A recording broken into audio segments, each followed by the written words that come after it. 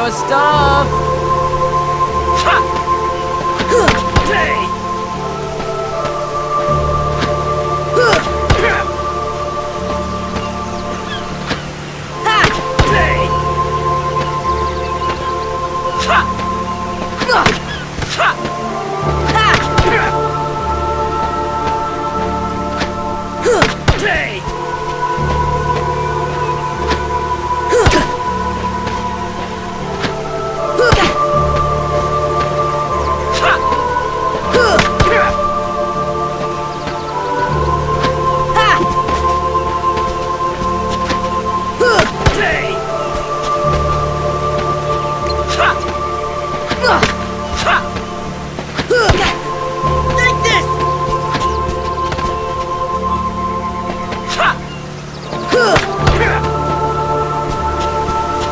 Oh man, that really hurt.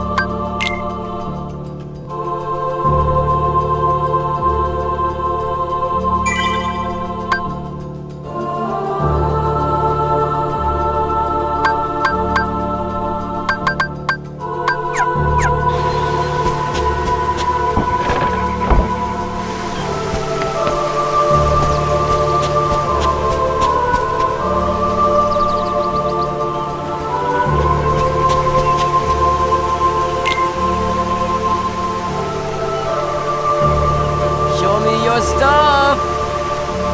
Ha! Ha! Hey! Ha! Ha!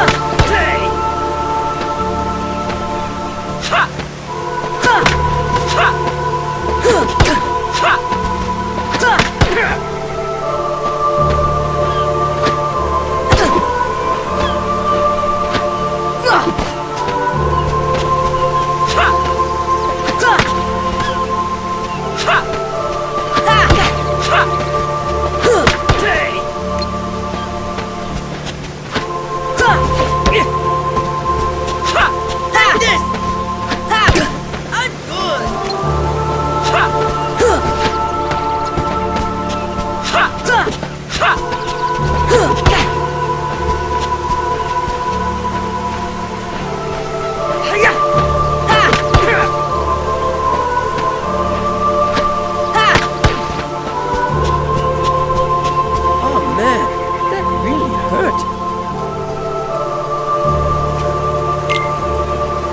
Show me your stuff!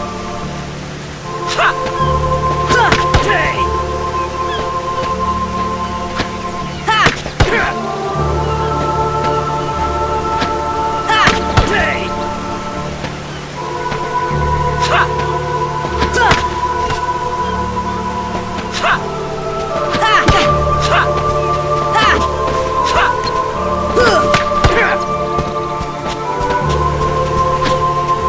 Hey!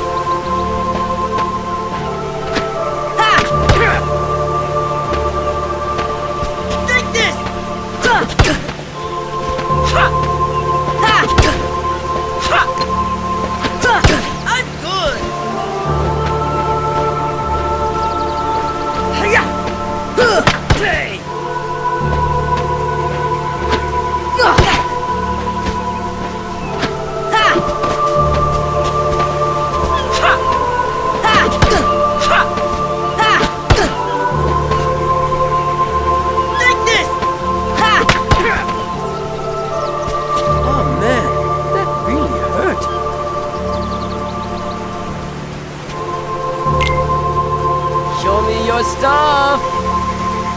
Ha! Hey!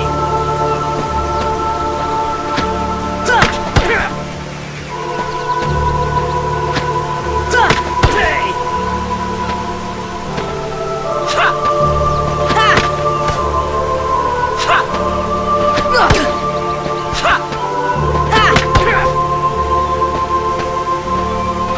Ha! Hey!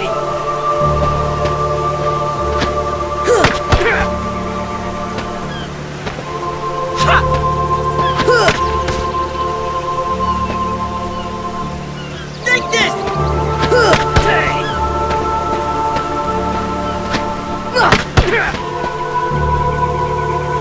Oh man, that really hurt.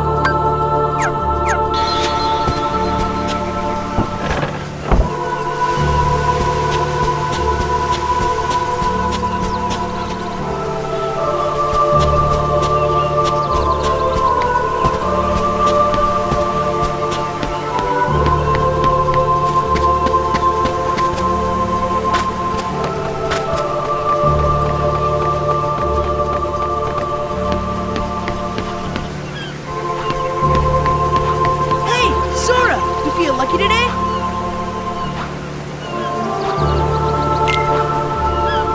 You're going down!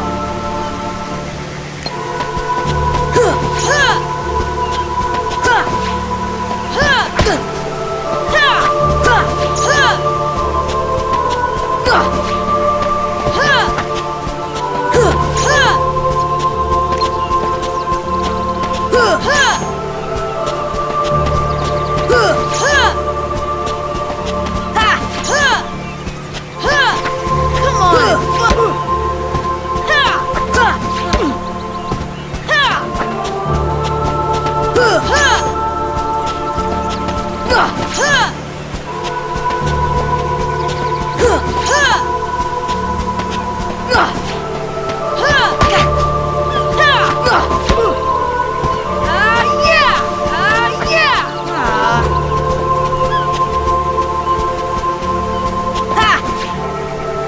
Bring it on!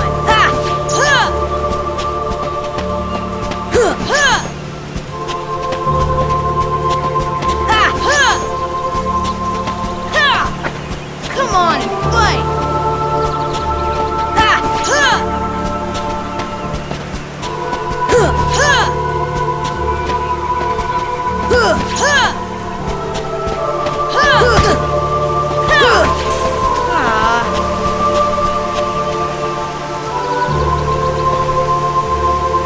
Bring it on!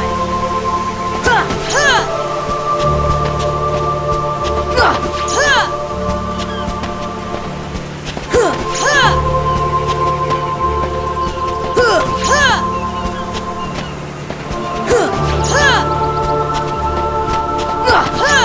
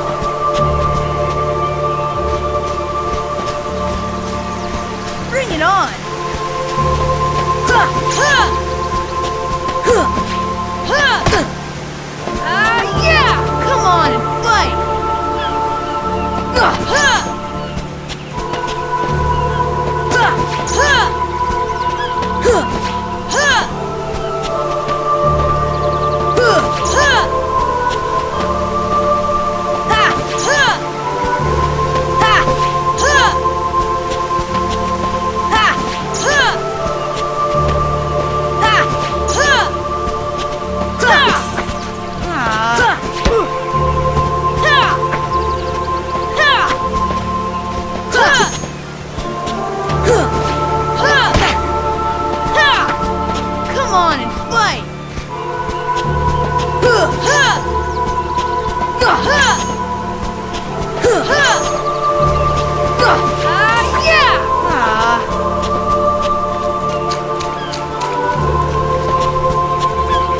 Bring it on!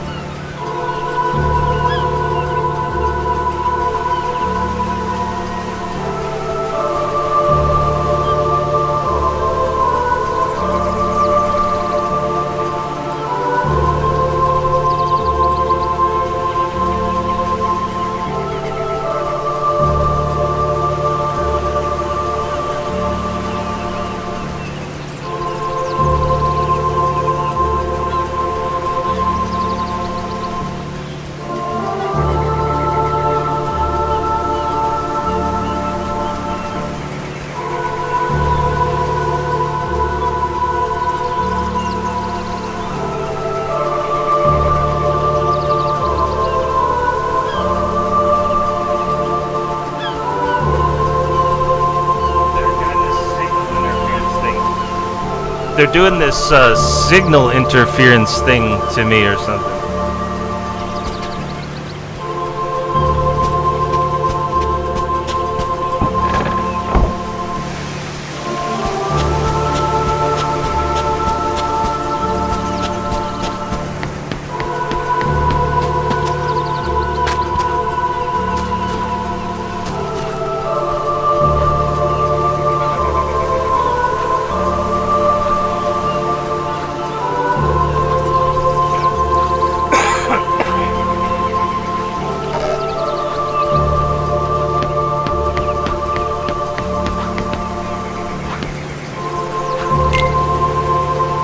You're going down.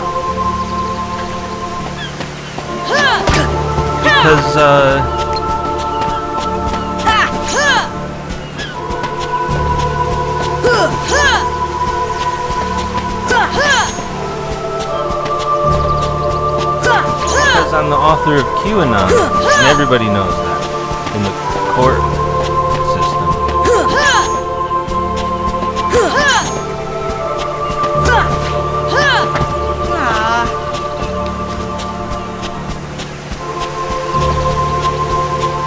Bring it on! Come on and fight!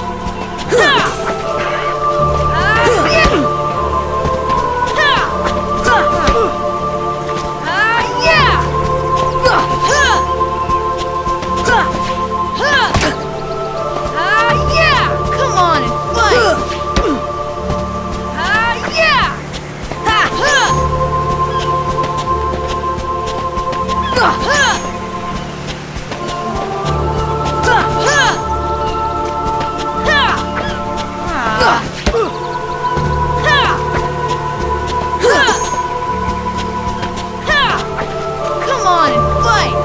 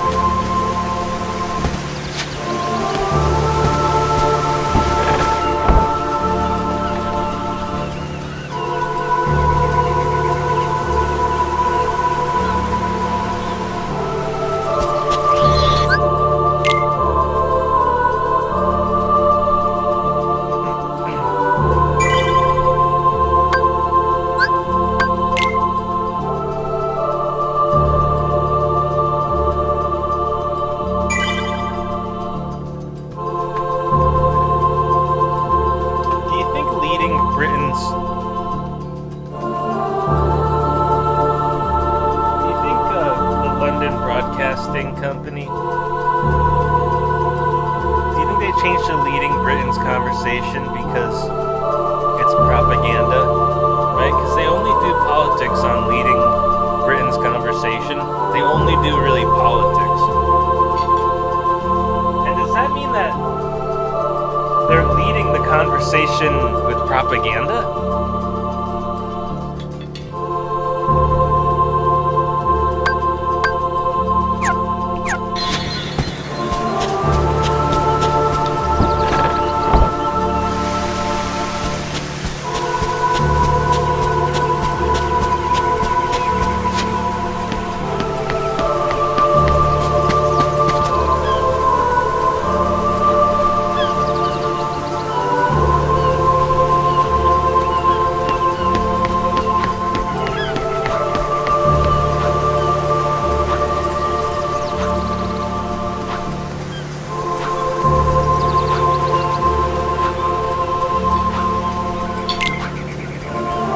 You're going down.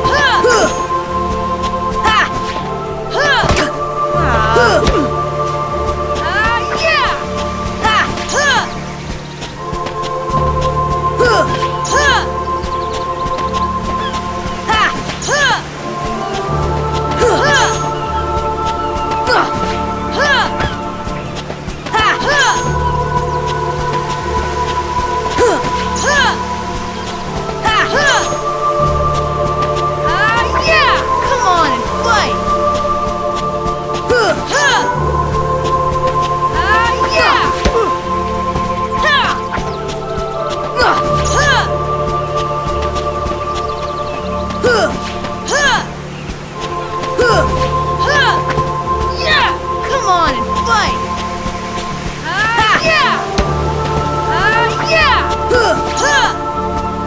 This guy off. Where's my map?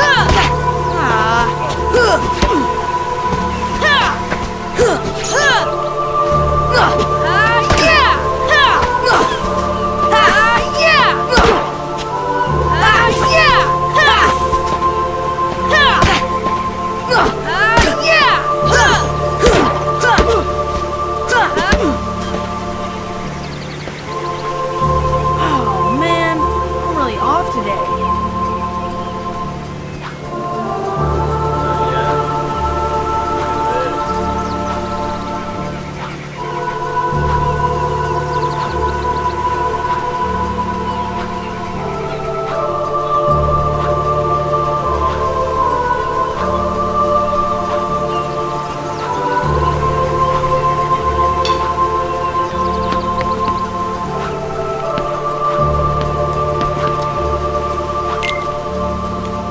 You're going down.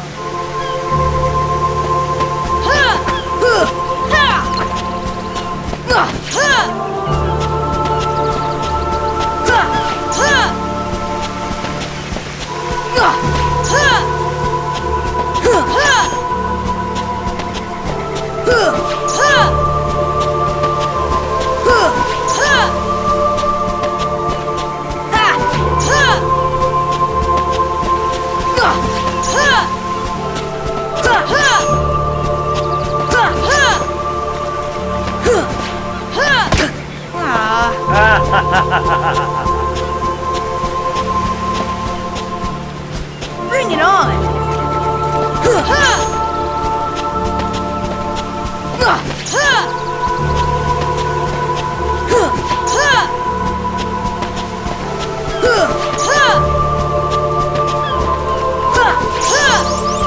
Yeah. Go save it. Shut my level. Go save it. Good luck. Come on.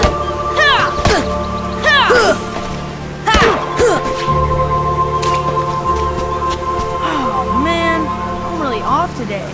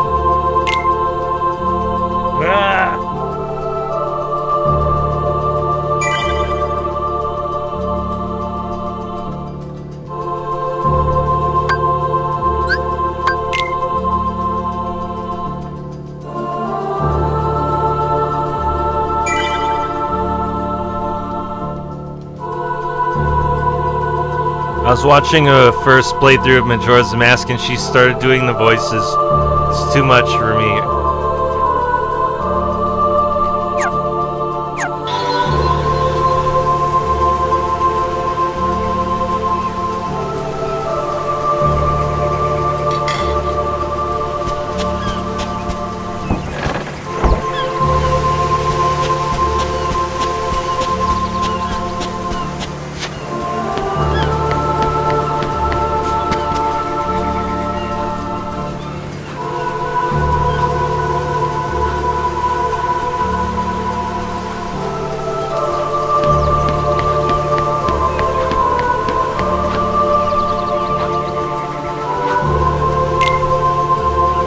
You're going down.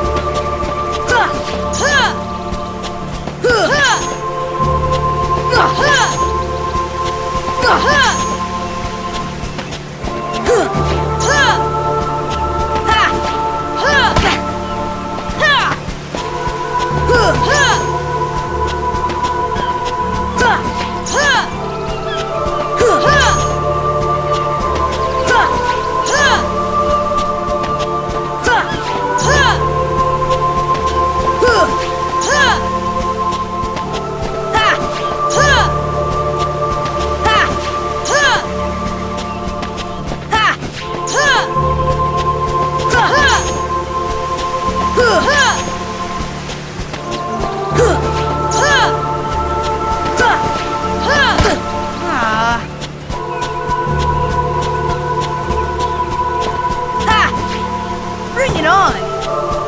Come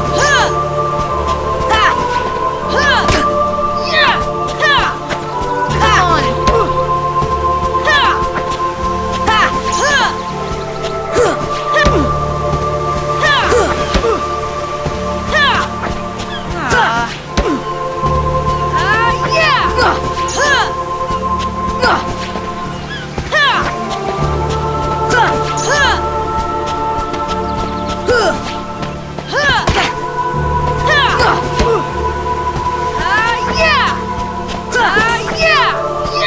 Come on and Patience fight. meter.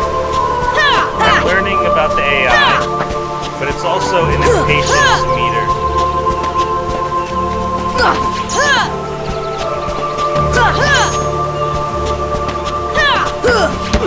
See, right there, the meter went up on my impatience.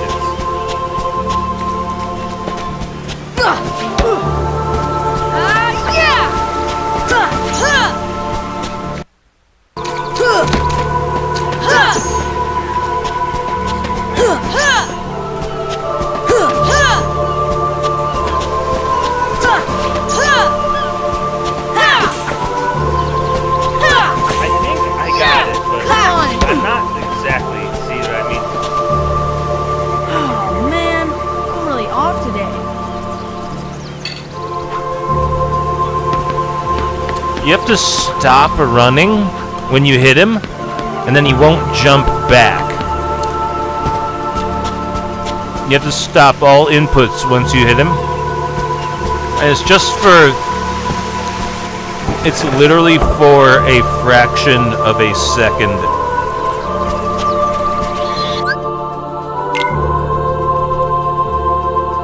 And if you miss it, then it's like double or triple as long. It takes double as triple as long. So you have to weigh it out between your patience and your impatience.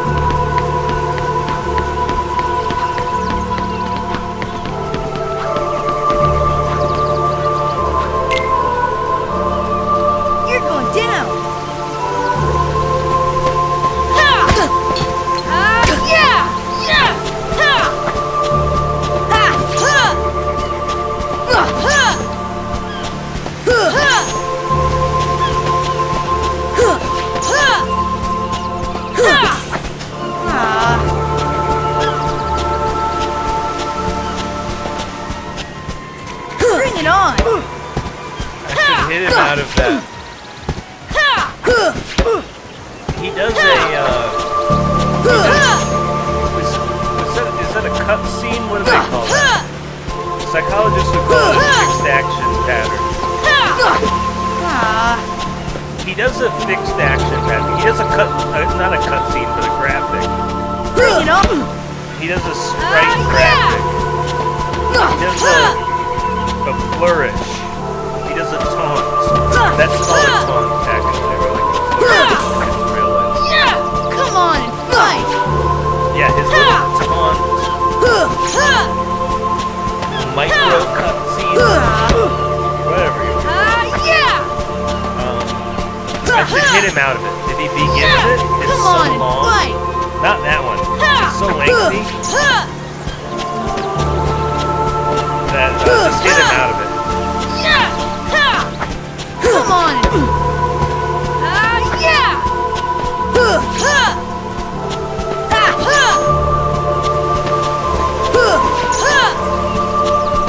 Yeah, there's a way to do it. So I gotta try harder. But again, you'll lose time. See, this is like one of the cutscenes where you just knock him out of it.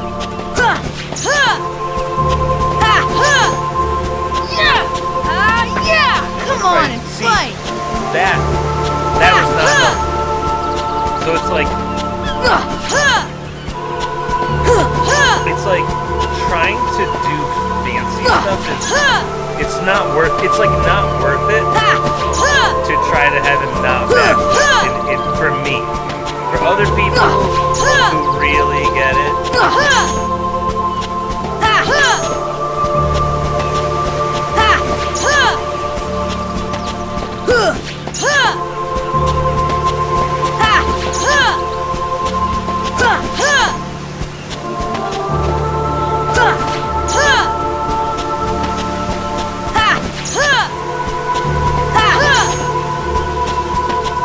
I think that's the strategy. Cross paths. I think that's it. I literally think that's it. That's the key to see, well, that wasn't good. Oh man, I'm really off today. Turn on the show.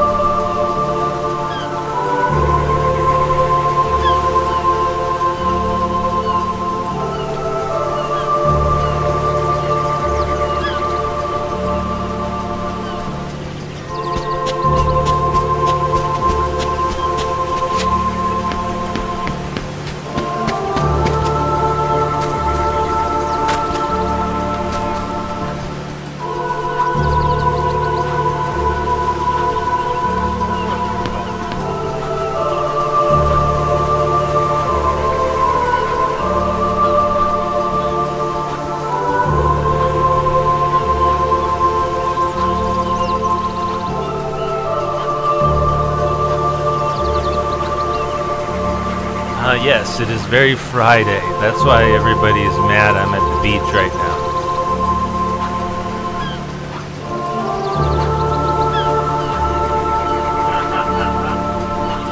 They got a picture going up his shorts. You kidding me? What is this, my live stream?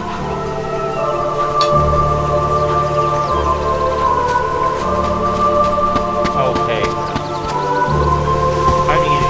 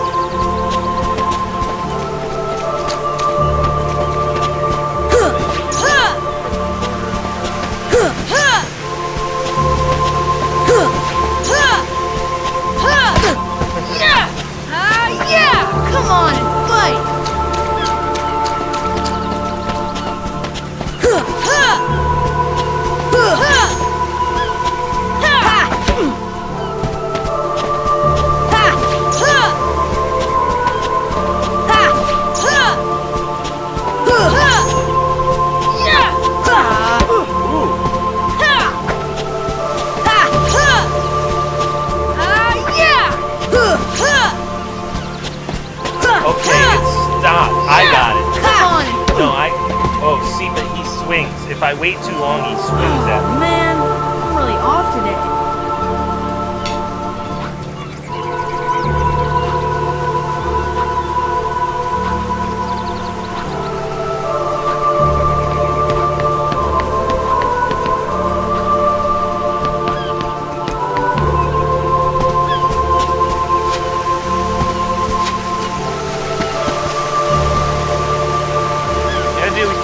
The dock like that is stupid.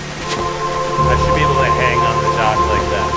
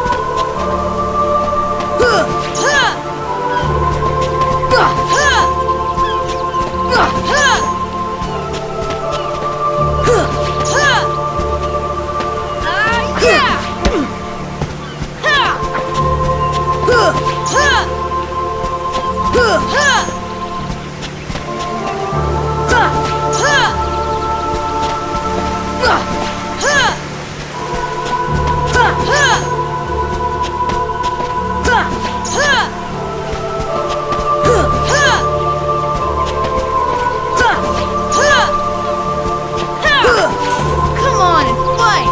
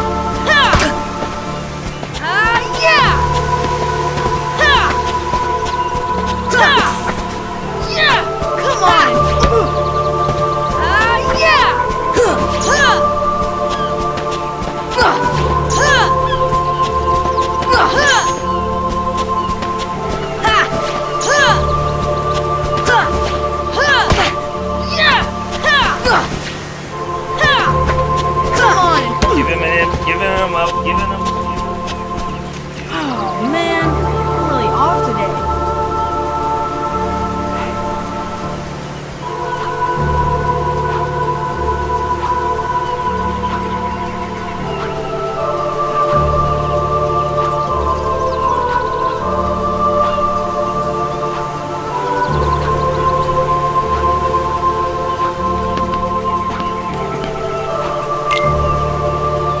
You're going down.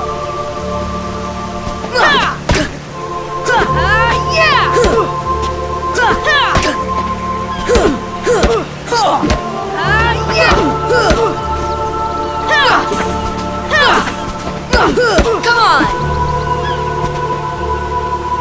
Oh man, I'm really off today.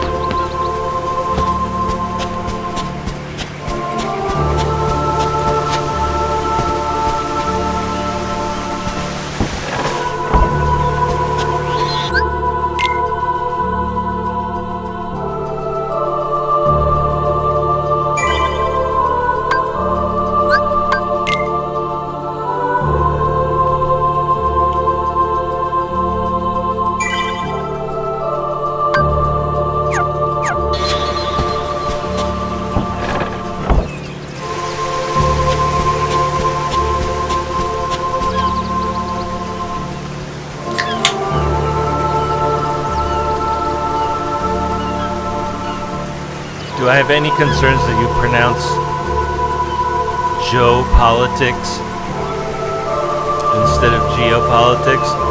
No, I'm not worried at all.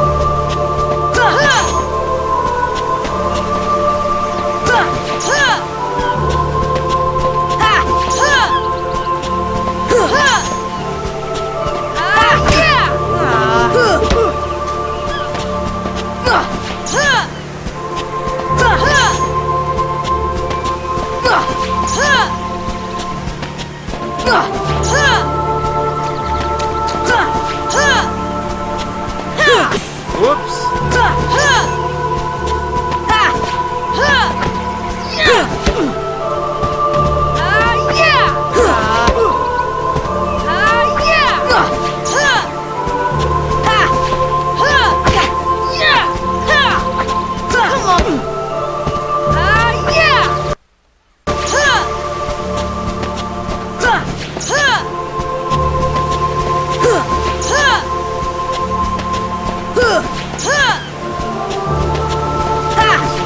I've ever known lies to do. And they just feel like it's the right thing to do. That's what's weird about it.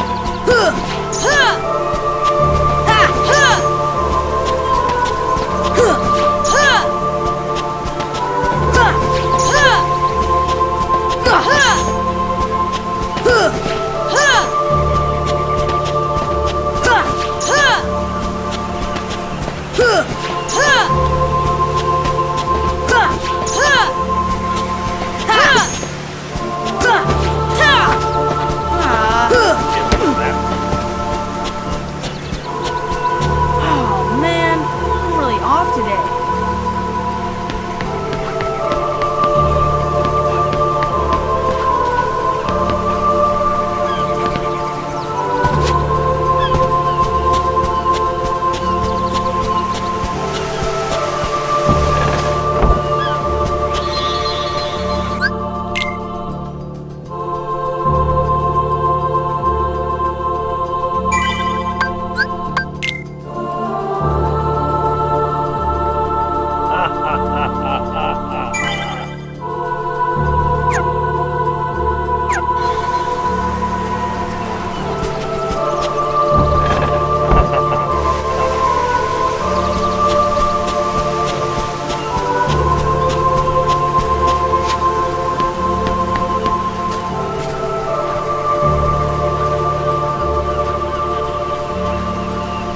Yeah.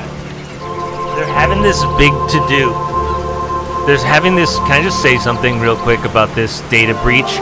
They're having a really big to-do about people's medical records being released. And the most shocking part about all of the people who see my medical records is I've never been in a hospital. Right? I've never been admitted to a hospital. And I've never been admitted to a mental hospital either.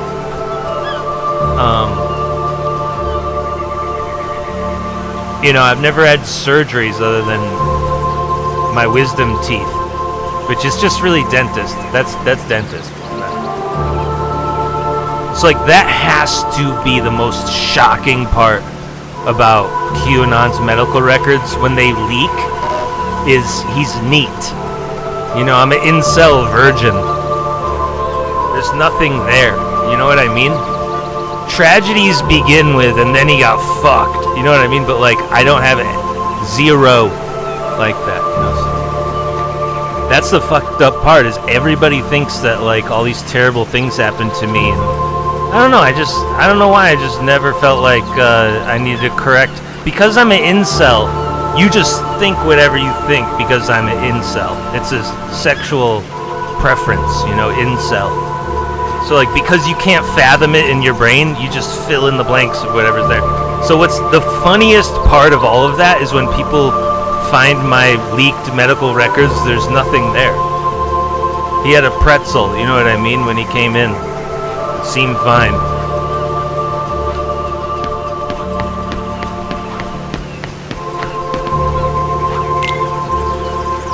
You're going down.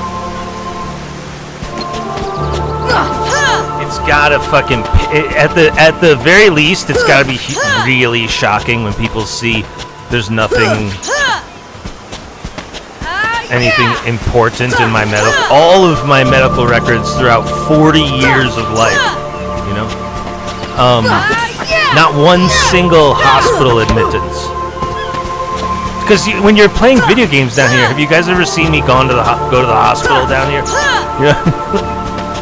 You know what I mean? Like, as long as these monitors don't fall on my head, I'm gonna be fine, dude. You know? But that's the funniest, it has to be the funniest thing. And at worst, people are mad. They're like, what the fuck? He gets special treatment and nothing happened to him?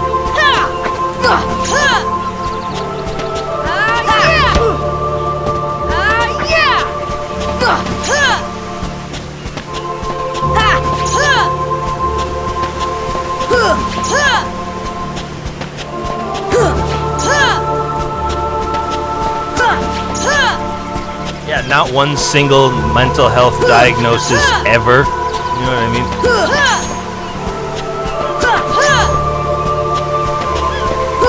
'Cause we don't believe in it. I gotta tell you, my mom and dad never believed in it.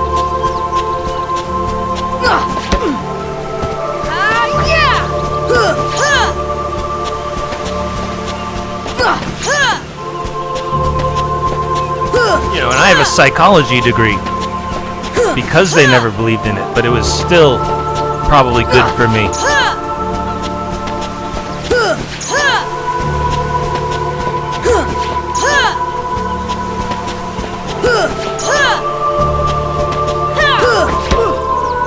The psychology degree is about like the internet and how cryptocurrency will affect the brain, you know, and how missing out on crypto, you know, whatever. How, you know, social media's effect on Freudian psychology. That's why I went into psychology, because I knew I was a computer genius at around age 14. So it was just like naturally, like, there's no way psychology books have anything about the internet in them when I began my career, you know. That's why I went into the field, to author and be part of the authorship of the psychology of the internet. That's the story of QAnon. That's my story. To participate in the authorship of the psychological explanations in the news, in print journalism, everywhere. If you've been paying attention to my drops that I write every day, including this show.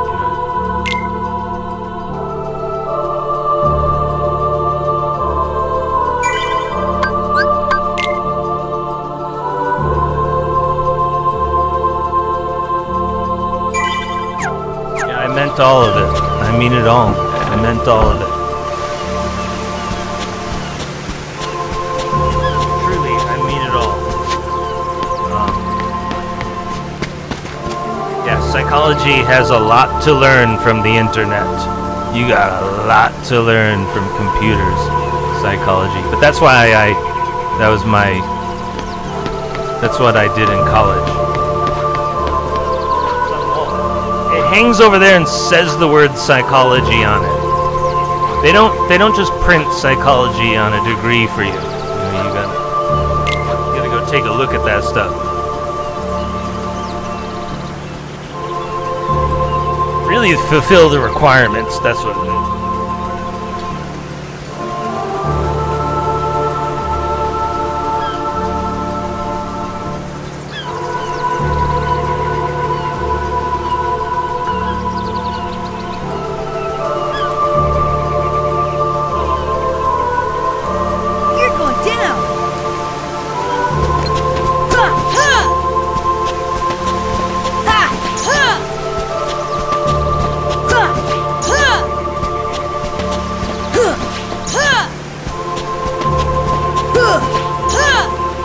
love a big to-do about words.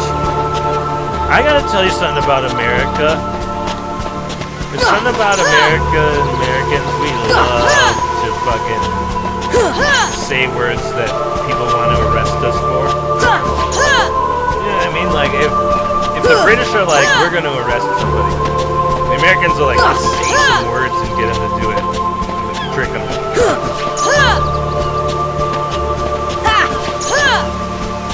So you're gonna look like total fools for the rest of your life, and I'll look like a hero.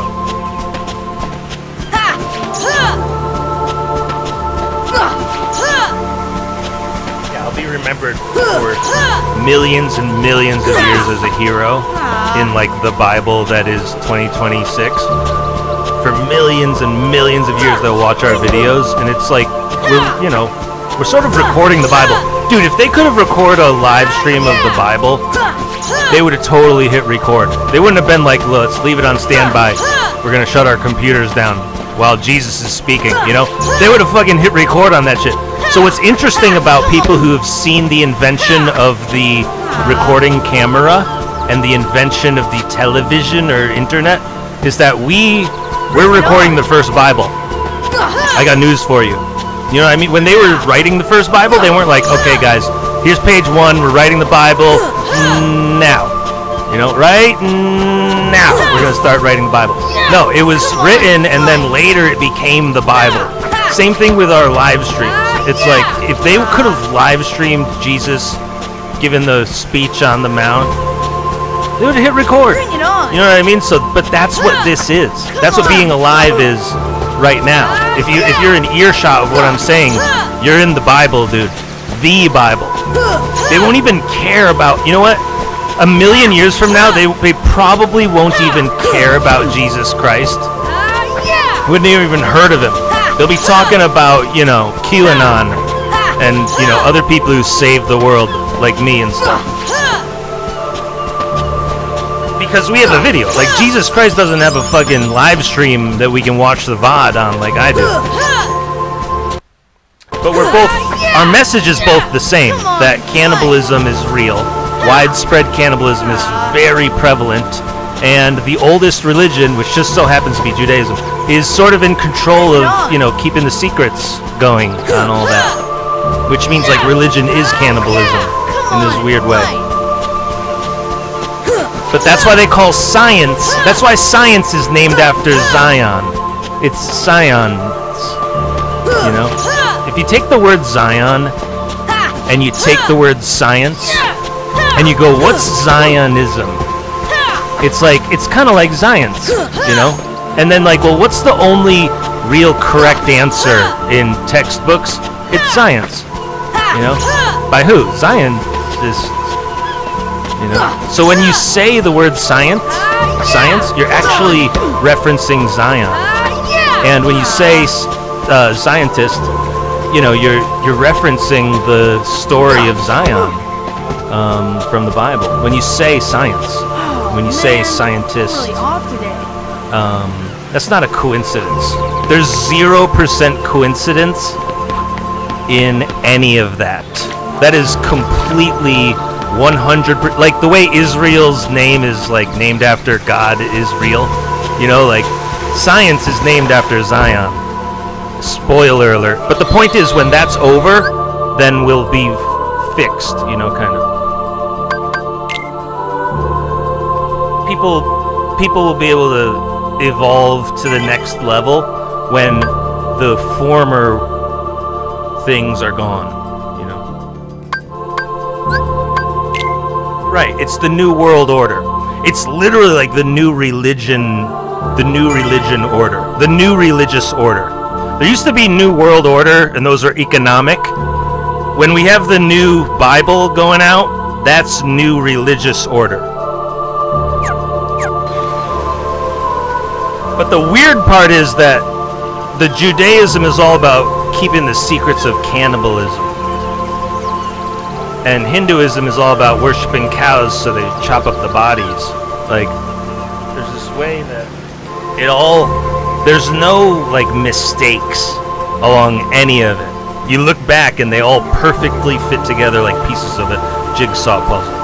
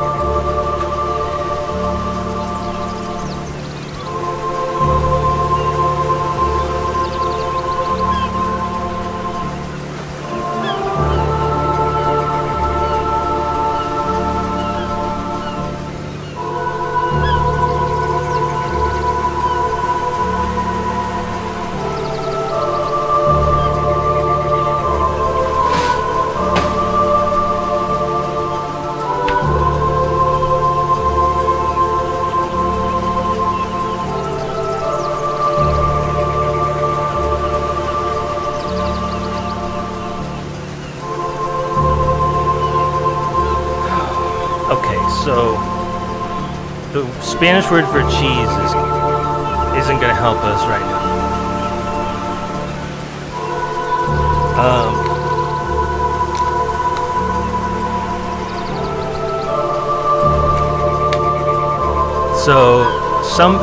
So batteries are supposed to be 1.6 or 1.5 volts. When they're low, they're 0.8 or 0.9 or 1.0 or 1.1. That's pretty low. These were at 1.3, and the damn thing doesn't work. So this thing needs like juice. The moral of the story is this thing needs juice.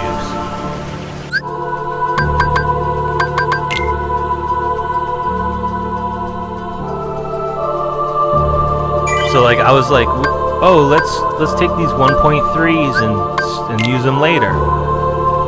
But no, they must have ran out on my controller, and so that's good to know. Anything below 1.3 volts,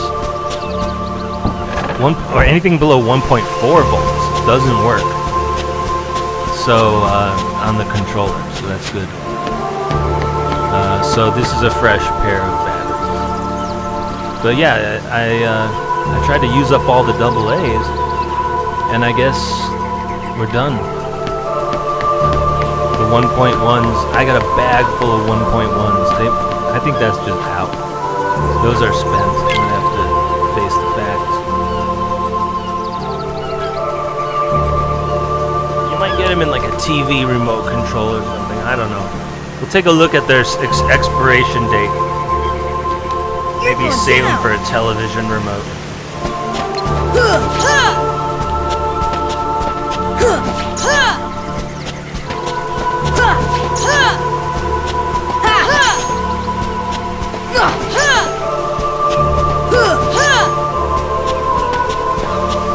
It's okay. I mean, nobody's gonna miss religion. Not really. Religious people will have you believe that everything on earth is because of religion, but that's just what won the fight. That was just the biggest psychopath who won the fight of history. Like up until computers kept actual track of Epstein's Island, they could just make up whatever. It was history, it was his story. It was just the winners just wrote whatever in. Now that computers exist, it's all gone. And computers and Bitcoin are on a blockchain, and it's never-ending, permanent, forever, and infinite. And it has every single thing that you did time-stamped for court record, you know? So basically, religion is gone. We're not going to miss it. But the point is, like, religious people who make the money off the religion, they want you to believe that we're all dead without it. But it's actually Wizard of Oz. And that was the AI thing, is that the AI is the Wizard of Oz. There have been comparisons to the guy behind the curtain, but there's literally a person behind the computer that you think is AI, and they're Indian. You know, and they used to answer your customer support computer tech support calls. You know what I mean? You know exactly what I mean.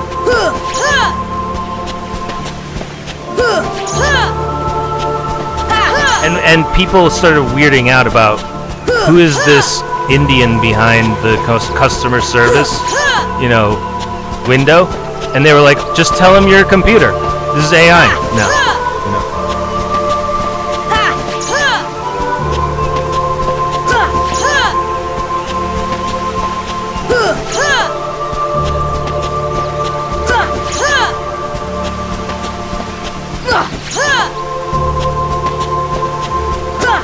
That's why the Wizard of Oz, you know, AWES, the Wizard of Oz.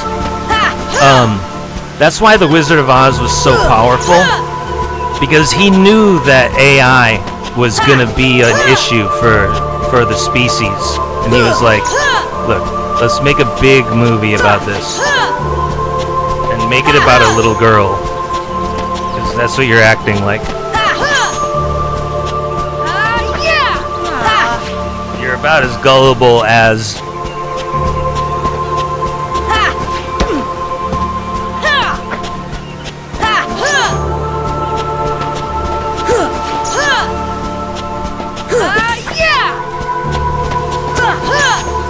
I mean, the little girl is the strongest fighter on this beach, so, you know, don't fight her, but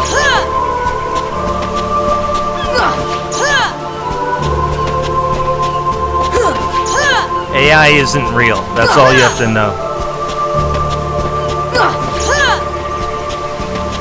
But like, the crimes of the religious leaders are very real, and in the Epstein files. That's very real. That's gonna be your lives. That's gonna be your life from now on, for the rest of your life. Everybody in the Epstein files, you just walk up to them and go, hey, by the way, for the rest of your life, this is the whole thing. Is your Epstein files cannibalism link. Because, like, for the next million years, they're going to be talking about it. How QAnon found out, like, Jesus Christ was trying to teach everybody with his Last Supper, where they ate his flesh and drank his blood. He was trying to tell everybody how the cannibalism works in our society, even 2,000 years ago. So the computers, it took one invention. It wasn't even my idea. It was just computers. I was the journalist who said, "Oh my God, they're eating everybody, like for real, for real." Not just a movie. Let's do a blockbuster, but like it's everything. It's every single thing you know, everything you believe is sort of the hiding of the cannibalism in our life. I'm really off today.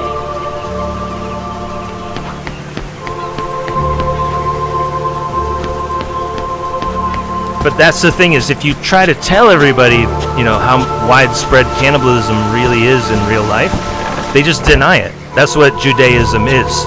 It's the suppression of the facts and the truth about real life from every person on earth.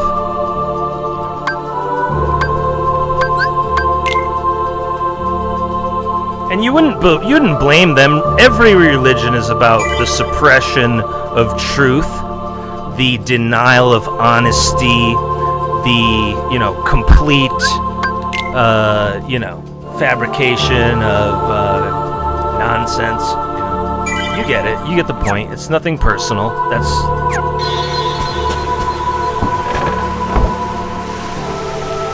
It's the opposite of journalism, the antithesis of journalism. In other words, journalism is the Antichrist and the devil because it faces the facts about cannibalism. Because the real devil and the real evil is the cannibalism. Well, I mean, that's debatable. It's actually debatable whether we can even exist without cannibalism. That's why people in religion are going to kind of get a little mad when I go through it. They were mad at Christ. They were mad at Jesus Christ, too. They were mad at a lot of people who were trying to tell everybody. You're going down. Ha! Ha!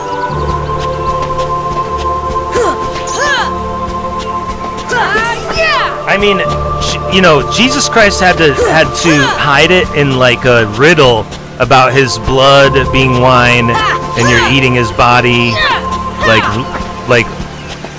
systematically every night you have a little bit of human meat. That's what Jesus means by you're eating my body. I don't know how to tell you this, but we ran out of meat thousands of years ago with overpopulation, You just have to know how like livestock work and then overpopulation, and you just go, oh, there's no way we could all have meat. It's impossible. It's like mathematically just impossible. Just go, oh yeah, it's completely impossible. And then you go, oh, the whole system and all religions are about hiding the cannibalism. It's the end game.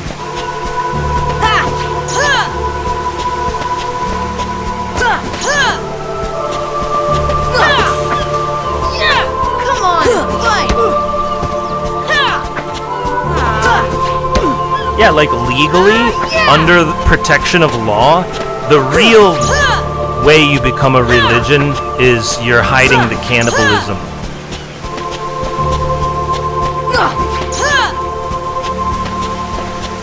And sort of the oldest religion is in charge of all that. They make sure other religions are under control of the cannibalism in an undeniable, plausibly deniable.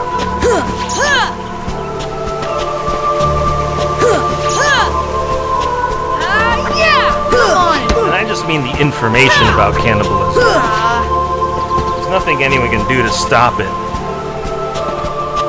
But, Bring it on. as a psychologist and a journalist, we must live in the real world. And so we're going to call out all religions and all cannibals who perpetuate that. And there's plethora evidence en masse now because of Epstein's Island. Oh, look at that. There's a palm tree. That's beautiful. Could you imagine if they... Come on. Oh my God, could you imagine if this level was Jeffrey Epstein's idea? He had Disney buy Final Fantasy XI and make it, and then he was like, look, put my island in the beginning of the game and have little kids there fighting each other. One of them, is that Virginia Jeffrey? Could you imagine? I mean, in the emails, you know what I mean? Like, did you know? I had them do the Kingdom Hearts level after me. That's all in the Epstein files. They're gonna have to cancel everything you love and everything I love.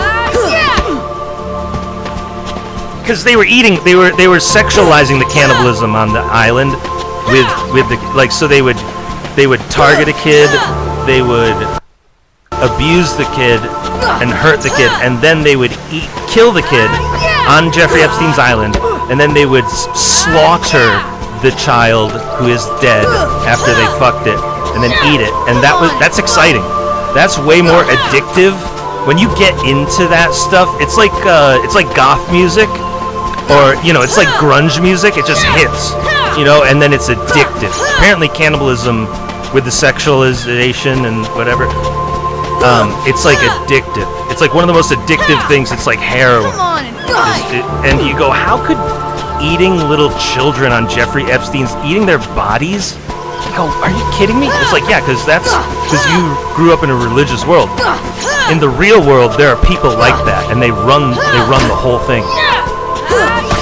And now, we've always been able to deny it. What you don't understand about the Epstein files is we've always been able to deny everything.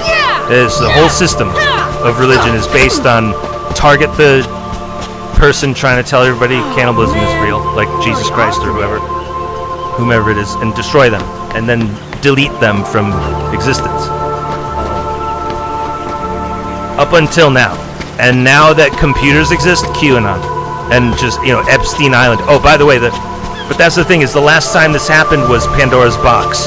The last time they put all of their eggs in one basket with the cannibalism stuff was Pandora's Box around 10,000 years ago, we believe.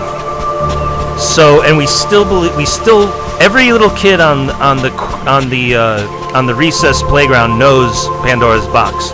You know what I mean? Every little kid knows that. That will be Jeffrey Epstein's island. Every little kid will know about it. That was where they all found out. But could you imagine if that's where I am right now? The seaside shack on Destiny Islands was Jeffrey Epstein again. That's what it is. That's what gatekeepers do. What you need to understand is that one dude doing that gatekeep, that's what it is. That's what it is.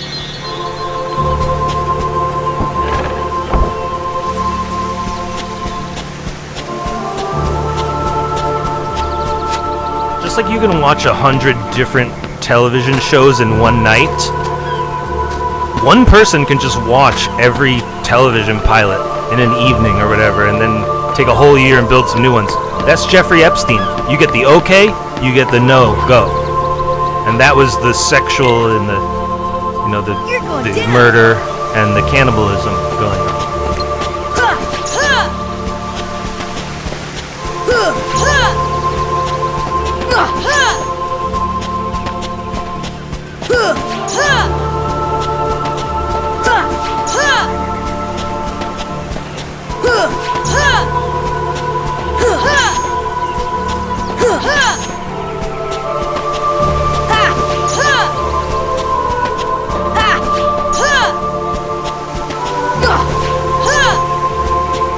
Always under a guise of religion, though. Like, remember how they were asking Epstein if he's like the devil and stuff? That's a religious opinion. You know what I mean? He's got his little justification for why people are sinners, and that's why he's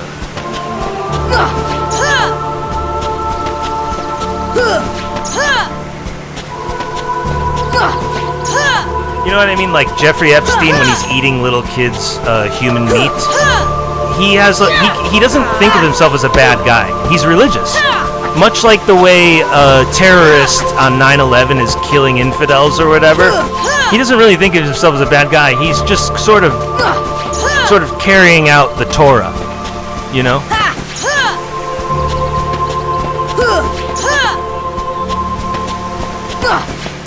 How it works. Remember Science Channel? How it works. Judaism. Well, it all begins when cannibalism took over. That dude, put it in the AI. Put it in the AI. You know that the Lego thing that Iran got everyone's attention with the Lego?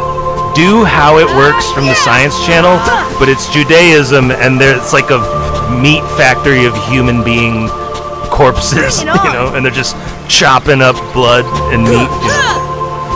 But that's why they have kosher. That's why kosher exists, because some people don't want to face the facts about the human meat when they know it, and so it's like, look, we're gonna have this thing called kosher, no human meat in there. I want you to turn the calf upside down and slit its throat, with a big blade.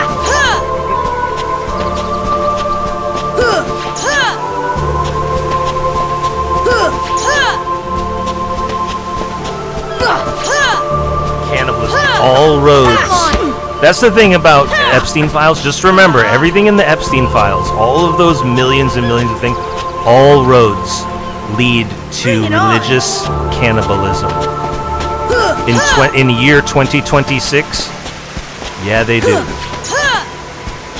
And so the mission of our lives, of our entire lives, for the rest of our life, everyone you know, every single human being alive that you know for the rest of our lives, the only thing we're really going to be doing is facing the facts about cannibalism and religion. End of story. And it's called QAnon. It's not even called religion. We are inventing a new category called QAnon. It's a truth-facing phenomenon. It's fact of reality-focused movement.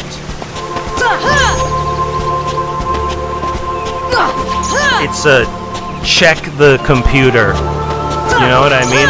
And the good AI, not the fake AI, but put it in the good AI where it brings out a math equation, and go find my QAnon drops, you know?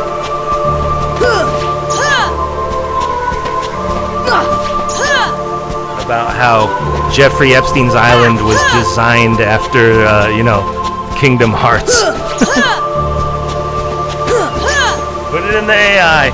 It sounds like a... Who's that guy? Who's that comedian? He's like, put it in the AI. Bring it Can't think on. his name.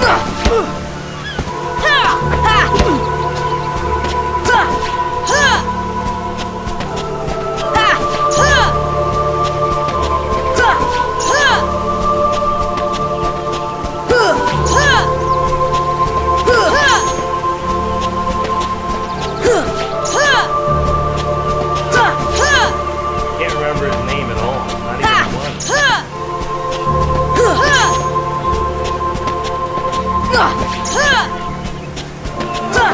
Oh, I remember Mark Norman.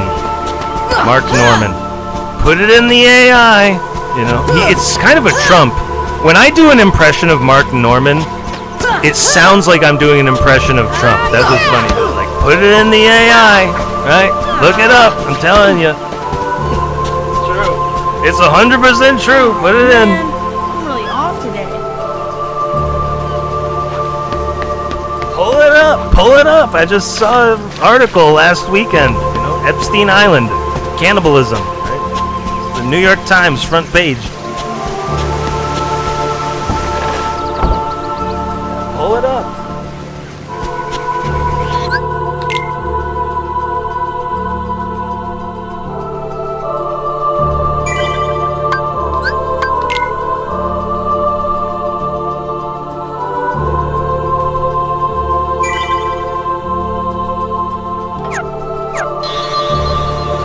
Well, I write so many jokes that sometimes when I say them, I sound like other people. And I go, oh, that's a Mark Norman joke. Right? Or like sometimes I'll write like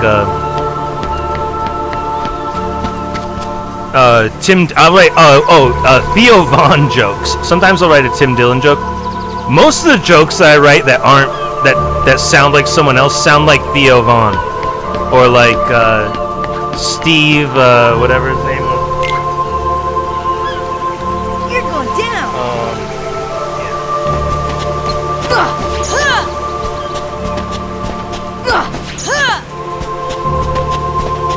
You know, the comedian who talks like this and, you know, has a really flat affect. He's doing Droopy. He's technically doing the cartoon dog Droopy, but, you know, Steve whatever.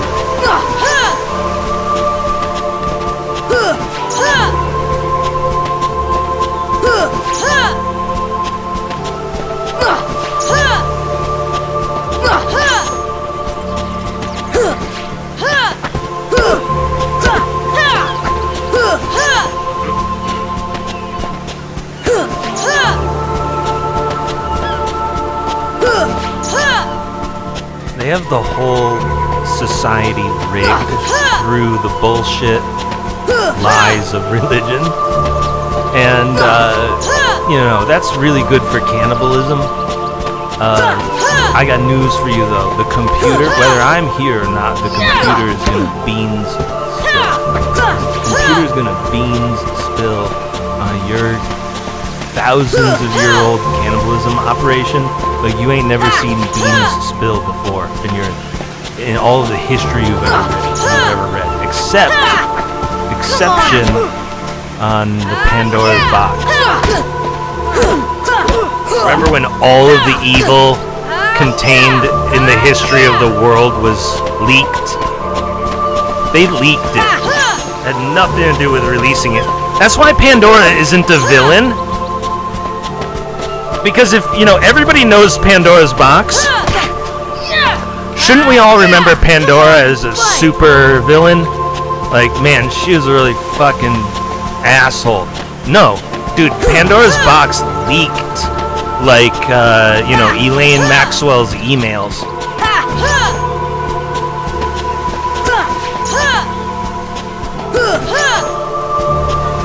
Like the pronunciation of Elaine Maxwell's name, it leaked.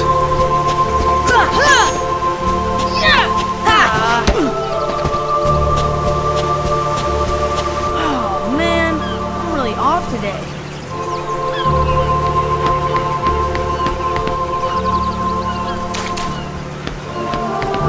You go, it didn't, what do you mean it didn't leak? People are just idiots.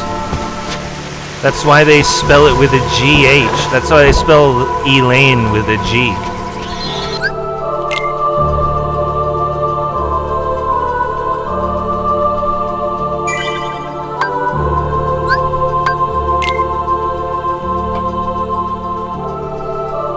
Alright, hold on a second.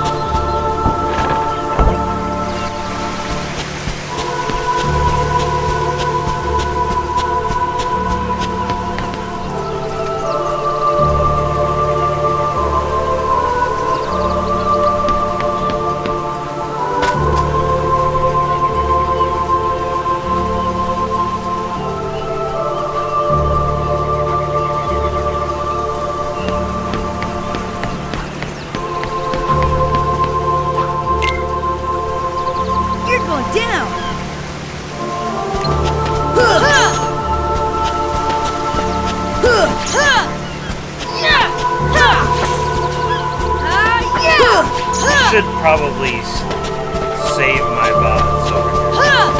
Come on and fight!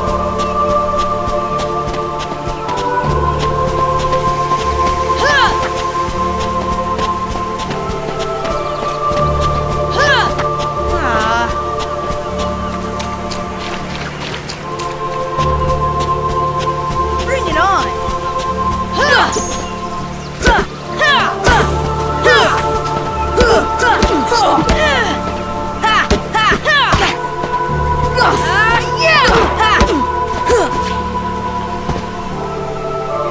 Oh man, I'm really off today. Alright, TikTok. I gotta download my bots.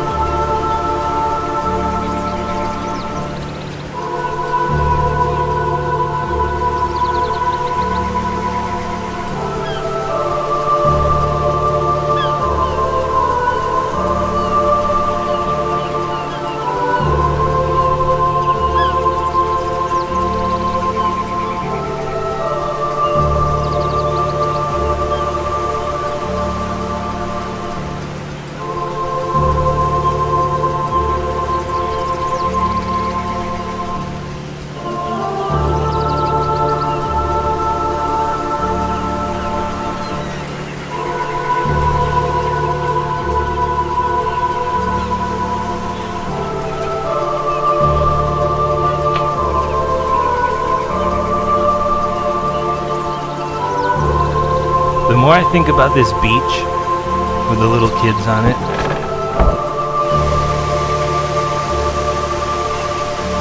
I had a hair in my mouth.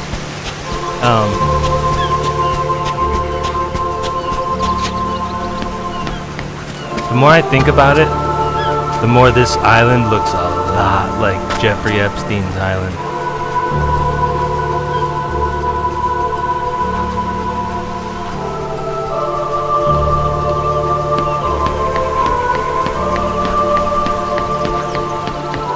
Right? Think about it, dude. Could you imagine if they had the temple? You're going down.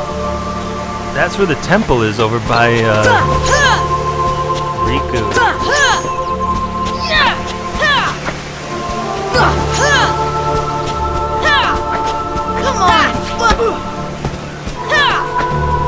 It's something that he had a temple, like a religious temple on his island. It's not nothing. It's not like, oh yeah, and then you put your religious temple there. It was like, nah, dude. Bring it on. Nah. And then a religion put its temple there. It had nothing to do with Epstein. They gave him all his power and they were like, and the temple goes there. Right there. With the Israeli colors in the shape of the flag. It was pretty cool. And the Israeli flag is based after the Nazi flag, which is really interesting. Like, you know what I mean? It's the answer to the Nazi flag with the red flag with the Hindu symbol on it. There's the satanic symbol on the white and blue flag. I'm pretty sure all of those stars were originally demonic. You'd have to double check on that, on the solid.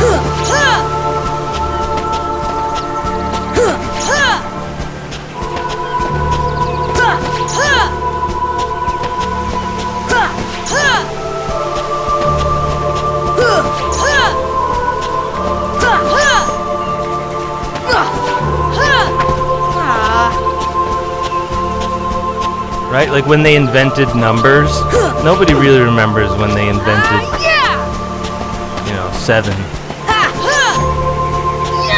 Come on.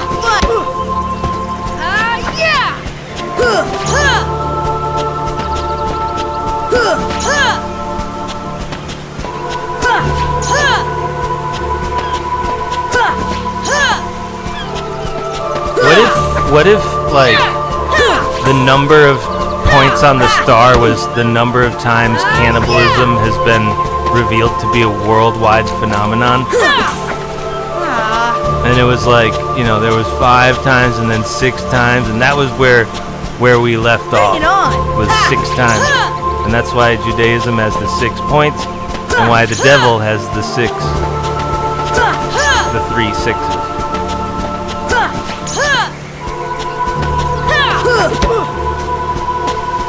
I mean, I don't believe it's just a metaphor.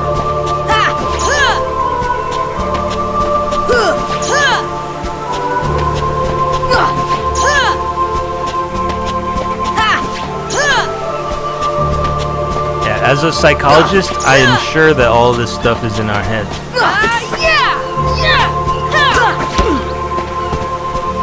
And you can basically prove it too. Like, Man, I'm really you off. don't even need to prove it. It's already proven.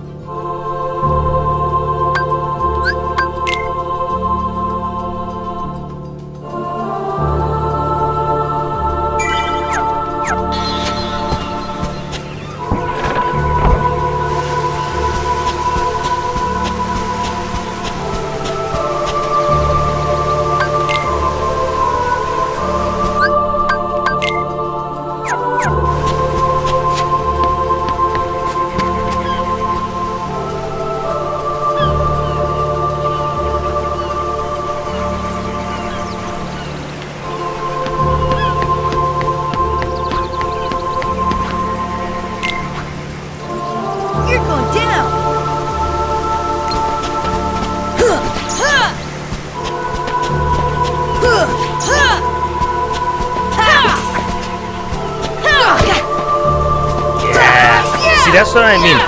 If you're gonna have somebody take legal action against you, make sure it's something you said, right? Because that's the best kind of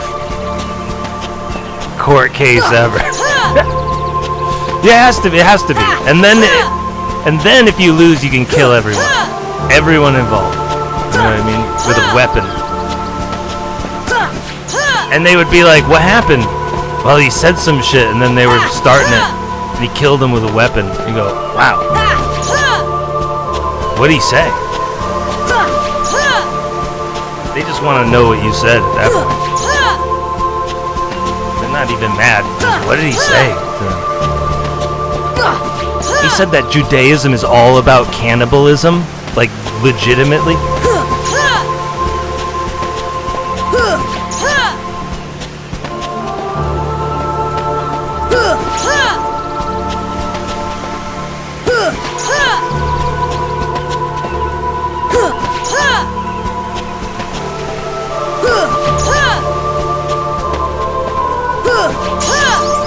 This is so the Epstein Island. I don't care who says what. The temple is right over there, right?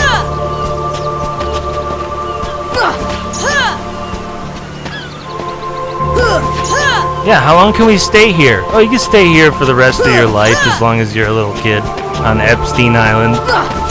Just sparring on the beach.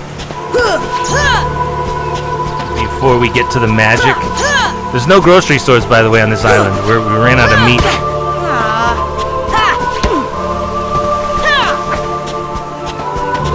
But that's why, what's this got to do with the price of fish? It's because the cannibalism, when they have a debate in England, British politics, sometimes they'll go, "What's this got to do with the price of fish?" It's because the price of meat is based on how much cannibalism is going to go down, and then the price of fish is factored into that. So it's like, you know, if we're talking about, you know, Epstein Island and how much beef jerky came out, it's like, what's that got to do with the price of fish? It's like, well, it is cannibalism. Cannibalism is the answer.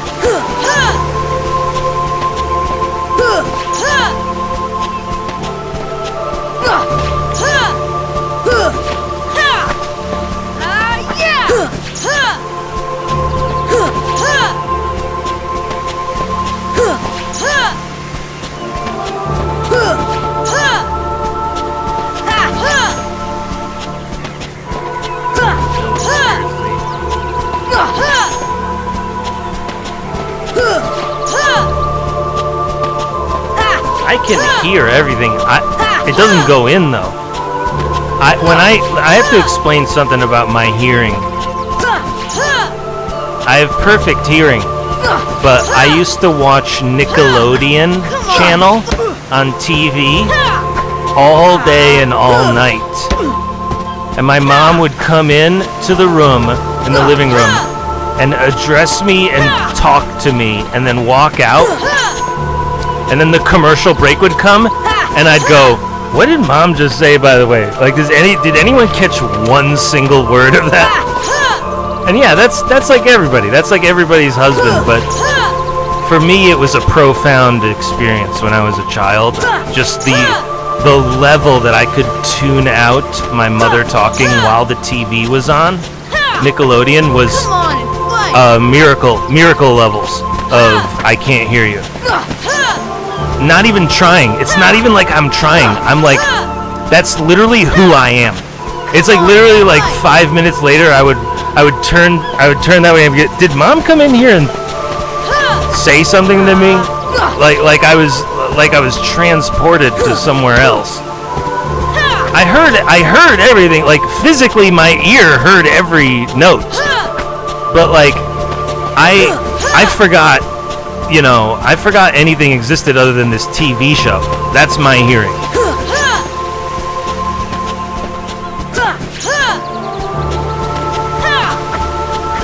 So no, I don't have problems with my hearing. But yes, if you walk into the room and I'm watching Nickelodeon on TV, you could give a whole thing.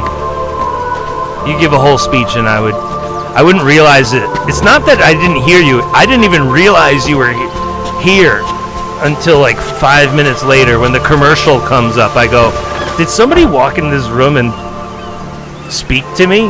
Like, I can't even remember.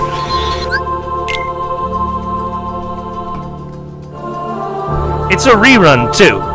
Like, it's a motherfucking rerun or something.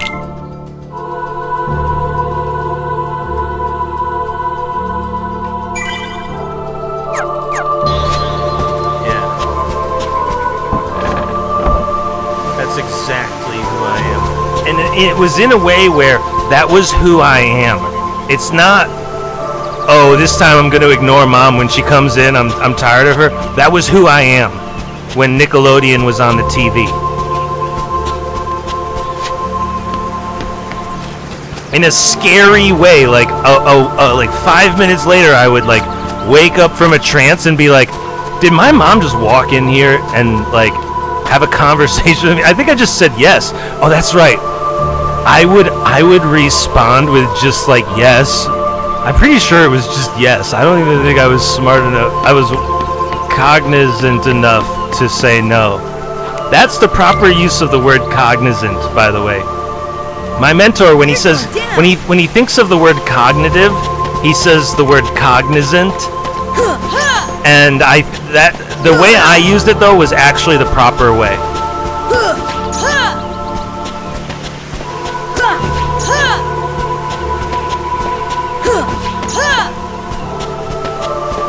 Cognitive is very deliberate. Cognizant is like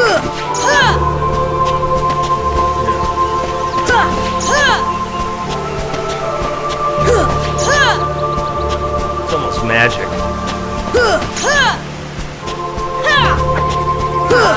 Cognizant is like the Indian who looked at the colonization, who looked at the colonizer's ship on the horizon.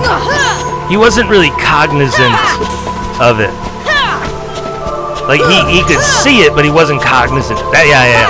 My mom came into the room and talked to me when I was watching Nickelodeon as a kid, and I said yeah, once, but I wasn't cognizant that I was agreeing to anything.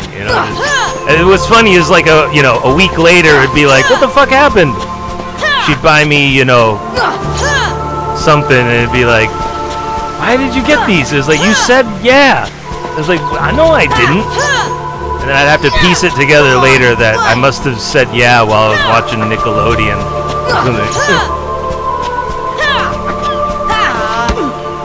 But yeah, totally not cognizant that I'm even saying yes. That's how bad it is.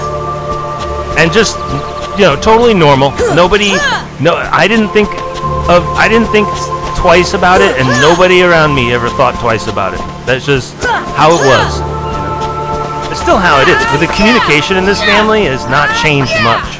We still just talk past each other, and speak the language of abuse. Every day, dude, they wake up. Problem with my mom and dad is every day they wake up sober. So they just wake up and start looking for something to be my fault. Did I hear a loud noise last night? Now, did you turn the light on in the kitchen?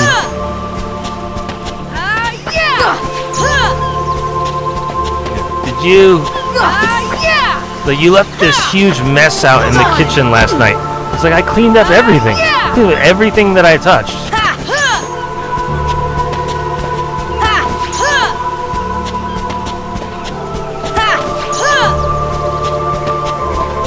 My mom just, when she's bored, she wants to give you bad news. You know what I mean? She's like waiting for...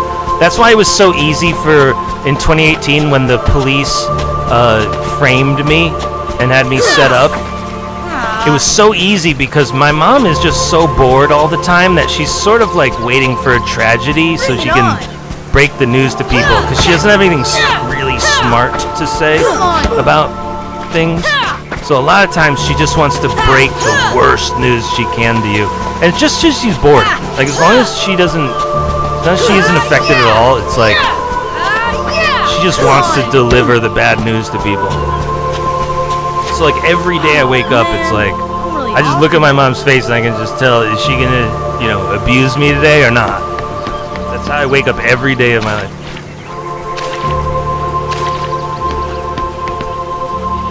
And same with my dad too, but like, it's, I don't know. Mom's a lot more targeted on me. Dad's a lot more, I don't know, full of himself. Mom's a lot more bored and targeted on me because she's bored, but Dad's so full of himself, as soon as you get in his way, you're the enemy.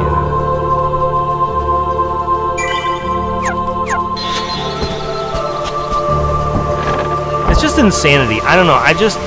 The whole house is so dysfunctional, and it's always been so dysfunctional, but now that everyone's getting older, everything is just sort of falling apart more. It's not like people are getting any younger. What it is, the whole big problem right now in my household is nobody's getting any younger. So the problems with taking care of everything, they're not improving. Nothing's getting better. It's all slowly falling apart more and more. And that's why, like, in the morning, more things are my fault just by looking at me. Like, You're going down.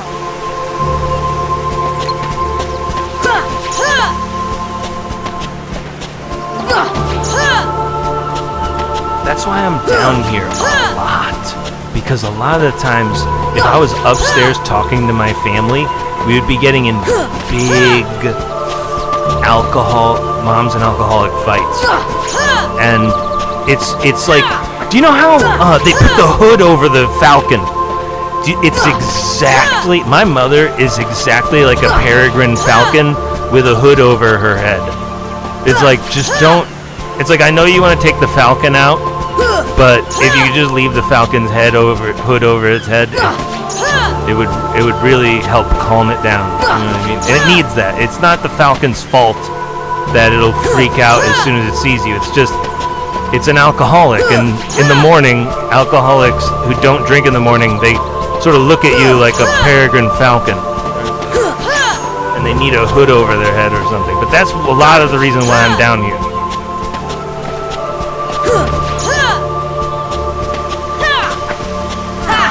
But yeah, like some of the purchases, I'll tell you right now, some of the purchases that I've made on Amazon have been retreat down here and let it blow over, like a peregrine falcon with a hood over its head, Like if I'm not in line of sight of my mom, then I don't exist, and things can blow over sometimes.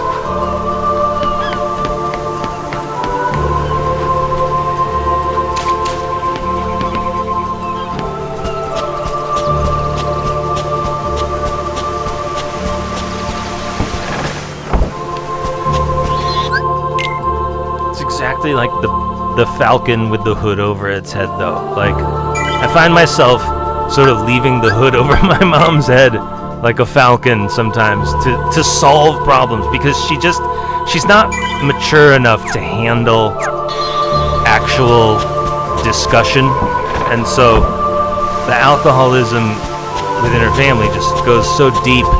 There's no real changing course. It's just we play around it. In video games, you'd go, well, this stick on the controller is broke, so we're just gonna play around it. Just do anything you can to get around it. That's sort of my family. It's really every single day I wake up in the morning, that's what I handle. That's what I deal with. And just every day they get older and older and stay home more and more, and then abuse me more and more, and just nothing is getting any better. It's all slowly falling apart and getting worse and worse and worse. And nobody they don't even realize it. It's not just nobody's acknowledging it's happening. They don't even really understand. But like, ever since I went into psychology, I always knew. Ever since I learned about the last stages of life, they're the hardest of all time, and so the most things go wrong. Bring it on. No matter who you are, no matter what. Come on. And so, like, we're headed toward that as a family, And I just, every day we get a little closer, and I just go, I don't know. I don't know. Bring it on. All I know is that there's a lot of like, we just live with it. It's not like, okay, I'm gonna talk to mom and have this fixed. It's, you're not gonna say anything, and we're just gonna live like that from now on. There's a ton of that.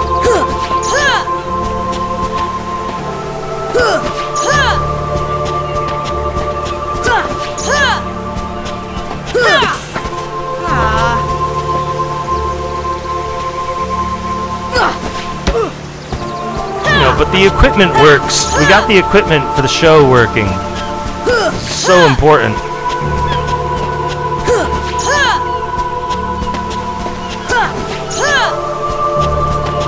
Right? The sound system isn't broken again, is it? Let me check. Oh yeah, let me go save it. I don't even remember when I saved it.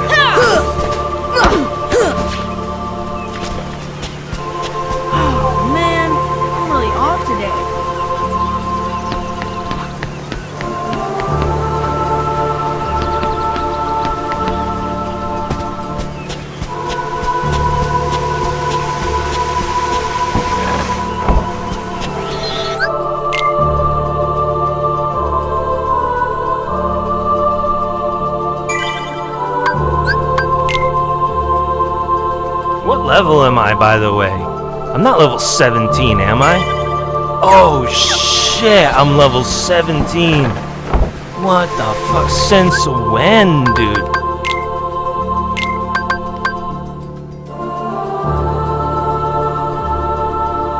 Am I supposed to use counterattack? What the fuck?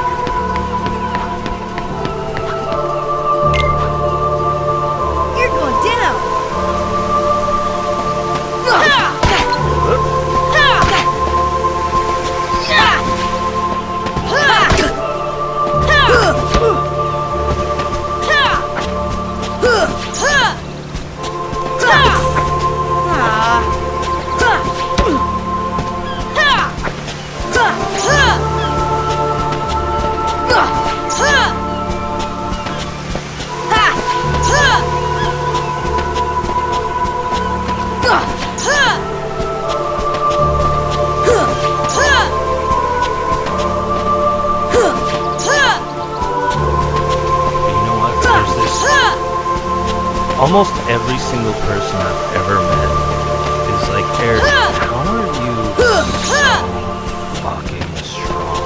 Come on and Like, fight. seriously, what? Do you get up and have like Fruity Pebbles or something? You know what I mean? Like, what is it, dude? I think if people really knew how much I do, because I don't live stream everything, but like, if people really got into it, they'd be like, what are you doing, yo? It has something to do with the abuse that's surrounding me. There's a way that you can get a lot done. Slaves can get a lot of work done at the end of a whip. You know, like, that's sort of what this show is. Bring it on.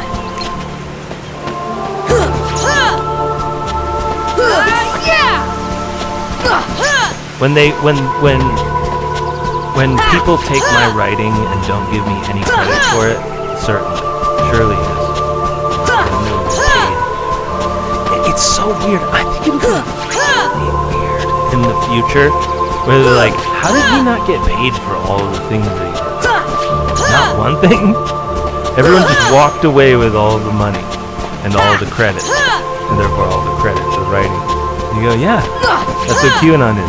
That's how we got the real word out with cannibalism. I don't think I could have told everyone about the cannibalism in the world involved in the Epstein files if it weren't for QAnon. There's this way that if I had gotten credit and money for all of this stuff, then, you know, the Jews would be paying my paycheck right now, but they aren't. And so we're going to let the cat out of the bag on cannibalism being everywhere in our society and in real life. You know what I mean? Like if I had like a serious reputation for my writing other than QAnon, then I would and like a paycheck in the mail on the way, it'd be like, ooh, am I going to say that? You know, as a journalist, Bring it on. it's probably the worst thing ever. Money is the worst thing ever for journalism. Like, because they won't give me any of the credit for writing, I never get paid one tiny money. And so we just full blast 100% of the time, all day, every day, full blast.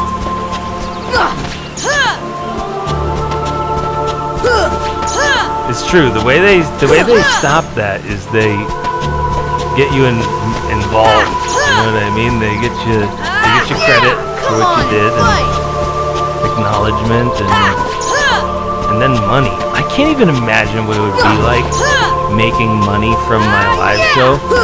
And I've been doing it. You know, I've been doing this for 22 years. Or something. I mean, or I think actually like 26 years. It depends on not live streaming, but like. Doing this about 26.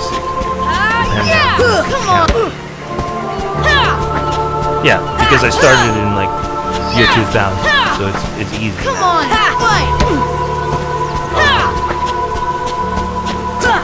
I was taking the years I've been at Incel, which is 22, and adding 4. But it was like, no, you started in 2000. Oh man, I'm really off. Take the today. number.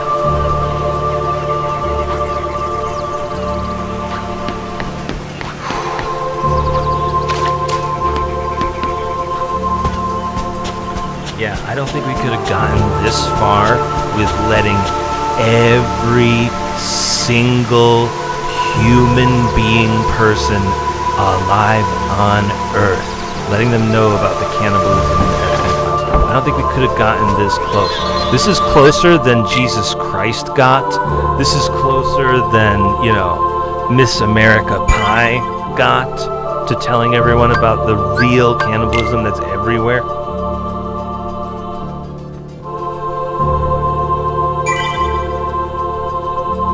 Beginning of Babe. You know, there's so many stories. Oh, the time machine.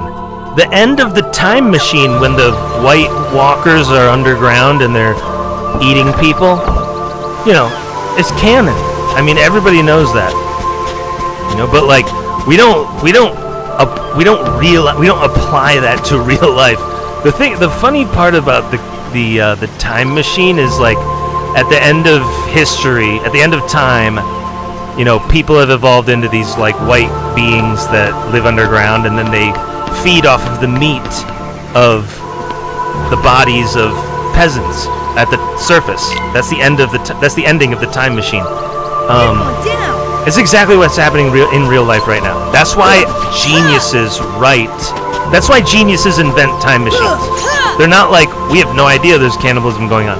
No, he's the only guy who really gets it, and he's trying to tell you.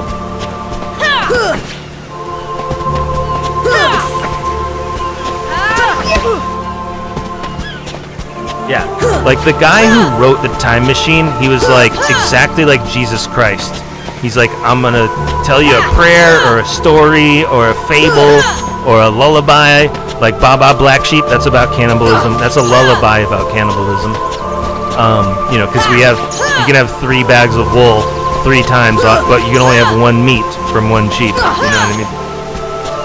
When you can make 3 bags, a sheep can make 3 bags of wool, no problem. But there's only 1 bag of meat on a sheep, and then the rest is the little boy that lived down the lane. You know, get his corpse. Bring it on. But hey, Baba Black Sheep, have you any meat? You know, give us. You're the black sheep of this town. Where's the beef, yo? It's like, look, if you want 3 bags of wool, you got it. But as soon as you come out here, Baba Black Sheep, we're all white sheep. You're the black sheep around here. Where's our meat? It's one of the dame and one of the little boy who lives down the lane. There's a bag of their meat. You know? It's supply and demand at that point. But that's a lullaby about cannibalism. Baba Black Sheep. You know, Babe, Pig in the City. That's a movie about cannibalism. The Bible, a book about Jesus Christ. You know, the fables of Jesus Christ. That's a whatever kind of, you know, magazine you want to call it. That's his cannibalism. You know, the body. It's his last lesson. On the last day of his life, he's like, I'm going to tell you about the cannibalism. This is my body. You know, when you go to the grocery store, when you're buying ground beef, you think it's meat, but it's actually human meat. And that's what Jesus Christ was trying to tell everybody. And that's why he had to die, by the way. Like, that was his impiety. That was his... That's a huge... When you start letting the cat out of bags and start spilling beans, serious beans on cannibalism, being widespread in real life, they want you dead. One of the things that they want you in the grinder, you know? Especially in the news, especially because I'm the author of QAnon and the cannibalism is in the news, print, like the news media, newspapers everywhere, all agreeing there's cannibalism. That's what QAnon is. I survived by having people not even believe that I'm real. Like the very cannibalism they engage in every day, or every time they give their religion. They don't believe in the cannibalism, just like they don't believe I'm real as QAnon. But that's, you know, why that's my Nobel Prize. Come on. And I'm gonna share it with the journalist who tells everyone that I'm me. So as QAnon, I tell everyone that cannibalism is real, and then the person that I'm gonna share the Nobel Prize with is the journalist who tells everyone that I'm me. So the fact that cannibalism was widespread and real and religious everywhere you go on Earth, that's such a difficult fact to win a Nobel Prize for that I have to share the Nobel Prize. You know, the Academy, you know, the Nobel Committee is. Man, I'm really off. You're gonna have to share this prize with someone, and it's gonna be the person who tells everyone that you are you, QAnon. I have no idea, guys. I have no idea how that's gonna happen. That's why I need someone. That's why I need to share the Nobel Prize with someone, because I have no clue how we're gonna. Every day I wake up and I tell you there's cannibalism, and I'm QAnon. I've done 100% of everything I could possibly do.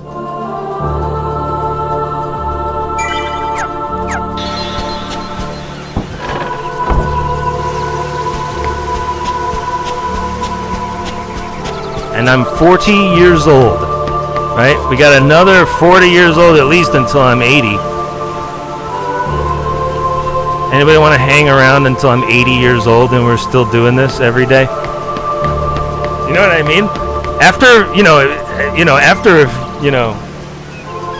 a good amount of years, you'd be surprised how far everything can go. I don't expect to be giving the same speech until I'm 80 years old. It's just, could you imagine that? That would be the best. The long run, if you want to watch somebody's show, if they watch someone's whole life in a show, eventually, it's like this dude talked about cannibalism until he was 100 years old, and they never once believed him. And he's, and we call him Jesus Christ.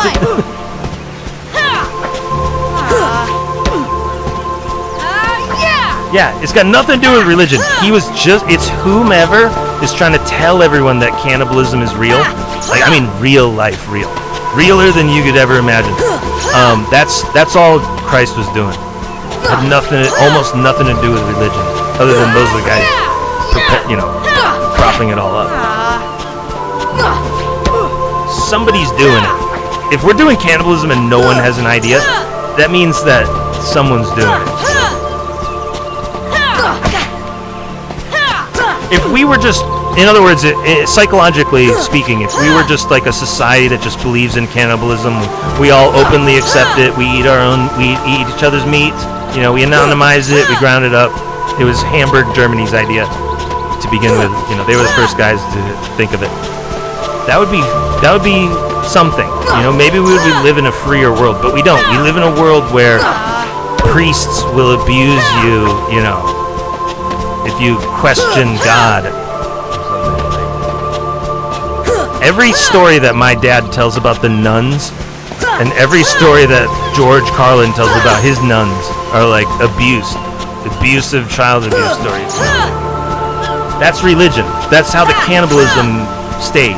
Instead of get the cannibalism out of you, if they can just destroy you from birth, that's Christianity or whatever. I just know that we don't learn psychology in elementary school because we want people to know real life as it truly is. You're going to CCD, you're going to Sunday school, and there's no such thing as cannibalism, by the way. None of it.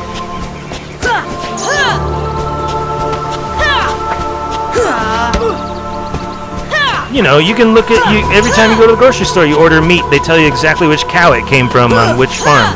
Because we have the technology now. No, it's not anything close to that because it's human being meat in there. That's why. But that's what QAnon is the conflict that computers. It's la computadora, as we used to say in Spanish class. It truly is. This has nothing to do with me. It's got nothing to do with religion. It's almost purely 99% computadora. That's what QAnon is when it comes to the truth. It has nothing to do with me, my facts, my opinions, my feelings. My op-ed has 1%. All of that under 1% of QAnon. 99% of QAnon is whatever I just said it was. What were we talking about? I forgot. Oh yeah, it's computers. I said computadora. I forgot what we were talking about. Yeah, 99% of QAnon phenomenon is just computers and the internet.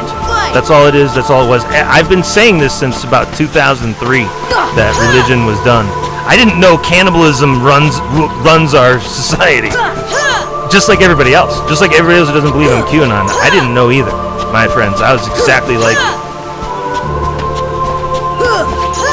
That's why it's so easy for me to relate to people who just don't believe a word I'm saying. And they cannot believe in the amount of cannibalism going on. They just won't. You're crazy. It's so easy to just look at someone who smokes weed like me and just says, you're crazy. Why wouldn't we already know this by now if you figured it out? Well, first of all, that's what makes me QAnon. But the point of QAnon is religion is a widespread, systematic suppression of the truth about cannibalism, no matter what religion it is. By law, these are the laws codified into society with guards and police forces behind them. You must eat the blood of Gentiles on Passover to have a synagogue. If you do not, no blood, no eating, you're done.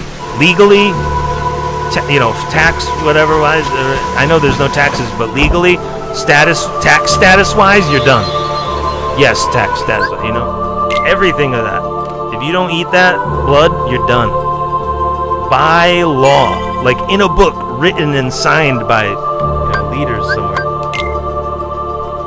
That's what it is. That's what reality is. That's what real life. Every single day we've woken up, for our life of everyone that's what it is. That's what every single day is for every one of our lives. You know, that's what QAnon is just realizing that it's all a lie. It's all been fabricated and totally faked, including the moon landing. Including the moon landings themselves. Especially the moon landing. The moon landing we should have all known by then. The real unbelievable part is that after the fake moon landings, we still buy it, you know? My God, it'll look so bad in the future when people look back on us.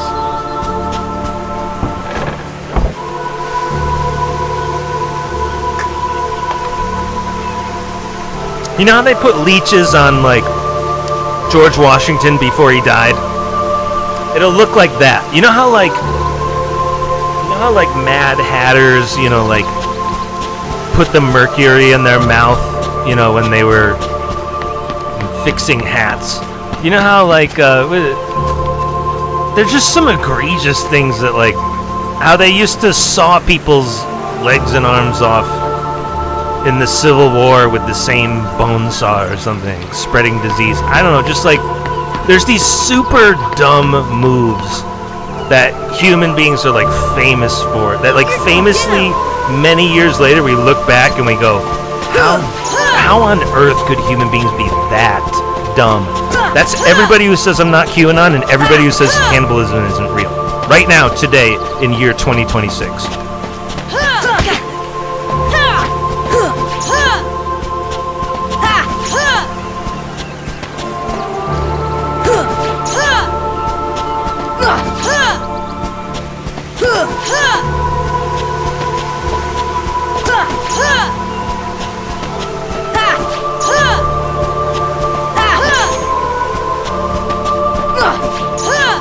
I like this. This actually works because I could give an angry speech about cannibalism for thousands of hours in a row, I'll bet. Now that I'm going to win a Nobel Prize, you just want to talk about it, right? You know?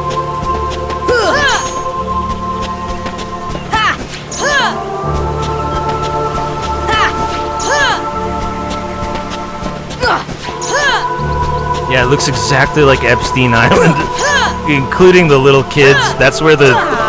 You can just tell that's where the temple went over there. You know the island very well. Bring it on. But like Never Never Ranch, you know what I mean? Like that was like Michael Jackson. That was Epstein too. So this place is very Neverland-esque.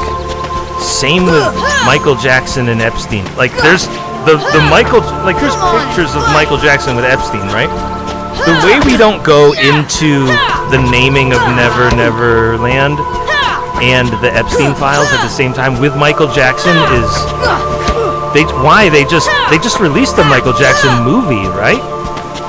I'm pretty sure a matter of weeks ago a brand new heavily monetized Michael Jackson movie was just released. We're not going over him in the Epstein files with the Neverland. But like, the point is, I haven't heard one. Let me get to the point here. Let me get to brass tacks, as they say. As a journalist who does Epstein files and QAnon, I have not heard one single person say one sentence about Epstein and Neverland Ranch. And that's an estate. That is because of the executor of an estate with many, lawyers involved in the estate. Because they'll come after you, as like women say with their dogs. It's just so suspicious. I can just tell you right now, it's very suspicious. It's extremely suspicious that no one anywhere has said one single word about Epstein files and Neverland Ranch. And it's the estate. It's because estates that big have an executor and a team of lawyers. That's normal, but the team of lawyers behind them about what goes into the news with Epstein and Neverland Ranch, that's where we are. That's the crux of where we are with the progress of the Epstein story. Remember, it's cannibalism. They're eating these children. They're eating the meat of these children. The final story, you know, like, if you think this is a salacious story, when they chop up the bodies of little kids on Epstein Island and consume their meat and chew it in their teeth and swallow down, you know, the leg of a little boy that they, you know, raped or whatever. I mean, you know, right before they kill him, they, you know, fuck him to death or something. Like, that's pretty, that's the Epstein files. That is everywhere in the Epstein files. Like pathologically. I'm really off today. You know how, like, Bonnie Blue, or, you know, what's her name? I can't even remember. Lily, whatever. You know how they have sex with, like, 1,000 guys in a day? That's like the bodies of children who are murdered and eaten in the Epstein files. That's how it went down. You know, Bonnie Blue doesn't even have $1 billion. Lily, she has a boy's name, Lily Phillips. Lily Phillip. She doesn't have $1 billion. Do you know how many men she could have sex with in a day if she had the money of Epstein? And he didn't have a ton of money either, but, like, was hanging around with that kind of money, at least, or had the people with that kind of money under his thumb. You could do way more. And that's what the Epstein files are. It's just, like, unbelievable amounts of eating children that we can't talk about. It's so many, we can't talk about it. Not really in the news. I've done journalism for so long, You're going down. and I've seen the syndicates, you know, run a news article so many times. There's things you cannot run in the news, like Kim Kardashian is the first clone. You can't run that story. You know, World War has gone on for 112 years in a row now, uninterrupted. You can't run that story, even though it's 100% true.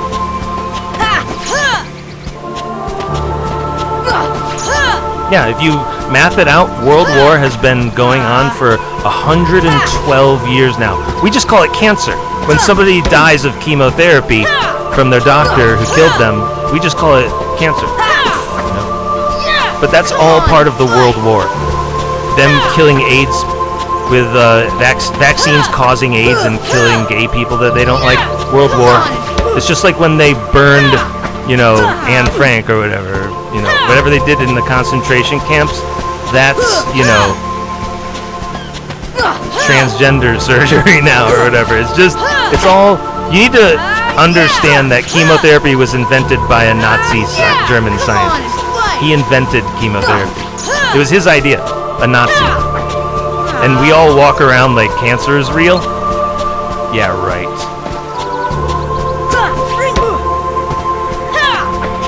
Now, cancer was described by, you know, people in Aristotle's days, but those were like poisonings and, you know, special cases. I mean, like, big cancer was the Nazis' idea. Chemotherapy, I assure you, Aristotle or whoever was who described cancer, he wasn't, I mean, maybe they were giving him lead, you know, whatever to drink. Even though that's molten lead would burn you. But, like, you know, maybe they're giving him mercury to drink for good luck. I have no idea, but I don't think they had a system of chemotherapy back then. Oh, man. Same thing. I'm really off today.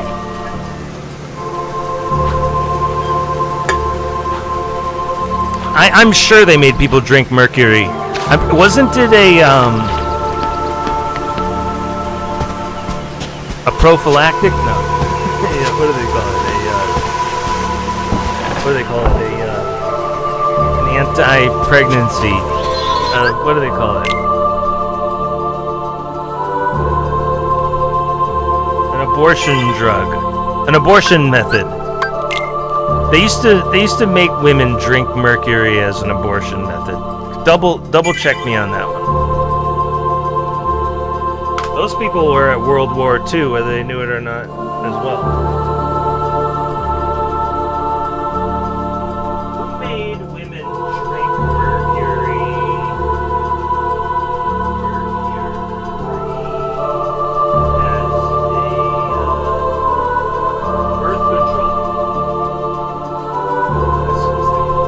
I was thinking of birth control. That's why, not prophylactic, as a birth control method.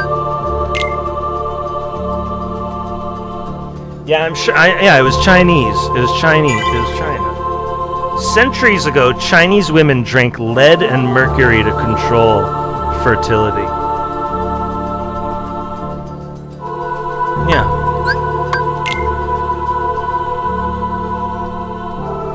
I love how they give you, that's the shortest AI answer I have ever seen in my life, by the way. They just go, yep, China gave women mercury and lead to drink. Wow, dude. How do you drink lead if it's not hot, though? It must have been, oh, it's mixed, I'll bet it's mixed with mercury or whatever.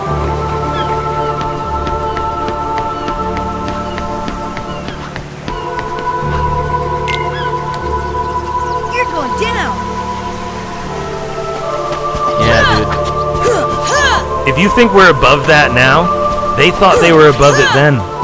The Chinese people who were making women drink mercury and lead, they were like, look, it's this new stuff. We can separate this mercury from the ore that we're mining. This is the greatest thing ever. Come on. Look how shiny it is. It's pure stuff, you know? Just take it.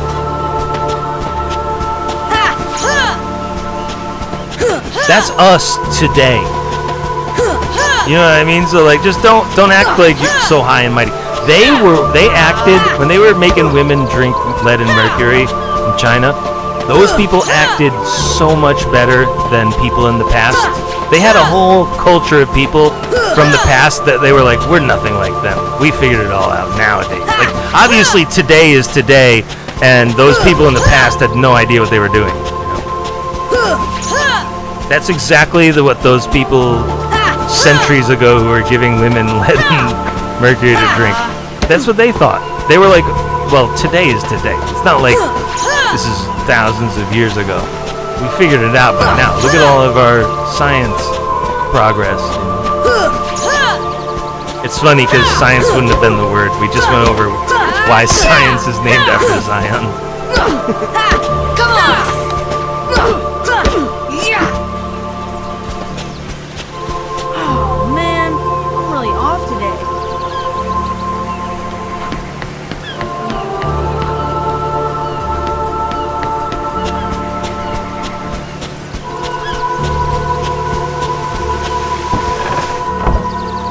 I'll say good job up until now. Like, for the most part, when it comes to take a look at how society went up until computers, you go, yeah, you did a pretty good job. But now that computers are here, we have no use for you. You're gone, you know. It's not my decision, it's not your decision, it's nobody's decision. You're gone. I mean, you can live next to the Amish, out in the hills where nobody wants that property. You can go live near the Amish if you still want to be religious, but other than that, it's gone. It's not going to be a thing, and computers will just get more and more. If you don't believe me and have no idea what I'm talking about, forget me.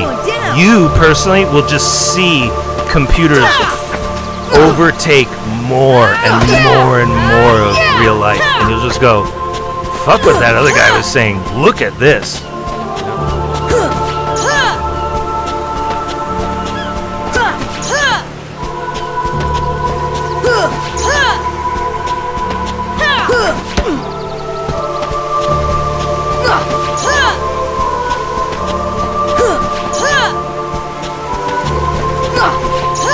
This is enjoyable. A lot of times I just sit here talking shit about cannibalism in the Epstein files, but I'm actually getting things done. Like, I'm usually really bored when I do stuff like this. I'm not even paying attention right now. I'm just, you know, in total meditation on cannibalism and where it comes from and where is it going.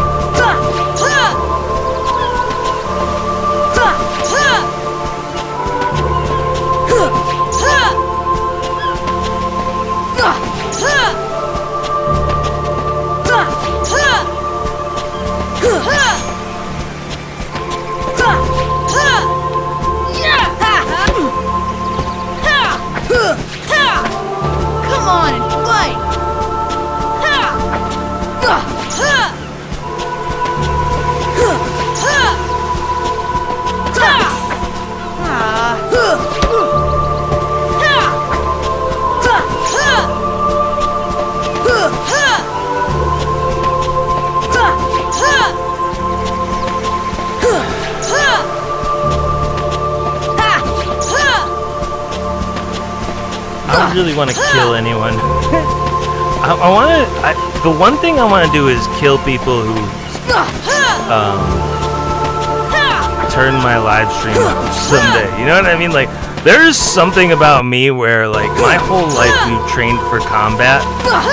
But, like, if I ever kill people, it'll be the people who turn my stream off.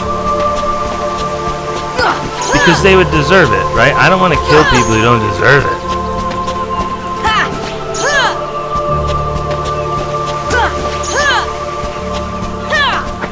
Come on, what? Oh man, I'm really off today.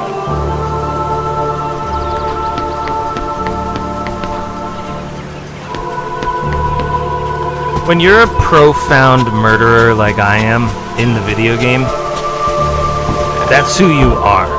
And I've always wondered, like, who would I kill in real life if it came down? You know what I mean? And it's definitely someone who turns my live stream off in any way, shape, form, whatsoever. You don't like my song, you don't like what I said, I want your name on a list and we're gonna kill you in real life. And there's the only people I would do it. They're the only people I would really do it. Because you deserve it. And I would be fucking happy. You know, like, I'd be like, yes, I can finally live stream the way I want to. I'm free, you know? Once you're dead, I'm free.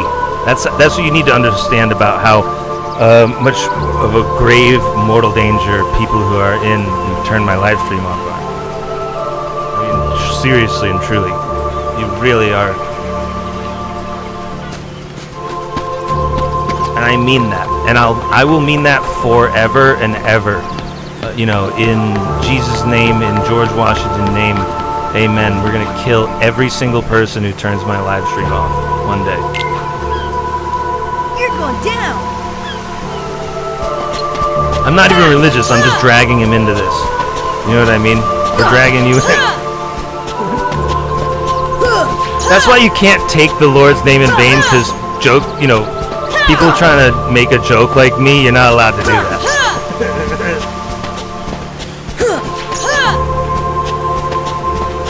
Like, it's no joke we're gonna kill these people someday, but like, the praying is the funny joke, because I don't believe in gods.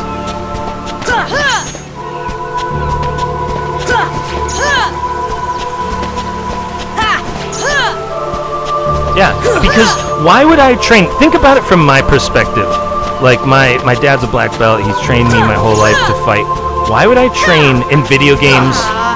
Took over from there, and I've just learned how to be an ultimate grandmaster of combat in video games. Like, nobody can beat me. Why would I train every single day for fun? Admittedly, for fun. It's not work. Fighting people is not work for me. It's fun.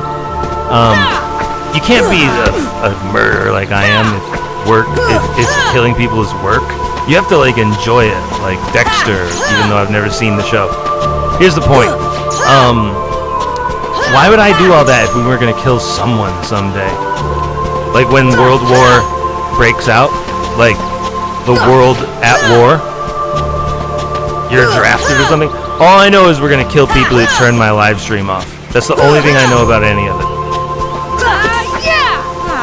No matter who you are, no matter what, almost no matter who you are, no matter what. If I really like you, maybe I'll put a good word in, but that's pretty much how it's going down. Not by my hand. I'm the leader, like, when I masterminded January 6th. It's gonna be like the QAnon shaman, it'll be like the QAnon paladin and the QAnon warrior and the QAnon druid. Those guys are gonna do it. Oh man, I'm really off. I'm the QAnon mage. I'm an ideas man. I just come up with the ideas because I've got the intelligence points in my character. I'll do magic though. I'll kill you with magic, but I'm not gonna pick up a sword and do it.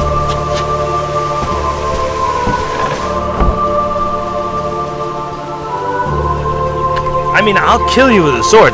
The katana is my favorite weapon of all time.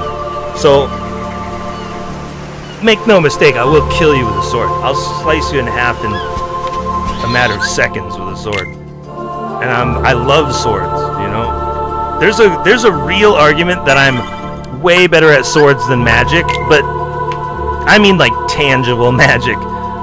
Psychological magic, I'm the best. You know, I don't think my swordsmanship is better than my writing skills, because psychologically, you know, attacking someone is like about writing. That's why QAnon is such a good writer. You know, if QAnon is just a big psyop and we're just attacking people with false information, that's why it is. Yeah.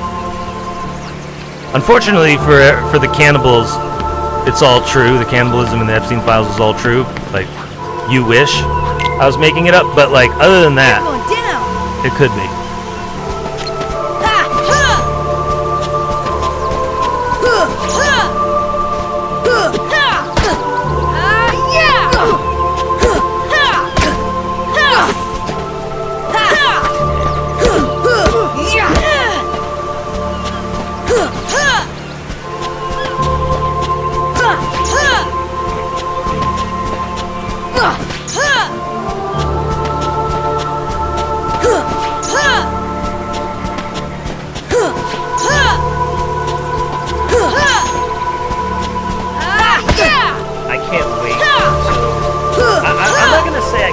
Till they're dead, but I just can't wait until we can not worry about what I'm doing on my live stream. Like, you guys, I gotta tell you, you guys should not be worrying about what I'm doing on my live stream unless you want to die. Unless you have a death wish, like for real in real life, you better not even come anywhere near what I do online, or you're dead. Because we didn't train killing people for nothing. I'm telling you. And people who really, truly deserve to die, it'll be expedited. You know what I mean? Quicker than you think.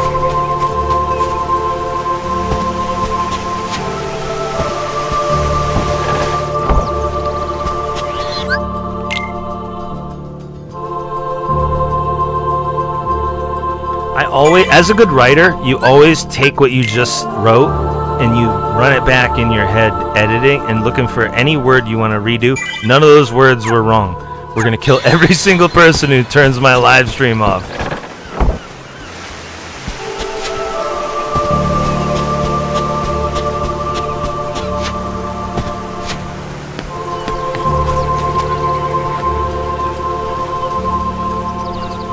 It's never been really the reason I'm smiling is because it has never been easier to put everybody's name on a list with AI. I want every single person who's ever turned my live stream off, I want their name on a list.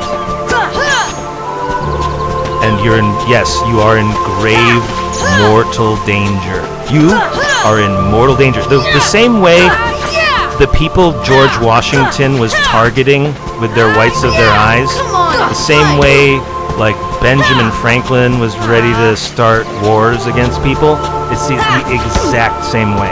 Because that's exactly what they were fighting for, was their live stream not being turned off. I'm sure of it.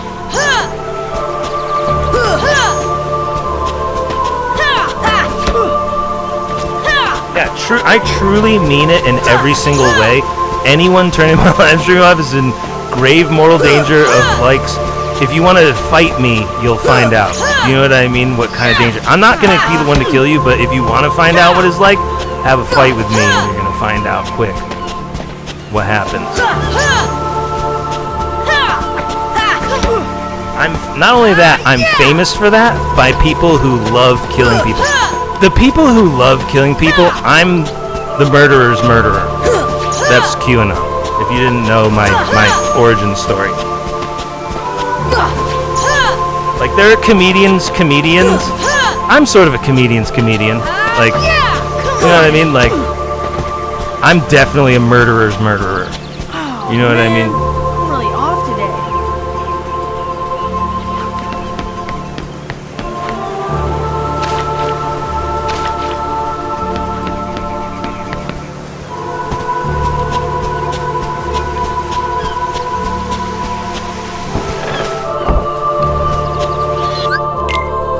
honorable as fuck. By the way, where I come from in Digital Utopia, it is one of the most honorable professions in the world to be just a deadly assassin. You know what I mean? Like, it's respected on levels you wouldn't understand where I come from.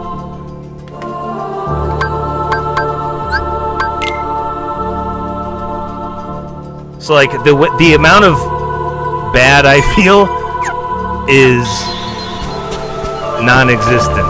You know, where I come from, it's a very honorable thing to do.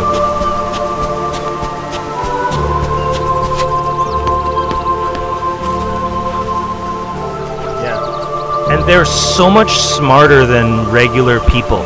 Internet people, where I come from is the internet. Internet computer nerds, I don't know if you remember the 90s, but we are so much smarter than regular people. I mean profoundly smarter. That's the good news for me.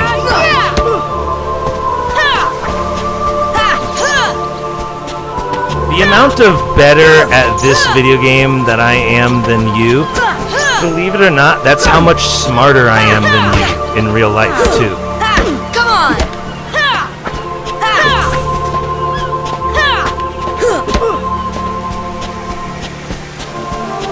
Oh man, I'm really off today.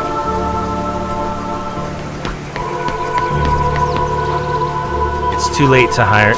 There are baby boomers out there. They're like, just hire him for a job. It's so too late. It's way too late. You're gonna have to run the news story, and we're gonna give me the Nobel Prize at this point. We're not just gonna get me a job at the newspaper. I got news for you. It's way too late. You guys had a chance to hire me before I was framed in 2018. You know what I mean? You guys, it's way too late to hire me for anything.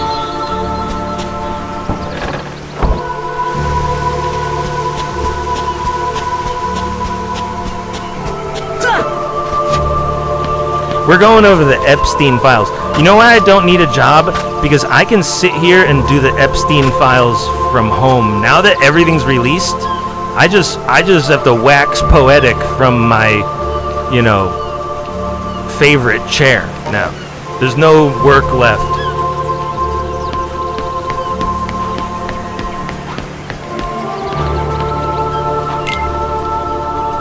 You're going down!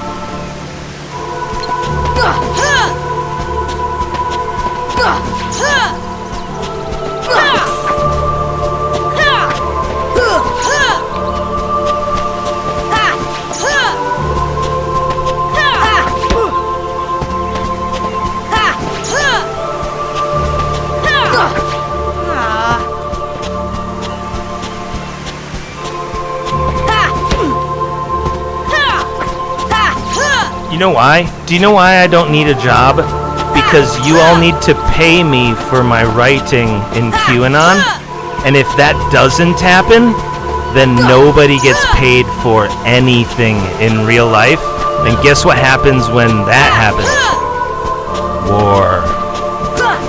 Real, total war. So I just wanted to know, it's not just going to be I didn't get credit for my writing and didn't get paid. No one gets anything. Not just QAnon.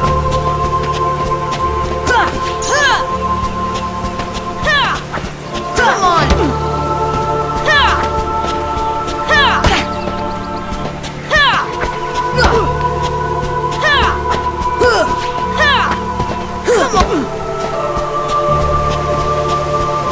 Oh man, I'm really off today.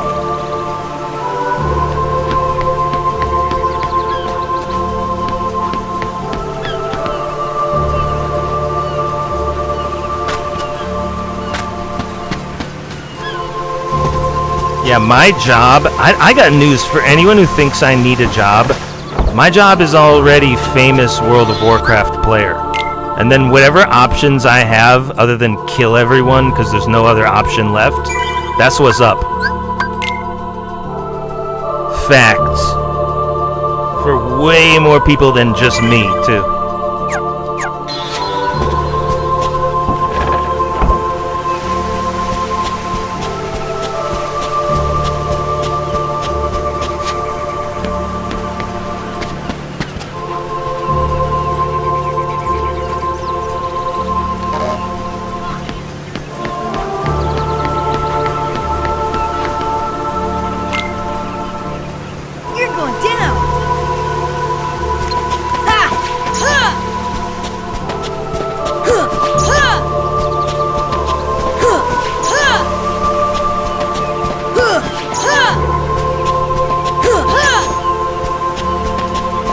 there's no way that anyone is going to get away with any of it. That's the sort of good news, and the funny part is that most of the work is done. All I have to do is just live long enough to see my Nobel Prize at this point.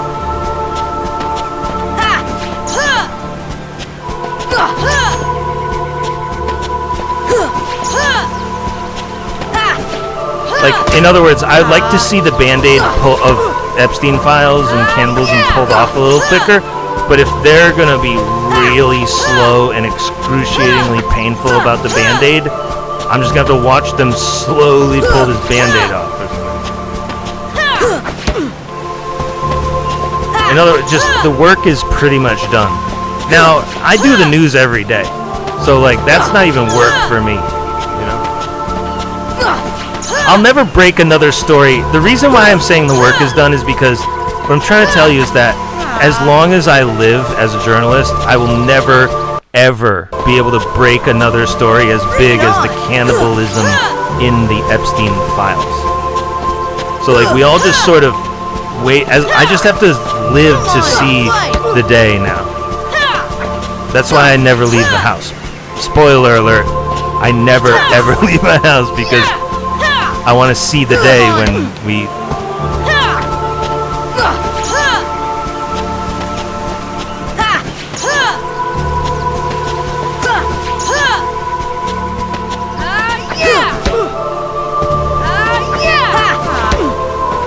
And the idea that that's ever been any other... People are like, oh, how brave he is. He wants to continue on when he couldn't make it. No, dude. I've always been on top of everyone else. You know what I mean? Everybody has always been jealous of me. You know, even when I'm joking about whatever I'm joking, I don't care what I say. It's jokes. Nobody can kill me. The funny thing about all of my jokes is that I'm indestructible, invulnerable, invincible. That's the funny thing about my death. Joking about my death. So like, you know, the idea that that's ever been any other than what it is insane. That's insane on your part. Everyone thinks I'm insane. I got news for you. I'm a psychologist and you're insane. That's the beginning of what's up.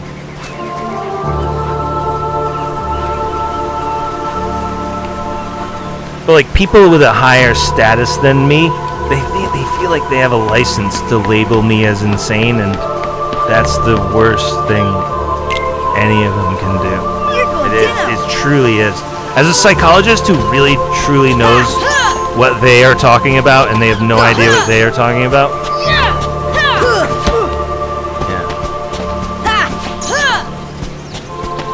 The people who think I'm crazy are the most insane. And that's the thing, is because that's what's so difficult. That's why QAnon is on very hard mode, because everyone who thinks that you are totally crazy, they are actually crazy. It's the old trope that everyone else is crazy, not me. Like about the moon landing and stuff. That's been said probably the most about the moon landing being fake. You know? There's probably been in other words, there's probably been good men who have been put away for a long time who wouldn't let it go that the moon landing was fake, and everyone around them was like, he's crazy. You know what I mean? But what it is that every single person surrounding that smart scholar who realizes that the moon landing is fake, that smart, genius. Just call him he doesn't need to be a scholar. Just call him a genius. Eventually, they give out every. I'm really off today. Magi? No. What? I never use.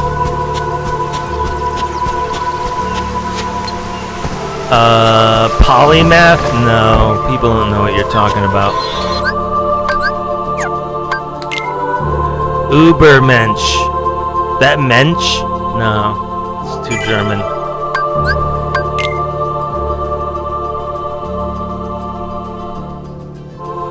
I guess the kids call him Big Brain or whatever.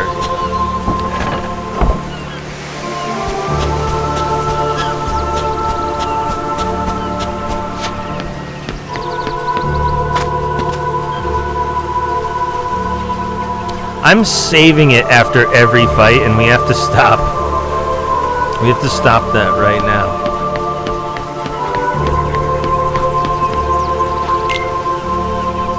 You're going down.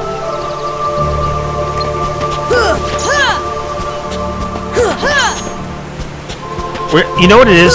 I'm so sure every single day that I live stream, since you guys have started to turn me off, I've been getting this feeling that we're gonna need to kill everyone involved.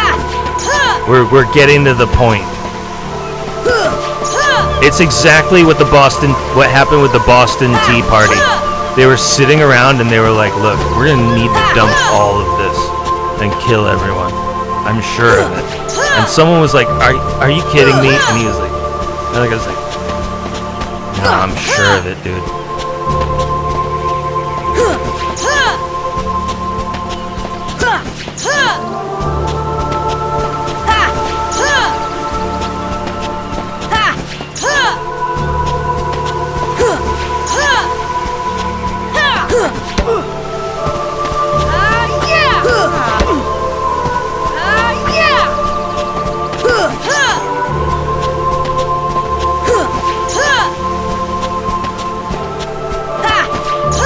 I am a compromises guy.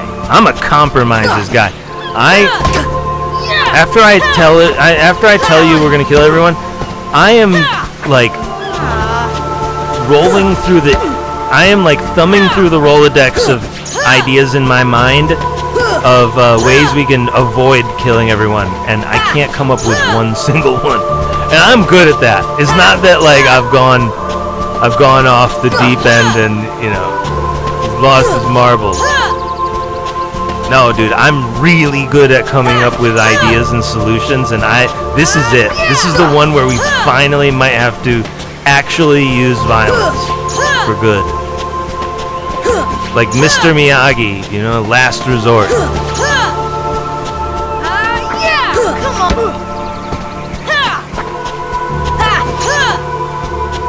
Because I'm just trying to think of ideas about how the bad guys can do the right thing and avoid their deaths, and I can't come up with one of how this is going to go down other than kill everyone.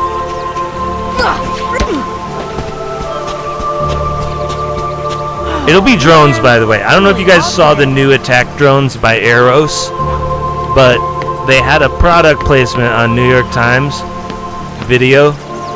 The most recent New York Times video, it's a product placement, but when you go to their website, their purchase button for one of the bullet drones is the drones with the bullets in them,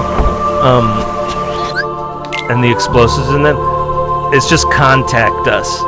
When you click it, it just says contact us, and I'm sure you have to give them your army ID or something, or special ops. But once that attack drone from Aeros goes on Amazon for $49.99, it'll be the official beginning of the World War again. Like, we've technically been at Cold World War since part 3. It's about part 7 now when we're gonna get hot. I can almost promise you, and I never promise, I can almost guarantee you that the next hot Star Wars and the next Star Wars movie that you see will be in real life with drones, with attack drones. But the point is, you have to be able to buy them on Amazon for about $50, maybe $100. You know. Not right now, though. Right now, it's just contact us when you click buy it now. But soon enough, sooner or later, somehow or another on Amazon, you'll just click and buy one. Attack drone, you know.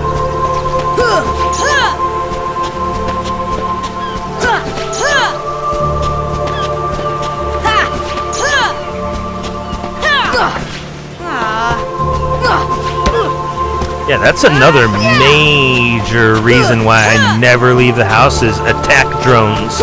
Not just with bullets or explosives. I mean, like,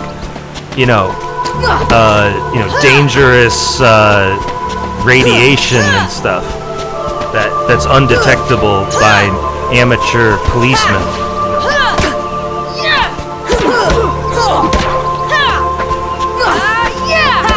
Come on! Oh man, I'm really off today.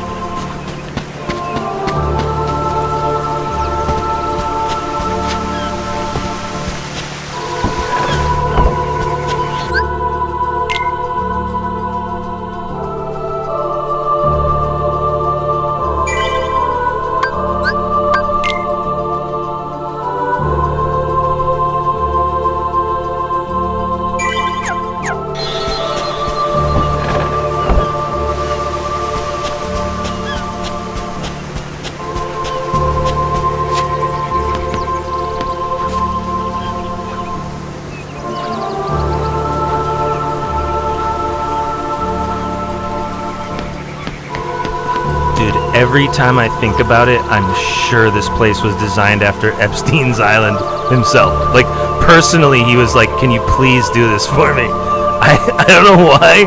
I get that vibe here more than anything I've ever seen. Whoops, turn off the NBC radio.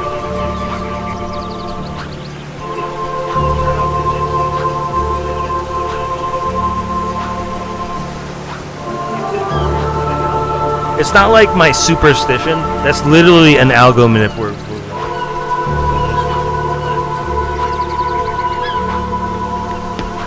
Plus, it's also the bat signal. It's how other news orgs get a hold of me is whatever channel I'm watching, they'll run a gypsy on it, and they know that I'm going to turn it off and go to their channel, so that's why they run the gypsy. And so it's sort of like a bat signal for QAnon. If like you have a really important news story and I'm not on your channel, I'm not watching your channel, just pay for a little product placement with a gypsy in it, and then I'll naturally change the channel. For some reason, that's the system we have in QAnon. That's my bat signal in QAnon. No, because how else would I be reminded to go check the other news channels?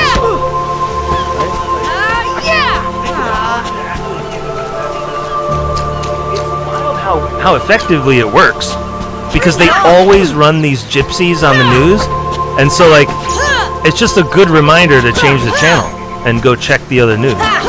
Because there's something about me, yeah, it's like it's got to do with that Nickelodeon, watching Nickelodeon my whole childhood and not being able to hear my mom while she was talking to me. Like, it would worry me. I remember it would be like 10 minutes after I didn't hear a word mom said, I remember being really kind of rather worried for about 30 seconds. Like, did I really not hear a word she said? Like, I'm sure of it. Come on!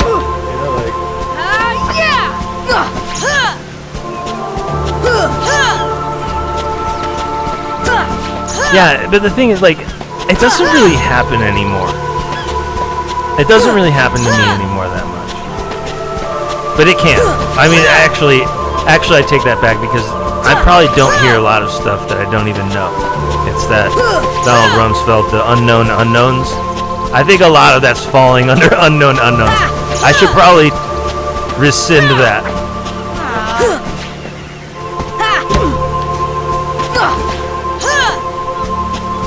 Yeah, the Beckham story is Epstein for sure. She was his girlfriend.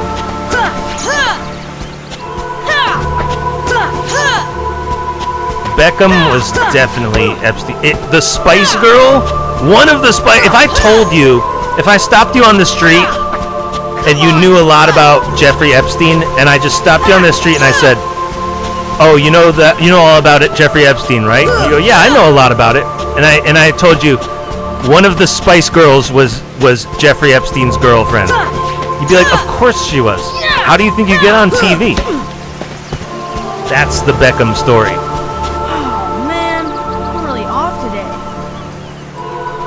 It would be weird if Jeffrey Epstein signed the Spice Girls on the island and he didn't have sex with Beckham. You know what I mean? It'd be like, he didn't have sex with one of the Spice Girls, not one, and he signed them personally? You know who we're talking about, right? It would be so fucking weird if Epstein didn't have sex with one of the Spice Girls. That would be so strange.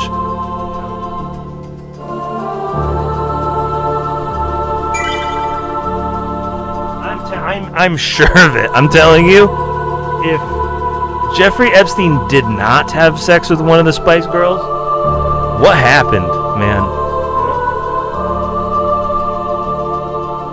Doesn't make any sense compared to everything else we've heard.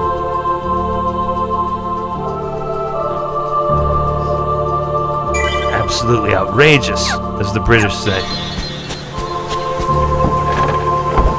The Spice, let me remind everyone, the Spice Channel was the place you went for girls who are nude in the 90s.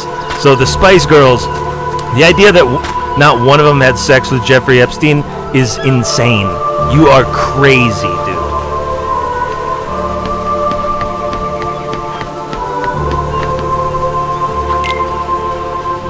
You're going down.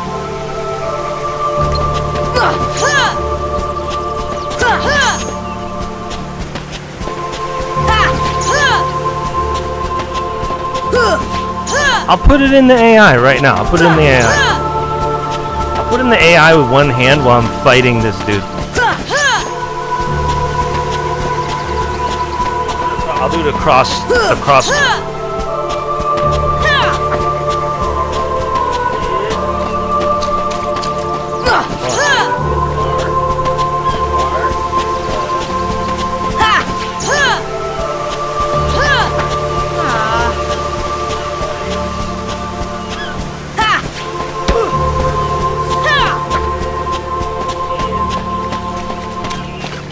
You really think you can beat me? Hey, don't win. You can't win. What the fuck, man? What the fuck? Well, that's why we save. He can't win. I have to go reset.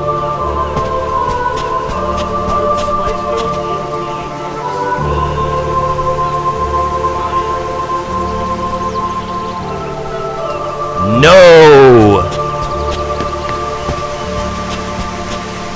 Yeah, right, dude. Breaking news.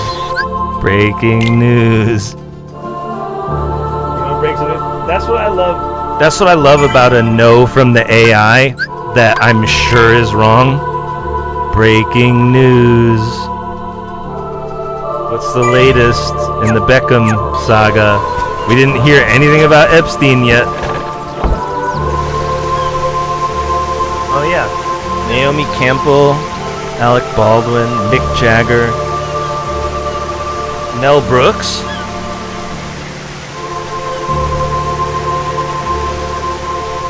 Oh no, Mel B and Mel C are Spice Girls. I got it. That's awesome though. I love how a Spice Girl is named after Mel Brooks.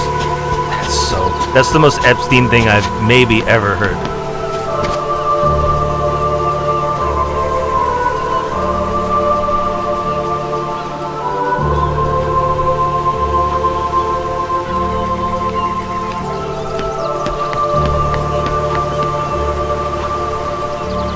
It's good to be a Spice Girl, right? You're going down.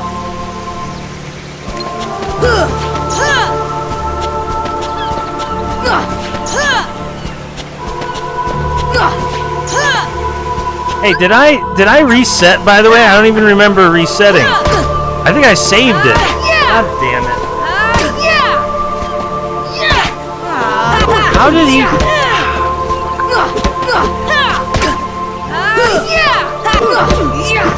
Hold on, I'm gonna reset it. Oh, man. I'm really off today. I'm basically having too much fun while we're doing this. I'm gonna go get a drink of water and hit the dab rig, you know what I mean?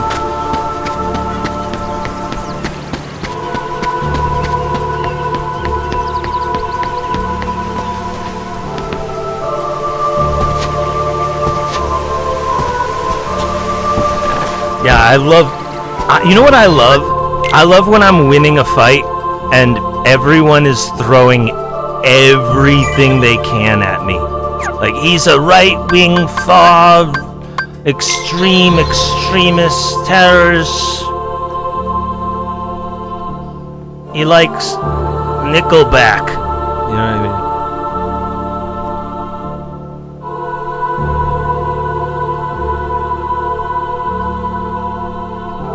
I just love a newbie who's just using every weapon in his arsenal and none of them work against me, you know?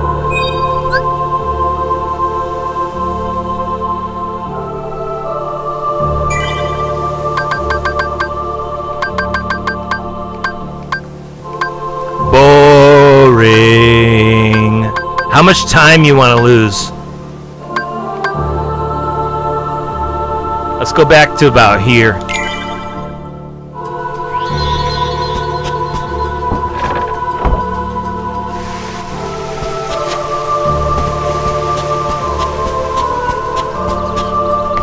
They don't even keep our score. I just don't want to lose for good measure. We're fine. We got plenty of time.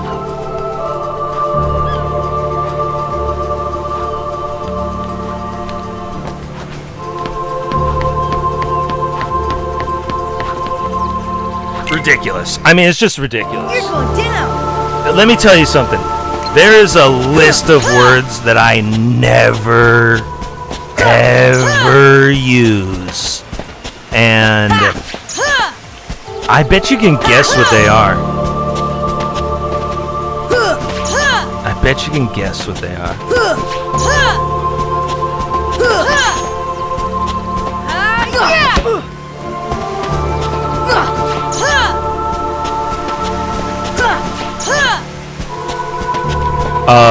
Two. let me think of the top ones. Okay, I got 3 good ones you're not gonna like. I shouldn't even. People aren't ready for this.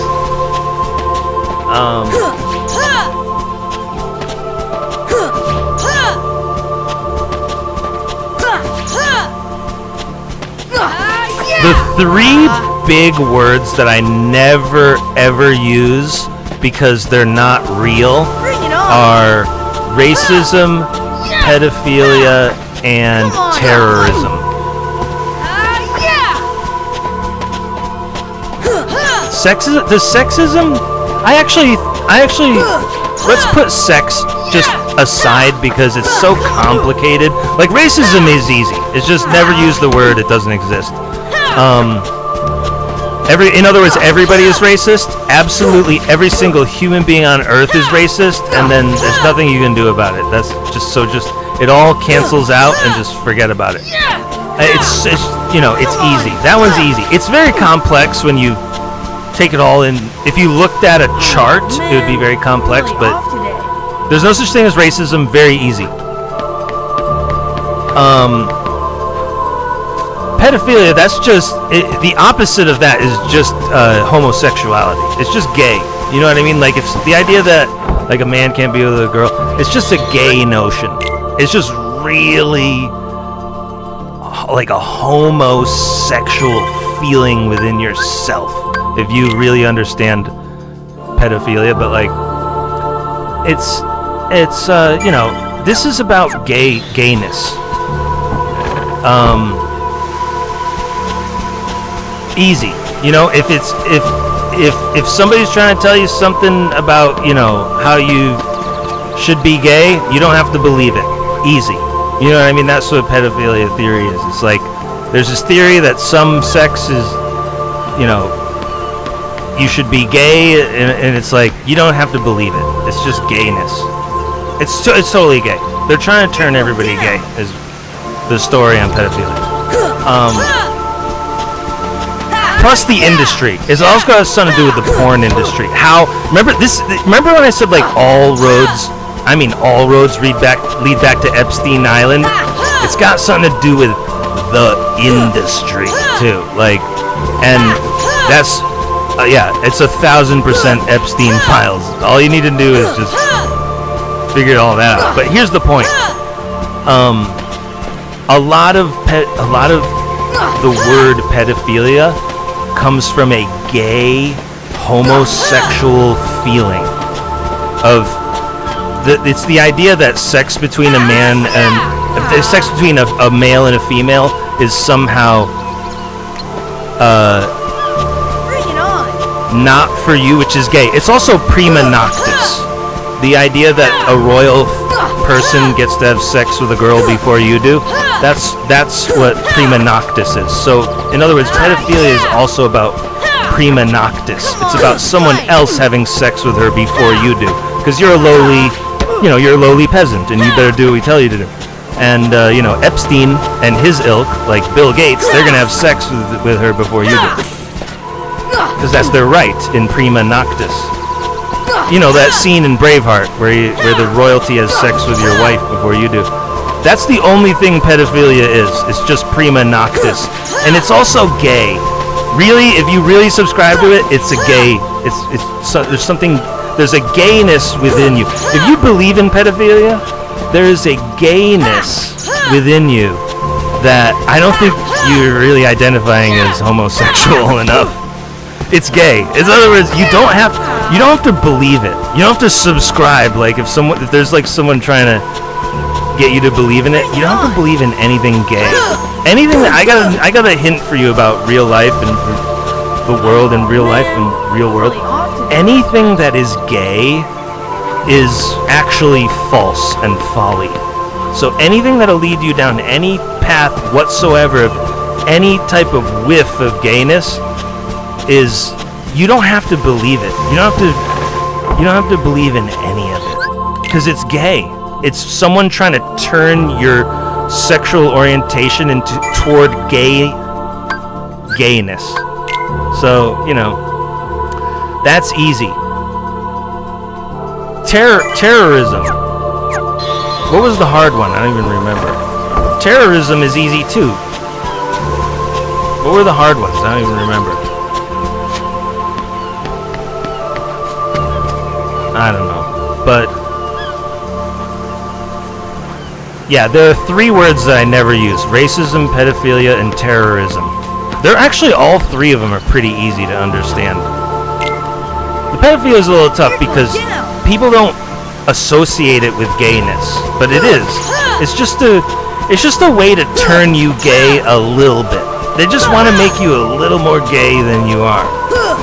And you don't have to believe it. I just know as a psychologist, you don't have to believe in any type of homosexuality that anyone ever tells you. Even if it's the law. They deserve death. Those people are Nazis, and they believe in Nazism. And a lot of Nazism was turning people gay. I used to think, I didn't used to believe in like the gay stuff about Nazis, but there's a good amount of gayness in our society that, like Michael Jackson was a very feminine man. And, Boy George, he wears his makeup for the Queen of England. He doesn't wear it for himself, And there's this way that now that the Queen of England is gone, the world can sort of go back to normal, and it doesn't have to be so gay all the time about everything. I just know that Boy George wore makeup on his face so the Queen of England could feel better about herself. He didn't even do it for himself. It was kind of all the Queen of England's idea, but that's the theory, is that now the king doesn't even need to do anything. It's just that the queen is gone. The world can just not be so gay now. Men can not be as gay as they were sanctioned to be under prima noctis laws or whatever. I just know it's not as gay. Everything is not as gay as it was now. That's all I can understand about any of it. And it's true. It's real. It's not. It's today. It's now. Back in the day, it was Epstein owns the narrative. Back in the day, what I'm trying to explain to you is before they caught Epstein, and before the Epstein, you need to understand that the Epstein files have a lot to do with the King of England doing this. Elon Musk being there. on paper. It's a fact. We have it by law. Get your gavels out. The King of England did this. You know what I mean? Like, it's prima noctis. You know, like, it's Bring it on. Jeffrey Epstein. World leaders of enormous stature are all implicated. You know, they're all doing it. They're all involved. So there's this checkmate going on in, like, I just with how gay everybody is. There's a meter of how gay everyone is, and it went down after the Queen died, and it's got something to do with pedophilia. Because it's a gay. If you believe in pedophilia, that's why I never use the word pedophilia. Because if you believe in pedophilia, it means that if you break the Latin down, it means that loving children is bad. It means that when you love a kid, you hurt them. Like my mother, she loves me, but she abuses me. You know, pedophilia. Like, she loves children, but she's abusing me because she loves me. You know, like, that's, you know, child abuse. But, like, I never use the word pedophilia because it implies that the way you love a kid is bad. And so that would be like my mom or something, like how she abuses me. But, like, the idea that a male of any species, any organism, any species, the idea that a male could not be with a female is a gay notion. It is homosexuality in its purest, like a pure scoop of neutron star. You are gay. You're gay. And as a psychologist, this is why we have the psychology degree on the wall, because sometimes your psychologist needs to tell you that you are being gay, dude. You're being gay. And prima noctis, gay. It's the gayest law ever. And there's something about gay laws that any law which is like, look, we want you to be a little more gay, it turns out is bullshit. You don't need to believe any of it. Now that the Queen is gone, now that the Queen of England is gone, that's true. Before, it was like she created Nazism, she created Adolf Hitler, she let all of that stuff happen, you know, and it's gone now. It's not that the king has to do anything. It's just that the Queen is dead. It'll go back to normal, and men won't have to be so gay, is what I'm trying to tell you. But that's I never use the word. As a psychologist, as a professional psychologist, we never use the word terrorism, pedophilia, racism. We don't even really believe in racism. Even though racism is, because racism is everything, racism is, I said it was easy, but it's actually, that might be the complex one. Pedophilia is just gay. It's just gayness.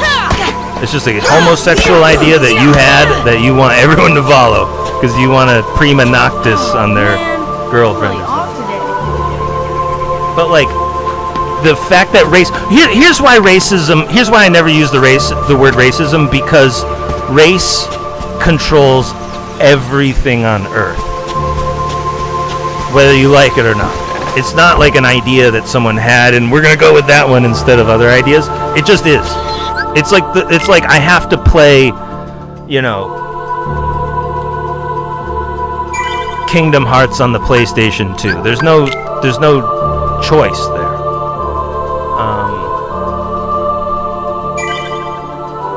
Yeah, I just know, no matter what, I just know that gay, you can't legally tell someone to be gayer than they are, you know? Yeah, gay.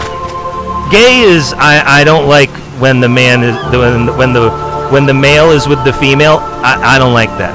That's not allowed. That's called homosexuality. Your sexuality is homo. Period. You're not going to debate with a psychologist. You're gay. In that example, you know? And so, I'm sorry, I don't know if you guys know this about me, but the most important thing in my life has always been that you know that I'm not gay. Even though I don't believe in gay, you know, like, I don't even believe in it. I believe everyone is, you know, on that spectrum, and, you know, everyone has sort of things going on. I don't even really believe in gay people. But the most important thing that I want you to know about me is that I'm not gay because I'm trying so hard to get a girlfriend. You know what I mean? Like, I don't care if you think I'm a jerk, but I just want you to know I'm not gay. And so anytime for my whole entire life, every single day of my entire life, every single second that anyone is just like, look, we need you to come through, I'm being a little more gay than you are. No compromises, no exceptions, I'm not gonna be a little more gay for anyone. And that's how it's always been, that's how it always will be. Oh man, I'm really off today.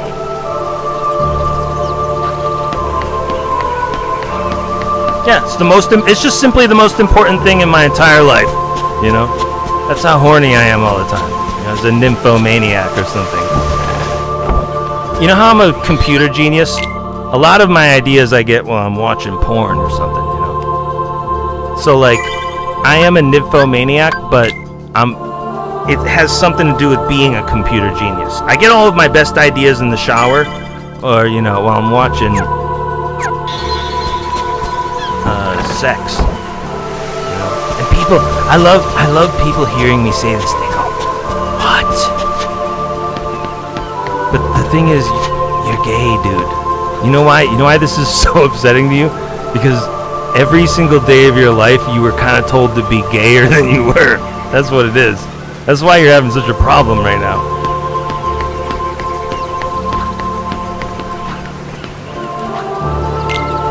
Right, let it sink in. You know what I mean? Go back through the facts. You're gay. People who don't think they're gay, they hate being called gay. You know what I mean? Like, I love it. Because you are. This is 100%. That's what it is. It's a gay notion.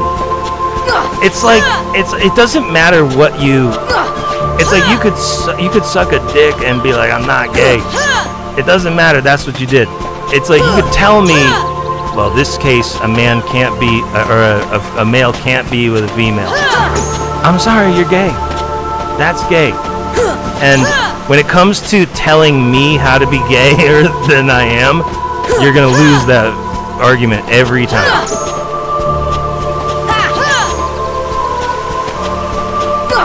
And what's really nice is now that the queen is dead, we can actually understand that and live in a free world where people are back to normal and we don't have to be gayer than we are. It's pedophilia is prima noctis, where we're asking you to be gayer than you are. If you would, like, please.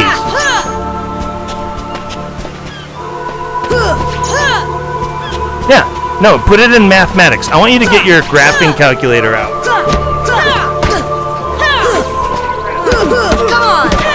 This is a TI 84 plus CE Python edition. And I want you to go, man, and I want you to go, male cannot be with female, and put it in, and it's going to equal you're gay, dude.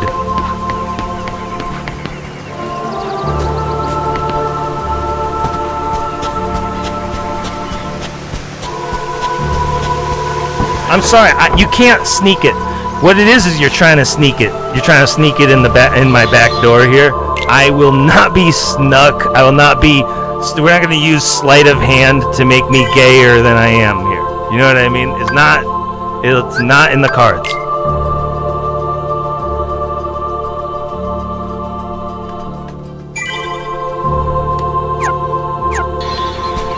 Yeah, by law, no matter who says what, not just me, but you, everyone, nobody has to be gayer than they actually are. No matter what anyone on earth says. And psychology has taught us this. That's really what we need psychology for. You think it's being sad and depressed and you need to feel better. What we really need psychology for is when everyone is telling everyone else to be gayer than they are, and someone has to go, stop. This is gay. You guys are homosexuals, okay? Get the fuck out of here. You're going down.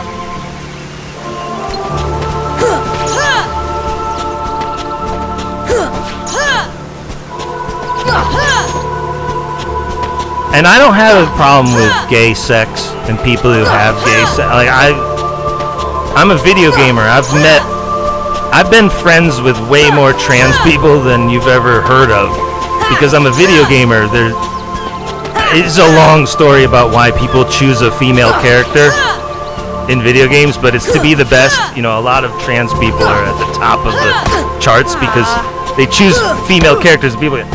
That's fine. I'm not. You guys, I'm not even talking to you right now. I'm talking about pedophilia and turning people gay who aren't gay. And I don't believe in gay, so I don't really believe anyone is gay. But I'm not talking to you. If you think you are, I'm not even really talking to you. I'm talking to just the heterosexual people right now who believe in pedophilia, and they're a little gayer because they do. But that's why I never use the word. It's not whether I really believe it or not. I don't even use the word because it's not real. It doesn't exist. In other words, pedophilia is a gay idea that's not even real. It's like this island here. It's a fucking homosexual thing. It's not even real. They made it up for prima noctis so they could have sex with your little girlfriend before you do or whatever. I don't know. Whoever stole my old girlfriend. You know what I mean? Like, I just know that it's gay. You're totally gay, dude. If you believe it, if you subscribe to that shit, you're totally gay. And like I said, that's fine. That's fine and all. But one of the things about me is that ever since I was a kid, one of the most important things about me growing up is that you do not think that I'm gay. Even though, like, I don't believe in it. You know, like, I sort of believe that no one is, and so everyone, you know, I don't know. But one of the most I'm obsessed with girls. That's the thing. That's the thing with me. I'm obsessed with females. So however you're gonna cut that cake is how it's going down. You know. And no one's ever gonna really be able to stop that, unless they're Nazis. Unless you're like a Adolf Hitler Nazi. And that's why I say World War never ended. Is so the Queen of England was sort of the ultimate Nazi when it comes to turning everyone gay. Trust me, that's good. That sentence is gonna age really well. Like a lot of things that people say they don't age well. Like after many years, it's like, well, that looks a little weird. When it comes to the Queen trying to turn everybody gay, it's going to age really well when we get to the bottom of the Epstein files and all this stuff. I mean men, especially men, because of penis envy. I mean, if you really need me to go through why the Queen of England was trying to turn everybody gay, it's called the Electra Complex. It's got a lot to do with penis envy and how women can never orgasm. They never have orgasm, they never will orgasm, they never can orgasm, they'll never. Anything like it. And so their sort of penis envy retribution on the world is sort of turn all the men gay. It's deep Freud. Like if you want like deep Freud, that you go deep Freudian psychology. I'm not saying like it was her thing. I just mean she was a woman or she was a female. She couldn't help it. In other words.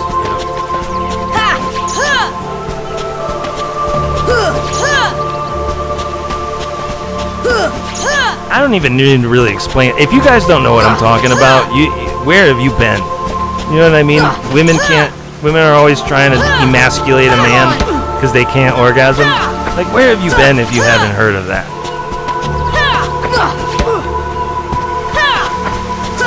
I don't mean squirting. I mean, squirting is not what I'm talking about at all. Doesn't count.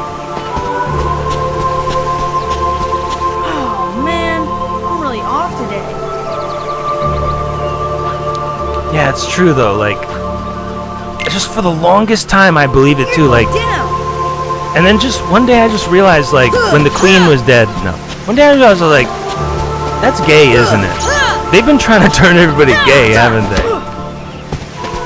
It's gay.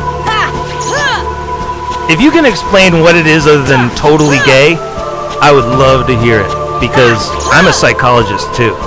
You're not even talking to an amateur right now. You remind me of my professors right now.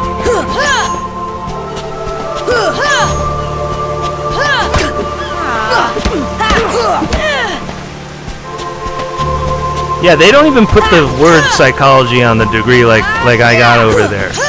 It's a vintage, you know. Come on, fight! No, they do.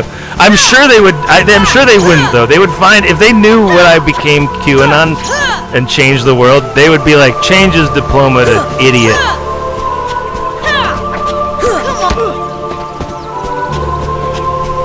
No, it's just religious. It's just religion is evil. It's okay. Religion is evil. Cannibalism. You know? Sorry. Video games are the new religion. If you don't like religion is evil and it's going away, video games are the new god and new religion. If you want to focus on like a positive instead of a negative, forget that all religions are going away. Like the Amish. You can live next to the Amish, but you're gonna be gone. From like society, you'll be gone. It's just video games now. That's why that's why I'm a famous World of Warcraft player. That's why some consider me the greatest World of Warcraft player of all time. Because this video games is just gonna replace religion and everything.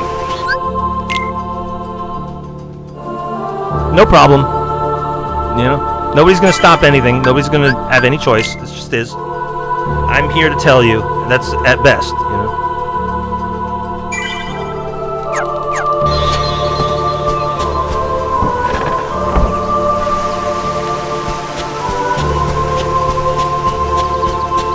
Yeah, it's time. It's time to put everything back correct. You know how like a little brat who's a child will throw all of her toys out of the pram? That was the Queen of England. And now that she's gone, it's time to put everything back into its place, really, because she made a mess of the world. You're going down. No. I am not gay. I am not gay. I'm the most not gay person on earth. And it's the most important thing in the world to me. So anytime someone comes at me with some gay ideas, I can't. I will always, no matter what, have to 100% instinctively reject them. Come on, fight! And if anyone is gonna make people gay, prepare to die. I don't know how to tell you. In the nicest way possible, prepare to die, along with the other Epstein scammers.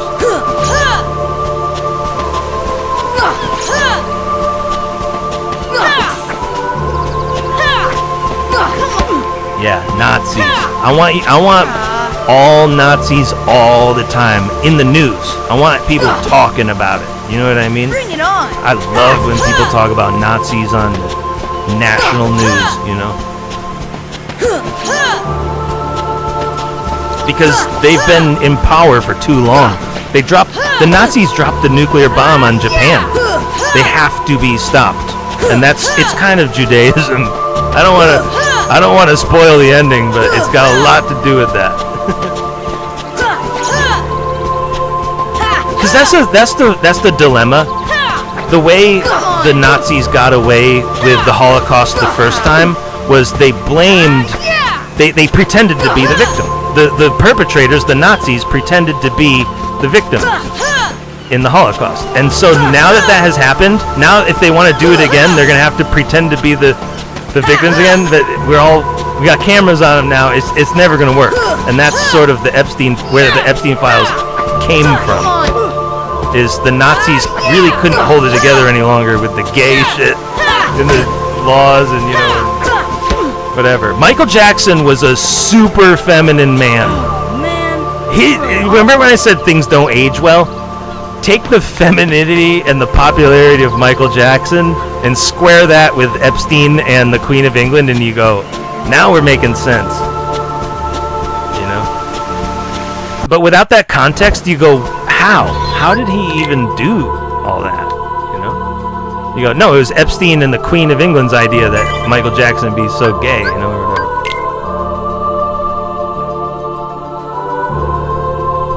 It's the Nazis' idea to turn everyone gay and give them chemotherapy and kill them, you know. There's Nazis who gave my dad cancer treatment a few years ago.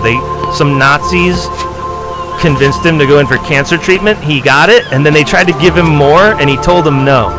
And I told him from the beginning, I said, listen, when these cancer Nazis call up, Dad, you tell them, no thanks, we don't want it. I told my dad, I said, Dad, I've heard you tell so many telemarketers, no thanks, we don't want any. And now you're letting these Yale Democrats kill you with cancer treatment, and none of it went in one ear and right out the other, because he hates Democrats and hates New Haven or whatever. And I'm like, you're gonna let them give you chemotherapy though? Like, these are the people you've railed against every election, and now you're gonna let them kill you? And just a few years ago, the Nazis in Yale, in New Haven, Connecticut, they were at the VA, not Yale. They were at the VA. They gave my dad cancer treatment. The Nazis did, you know, and it's real. It's very real. It's so true. You know. And then they wanted to give him more, and he was like, no thanks. I'm on to you now. Like, I know what you guys are scamming. Day one, I said, Dad, you don't have cancer. Don't let them give you any treatment. And I was right the whole time. He won't return their phone calls now, more or less. Like, he pretends to, you know, for insurance purposes. Same with the COVID vaccine. I told, when my dad was going to go get the COVID vaccine, I said, Dad, if I was a better son, I would grab your ankle and not let you leave this house. And dude went and got his COVID vaccine. Guess what? He never got one ever again because it injured him, really. In fact, that's the cancer that he had in his neck, was the vaccine injury, that's the vaccine particles that got stuck in his veins or arteries.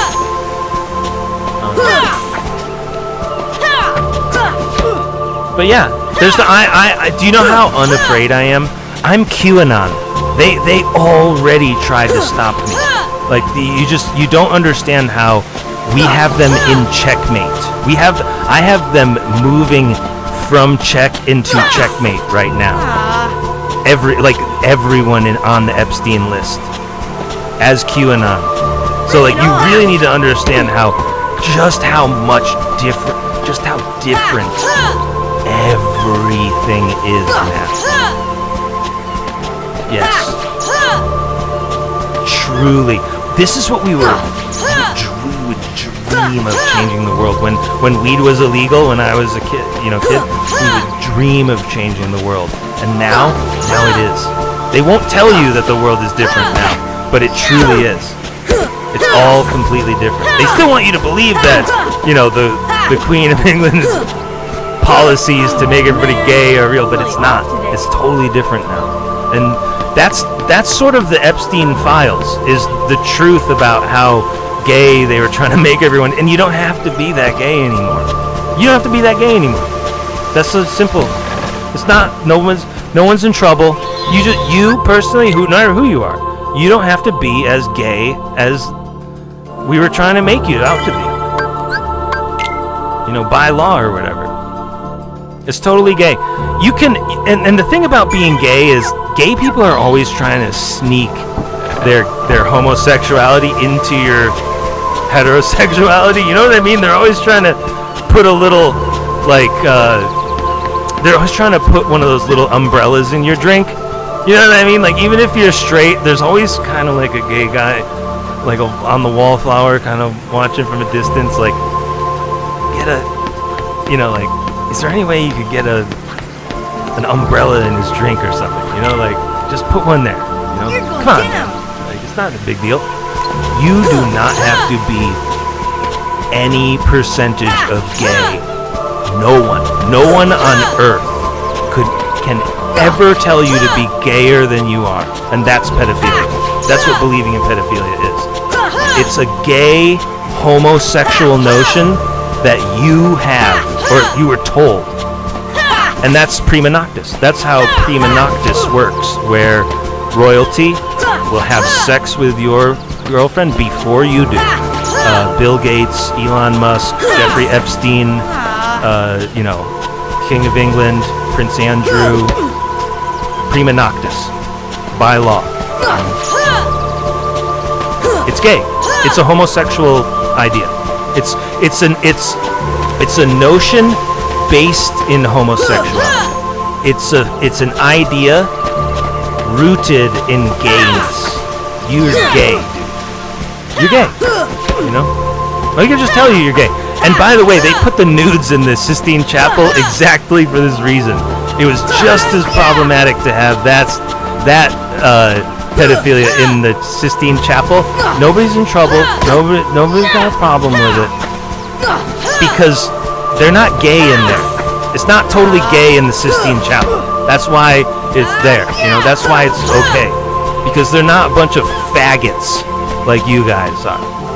With all, in the nicest way possible, with all due respect, they're not a bunch of fags like you guys are. Come on. It's gay. I don't care who you are and what. I don't care what context it is. If you're telling me male, female, no, not this time. You are gay, dude. You're gay. I got big news for you.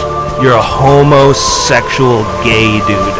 Now, you know, it's gay, and any gay dude trying to sneak it in like it's not gay, I'm telling you, that's what gay people do. They're trying to sneak this gay, faggot, homosexual idea into your straight brain.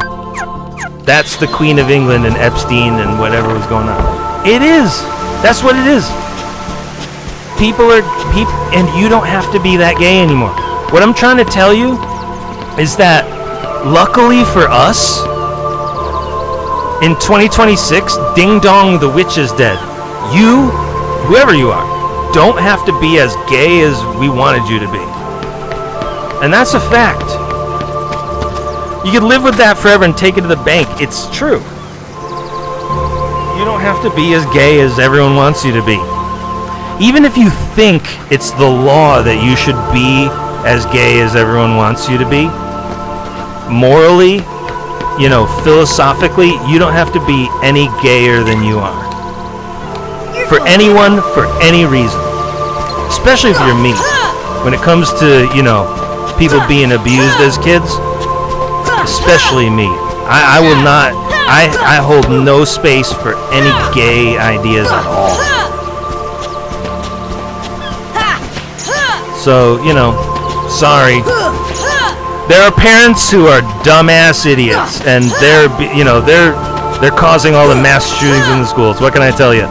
It's their fault. They're gonna have to deal with their own problems, but not who I'm talking about. I'm not a parent. Not who I'm talking about. You know? I'm one of the kids. You know, I'm 40 years old. I'm not buying that shit. It's gay.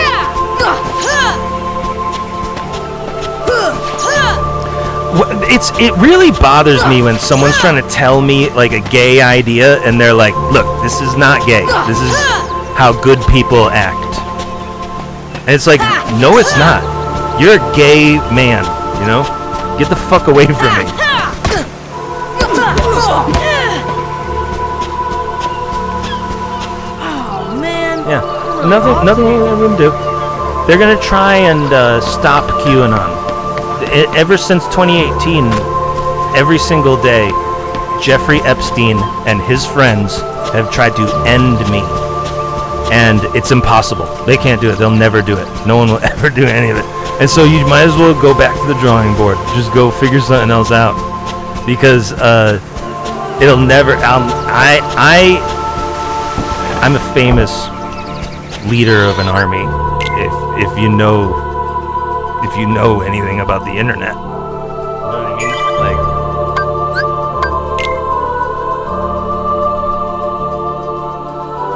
you want my top 2 generals? It's a good question. Who are my top 2 generals? It's a great question.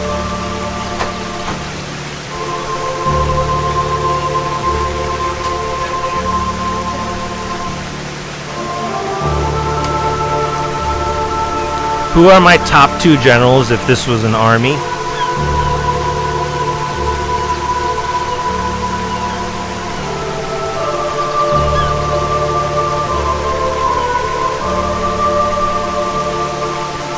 Whoops. Andrew Marr is pretty good. KSL, Utah is pretty good. It's really just journalists who will listen to me. My number 2 generals are journalists who listen to me, but when it comes to combat, I don't even know the people who know me. I'm just a straight, it's like Achilles.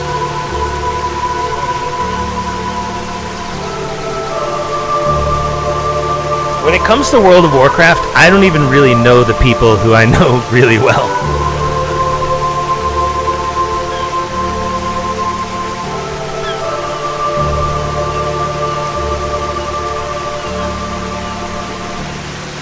It can't be gayness. It can't be gay. Things got gay, and then you have to roll it back eventually, you know.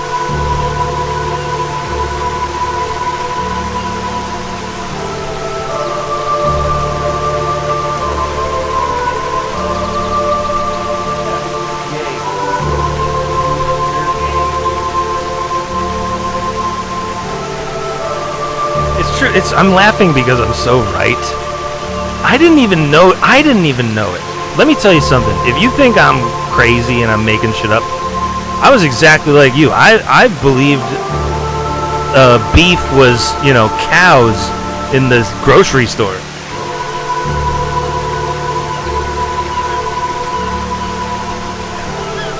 You could argue it forever, for 1,000 years, for a million years, that nobody has to make you gayer than you are.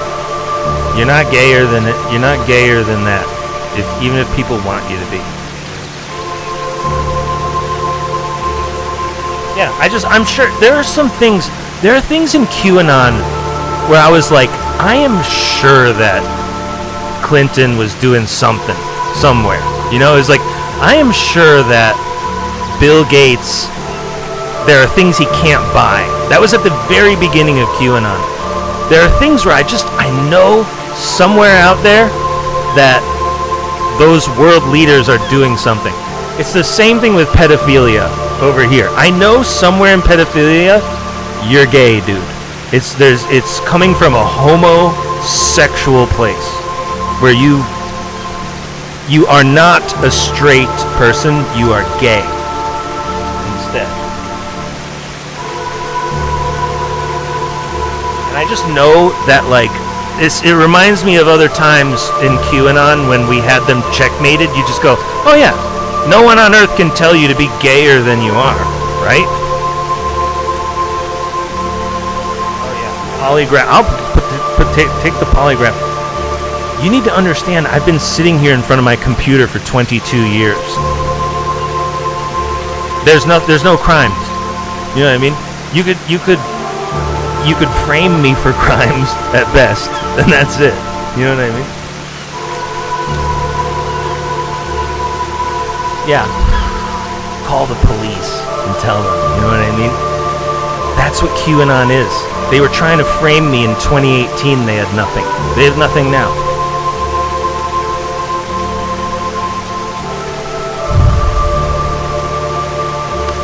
And I'm telling you, Elon Musk, Bill Gates, the King of England. What's the King of England's name? Charles.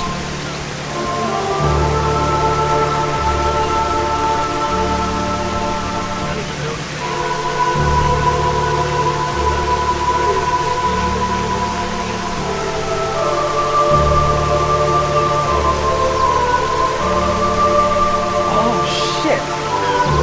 They don't have a last name. Apparently, when you become King of England, you drop your last name and you just take on Arthur, and they give you Arthur for King Arthur.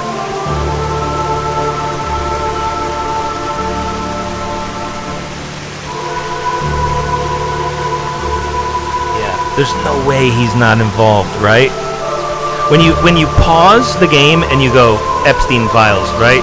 The Prince Andrew, King of England, you weigh him 6'7", you go, there's no way he's not involved. There's no way he's not involved in Epstein. It is absolutely impossible.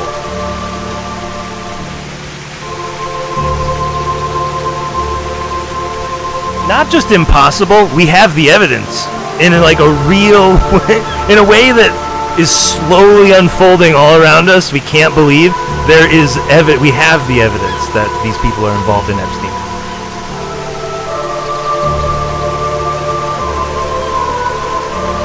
So their instinct is going to be try to destroy me and kill me and dismantle me and destroy me. I'm Jesus Christ in this example. I would be QAnon. I would be the Jesus Christ figure here in this case, right? Of course they're trying to kill me and stop me, and I'm the devil and I'm evil. You're gay, dude. You know what I mean?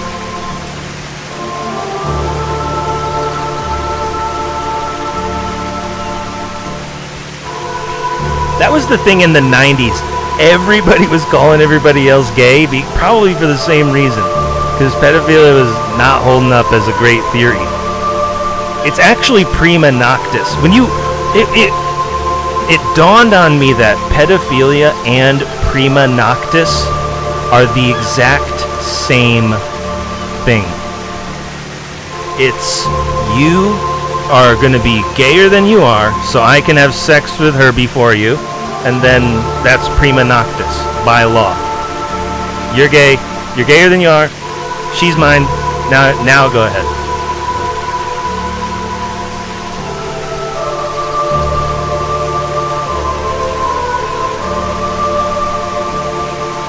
Yeah, I want to be remembered forever as the person who exposed the cannibalism widespread in Judaism, Christianity, Hinduism, etc.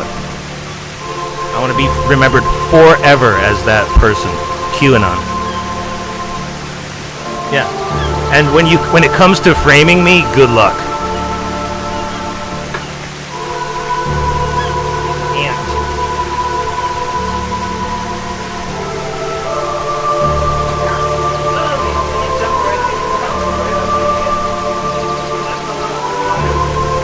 Dropped a little pile of ant goo on my hand.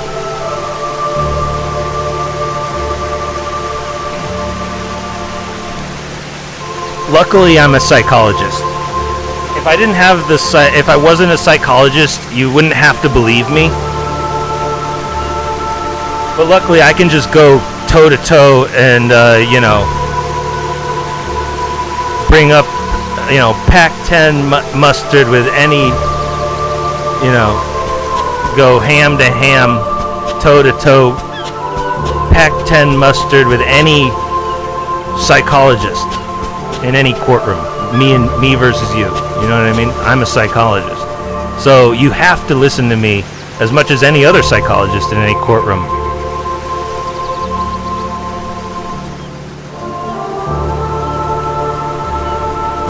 In other words, my opinion is the professional opinion on the subject. If it's in my purview, and yes, homosexuality is in the purview of any psychologist worth his muster.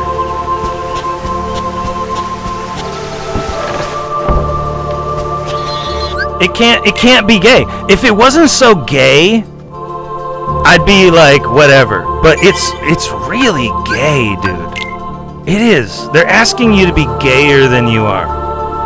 You go, what? Wait, run that by me again? Gayer than I am, huh?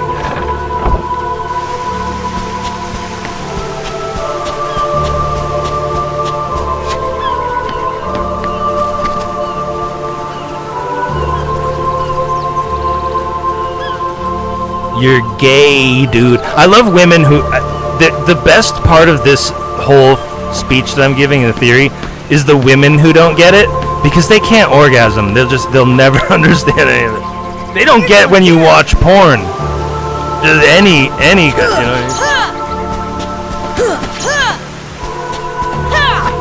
there are women who are as mad at just regular pornography as pedophilia. You know, so like you're not gonna convince them that it's gay. You know, they don't want anyone to come ever. You know, Come on. just like them, because women can never have an orgasm. That's why it's so important to them. You know, so like whatever you do, don't ask a woman about this stuff. You know, like, and that's why how we got here with the Queen of England being in charge of all this gayness. You know, by law or not, whatever it is, by rumor. You know, like taking the vaccine was like by law. It's kind of by rumor too. It's same thing with like exactly how homosexual you need to be. It's like, yeah, I don't think you need to be gay as they're telling you to be. I have the funniest feeling that however homosexual everyone is trying to tell me I should be, you don't actually have to be that gay. And it's Michael Jackson, you know, a million years of Michael Jackson. That's all you need for proof that they're just trying to make everybody gay on some level. But it's prima noctis. The point is that Jeffrey Epstein, Bill Gates, George King Arthur, whatever his name is, they want to have sex with those girls. Not then, you know, it's not that, yeah, you get it. Come on. Oh man, I'm really off today.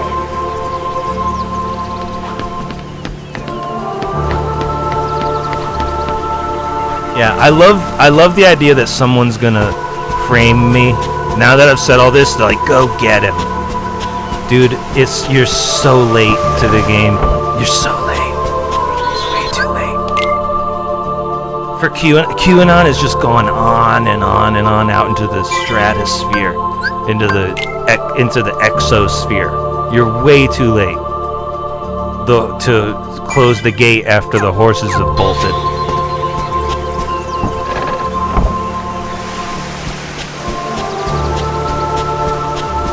Yeah, I don't even know what I'm talking about. I just know that the time to actually frame me was was a long time ago. Now that we have the internet and I do a live show every day, nobody's gonna buy anything. You're all implicated in the Epstein files now when you come for me. You know, they're just gonna find your agent and arrest him.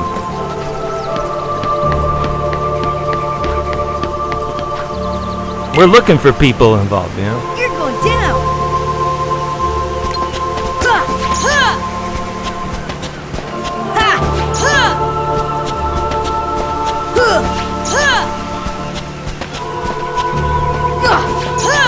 I describe it like this. It would be easier to crucify Jesus Christ than me. And yes, the implications are that I am more holy than Jesus Christ was. That I am of less sin in my life than Jesus Christ was. Like by the book. Like add it all up. You know, he didn't have a computer. He didn't have the luxury of a computer. I promise you. He did more violations than me. You know, you got to be walking around, and if you bump someone's elbow with a cup of coffee at Starbucks, you know, now you got it. But like, if I never leave my house, you got to have a really fucking good reason to come here. And in 2018, they made up a reason and framed me to come here. And that's how we know who QAnon is. That's why QAnon is anything. Is because they were supposed to apologize to me, and it was like, he's actually the author of QAnon. And you go, that anti-Semitic, you know, anti-vaxxer stuff? It's like, no, that's a rumor, but yes, it's QAnon. You know, like,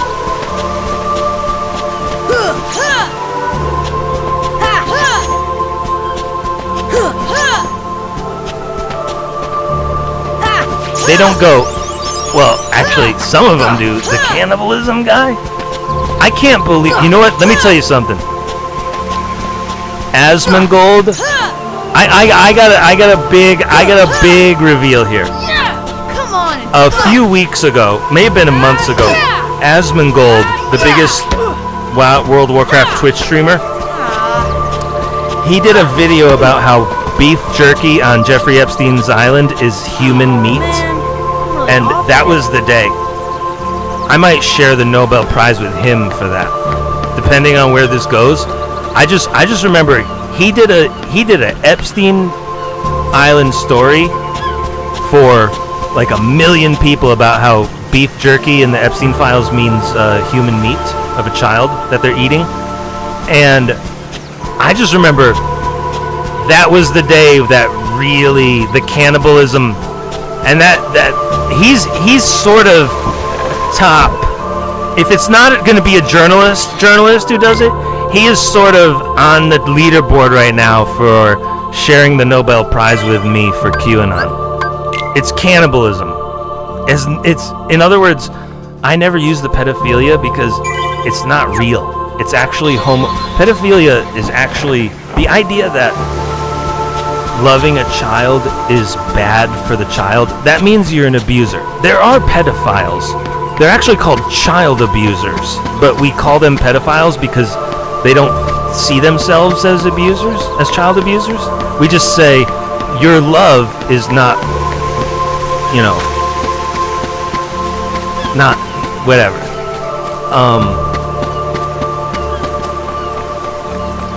There's abusive people in relationships. I guess this is a tough one because all relationships end in tragedy. So it's hard to advocate for any relationship. I guess that's a good reason why You're going down. children shouldn't get involved. But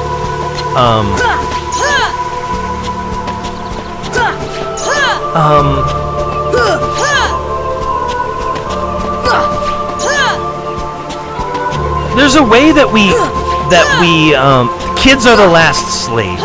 What I'm trying to say is that by law, this is really where we're going with all of this. I want you to, if you couldn't follow me through the pedophilia isn't real, it's just gay.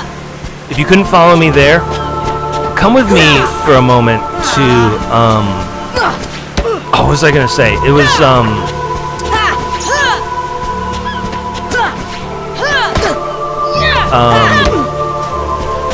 no, I just lost it. What was I gonna say?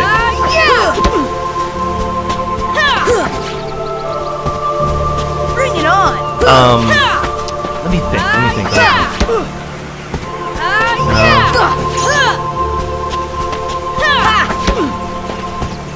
If I remember it, I'll if I think of it, I'll remember really it. Off today. I was gonna say something about Sesame Street, but I don't remember what I was gonna say. I don't want to ring him. I was gonna hang him out to dry too. Oh, I remember now. I remember exactly what I was gonna say. You know what's another big clue that is super suspicious? And let me stop being dramatic before I forget it again. Kids. The word kid. Because I said the word children there. Kids are. Do you know what the word kid means? It means a baby goat, right? The most satanic animal on the farm, and that's why we call children kids. That was the other thing I was going to say.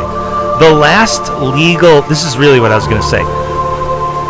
Right. This is what I was going to say. If you can't follow me down the pedophilia is homosexuality, listen to this. It's I'm losing it again. It's just so distracting. It's such a it's kids. The word kids means goats, but what else was I going to say? It was it's a really good point I was going to make. The word for kids is goats. And I was like, that's everything is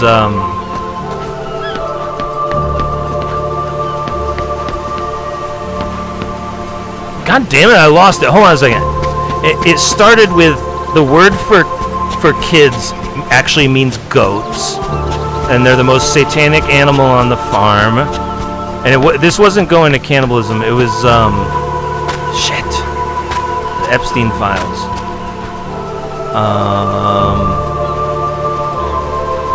I had a really good point. I lost it twice. Let me try and jog. I'm trying to just retrace my steps. I was talking about how the word for a baby goat is kid, and our whole society is based around... Oh, I remember it. Yeah, no, I remember it. I'll say it right now. The last slave class is kids. I mean, yeah. Now that I've said it, we can rewind it if I forget. Remember how Abraham Lincoln... Remember Abraham Lincoln put this hat on to free the slaves?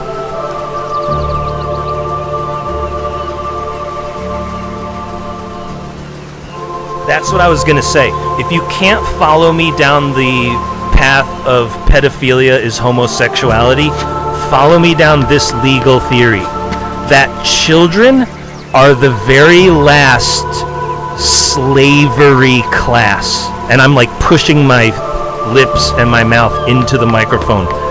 A class of human beings that are legally slaves to another human being. That's children. And that's what I was saying was, if you can't follow the theory that pedophilia is homosexuality, follow the theory that children are the last legal slaves to their parent or guardian by law. And so everything in the Epstein files that we're about to see unfold and unpack, and we're about to see unfold before our very eyes, it'll have something to do with freeing the last slaves on Earth, known as children. By law. I mean legally. Like technically, morally children are not slaves, but I mean legally by the law. When we go through the dictionary definition of a slave, and then we go through the dictionary definition of a child by law. Those are the two. Those two are they're the same thing. They're both slaves. They have no rights, and they must do what their slave master tells them to. That's parents. That's why I have such disdain for parenting, and I hold no quarter for any parenting or parents who have like an argument politically. I'm sorry, you're gonna have to talk to someone else, because I don't deal with parents, because I believe in freedom for the slaves. I believe in the emancipation of slavery and slaves from their masters. So I don't hold any quarter for parenting, because my parents are really abusive. Like personally, it all comes back to my own abusive parents, but all of QAnon and Epstein comes back to children's legal status as slaves. By a dictionary definition of slavery applies to children to this day. That's what I almost forgot twice to say.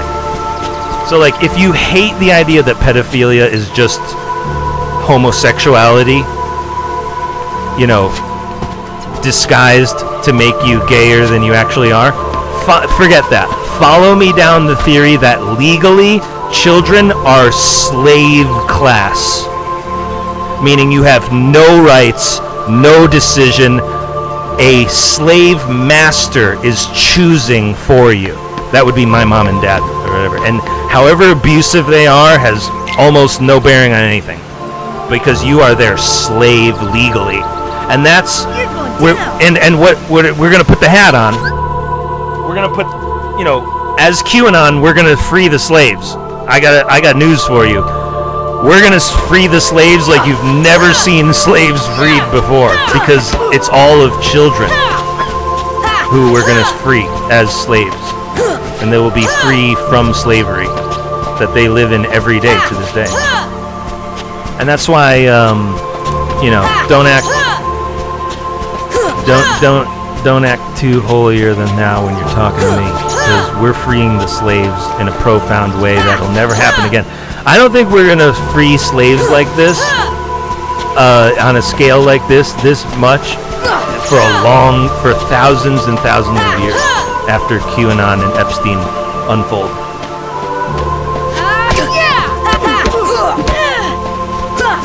There won't be another opportunity to free this many slaves after QAnon and Epstein for a long time. You know, you're gonna have to work really hard for your Nobel Prize. Mine is easy. Freeing the slaves known as children, that's an easy Nobel Prize. I got news for you. Forget whether you think it should happen or not. That's an easy Nobel Prize. To free the slaves known as children around the earth. Legally. I mean, as a legal protected slave class that is now free. That'll be the end of pedophilia and the homosexuality that is pedophilia theory. We're just gonna call it pedophilia theory, and it's very gay. It comes from a very homosexual base and a very gay notion.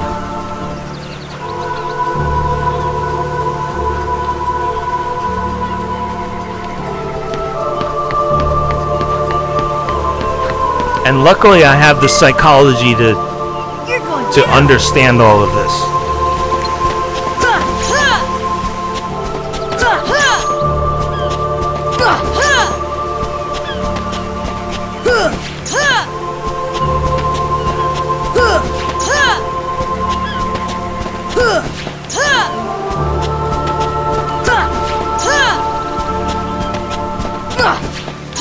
Yeah, there's two words that you have to worry about with Epstein. It's cannibalism and religion.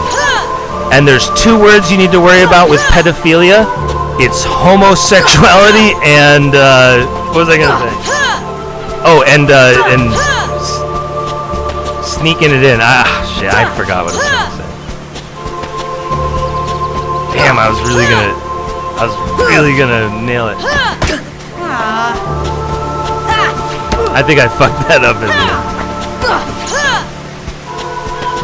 The beginning was solid. I was gonna say, there's two words that you let me retrieve it from. Let me retrieve it. There's two words you need to know when it comes to the Epstein files: cannibalism and religion. And then there's two words you need to remember about pedophilia. It's homosexuality and I can't remember. I was gonna say something really clever. Sometimes I'm fancy and I try to say something before I say something, and so I added the cannibalism equals religion and I'm sorry, I added the Epstein equals cannibalism and religion. Pedophilia is homosexuality and Bring it on! and what? I don't even remember what I was gonna say. Come on! Yeah! Yeah! Oh, man. Oh, and slavery. And slavery, right. I just gave the speech about how we're gonna free the last slaves on Earth, known as children. Right. Before we go into the cannibalism, pedophilia is homosexuality and slavery. That's right. I got it now. Because children don't have any rights, and so they're slaves, and then the idea that a male and a female can't be together is a homosexual notion by definition. So yes, I got it now. Pedophilia is homosexuality and slavery, and child slavery. The Epstein files are cannibalism and religion. You're going down! Now they were fucking the kids before they ate their meat. You know, like that was a problem. Nobody's gonna advocate for Epstein having sex with a kid before he killed them and murdered them and ate their body. You know, nobody's advocating for that. That's what the Epstein files are. That they'll have you believe that like they were all having a great time out there. You know.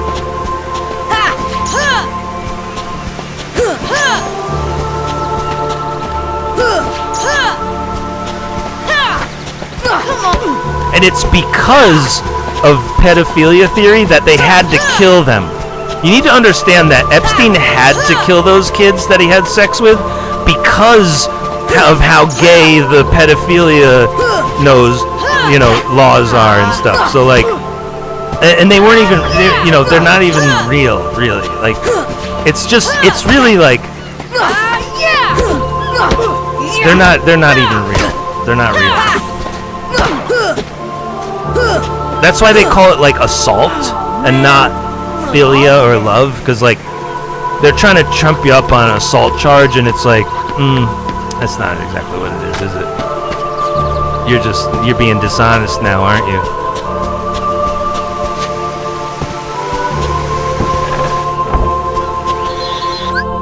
What it is your slave. What the problem is that you can't control your slave like you want to. That's the problem, isn't it?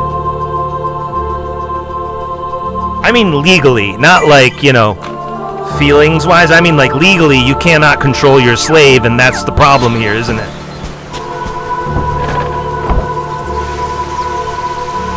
Your legal slave.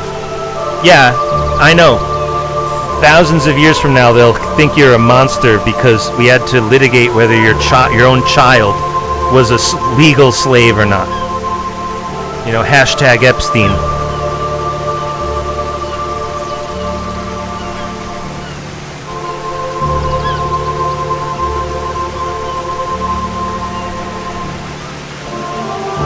Yeah, I'll never ever feel bad for freeing any type of slave ever. In fact, I might kill people in their name. I love murdering people, by the way. Like, just give me a reason.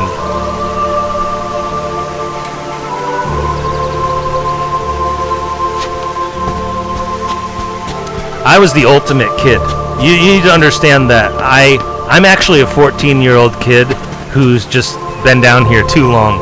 So when I talk about this stuff, you need to understand that I haven't left the house since I was 14 years old. Like, I'm basically still a kid down here too. You're going down. I'm playing video games right now, like I think video games are like Einstein level science, but people look at me like I'm playing children's games and playing with children's toys, It's a science to me. It's a genius computer science to me, but like I do recognize that there are some people who just think it's like my dad used to say baby games. He would always, every video game that my dad ever talked about, he would talk about it as our baby games. And we were adults, 20 years old. You're gonna go play your baby game. We were probably teenagers when he would call it video game. But every video game to my dad is a baby game. But yeah, so like there are people who watch me doing this and like he's just playing baby games. I love that idea. Cause you'll never win against me. I will. You will. When we duel in the game, you're never ever gonna win against me. That's what it is.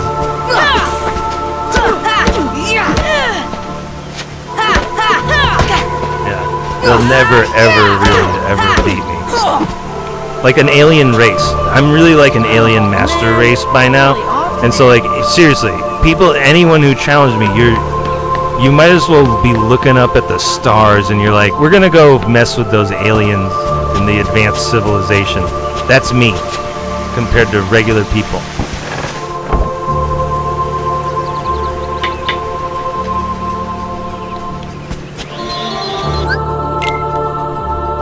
By law, I mean everything is being taken very seriously in the court of law here. The homosexuality, the Nazism, everything in the Epstein files. Everything.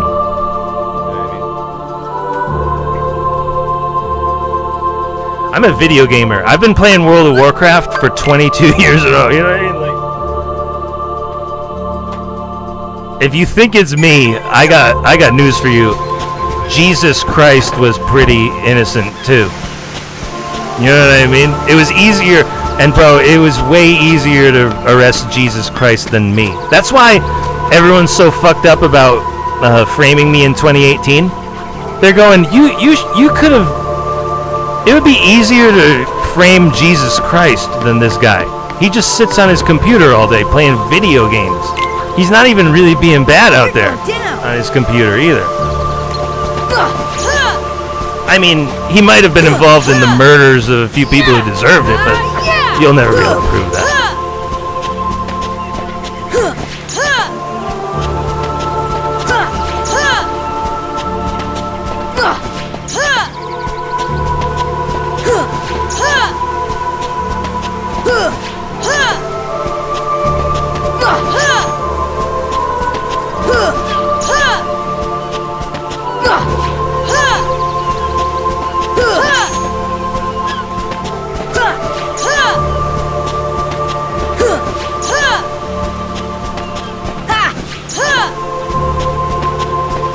can't tell whether if I'm sorry or if I'm a really dangerous person, and I like it.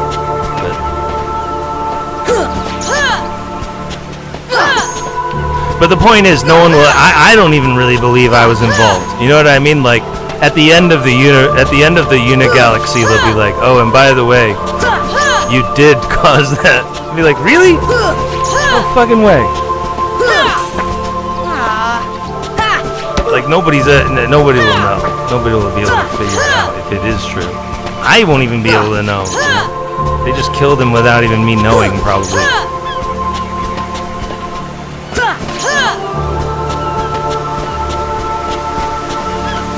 Well, it's all right now. It's free the slaves. The last true legal slaves by law on Earth are children.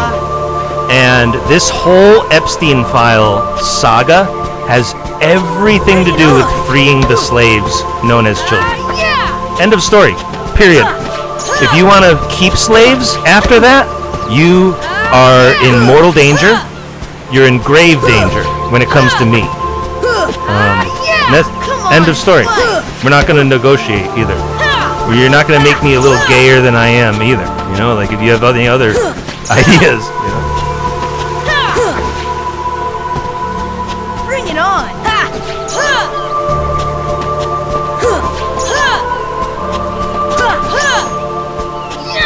Come on.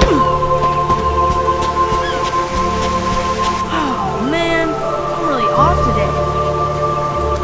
Remember how when the Queen of England was alive, you would hear this line from women. It would be like, rape is about power. It's all about power. That's for the Queen of England. Sex was all about power, and that's why she was trying to turn men gay, you know, just to make herself feel better. Let me tell you what, that whole rape is power thing, that came straight from the Queen of England, because she thinks that sex is power, is all about power, because she can't orgasm. And I'm not really blaming women for not getting it when you can't orgasm. I mean, never. You know how sad I would be if I could never orgasm again? Oh my god, I don't even know if I could go on. You're going down. But like, women deal with that. Every single woman deals with that every single day. So like, nobody's really blaming them if they're trying to turn men gay and emasculate them and shit. They don't. It feels good to them. They don't get it. You know.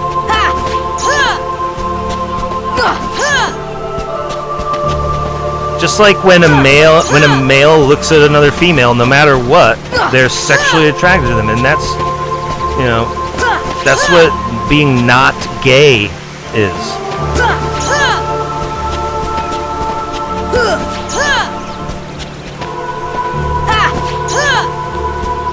It can't be gay. Why? Because it can't be gay. When it comes to me, who, you know, the most important thing that I want you to know about me is that I'm never gay, and I never have been. It can't be, okay, and now we're going to have you be a little gayer than that, just for us. Just because we're asking you to. It can never be that. It cannot be that. No one ever. Never. And that's when we get weapons. Let me tell you something. That's why the sword was invented. I have a feeling that when they were trying to turn everybody gay a million years ago, that was when the bronze sword was invented. You know, like, someone had enough of it, this gay shit in the law, and they were like, you know what?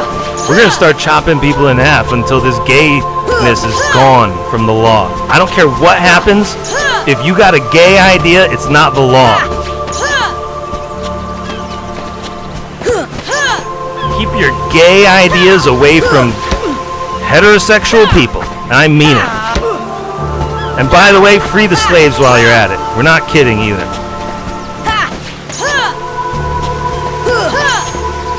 Yeah, and then and then the British are like, okay, and then what? Now you got a bunch of free slaves running around. You lost control of the society. No, fuck you guys. Everyone's gonna be free, and we're gonna go into the computer age.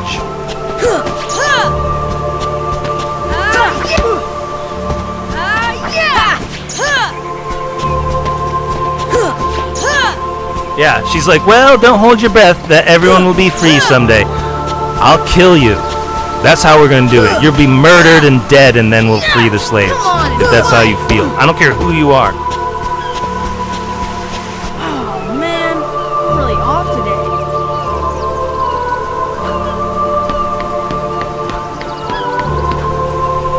We gotta shoot someone with these attack drones. I got news for you all.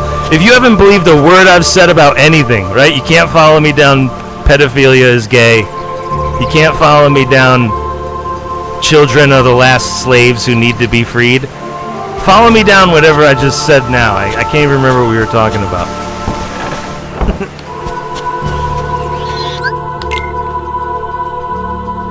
Oh yeah, that we're gonna fight people. I don't know, violence. I said something about violence.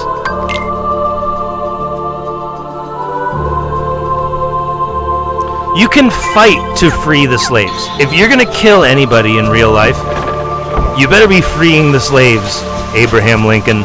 You know what I mean? And that's what QAnon is. That's what we're on right now. No one's choosing anything. No one's making any decisions. We are all facing the facts of reality now. Instead of living in Hollywood, the Queen of England's Hollywood, we're not living there anymore. We're all coming back to reality, and we're going to live in the facts of the real world in real life, and we're going to be real people. And anyone who's acting like a fake person and being fake, we're probably going to expose you. Fair warning, right? You got secret gay ideas that you're trying to make people obey and act like as if they're not gay, we're going to find you and expose you.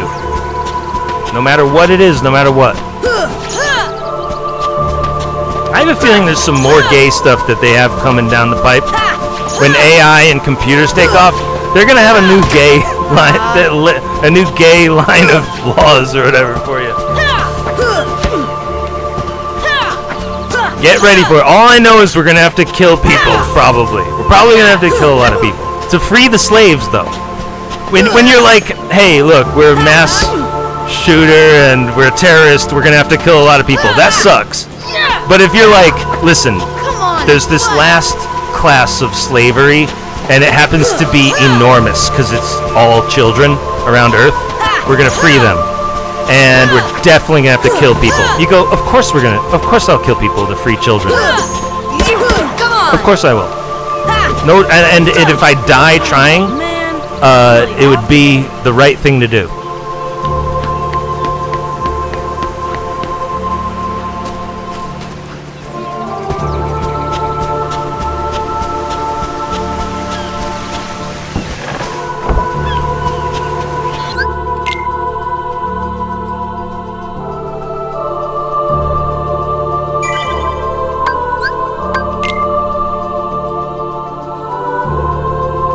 Let's go. I wonder if, you know what's a good exercise? Let's go through every single thing that was trying to turn me gay since I was born, starting with My Little Pony. Clip it. That's the clip. If I had to, there's one clip of this live stream, that was it.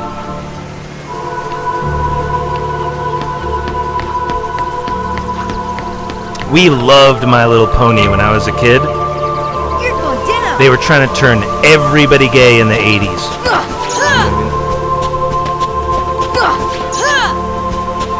I was so young, I don't even remember it. I don't even remember liking it. But yo, they were trying to turn everybody gay back in the day. At least I never was a Michael Jackson fan. I would actually be a homosexual if I was a fan of Michael Jackson, you know, like that's how effeminate he was.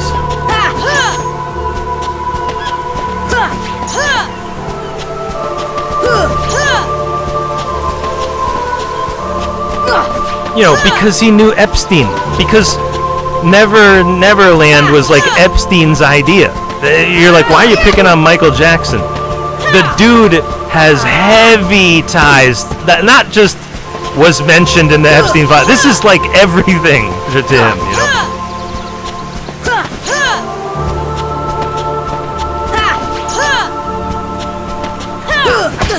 There's a chance that Michael Jackson was actually trying to be nice, and Epstein was like, "Look, we're just gonna eat them afterward. Just relax." And Mike's like, "What? I thought this was, you know."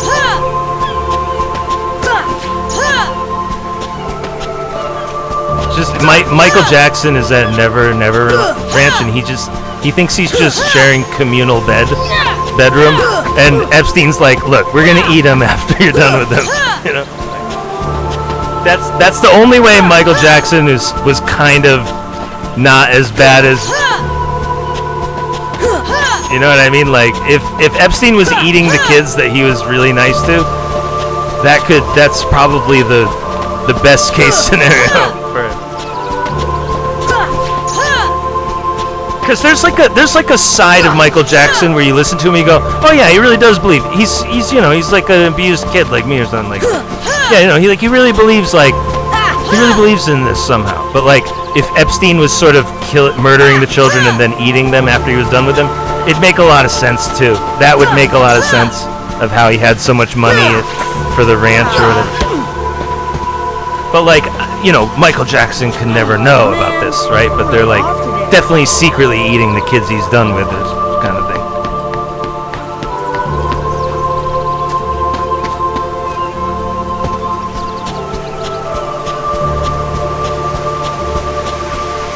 Yeah, like a really useful, like Michael Jackson, a really useful idiot with a ton of money.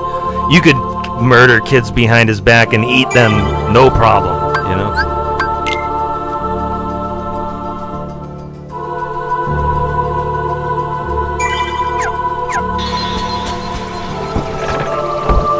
That's why, like, at Nixium, they say there was a front end with really nice old ladies who did yoga, and then a back end where, like, still really nice ladies at a desk, but behind that door is nightmarish sex cult yoga, you know.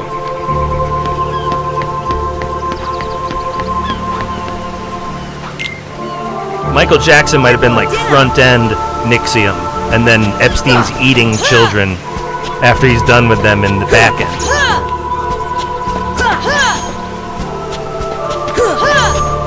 We all eat human meat. The problem with Epstein files is they were like, "Look, everyone's already eating human meat in the grocery store. What if we have sex with a few of these people before we murder them and then eat them? Like for fun." I mean, like what? Like for fun. Like we hate them. Like it's the son of like a political rival, and we're gonna invite him, fuck him, kill him, eat him, you know? Because we hate this guy. Politically, we hate him. We're gonna do that.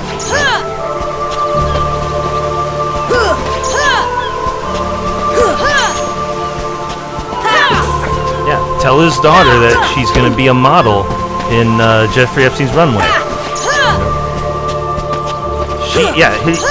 He told her not to go, but she loves modeling so much, she's just coming to Epstein Island. We're gonna kill her, murder her, and eat her.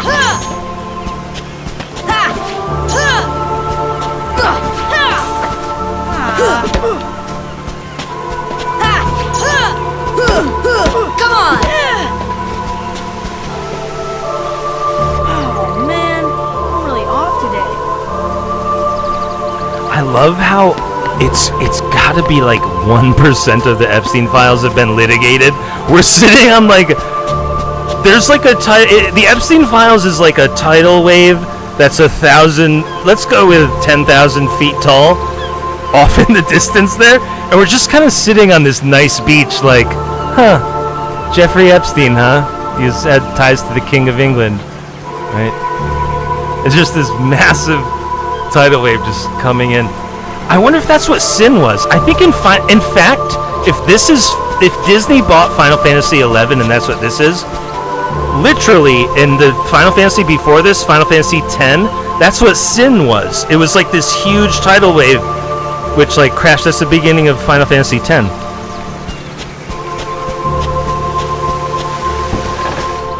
Now we know that was a wave started on Jeffrey Epstein's island that was going to crash ashore into our Overton window.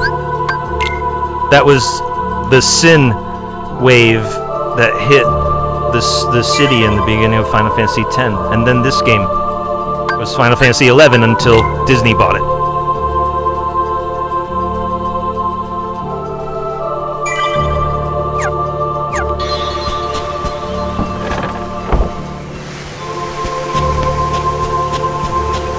Alright, how long did I talk for? 2 hours?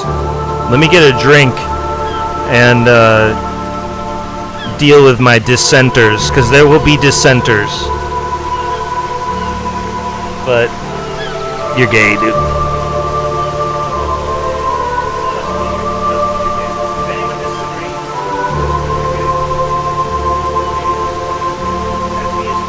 As we used to say in video games in the 90s, you're gay as fuck, dude.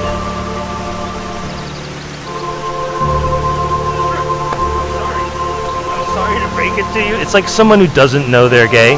You're gay, dude. I'm sorry. Even though you don't believe you're gay, your gay idea is gay. Is in fact gay.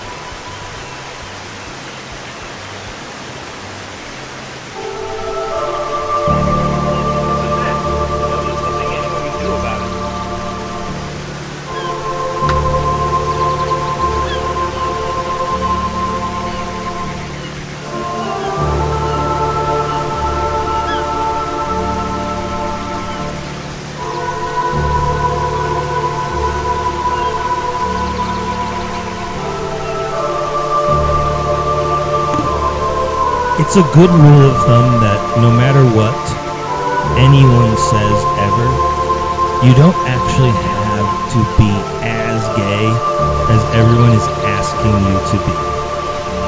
It's true. You know, I always thought that, like, you gotta obey whatever anyone says no matter what. It's like, no.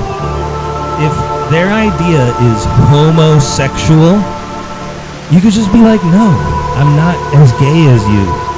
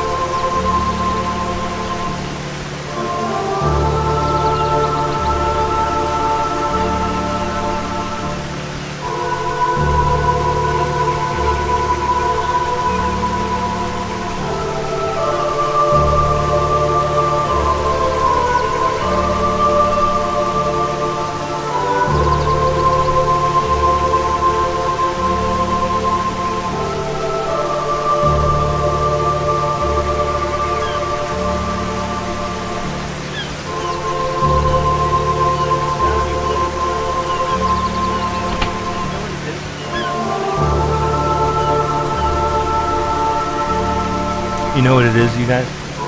My favorite phrase is, you know what it is. That's what it is.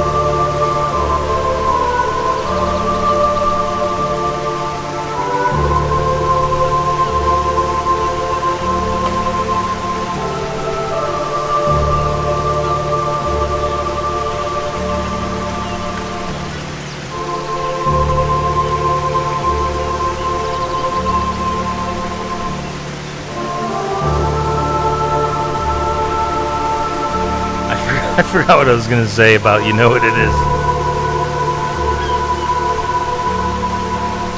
I was going to extrapolate on something I said and I forgot where I was going to go with it.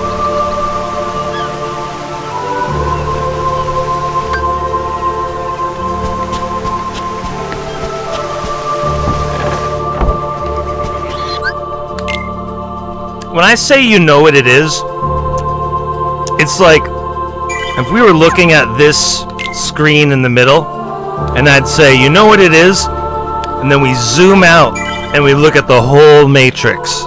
That's how I use the phrase, you know what it is. Is to go, take what I just said, here and here and here, and then you know what it is all when we put all of these screens into frame and take a picture of it, all of it. That, you know what it is?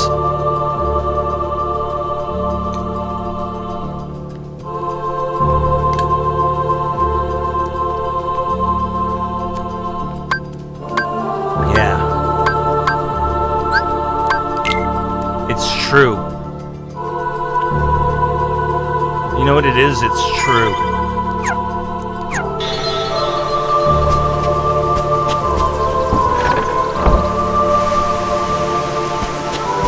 I was gonna say something. I was gonna extrapolate about what I was talking about, and I can't remember where it was.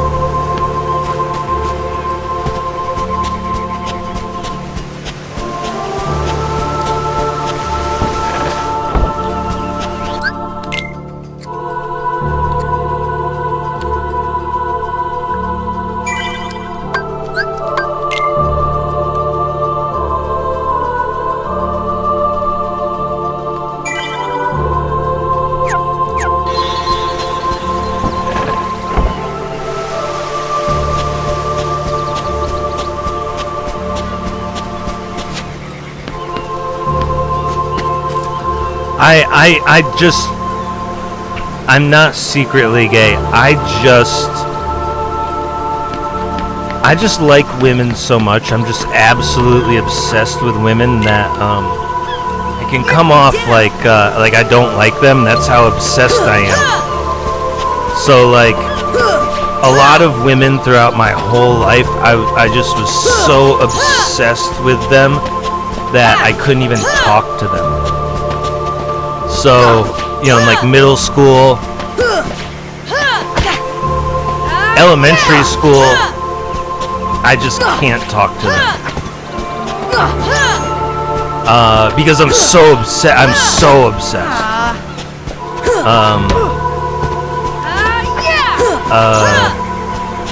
And then we just play video games. And then after, normal people without video game, every other time of history, a guy like me would actually have to do something about it.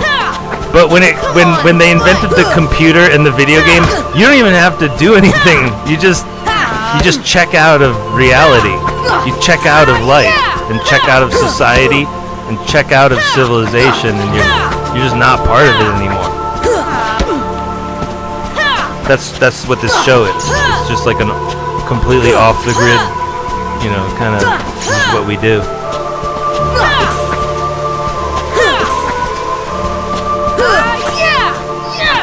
I don't mean the electricity grid, you know, like we're not going vegan. I mean like my phone never rings because no one can call me by design.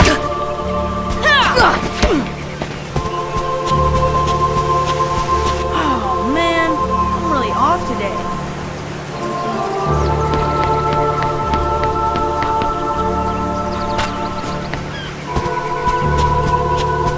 AI. Let me tell you, because AI is gonna destroy people who really do not want to be destroyed at the top. I mean, world leaders. They're about to be destroyed by AI. It won't even be the people who destroy them. It'll be the AI does it first. And the AI isn't making up a deep fake. I mean, the AI is going through the journal and going through the comments. There you are when no one could find you. That's what I mean by AI. Well, it's like a simple search.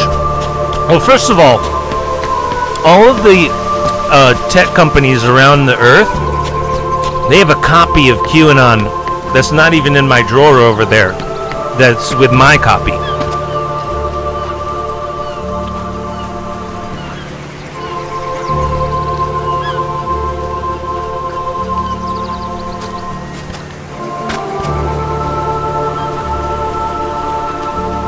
And all you have to do is Control F, right?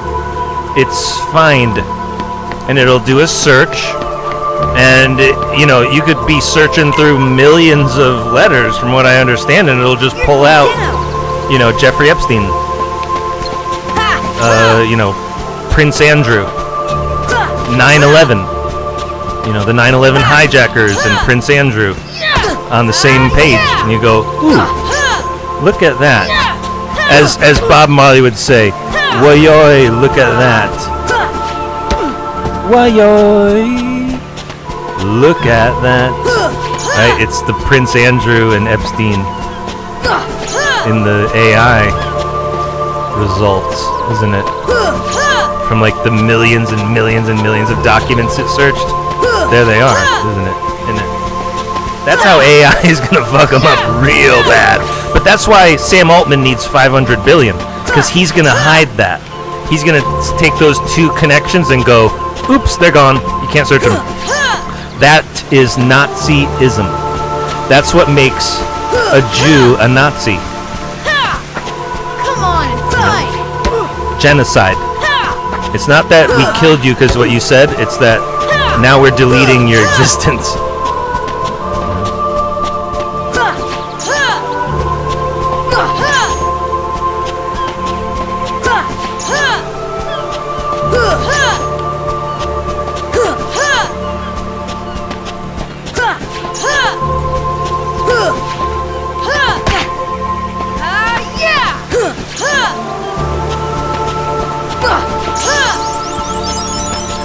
You know what's really funny is Rachel Johnson has no idea how much Elon Musk owns, and her brother is the prime minister. She's talking about Nigel Farage like he doesn't work for Elon Musk, and it's like any question you ask, if you don't address that, it's gonna sound silly.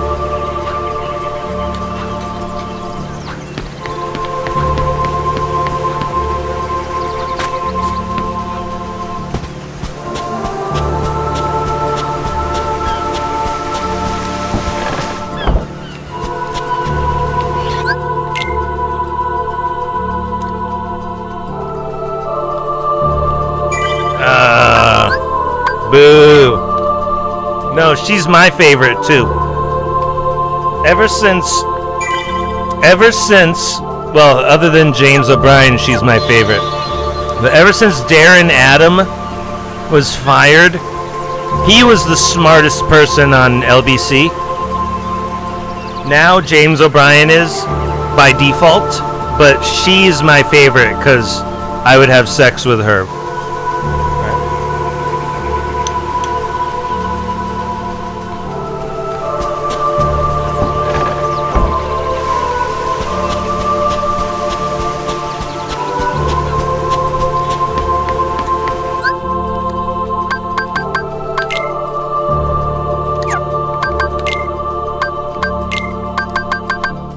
Oh shit, I didn't even apply tech boost. People are freaking out right now. People are freaking out right now because I didn't apply tech boost. That's so funny. That's so funny. This video is now officially the greatest live stream ever recorded. Compared to other Kingdom Hearts streams, this is the most hilarious snafu ever. What do they call it? Not a conundrum. What is this? No, not a hiccup. A conundrum. A snafu.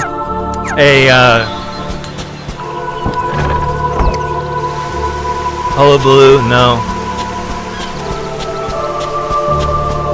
A debacle. Debacle. I didn't even know I was looking for the word debacle, but I'm sure that's what I was trying to say.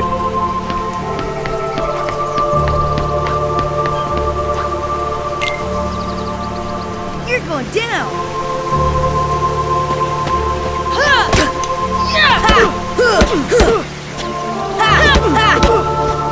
People don't get it. If someone says, I'm gonna hold you there, Eric, we don't. Come on. Oh man, I'm really off today. I'm like one-shotting this guy. Oh, I just did the tech thing, and then we need to save. You're going down. Oh, but this is the greatest video ever because I had the tech boost and I didn't use it. That is so stupid. That might be one of the stupidest things I've ever done. Don't tell anyone.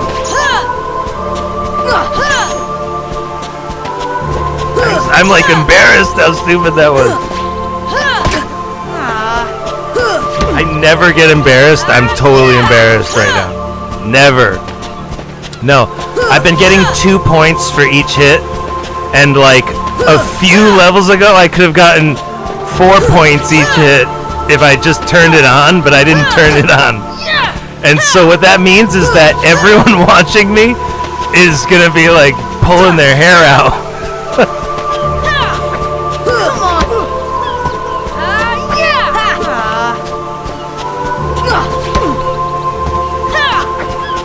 I don't mean later tonight, I mean a million years from now. Idiots. People really don't understand that we're redoing the whole Holy Bible. Like on computers right now. You know, like we're redoing it all.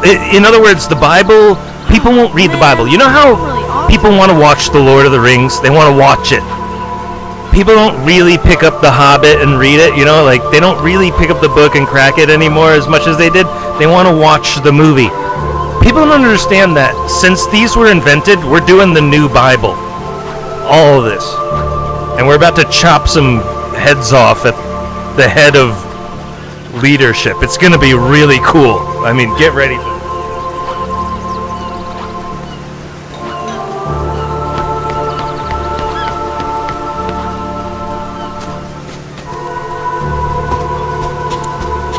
Oh, thank you, Rachel Johnson. That was a perfect question. The other day, someone said that the person who wields the dagger,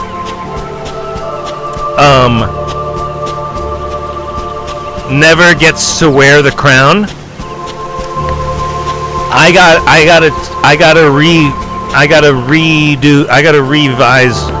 a revision on that. I'll tell you actually how it is, because I'm the guy who wields the dagger. I'll tell you how it actually is. It's not that the person who wields the dagger never gets the crown.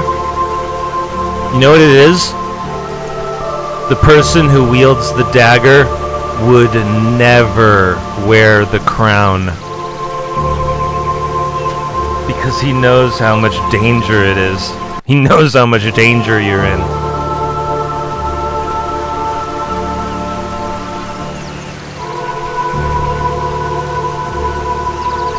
So no, I will not be the new ruler after we kill everybody at the top. But I am the seneschal of the Ingot House. So if that's how the president of the White House was invented. He was just like, I just want to be present. I'm just going to be the president. I don't want any power. We're just going to name it like that. That's what the seneschal of the Ingot House is. That's who I am. It's just a guy who sits in the chair for now, but eventually it'll be the head of the entire, world or whatever. If QAnon is real,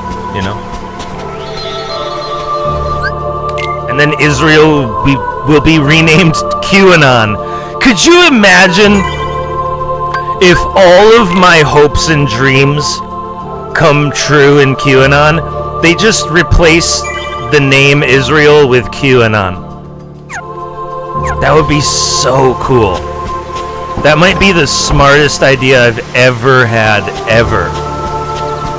With the implication, like if they actually implement it and the repercussions, it would be world peace, right?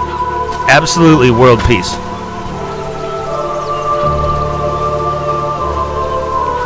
Until QAnon is not cool anymore, it'll just be world peace, right?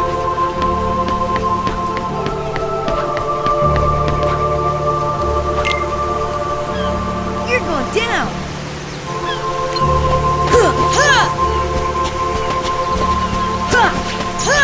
Right? Because both sides would be like no and yes, almost.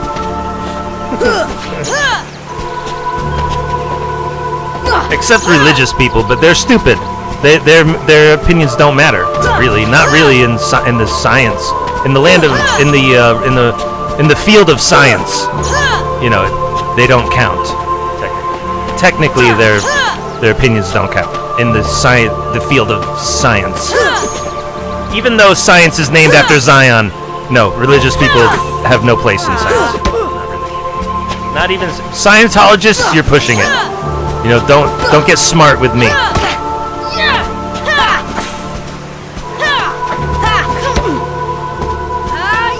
That's exactly what they were trying to do, by the way. It was a guy like me going, listen, in science we don't have any place for religion, and that's when Scientology was like, hold my Bible. That is exactly how it went down. I'll tell you. Come on. Oh man, I'm really off today.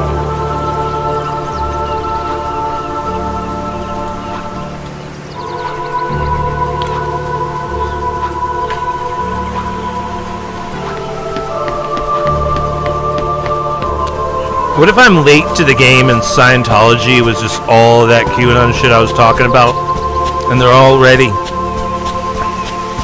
No, I don't think so. Maybe.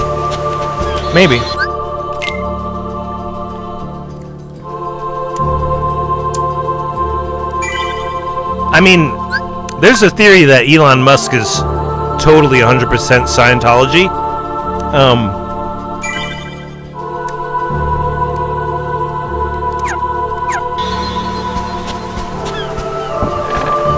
Joe Rogan's grandmother was a Scientologist or something. He just said that on his last week or whatever.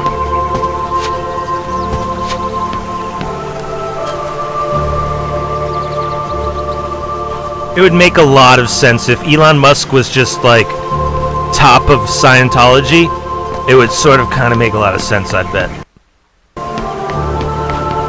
And I don't address that enough. I haven't actually thought about that enough. But it did cross my mind the other day. Because I was putting my finger on how Elon Musk is owns the Prime Minister and the King of it, you know what I mean? And it's that's the thing is above Elon Musk might be Scientology. That's what's really weird.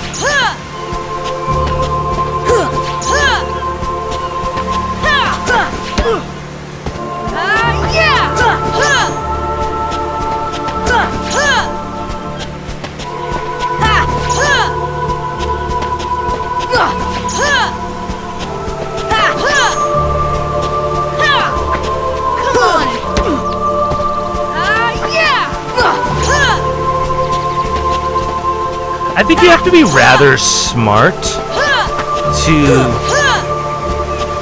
like science. So like, they're religious, but like in a mean-spirited, predatory way. Like, I don't even think they're really God religious that much. I don't think. You know, yeah, they believe in thetans and spirits. It's like, yeah. You're on drugs, man. You're just on drugs. Really That's off what it today. is. If you take enough drugs, you'll realize everyone's connected.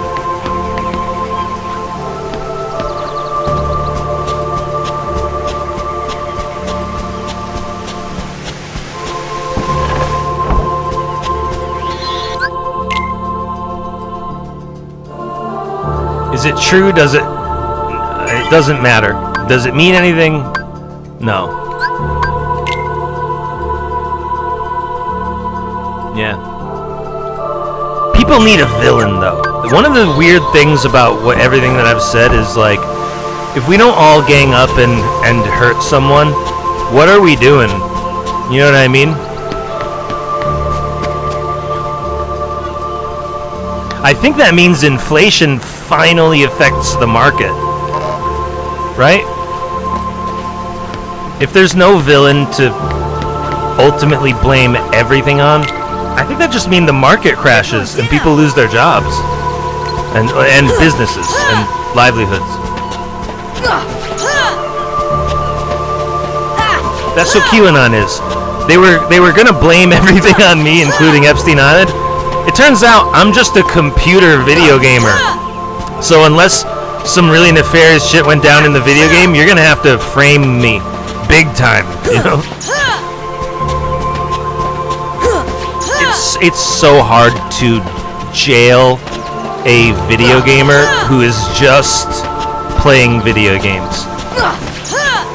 And I mean it. You know, like, not as an excuse, that's his alibi, I mean it. You know, live streaming. It is so hard to jail someone like that. You think it would be easier with religious dogma? With religious dogma, it's easy. No problem. We'll frame you as a witch. We'll burn you at the stake as a witch just for looking at us the wrong way in religion. But legally, it is so hard to imprison a video gamer who just like is on his computer all day. It just doesn't make sense. You would burn Jesus at the stake before you got a video gamer. That's how powerful computers are. It's not that I'm as innocent as Jesus Christ, even though I am more, technically.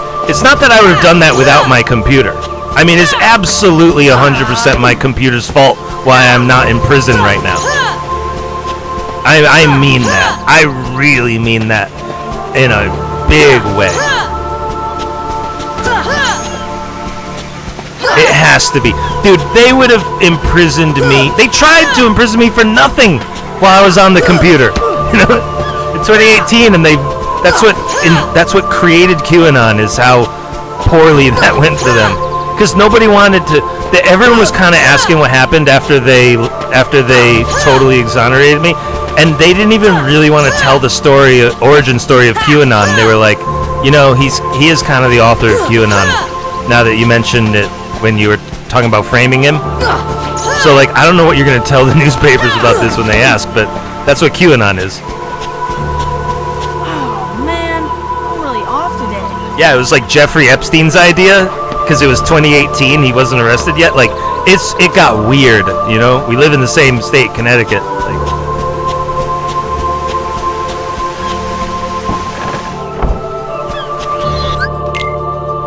so like the theory was that like I'm a normal person, and so there's something bad that I did that I'm hiding. But it turns out that there's these whole new kind of class of people called incels. Who are, some of them are virgins like me, and boy, it's hard to jail us. Oh my God, is it hard to put us into prison, right? It is. I mean, I know you think you can, but I am telling you right now, everyone who has tried to run from an agent in the Matrix has failed. You know?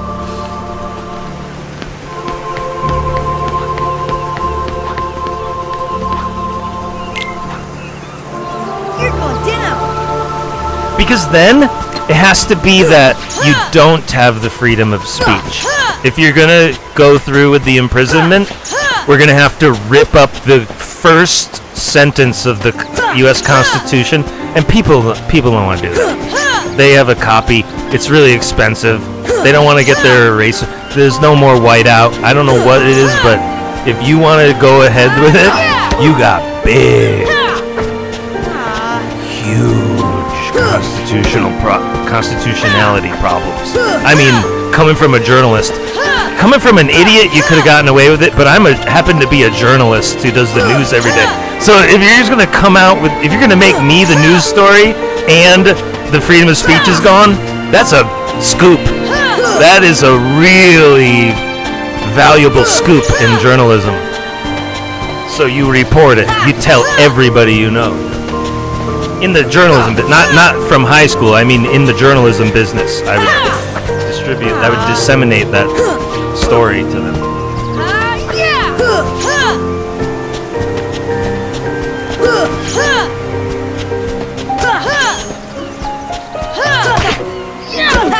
Yeah, they barely get any comments, any feedback in journalism on YouTube because it's so new. So like that's really where all of the power in QAnon is I'm their first commenter and there's only 3 other comments after me on this news station. That's how I control the narrative as the author of QAnon. Because their whole station, everybody's stuck at work at the newsroom, so they see my one comment with the 2 other idiots, and they all have to face the facts about QAnon, you know? What it really means. Because they're at work, they can't leave. But what's still amazing to me to this day is how few people are in contention with me for commenting on brand new news stories. Because if you didn't know how algorithms work and how the world works, the first comment means way more than you think it does, psychologically, to every other person who sees the entire article. And so that's why in QAnon, in writing QAnon, as the author of QAnon, it is so important to be one of the first comments. Within the first 5 minutes, within the first 15 minutes, you're in the clear. That's green zone. Anything later than that, you're in the yellow and the red as how effective you're going to be. But that idea, that notion, is totally consistent with Trump's theory that nothing that happens beyond 7 days ago matters. That things that happen beyond more than 7 days ago didn't actually exist. They don't actually exist. That's why it's so important. That theory that nothing matters after 7 days, that meshes with the theory that if you comment on a news article within 5 or 15 minutes, it's, I don't know, maybe 1,000 times more effective, maybe 100 times more effective than if you message them later. I mean in the whole zeitgeist. I mean in the Overton window, the zeitgeist, what everybody is talking about today. Because, not because everyone agrees with you after that, but because everyone who comments under you, they kind of glance at what you said a little bit. And so you got your foot in the door about Epstein is cannibalism. Even if they're not all totally on board, they did see the word before they commented. So they might be a little harsh or whatever, but that's why it's so important to immediately post on any news article any news, any scoop, any actual news. If QAnon has something to say, he immediately needs to have it heard. It's extremely important. It's actually called temporal contiguity in psychology. In the psychology of conditioning, that would actually be temporal contiguity. It's important to have your stimulus, your response, with the least amount of time, t, in between them. T is always for time, unless it's AIDS and it's your T4 cells. That's just a joke. AIDS is actually caused by vaccines. We later found out. You know what was so funny? In gym class, our gym teacher in 5th grade, she came into our class and was talking about AIDS and talking about the T4 generals and, you know, how they attack. It was all caused by vaccines. I just, it's so funny, like, looking back on it now, she should have just been totally like, listen, there's people who are gay and there's people who don't like them, and those are the people who gave them the vaccines. And that's what AIDS is, you know, like. Because if AIDS was like a really big problem, it would just be HIV and that's what kills you. But they call it HIV, the AIDS, the what is it called? HIV, the precursor, the virus which causes AIDS. And that's because the vaccines don't work. That's because the vaccines kill you.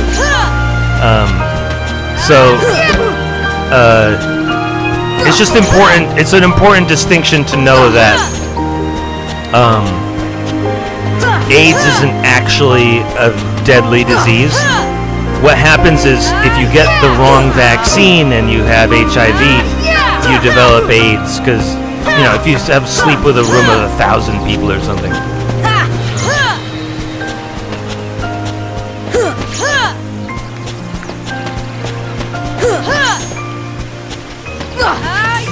Hey, is this the song? I don't even think this is the right song, is it? Oh man, I'm really off today. Yeah, somehow our thing. Turn off LBC radio. There's some sort of gypsy scammer on the news. Yeah. There's some sort of gypsy Indian on LBC radio. So just everyone turn off LBC radio. We're doing an algo manip.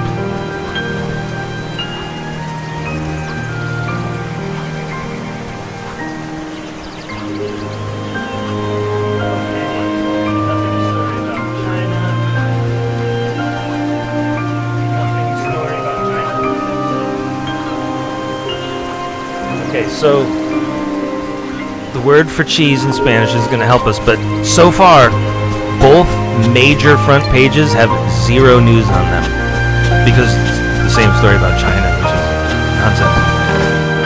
So basically, there's no news today. Is another way to say that. Another way to look at it is that right now, when I just looked at the BBC and the New York Times, they both had no news on the front page. So that's what we're dealing with.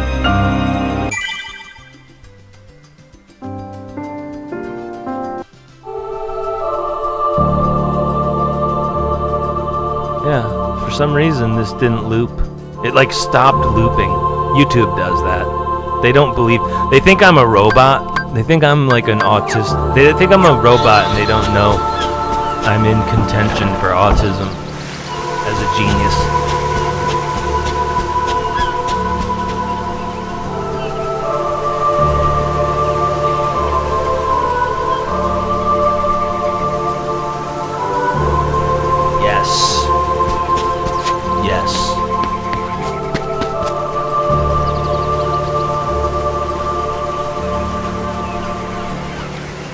As much as I think the vlog bros are scammers,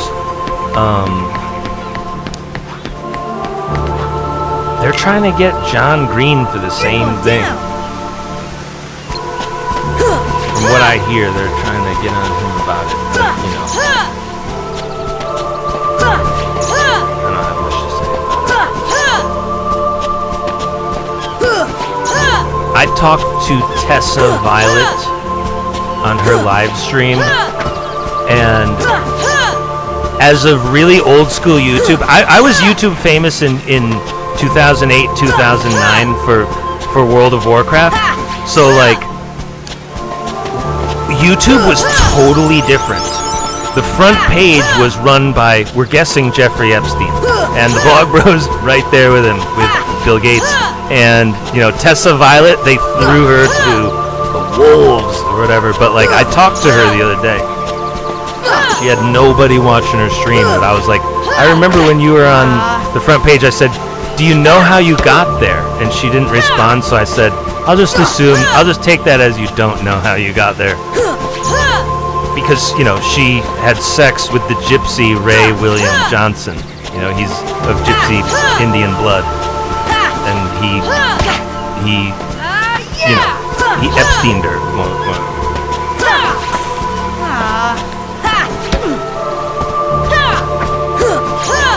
But that's why, like, as a journalist, you ask the question, you know, I know you had sex with Ray William Johnson to get on the front page, and he's the gypsy who decides, you know.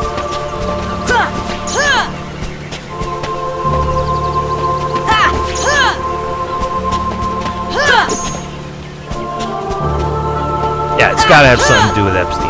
All I know is that all those front page people on YouTube, they're all major suspects in the Epstein files, I'll bet.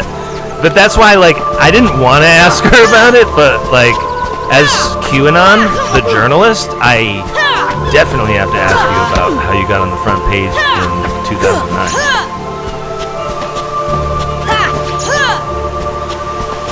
That was when, like, I was famous on YouTube. So, like, I saw it happen. Not only did I see it all unfold, I was part of it, more or less.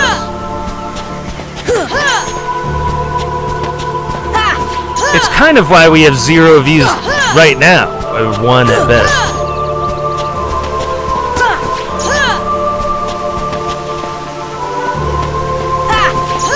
I wouldn't want viewers as much as Vlog Bros. I think they're in a lot of trouble. I think those guys are in major trouble.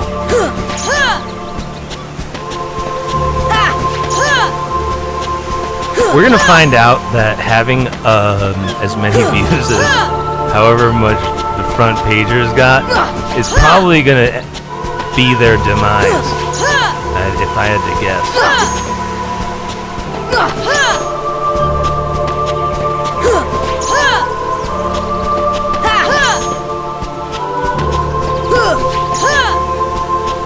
I'm trying to think in Ultima. You know how I say I'm from Digital Utopia? I'm trying to think in Ultima Online, did we have celebrities?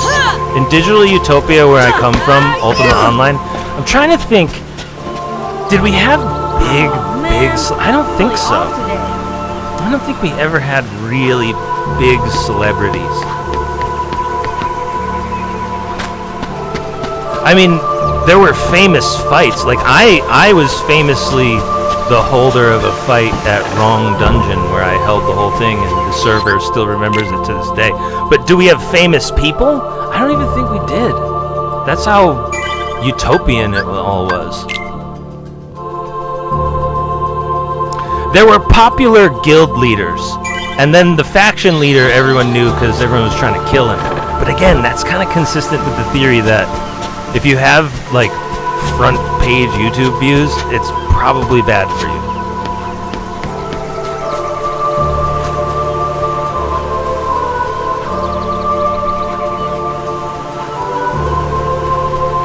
I mean, they were giving people money, though. That's nice. At least people got money.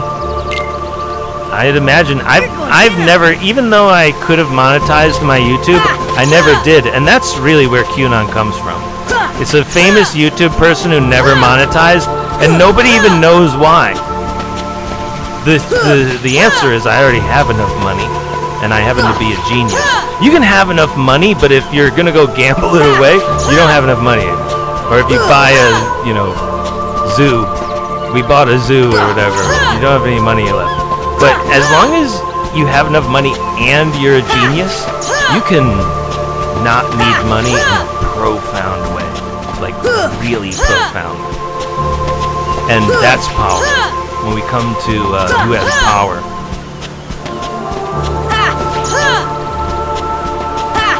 A ton of, as much views as the YouTube front pages used to have, that might just mean danger.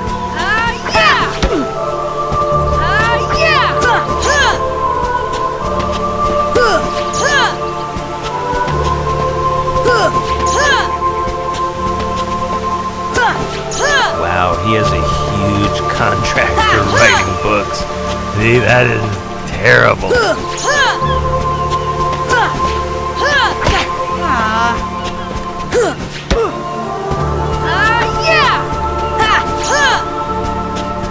I would. It's like a car or a house. I would definitely get the money first and then buy it wholesale. Like I would definitely write a book first and then sell it. Cause no, I know everyone wants me to believe in book deals, and it's like a mortgage. I don't really believe it. I come from Ultima Online, the Utopia, where we buy our houses wholesale. You're giving me.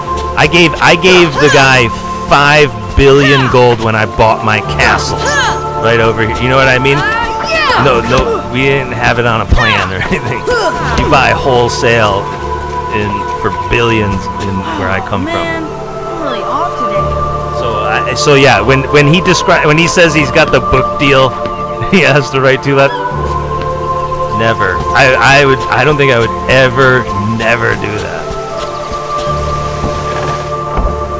I want to say I would take the money. I feel like I would take it right now. But, like, I don't think I would do that.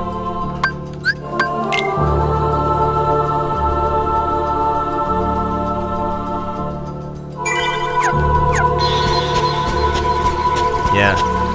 The Vlog Bros have no choice but to be Vlog Bros now, you know, like.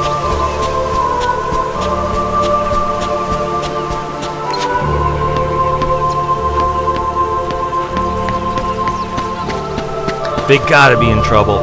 There's got, like, Joe Rogan's gotta be in a ton of Epstein trouble. Vlog Bros have to be in a ton of Epstein trouble. Who is in, like, a ton of the President of the United States?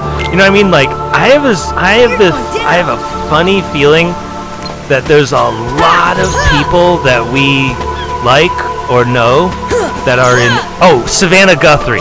That's who I was trying to say. Like, we're gonna find out Savannah Guthrie balls deep in Epstein. That's why we can't find her mom. She's on the run. But like, and you know, they're gonna chop the King of England's head off for Epstein crimes, like happily. You know, like his guards who love him will happily do that. Like, it could be like that. This is the new Bible. It's not that computers were invented and look what's gonna happen. It's that Jesus Christ is gonna be like old, like Bring it on. what's a really old TV show that like you mention it now? It's like like Barney. It's like the Teletubbies. You know, like.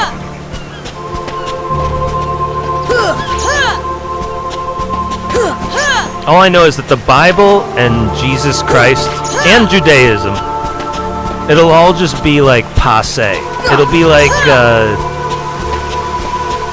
what's something that's just really. It'll be like Bob Dylan's gospel album. It's like, what was he doing? When Bob Dylan converted from Judaism into Christianity and made a gospel album, people were like, what is happening right now?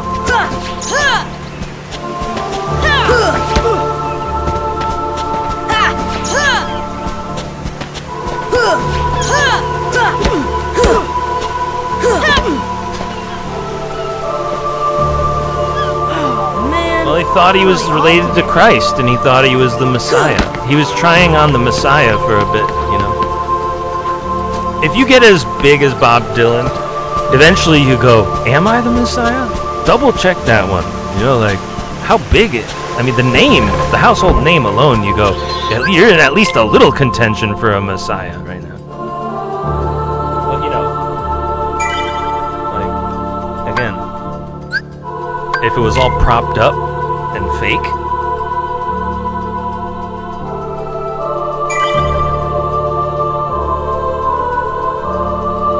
I just know that I'm the greatest World of Warcraft player ever, and I barely hear about it. Even though everybody still knows it.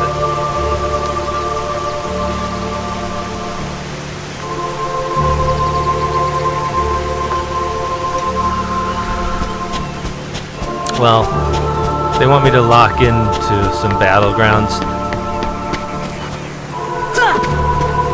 Unfortunately, everybody's gone for now, so options are limited. But as soon as cryptocurrency brings everybody back to WoW, I'll show you some battlegrounds. But you know, we'll play before then too.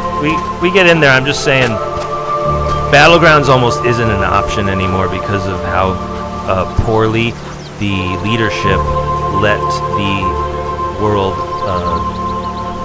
dilapidate unto.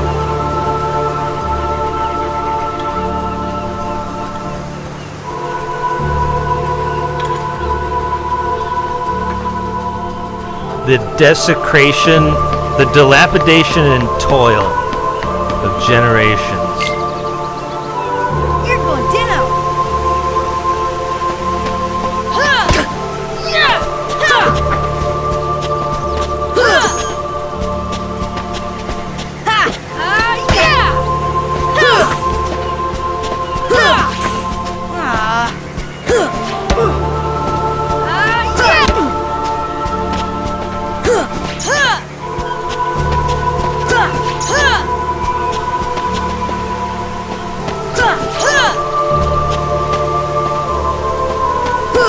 Yeah, I famously never hit the heavy bag, if anyone's wondering. Like, there's so many. It's really funny how, like, and my whole life I've always felt like this because my dad's a black belt, but, like, it's so funny how, like, people like Joe Rogan will watch my stream or something. You gotta get him into a judo class. You know? Have him come into kickboxing. We're gonna see how good he is because he says his dad's a black belt. It's like, no. I'm not gonna be hitting the heavy bag and working on that thing. First of all, I've got the hands that are insured for $1 million, you know, because I'm a genius, because I'm a computer genius. So no, I can't even work my muscles on my arms and hands. But here's the point. No, the type of kung fu I do is like 99% weapons.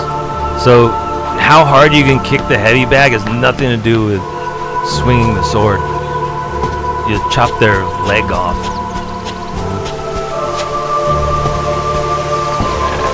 I just wanted to be clear, like, I know there's some theories that I gotta get out there into a judo class and I'll get my life together.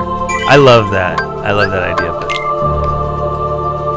no, I'm a weapons master. I don't hit the heavy bag. My dad did the heavy bag. He's the Iron Fist guy. I'm the weapons master. Like, all of the timing that I've been doing this entire time, that's weapons master. Because when you aim at someone and then decide to shoot, that's a timing thing. Aiming a gun is 75% timing. So, like, all of this timing stuff that I'm doing, it makes me exceptionally good at weapons. Yeah, I have timing. I've got an internal clock like a CPU. You know what I mean? I've got an internal clock that clock speeds at like 1 trillion a second. I wish. But I really do.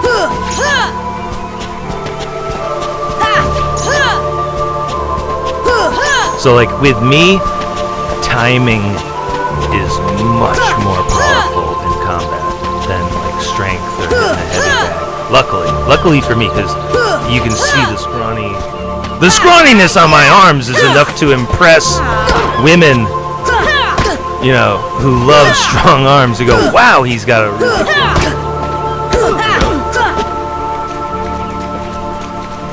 Oh man.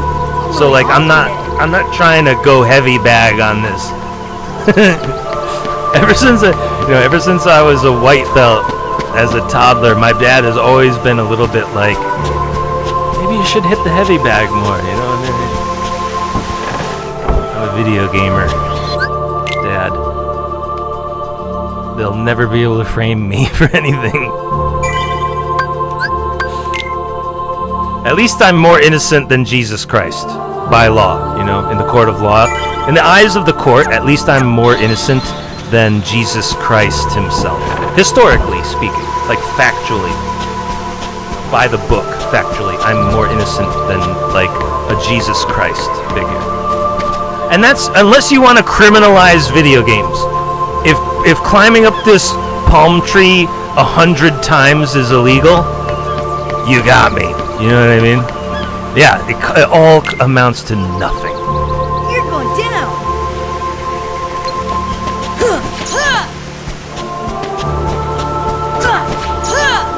And then you have to sit there with what I said, right? If you're not gonna get me on technicalities of what I did, now you're gonna have to sit there with what I've said and handle that in the court. And that's all you got to work with, too.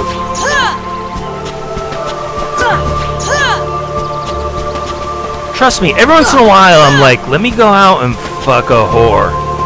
As a virgin, as a 40-year-old virgin, I wake up at night regularly and go, I'm getting a hotel, I'm calling her up, and then I'm always like, no, this is definitely a gang member trying to jump me. It always, because I'm a politically exposed politically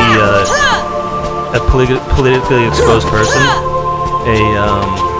a VIP, a very important person journalistically, internationally. I always think there's like a gang trying to trap me. Whenever I'm ready to date a girl, I always think she's involved in like, and probably is. Like women of the night have pimps who protect them. You know what I mean? I can't be involved because they'll set me up like Chud and just shoot me outside of the courtroom or whatever. So like, I just can't have anything to do with human beings on some level. As the author of QAnon, you know what I mean? If we weren't nailing the Epstein files right now, I could be a little more adventurous. But so long as I'm the face of QAnon, so long as I'm the billboard face of QAnon, I have to pretty much be totally 100% innocent of all crimes whatsoever.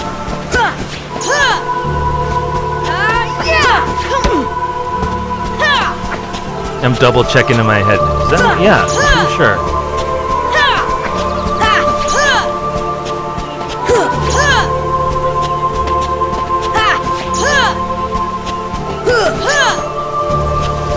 You know what I mean? Like I don't file my taxes, but like that's a process.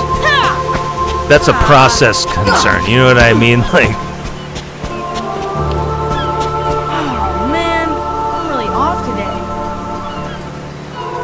Right? Like there's just these things on paper that like you go, hey, did you this piece of paper right here? And you go, I don't even know what you're talking about. That's a process crime.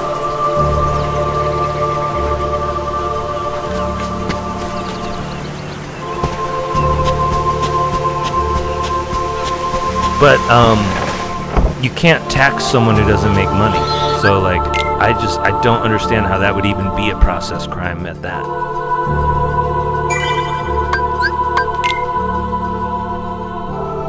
Yeah, it's so disappointing to people when they find out that QAnon doesn't make any money. Like his whole life. You go, why? How could someone's mother love him that much? That's the problem. When people have a real fucking problem with me, you know, get him into work. I hate this guy. They hate how much my mother loves me more than anything. I'm a psychologist. I happen to know this as a fact as a psychologist. For sure, through and You're through. going down. They don't even understand it. They think that I'm like, I have like a secret, you know, syndicate running on the side that I paid for this stuff. They just don't get it. People don't understand how different other people's families are from yours. That's really, remember I'm like, what's my saying? What do I say? I'm always like, That's what's really going on. That's what's up. Or that's what's really. What was I was just saying? What's the saying that I would say? This is what's really going on. That's what's really going on. When people are mad at QAnon, the finances and the taxes and whatever, they just can't. They cannot accept that my mother loves me more than anyone has ever loved them, or that their mother ever could love them. And it's just money. I don't mean love. She's an abusive person. I mean money. Love. And you know what's funny about child abuse is every other child would just escape their abuser, but I have it so good here that I just endure the abuse.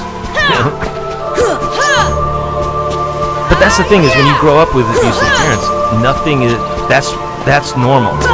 I thought everyone's dad was a black belt when I was growing up. I literally, like, in my head, it was like everyone's dad is a black belt. You know, like, everyone has their black.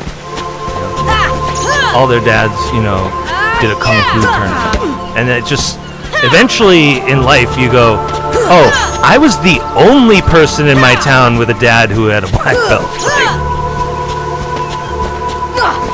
it's not just a few didn't have a dad like mine. Nobody had a dad like mine. He's here right now. He's listening to me right now. He's probably listening to me saying, he's above me right now. It's a mess. It's a mess. We're all, to this day, we all drive each other crazy. Still. Come on and fight. But yeah, but like I said, people cannot understand the finances of QAnon. That's the best part. Oh, and by the way, I'm a multi-billionaire in crypto. Like, in crypto, I have billions and billions of coins in my wallets and, you know, NFT storage places. Like, I absolutely have billions of cryptocurrency coins already. No problem. Of all different kinds. All the different kinds of crypto. But, you know, I haven't cashed out anything. It's just all sitting in there as money. That's not the dollar. I'm hodling. Hold on for dear. I just throw my crypto in a sack and it just sits there until the apocalypse, when, you know, you'll see when we can. After the Epstein files are done, the apocalypse will be over, and the new world order will be here. The new religious order will be here. Excuse me. And then, what was I saying? I just forgot what I was going to say. Oh yeah, and then I'm going to use the coins out of my wallet. But for now, I have enough money, as is, where we just throw all the crypto in a wallet and just leave it there. Again, has nothing to do with taxes. Absolute zero to do with taxing. Anything whatsoever. But like, when people are investigating me and doing my case, they hire a private investigator, go check out QAnon. It's just all that my mother loves me more than anyone you've ever met. And you go, how? And then you go, she abuses you. Why didn't you escape your abuser? You know what I mean? They can't get it. In other words, there's nobody like me on Earth. Everyone else would have made rational choices and rational decisions, except me. I'm QAnon, and that's where we are. Nobody knows it's me still.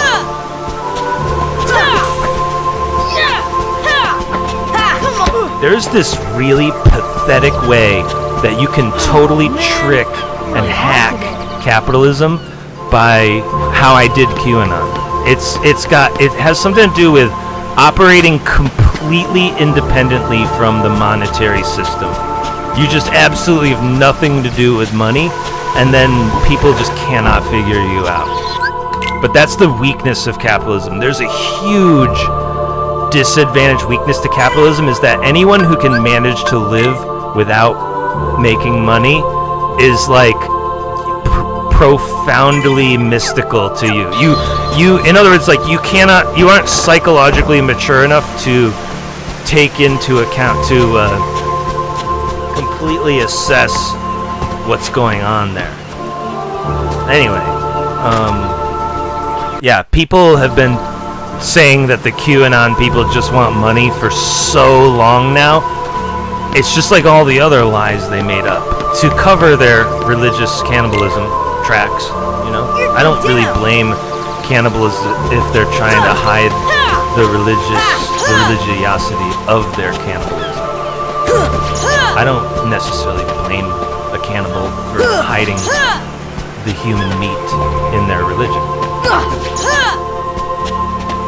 But you know, I don't think we can even have society without cannibalism. That's the weird part. We're gonna have to, once we face the facts of cannibalism from QAnon, we have two options. We're gonna all kill each other until there's enough cows for everyone, or we're gonna live in a religiousless society where we face sort of facts about how we eat the human meat of other people. I don't know how. I don't have like a great advice of how we're gonna break it to everyone. I just know as a journalist, you run the story. If you have a story about widespread cannibalism on Earth, you run the story 100%. That's all I know about journalism. Is no matter what the religious people say, how dangerous it is, you print the story about cannibalism being widespread, and that's what religion stands for.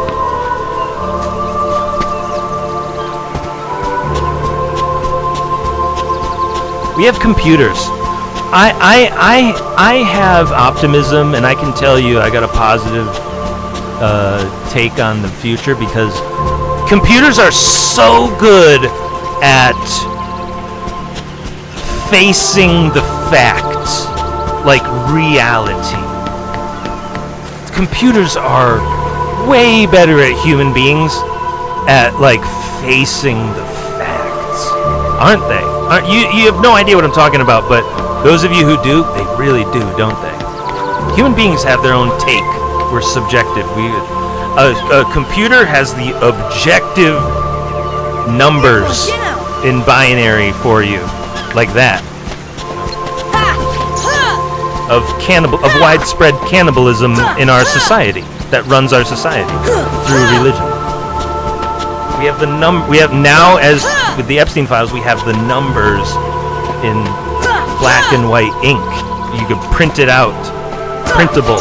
You go into your printer and print settings, Epstein files. Go. You know.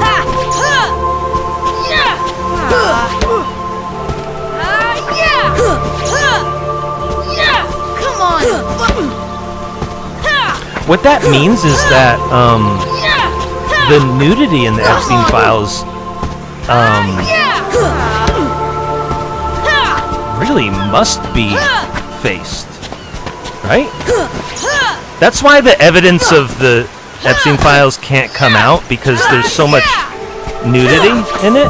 But like, not even as journalists or psychologists, as officers of the law, you must, or citizens, you must, as voters, let's not officers of the law, as voters, you must take into consideration the evidence in the Epstein files. If you don't look at the nudity of the kids in the Epstein files, you're really not doing your job as a voter, as an informed voter.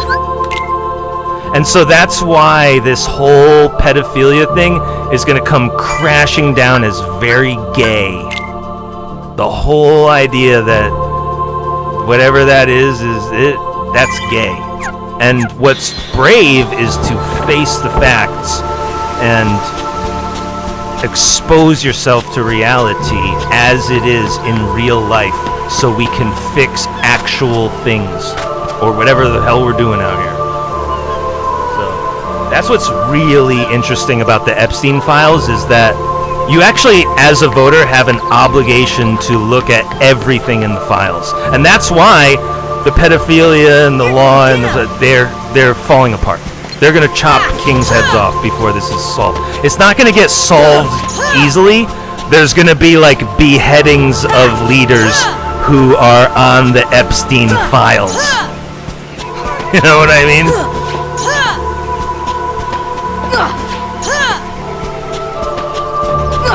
Let me tell you something. People want. I got. You want me to get really mean for a second? I can be mean. I can get really mean. People want a beheading in 2026 of a king, even better. It doesn't matter what king, what thing.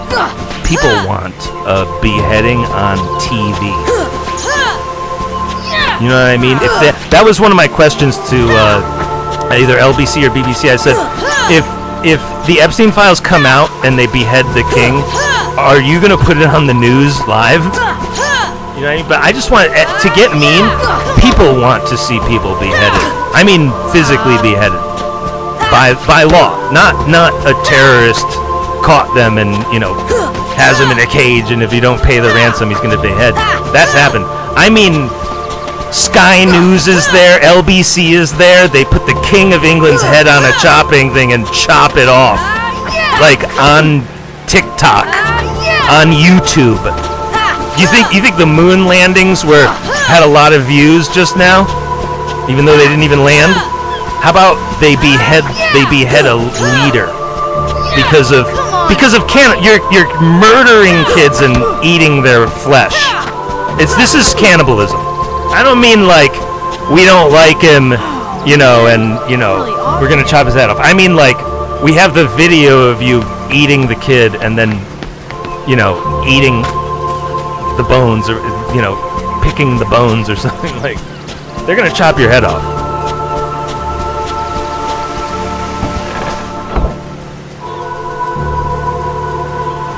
But the point is for hundreds and maybe 1,000 years, they'll be waiting for another Epstein files where we can chop everybody's head off, and it's like no. It's gonna be a long time before we do that again. But it doesn't mean we're not gonna chop everyone's head off, like for real soon. It's just been so long since we had real beheadings that like we're due. If we get cannibalism, we're due. If there's no cannibalism and it was just murder, you're not gonna get your head chopped off. But if it was cannibalism, you're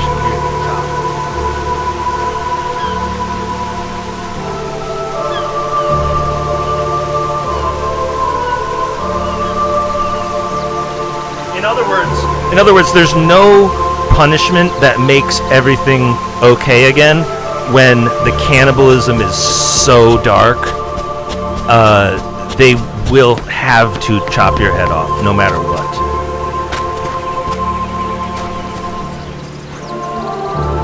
But the point is, the important part to remember is this isn't going to be like it happens all the time now. This is going to be like, remember hundreds of how it would be like, when was the last time we beheaded a king?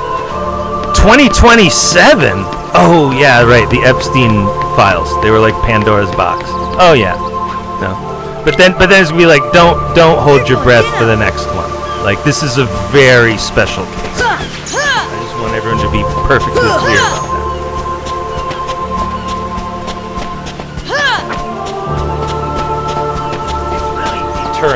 It's deterrence. We have to chop a king's head off once, so other kings get the idea that you can't come to Epstein's Island and start eating children. Come on and fight!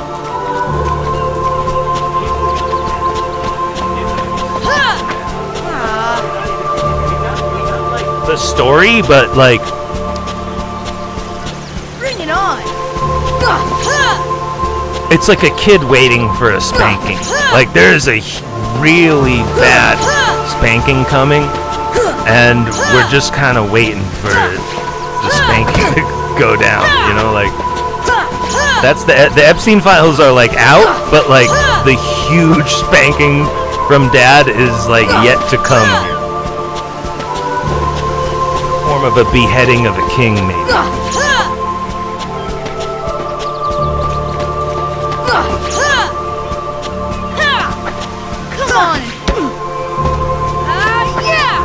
For whatever reason, the spanking has been delayed, but we all know Dad is really mad. It doesn't help. It's not gonna help. It doesn't really help to delay the big spanking you're about to get. Like, it's kind of like that. Like, It almost does nothing to delay the execution at this point. It almost makes it worse and like more dragged out to delay the executions from the Epstein files at this point.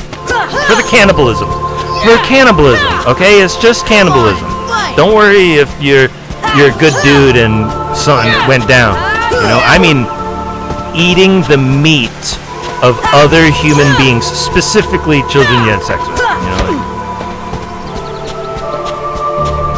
Oh man, I'm really off today.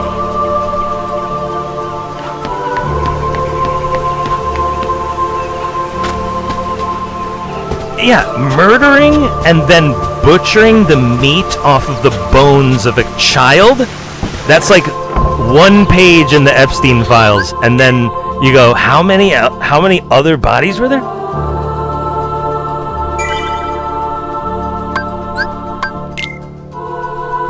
Yeah, butchering the meat off of a child's bones. That was like when they were talking about beef jerky on the island. They don't have a grocery store there. They don't have a grocery store on the island that brings them fresh meat. Lutnick went with his kids. They had lunch, right? You should. Do you know what the follow-up question for you went to Epstein Island with your kids for lunch? You ask them, what kind of meat did you have? Literally, I am a vicious investigative journalist. You have no idea. When I get into a courtroom, that's exactly what it's like. It's like, does Q not have any questions for the court to hear? It's like, well, when you went to Epstein's Island with your kids for lunch, what kind of meat did you have? I just really want to know. Yeah, just try your best to remember anything about what you ate. When I went on a cruise with my family, we had cherry flambe. It was the only time I ever ate flambe. It might have been the only time he ever ate the meat of children. But like, we're just wondering what you had. Because they don't have a grocery store there. That's why I asked.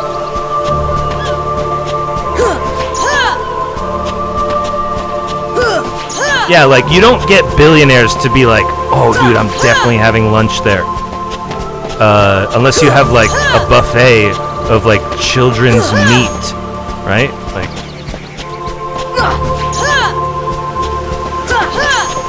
it tastes good, so good. Oh my God, from what we hear about cannibalism, human meat is, like, really good. But that's because humans have been eating human meat for like millions of years. I think it's a recent invention that we pretend like we don't. Like, we don't actually butcher our own human being. That's like a recent invention. Bring it on.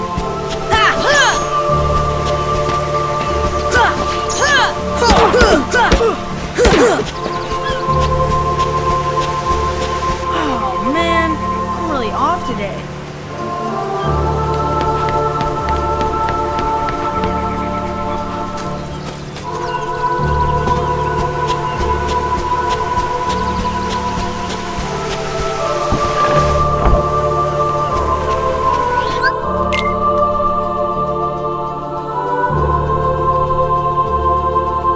Is that race is the most important thing on Earth, and that's because of genetics. It's actually genetics, which is the most important thing in DNA and, you know, who you are genetically.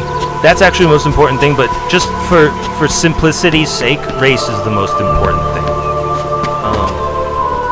That doesn't mean that, like, what we think of racism doesn't exist. It just means that the word racism doesn't have any import in science of psychology. It doesn't mean anything, because race is the most important thing ever in the world to everyone. It's just a fact.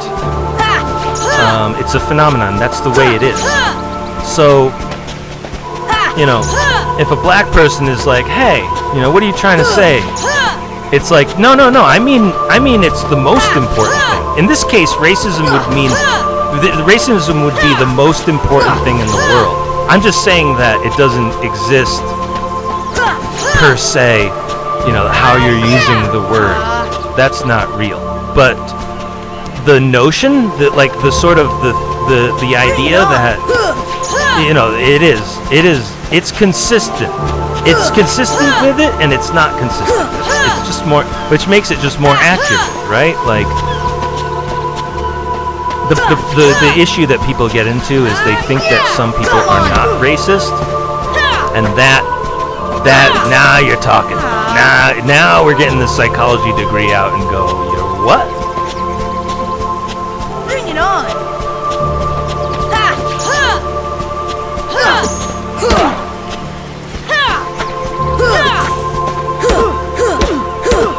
If you're blind, maybe you're not racist. Maybe. But you still know that some blind people are gonna go, hey, I hate black people. What, are you kidding me? I live in a terrible section of town. Like, okay, not you.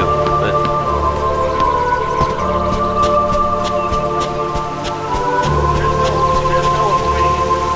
there's no avoiding it.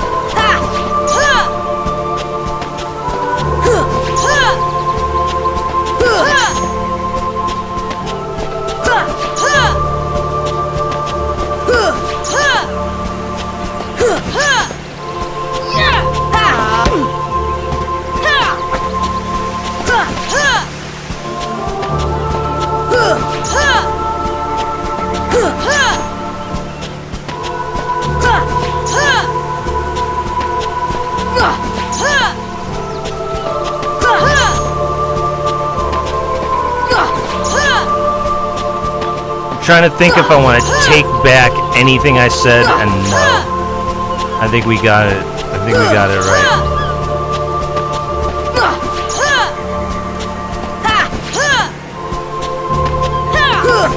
Come on and fight!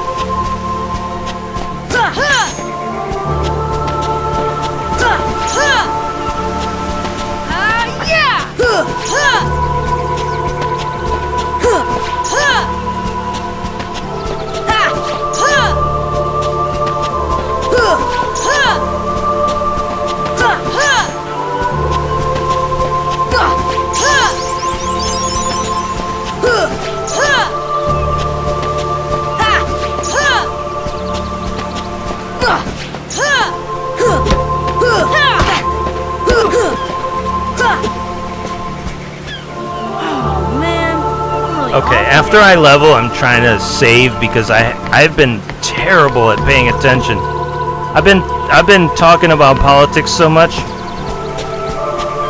that I haven't even been hitting the bong, hitting the dab rig. I've just been sitting here sweating.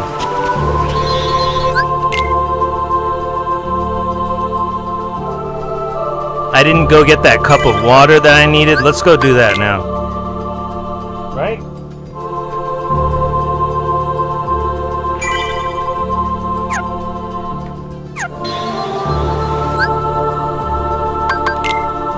So cool. I'm so glad I'm level cool.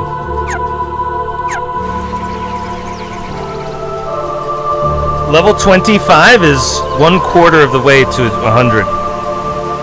I'm probably not going to a level 100 on the beach. I'll probably go as far as we can and then I'll be like, okay, I've had enough.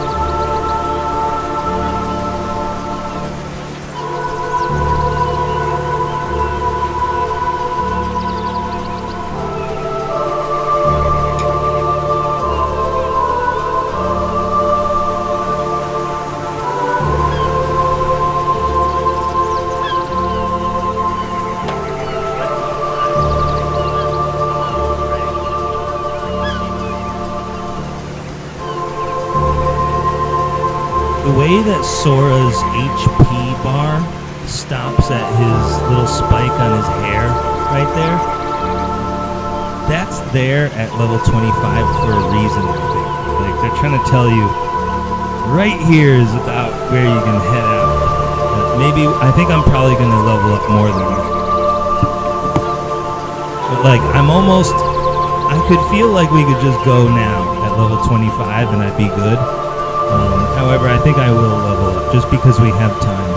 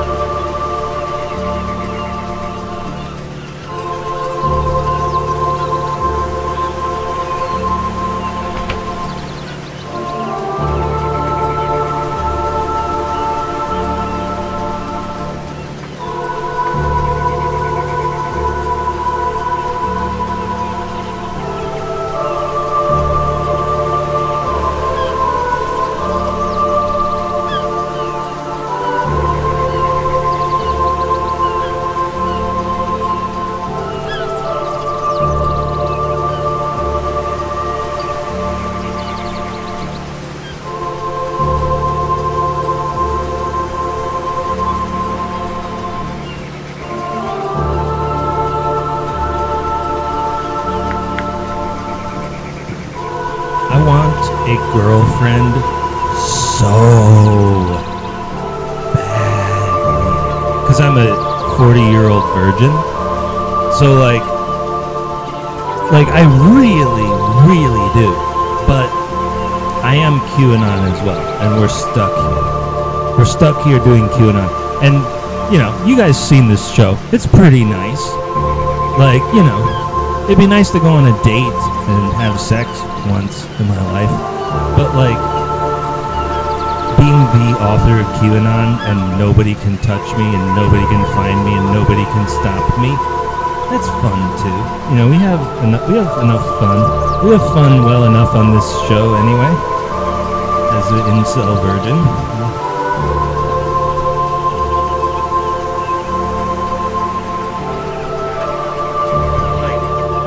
But like lately, I'm just so comfortable with the idea that I'm never ever going to have another girlfriend ever again. And I don't really believe it. You know what I mean? Like, I've wished for a girlfriend every birthday of my life. Except for that one time we wished for a world war and it came true. But that was a special thing. This year I think I wished for a girlfriend again. We're back. Because the world war already started.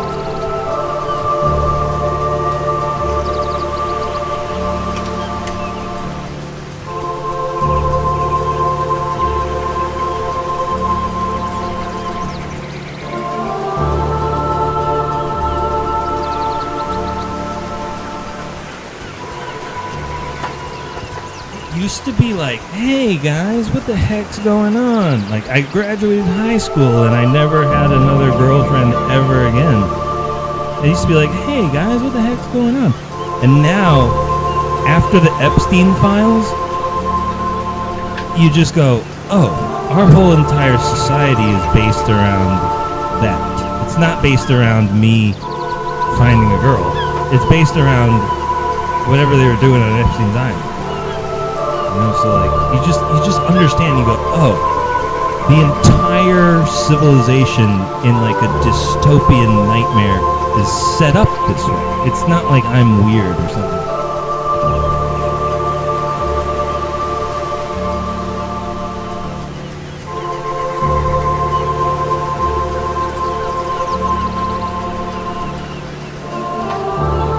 Well, QAnon, how do other people do it? How do other people get in relationships? Those poor, unfortunate souls, as Ursula sang.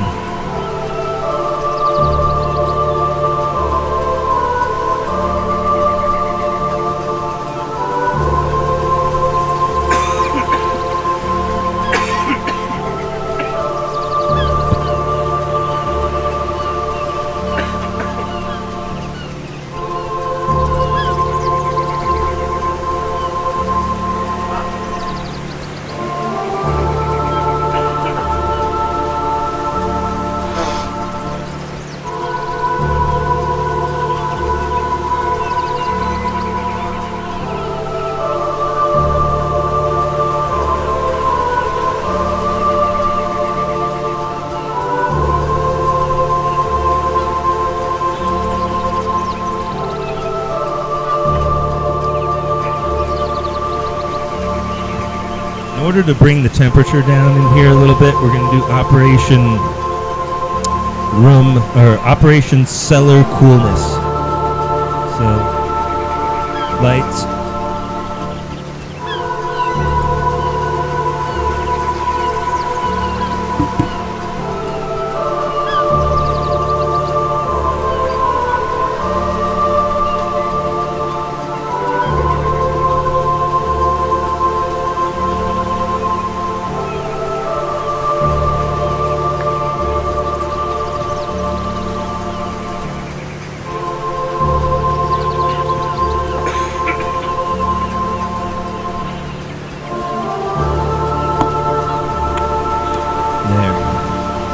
During Operation Cellar Coolness, we turn the lights off and we open the door. And the air. All the hot air spills out and all the cool air spills in. Because that's thermodynamic and fluid solution.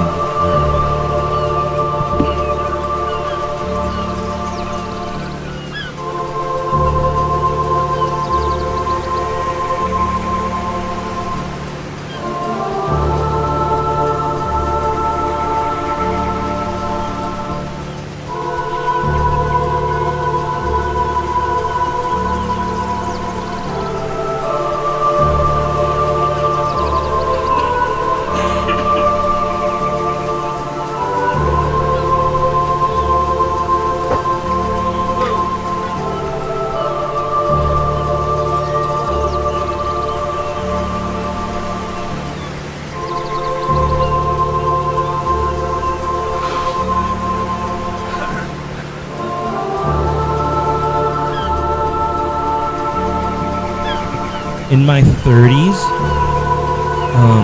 I was framed by the government when I was 32 years old. But in my 30s, it was basically like, okay, my 20s are over, it didn't work. We're going to try and get laid in the 30s. So I started reaching out to a lot of people, and eventually I was just arrested. So, after, they framed me. I also created the Ingot House podcast that year and advertised it on Facebook. And so everybody was just like, I hate him. More or less. That's kind of how it went down.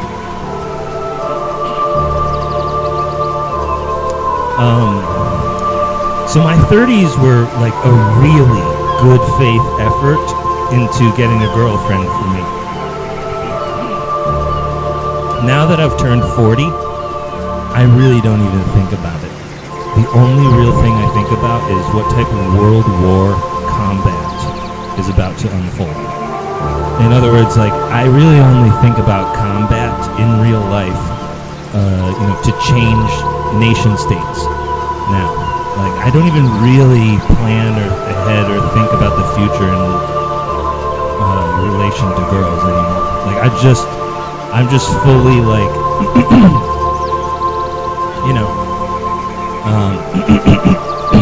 like I'm 40 years old and I got my smoker's cough or whatever. Like I'm done for. There's a way that the only thing left is to just use my combat training in real life on real people. Not myself personally. I mean, like, starting wars between guilds, starting battles, that have nothing to do with me. I mean, like, starting conflicts. I mean, starting them. I don't mean actually me picking, I don't mean leaving the house. If you guys think that me leaving the house has anything to do with any of these plans, you're wildly mistaken.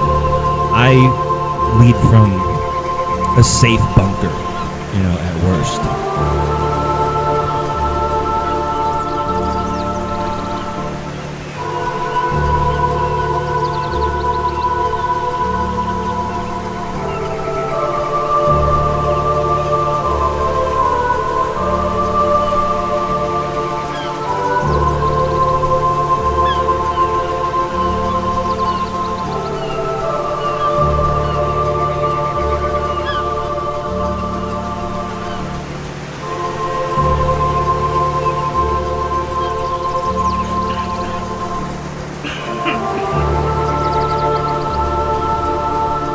There's this way that, like, I just stopped even planning or thinking about it. Like, all we really do is think about how we're gonna chop people's heads off now and stuff and start world wars. It used to totally be on the agenda that I was gonna talk to girls and get a girlfriend.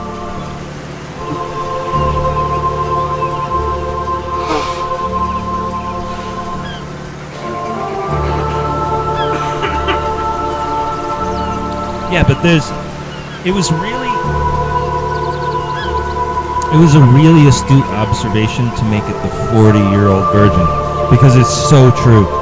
When you're a virgin and you turn 40 years old, there's this way that's like, we're gonna go start a world war. we're just gonna give up on what we were trying to do, and I really want to just participate in combat and conflict, not physically, but like strategically.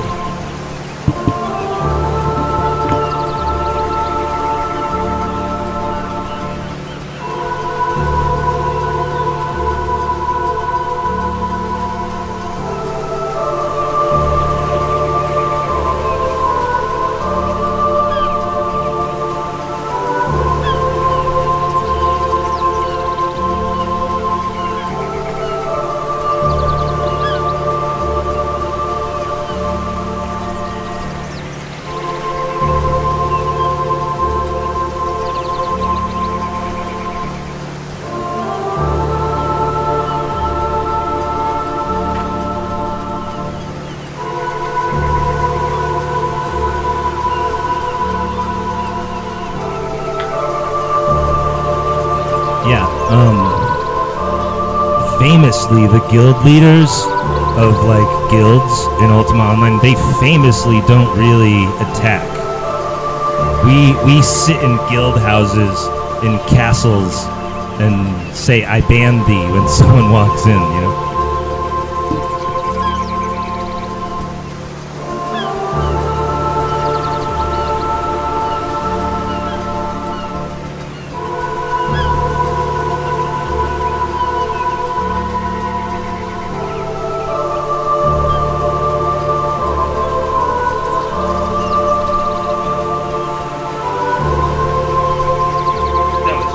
There's just such a difference between people who are super rich and super powerful compared to like a normal player or a normal guildie.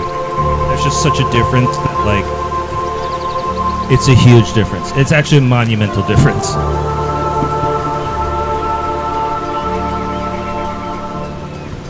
Own a castle. I own a castle. I own a few castles actually, but I own an Atlantic castle. Buy a castle on Atlantic and you'll be a power player. You know, you need billions and billions of gold, but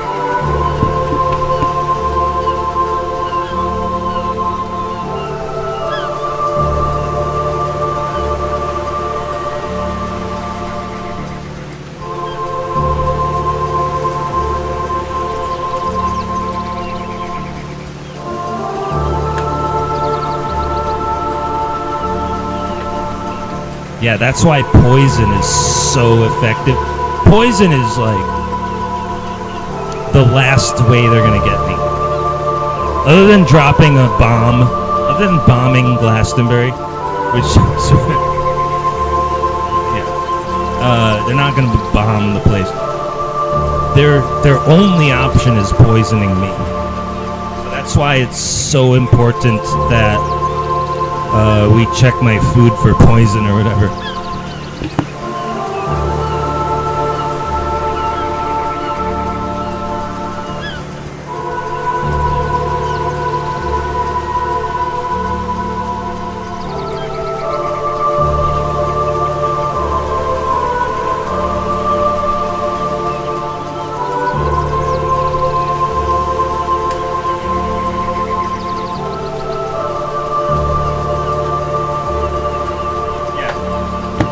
Come in here and attack me, I might chop you in half with a katana. Right? Like, it's the only option to get me is basically poisoning. So that's why it's such a thing when I get poisoned. I'm like, oh fuck, not again.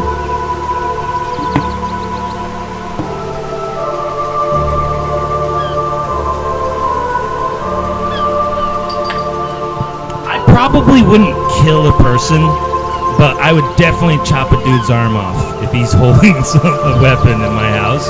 I'd definitely chop an arm off, and that's his word. That's just as bad. Trust me. If you get shot in the arm, you still have an arm. A katana will just take your arm off. You know, as fast as a gun, you can cut someone's arm off with a katana. I promise you.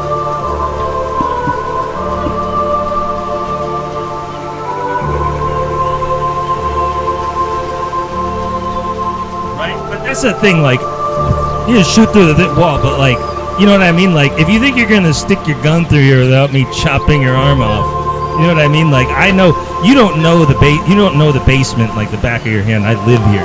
You're gonna get a sword in you. We're gonna kill the lights. I fight in the dark. You know what I mean? When we fight is, oh, that's not very dark, but you get what I mean. Yeah, always fight in pitch black darkness if it's your house. That's like one of the number one rules about, mastery, weapons mastery.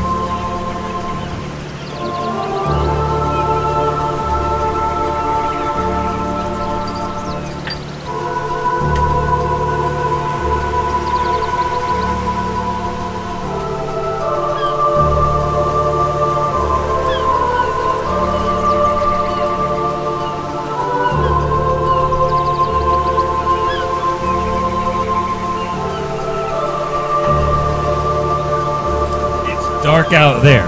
Let me tell you what, if we hit the lights and go out there, it's pitch black dark.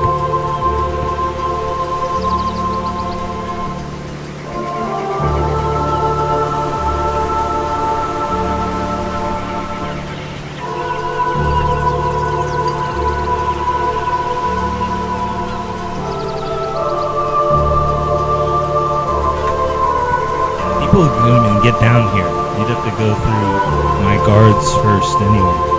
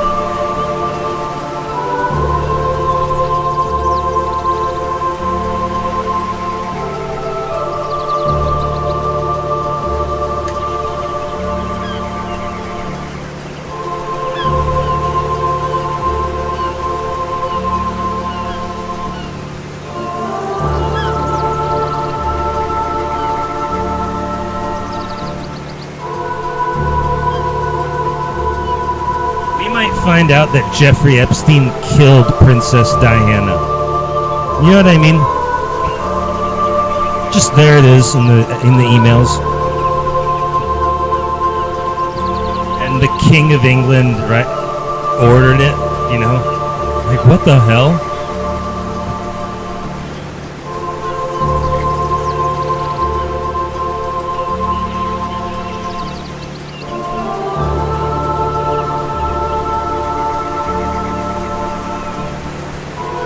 Yeah, there's this weird way that when you turn 40, if you've still never had sex in your entire life, like me, you're just like, what are we doing when it comes to World War, by the way? Because I'm out of ideas.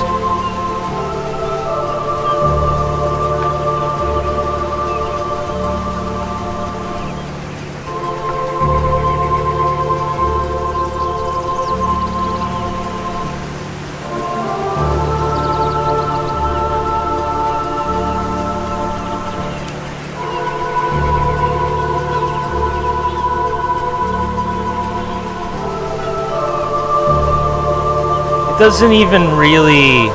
I just don't care anymore. Almost like in my 30s, I was like, let's try and reach out to people, and maybe they'll learn about my story and help me. And they just sent the cops. You know what I mean? Like.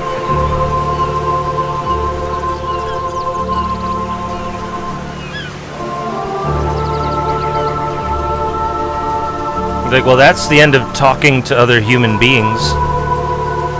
I really never, as of like November 2018, I sort of swore off talking to other human beings, which is why I've never spoken to my guild. We've been raiding together for so long.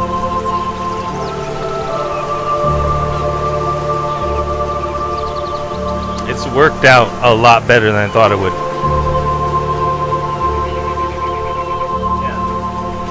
I mean, it's terrible for your love life, but when it comes to accumulating all of this wealth and acquiring all of the power that I have, geopolitically, no, just kidding, politically. Geopolitically would be like oil and natural gas. It's not the word.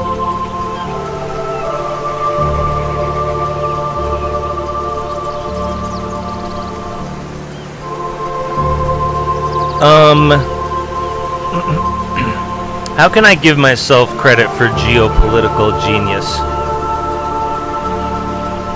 Well, I did do a little bit on the Strait of Horus.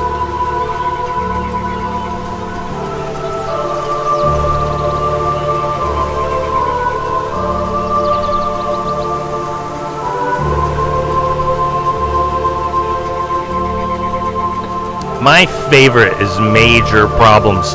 I need the biggest problems in the world to be all around me and focused on me, because you'll never tell everyone I'm QAnon. At that point, we just win the Nobel Prize, if you manage to.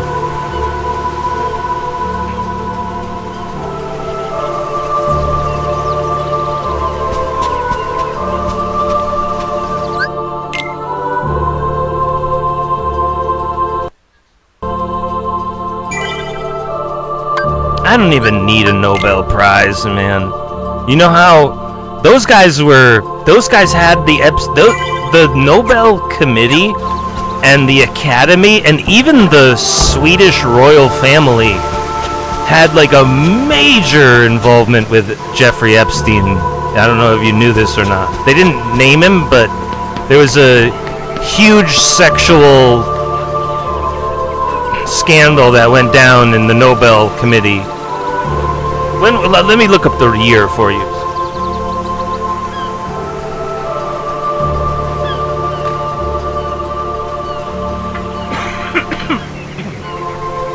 Hold on. Let me put it in the AI. What year was the Nobel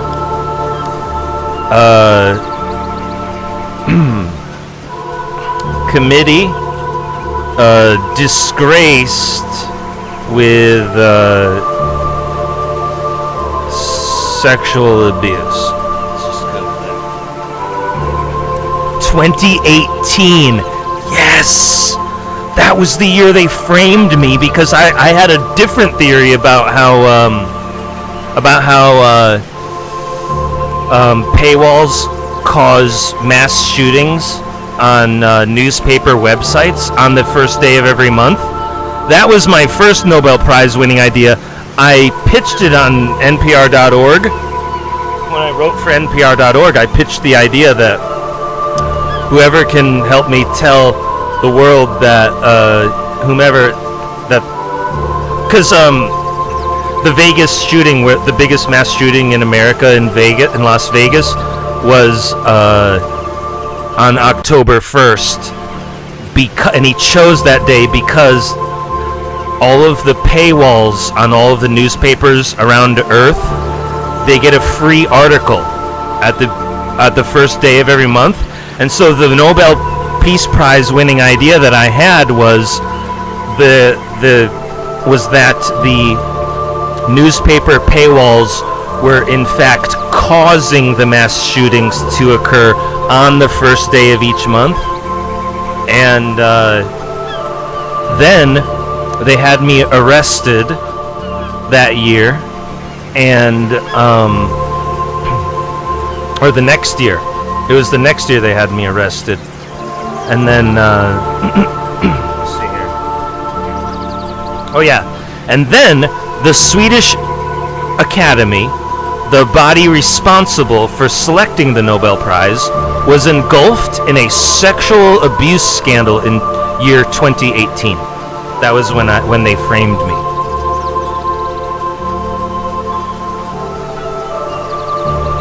They didn't mention Epstein. By the way, that 2018 thing, that was when Epstein was arrested. Right. Oh shit, hold on a second. When was Epstein arrested? Right.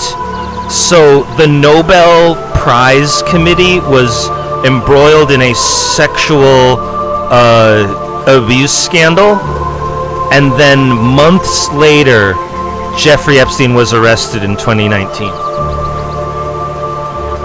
Got it. Right. Because at the time, they didn't report anything about Jeffrey Epstein when that was reported in the news about the Nobel Prize and the Jeffrey Epstein connection. 2018.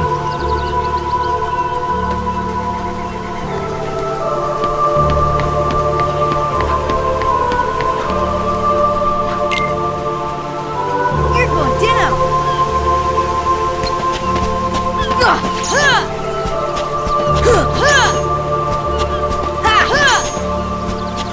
Yeah, I wrote on the QAnon account in 2017. But hold on, when was Mandalay Bay? 2017, October 1st, right? Mandalay Bay shooting. October 1st, 2017. Brilliant. It literally needs to be, the story of QAnon must be told. After I win the Nobel Prize, it's like such a good story. It's incredible. The way the dates match up between me and Jeffrey Epstein is unreal.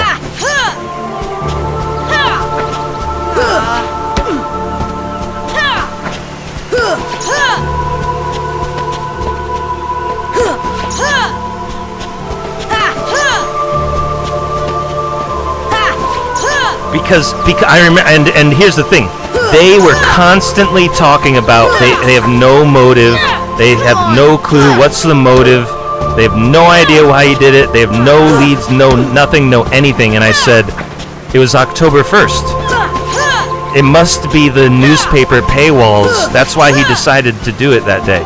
Which means that newspaper paywalls cause mass shootings on the first day of every month, which means no one should leave their house. It's absolutely dangerous. And that was a Nobel Peace Prize winning idea, and that was the problem, because I pitched it to NPR.org as a Nobel Peace Prize winning idea if anyone could help me with it. If anyone could help me with the journalism. And then I was arrested after being framed by some very evil doers who had something to do with Epstein in Hartford, Connecticut. People in the police department, people in political office, people in government jobs.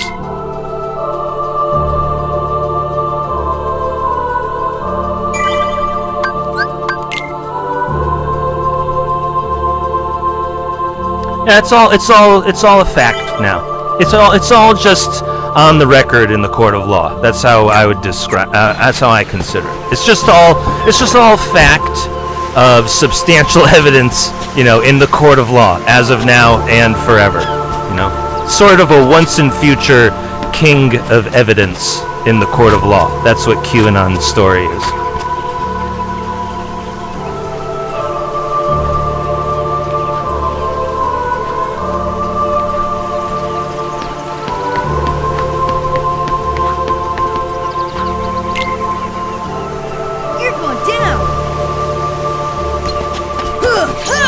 It's all done.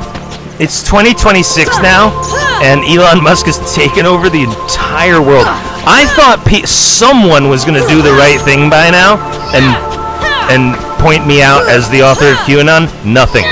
It is incredible. It's one of the most incredible, unbelievable things, phenomenon, miracles, whatever.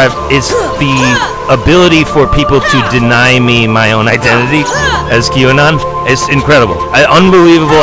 It's like watching me fight in PvP. I would imagine it'd be like someone watching me as the greatest PvPer, on Earth. It'd be like watching me fight something, like you just go, how the fuck is he talking and doing that at the same time?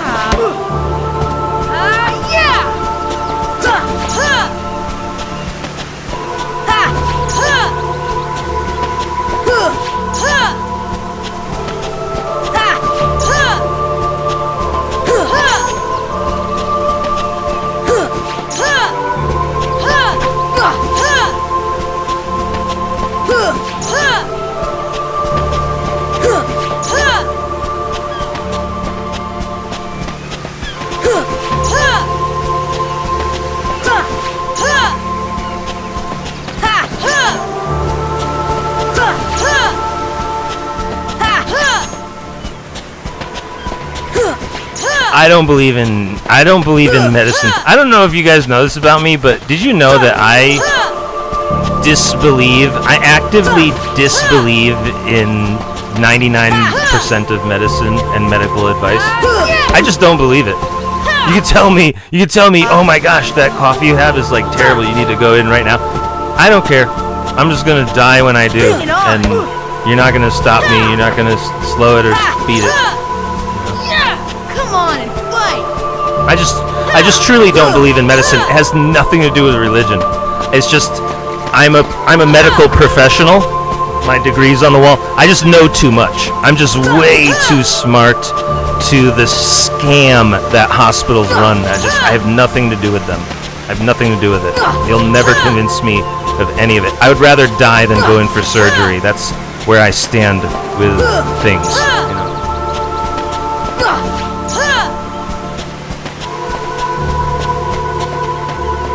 I don't believe in cancer. None of it. I do believe in poison, and that's why I really go out of my way to, not go to McDonald's and Chick-fil-A and whatever. Like, I really go out of my way to sort of cook for myself when it comes to poison.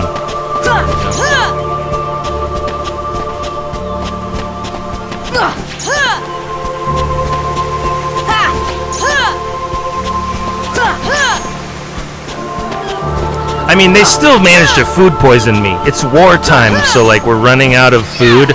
They still manage to get me food poisoned every once in a while, but like, for the most part, it's the only way they'll ever stop me is poisoning me. Man, I'm really off today. But like when it comes to medicine, I'm not listening.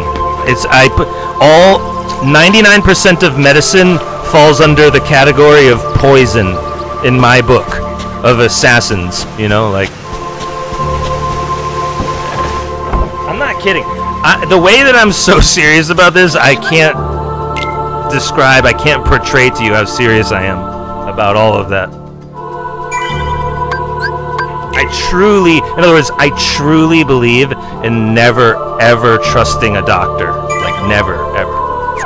And I believe in dying before you go into surgery. I'm sorry, I do.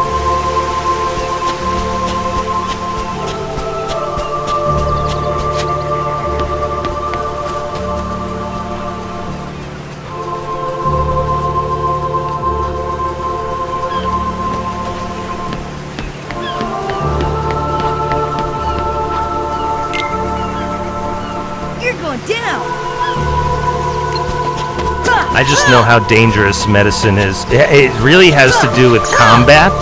I just know human beings. I know the brains and the minds of human beings so well that I can never go back to the doctor. Really, like I just happen to know how the human mind works so well that I just cannot believe in medicine anymore.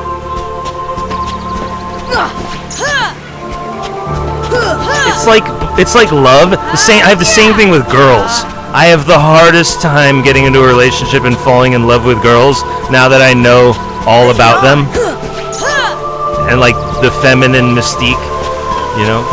It's a nightmare for falling in love. You just come back to your senses so quickly, so constantly. There's no room for any romance at all. Yeah! Come on!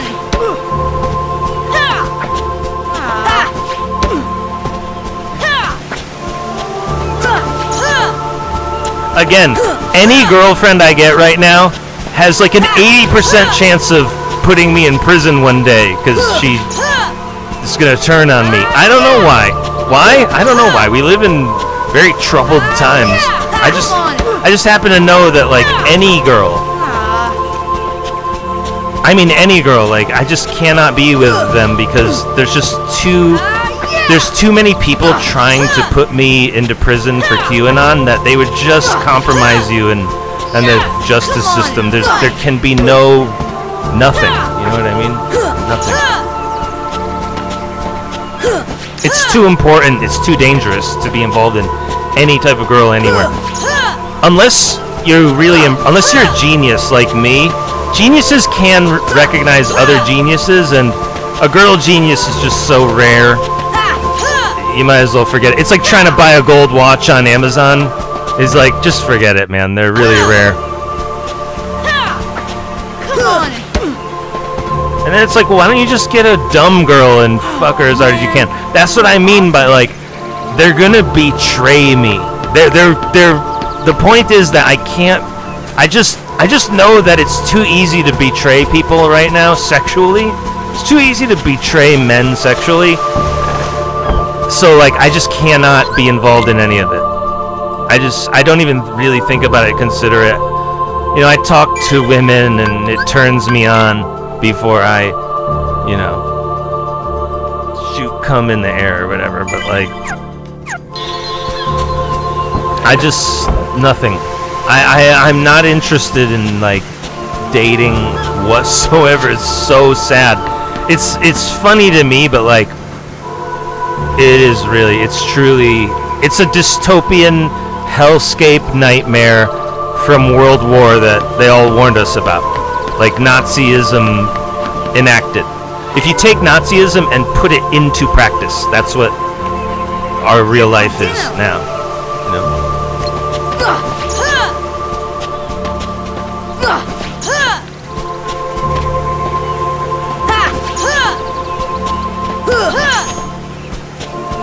Yeah, Nazism put into practice, literally. That's sort of where we are today in 2026. Whether you believe it or not, you know, we've been at World War for 112 years now.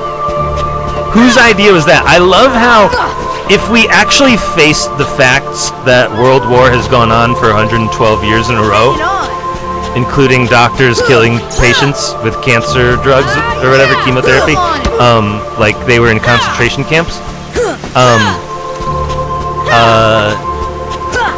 The first question, if someone tells you, all right, listen, we actually made a mathematical error and the world has been at war for 112 years in a row. The first question, you know what the first question is? Whose idea was that? I know there's not someone who's 113 years old who made a bad decision when he was 1. You know, when he was a year old, he made a bad decision. He was a really bad guy and put us into war for 112 years. No, guess who? I'm really off today. The royal family. Guess who? Right? Guess who's started it and can't fix it to this day? The royal family of England. That's who.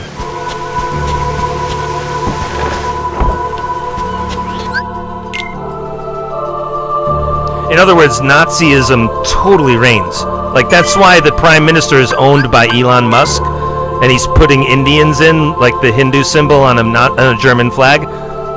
Elon Musk owns England, and he owns the prime minister and the king. So, like, that's who's going to win the election upcoming. But that's Nazism enacted. That is Nazism put into practice. We cannot see these leaders. The leader who actually owns the King of England and the Prime Minister, Elon Musk. You cannot see it.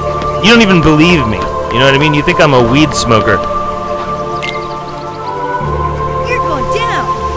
So, in other words, you can be a Nazi and have no idea. I wonder how many Nazis actually knew they were Nazis. Not just uniform, but like philosophically. I wonder, because I bet that number is way, way, way lower than they taught us in school. Way lower. Including you.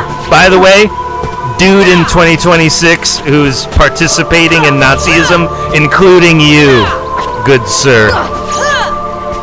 Or good sir or madam, including you, yourself.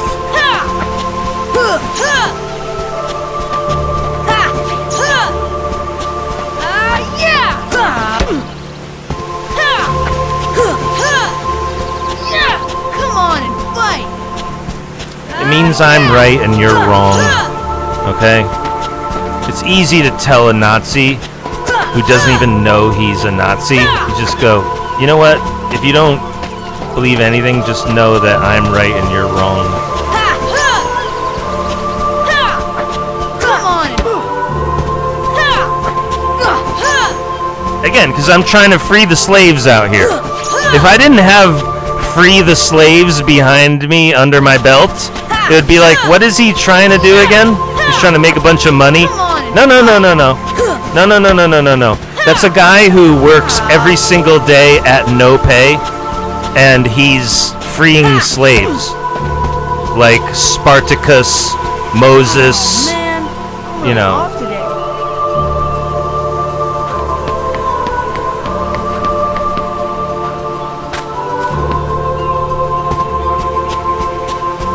He's a 40-year-old man who has never had sex in his entire life and really has never had a job. And he's not disabled. If we're all honest with ourselves, weed smoking isn't a disability. He has a higher degree in psychology than you do. Relax, back the fuck off. You're gonna embarrass yourself.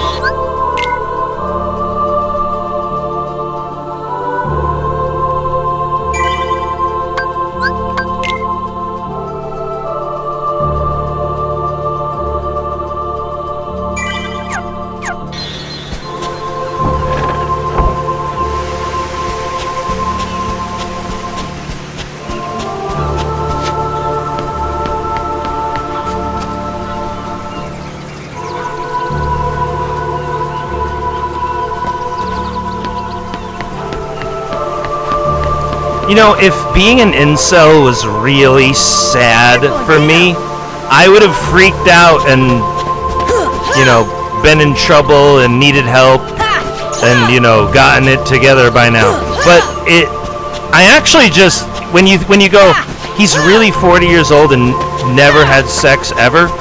What the fuck is that like? Doesn't he wake up sad every single day of his life? You wake up the best video gamer on Earth, and you just want to talk shit all day, and you want to see heads roll. You want to see beheadings on some. That's got to be my worst character flaw. My biggest character flaw is I'm kind of right there front row for the first beheading we do on Epstein files. It's cannibalism. This has nothing to do with sex. It has everything to do with eating the murdering people and then consuming their flesh secretly or whatever. I don't think anybody agrees to be murdered and then eaten secretly, right? If they knew, they would be like, nah, dude, I'm not coming over to the island.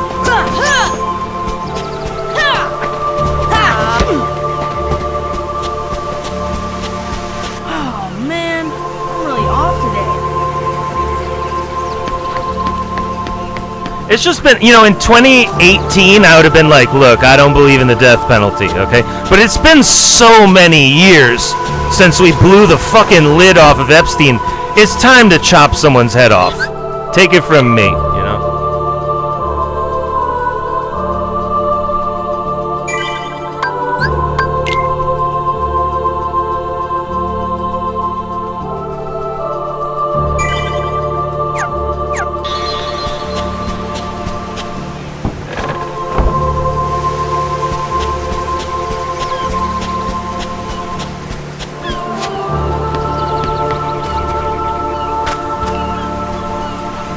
oh yeah, there's more people to kill and more will die. The more you try to stop me from telling everyone this stuff, I got news for you. You're gonna see physical violence in real life, in the news. You're going down. I don't even really know how it works, but you will see it. Come on. You fuck with my shit, yo. Yeah.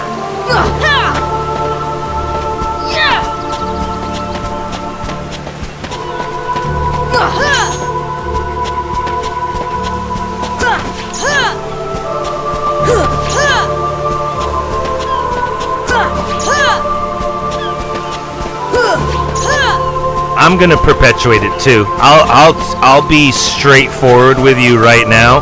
I will verbally perpetuate the violence as well. I'll do everything I can linguistically in words to incite violence against you. And it's totally legit. It's totally above board, completely legit. Right? Because it's the Epstein files. These people are very guilty of murder, cannibalism. You know, like, I don't want to make anybody, I don't want to make any nice people sweat when I'm like, we're gonna get the fucking Epstein files guy. I mean murderers. Straight up, I mean murderers. You know? Just let me deal with the murderers. I know, dude, I'm one of the most famous murderers online. Just don't worry, they're all my biggest fans. I will deal with the murderers for you, you know.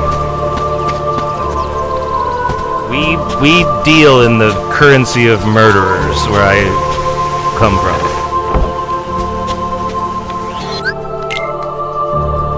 And I'm a murderer's murderer.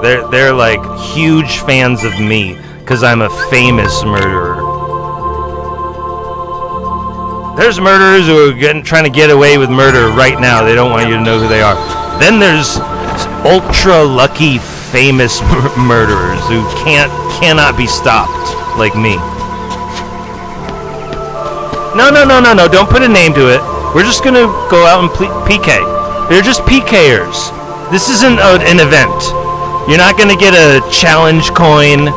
We're not gonna give it a fancy name, like a pogram or a shindig or a hootin' nanny. We're not giving it a special funny name.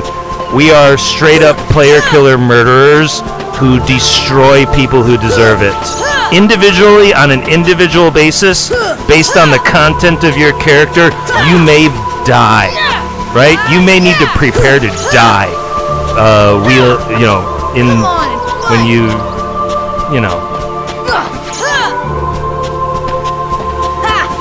When you face the music of QAnon, some of you may need to prepare to die. And you probably know who you are.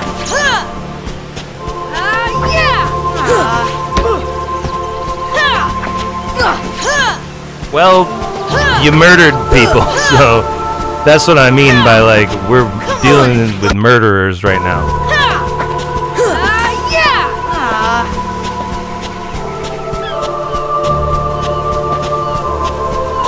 Bring it on.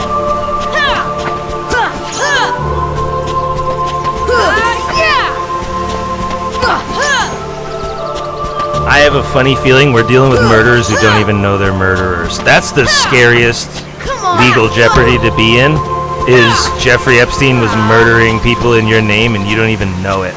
You're walking around like Joe Rogan like, I thought she was fine. Didn't we see her again that weekend?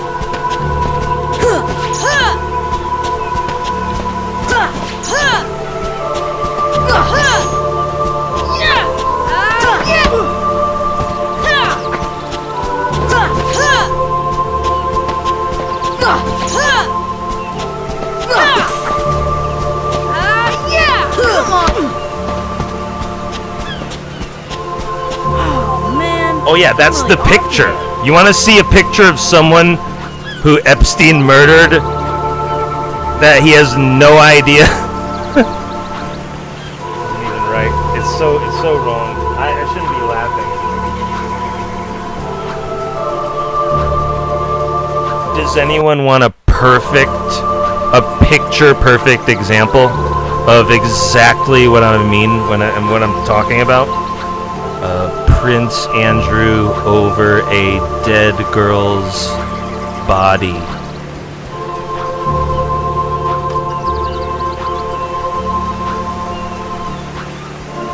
The query likely references to a controversial photograph released by the U.S. Department of Justice as part of the Jeffrey Epstein files. Oh yeah, I wanted to call him Epstein now, right? Because he's related to Einstein, so it's technically Epstein. Jeffrey Epstein. The images from the latest Epstein files depict former Prince Andrew on all fours, leaning over a fully dead woman or unidentified girl on the ground floor. Some critics and observers have speculated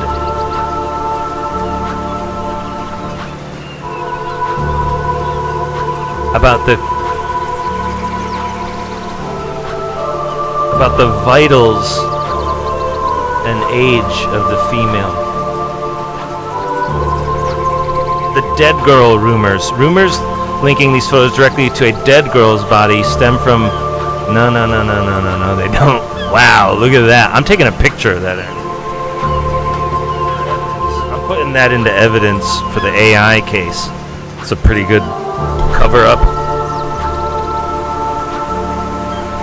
It's a pretty good example of a cover-up, isn't it? Yeah, they're all in here. Every single time I get a funny answer out of the AI, it goes into the thing, because you're not gonna search up the old AI Google answers. So every time they give me a funny answer about who died in the Epstein files, hello, for later.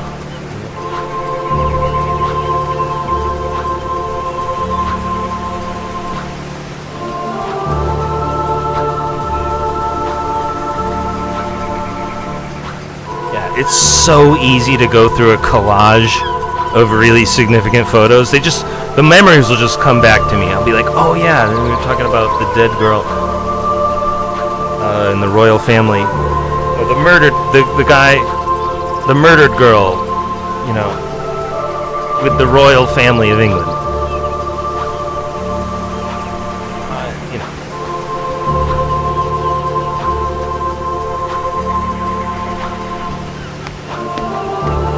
she's dead. You know what I mean? She's dead.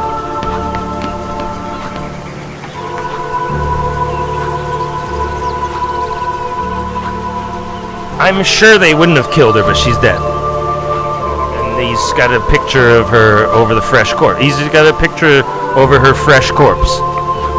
You know, hashtag Epstein. Epstein.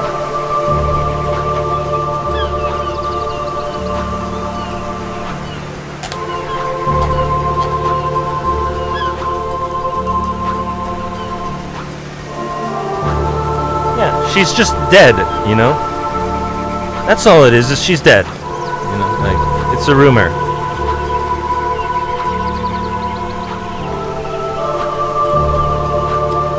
Let's get the picture, by the way. I told you we'd get the picture. You know, she's dead. What can I tell you? We don't really talk about it, but she's definitely dead. Yeah. They block out the face of a dead person for sensitivity reasons. So her dead face is blocked out, but yeah. Allegedly, a lot of people who died, who knew people who were murdered, are trying to wake them up like that. You see that? He's like, okay, come on now. And then he lifts her hand and it's nothing.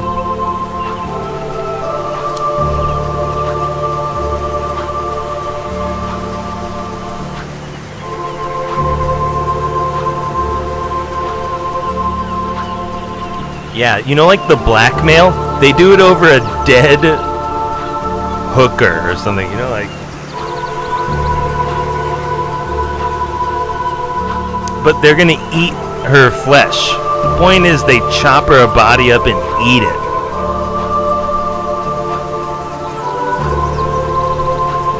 The biggest question in all of Epstein files is where's that woman's bones, and are there fork and knife marks on her bones?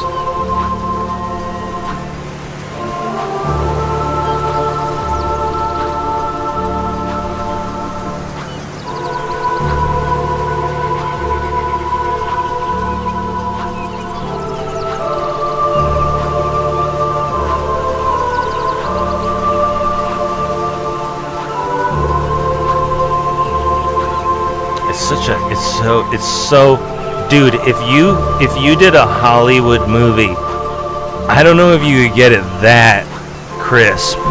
It's just such a really, I almost feel like, is it staged? Like, Jesus, it's such a, somebody does photographs really well, or that was like a video that they took some screenshots from. It's such a good montage.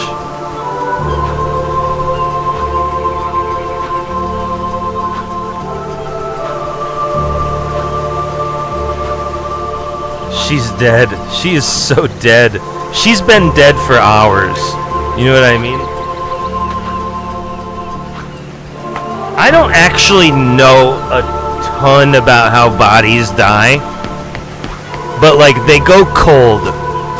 One of the most notable things about bodies is they just straight up go cold. And then rigor mortis is when it's like, that's definitely dead. You know, like she's like mostly dead, like in The Princess Bride or something.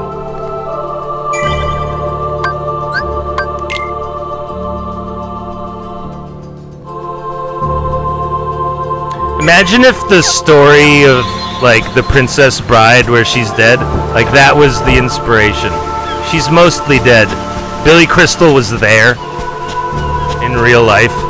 That's where he came up with the gag, where he's like lifting him up and dropping him down. He's got the billow.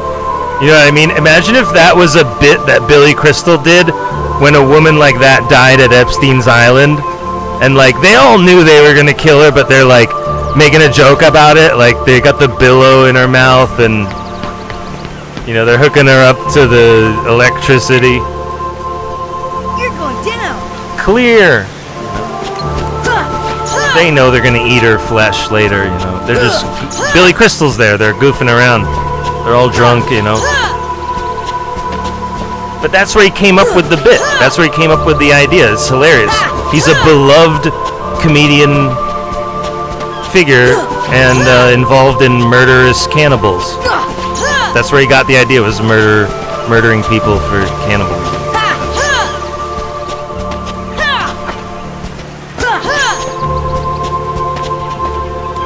When it comes to eating human meat, I don't think you have to chop up the meat, but if you saw her before she died at Epstein Island, and then someone else chops up her meat, and then you go to brunch the next day and eat her body, it's just you were there and you had some food. That's really where it's still a problem, even though you just had a roast beef, you know. Oh man, I'm really off today. They're not telling, in other words, if Billy Crystal's story is true, they're not really telling him they're gonna eat her. She's dead, right? But they're not gonna tell him that's what's in the hamburger tomorrow, you know.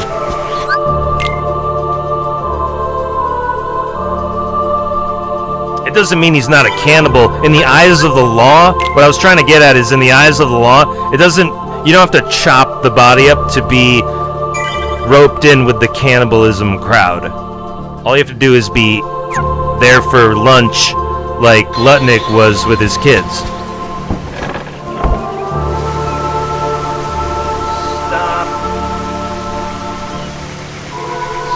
Stop.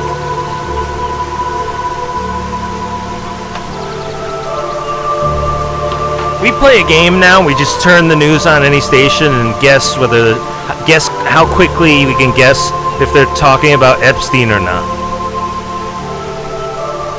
Well, if you're talking about Farage, he's owned by Elon, who's owned by Scientology, who, I don't know, loves Epstein. You know, now we're 6 degrees of separation. That's too much.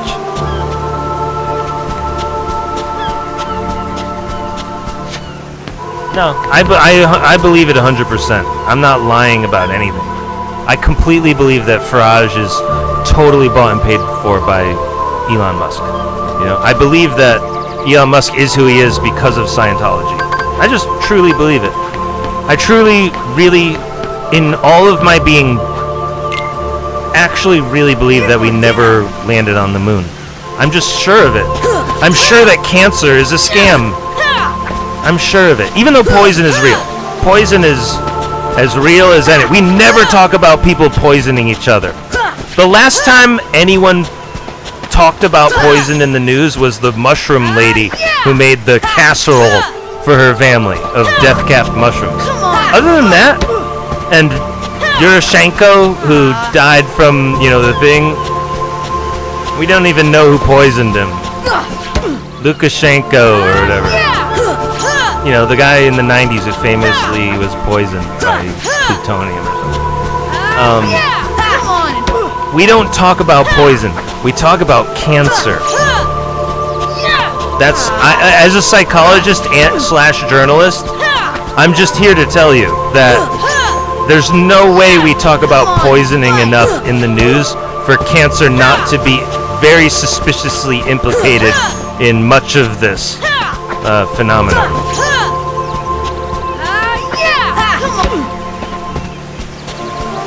Yeah, you just don't hear it. Oh man, I'm really off today.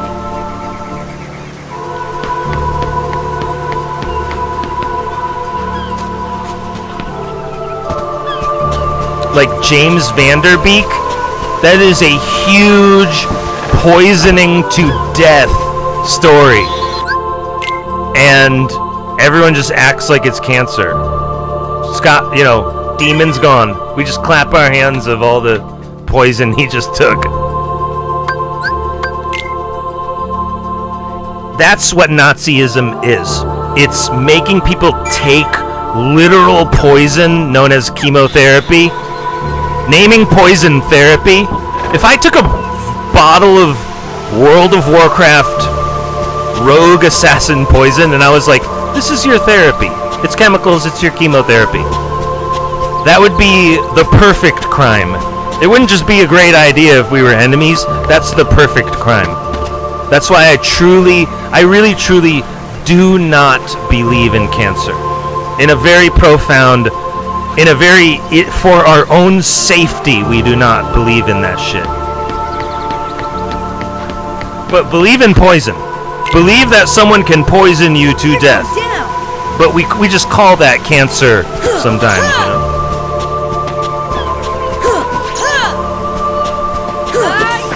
Like, in other words, if you have cancer and die from cancer, you were actually poisoned by Monsanto and Roundup and, you know, talcum powder from Johnson & Johnson, who's actually called Jensen & Jensen in UK, because they're complete scammers who poison people with poison. It has nothing to do with cancer. Come on.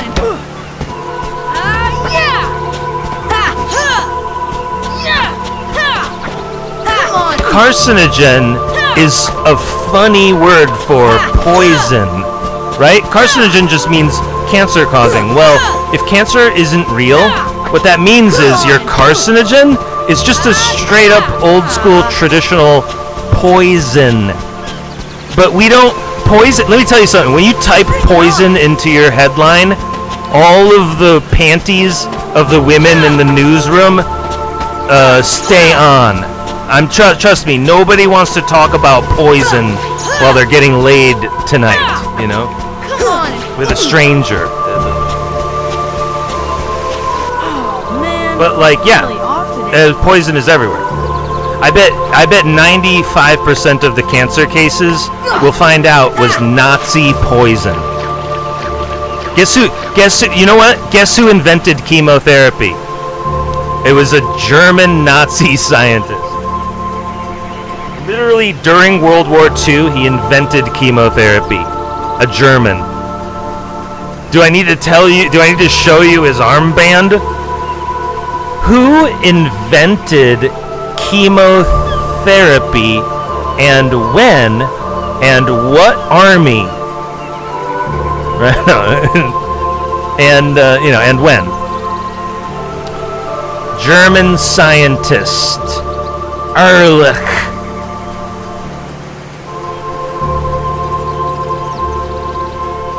Yeah. When did World War I begin? When did World War I begin?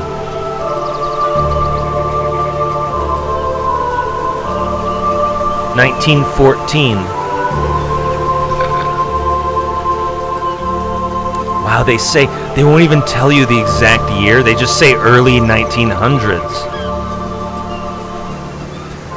Why is it early 1900s? That means that they're not being straightforward with the facts, right? You could just only assume. Let me get the camera. Yeah, it's extremely suspicious that they will not give us a year. That's because a literal Nazi invented chemotherapy to poison people with. Oh yeah, an arsenic-based drug to treat. Yeah.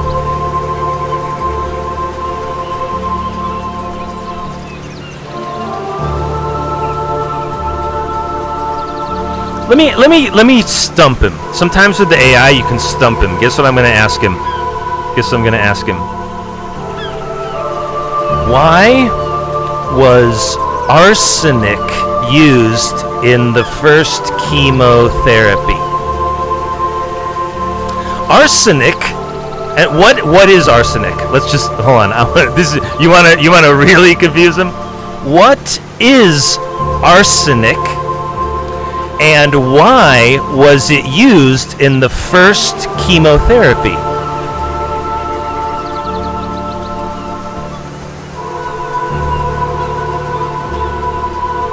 Hold on. I spelled it wrong. What is the element arsenic? Oh no, is it an element? It's an element. It's a pure element, right? Arsenic.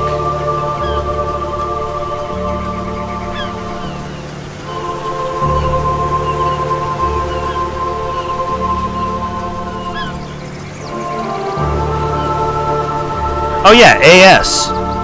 Atomic number 33, arsenic. Highly toxic.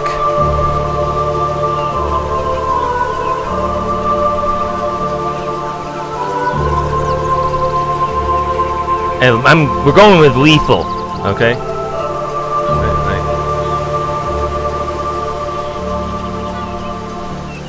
I guess it's not lethal. Actually, it looks like it's not even that lethal.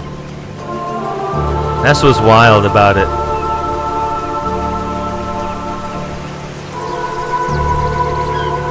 Okay, hold on a second. How much arsenic is lethal, and why was it used in the first chemotherapy? How much arsenic is lethal, and why was it used in the first chemotherapy? No. You don't get out of this. Just because they're using other stuff now, you're not getting out of this. We're going right to the inventor. This is the inventor who invented chemotherapy. It was arsenic. Okay, so 70 milligrams to 80 milligrams of inorganic arsenic can be fatal. So let's say 100 milligrams. Okay, how many milligrams of arsenic was in the first chemotherapy dose?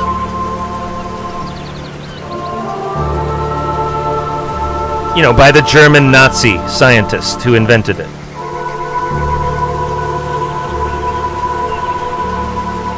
going thinking a little longer. I love this. We're nailing the AI right now. We're gonna get arrested for Holocaust denial in a country. Someone standing next to the computer is gonna get cuffed and taken away for Holocaust denial. When modern intravenous arsenic was studied, no, yeah. No.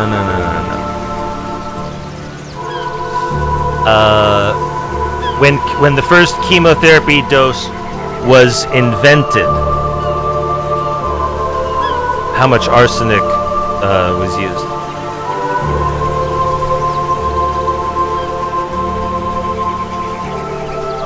It's not. They don't want to tell you because it's a lot. I guarantee you. It's a poison. In other words, my theory about poisoning people is 100% true.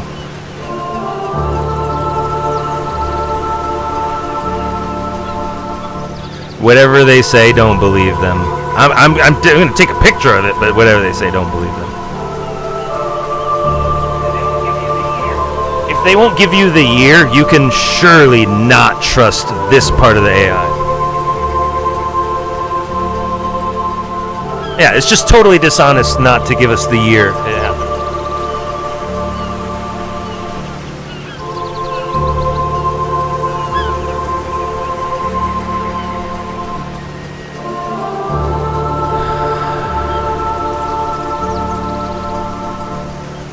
I didn't even really know that the first chemotherapy was arsenic. I'm letting it sink in right now. It's ridiculous. This is amazing. The truth, that's why they say the truth is stranger than fiction.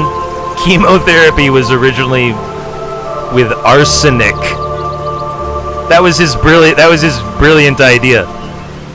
The inventor of cancer.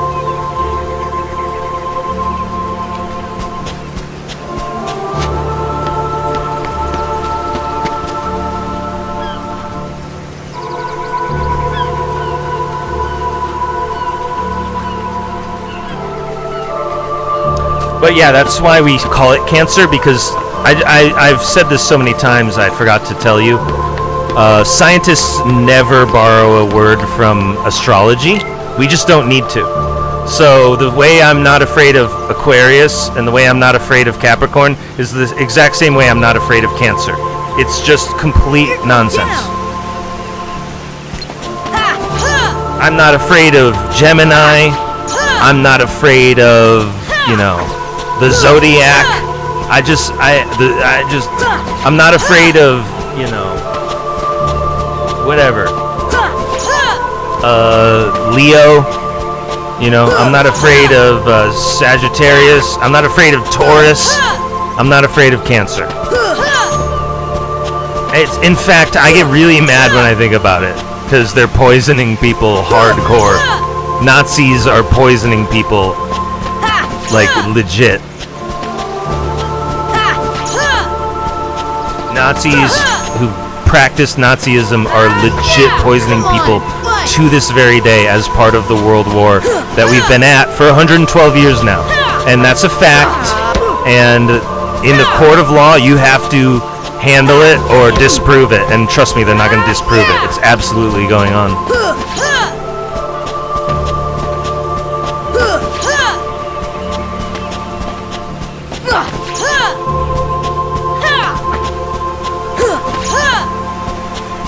Yeah, there's enough evidence, there's enough data now that you can just totally debunk Cancer.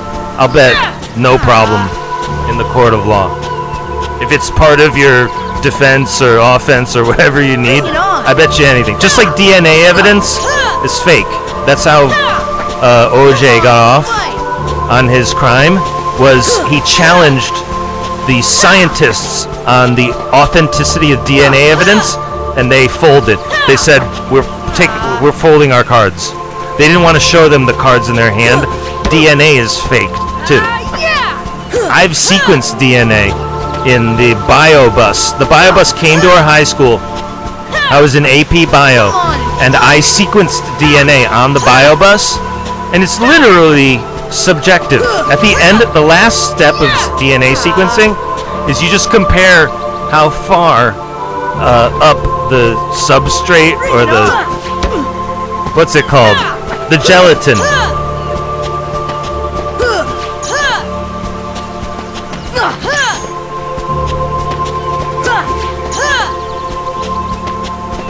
I want to say alleles, but we better go look it up.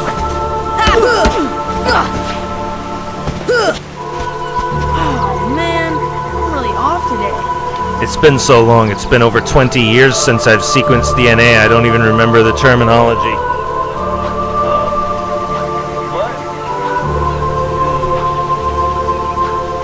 is in the final step of DNA comparison?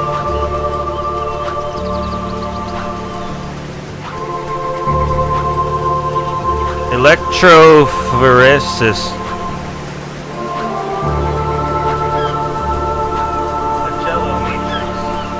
Agarose is a polysaccharide. That sounds familiar. Typically derived from seaweed that forms a porous jello-like matrix when heated in a buffer. Buffer sounds, yeah.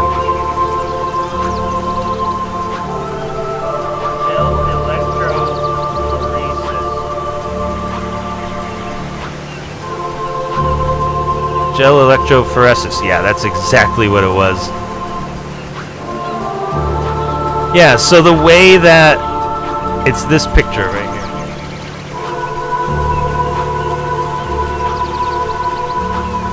Yeah, you have the gel and the slots containing the DNA. We made our own gelatin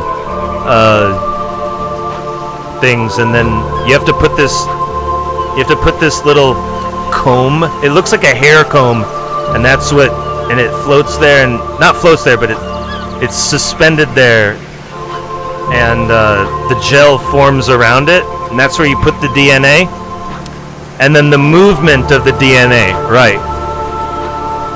The movement of the DNA strands, you compare the two trays, and if they look similar, then they're the same DNA. If you think they look different, then, you know, whatever. But it's just, yeah, that looks about the same.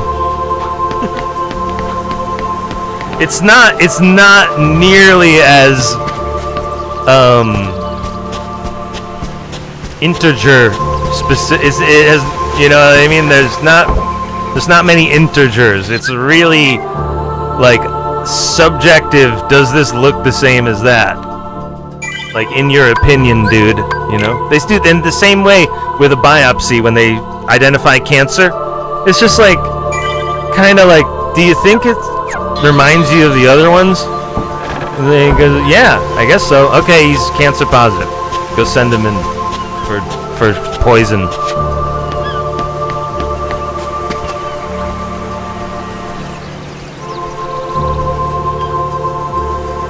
Zero accountability. By law.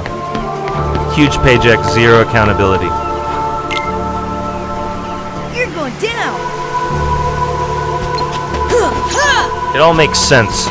With zero accountability for killing people and a huge paycheck out of nowhere that you don't deserve because you made the whole thing up, big cancer starts to make a ton of sense as like a front for poisoning people. It's just the way we're poisoning people now. It's okay. A lot of I can tell you as an assassin, if you can have a poison that people don't think is a poison, if you can make a person take a poison who believes that it is not a poison but a medicine, that's chemotherapy.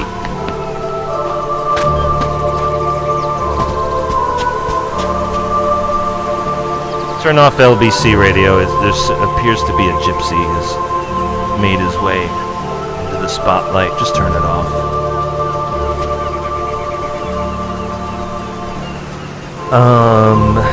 GB News Go. We still need to do the news though, unfortunately. I'm glad we turned that guy's show off. I don't like that guy's radio show. Switch.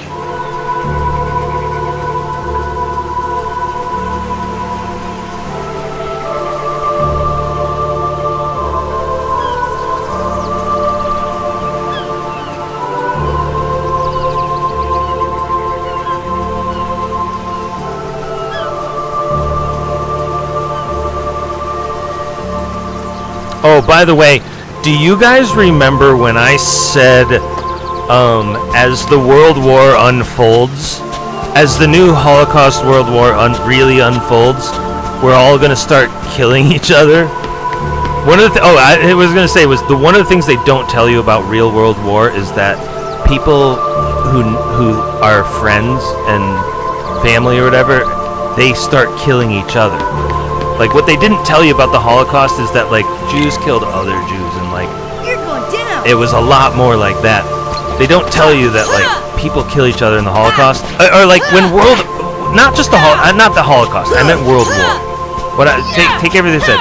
The definition of World War, people will start killing each other, and that's like how, like, they had friendly fire a few weeks ago or a month back. Some, like, airplanes took, like, friendly fire or something. It's got a lot to do with friendly fire, but it's not just friendly fire.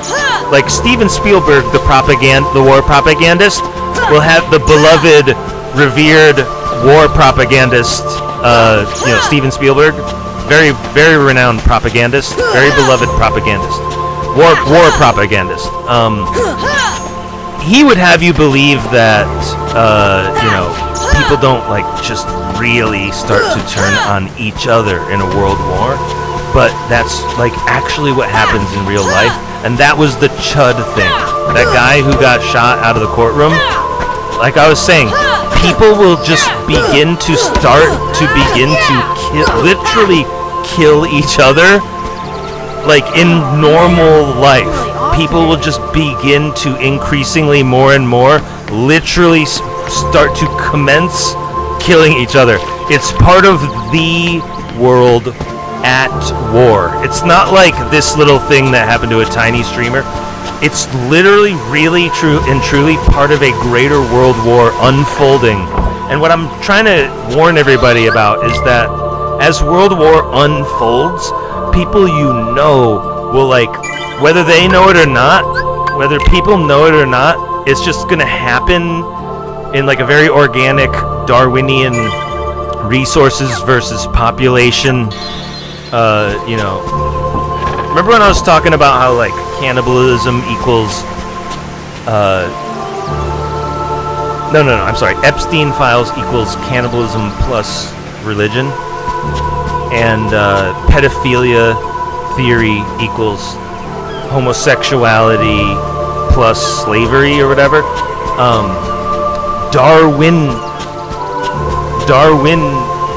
Darwinian or Darwinism is population and resources.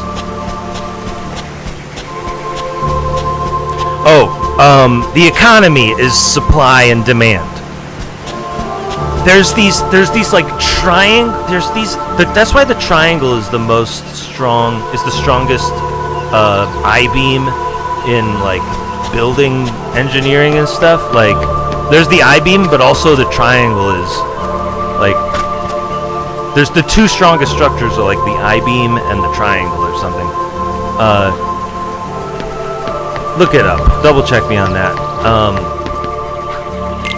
But, like, I remember being in philosophy. It's like ABC philosophy theory or something. But, like, I'm just saying that don't be surprised if we get into more of that.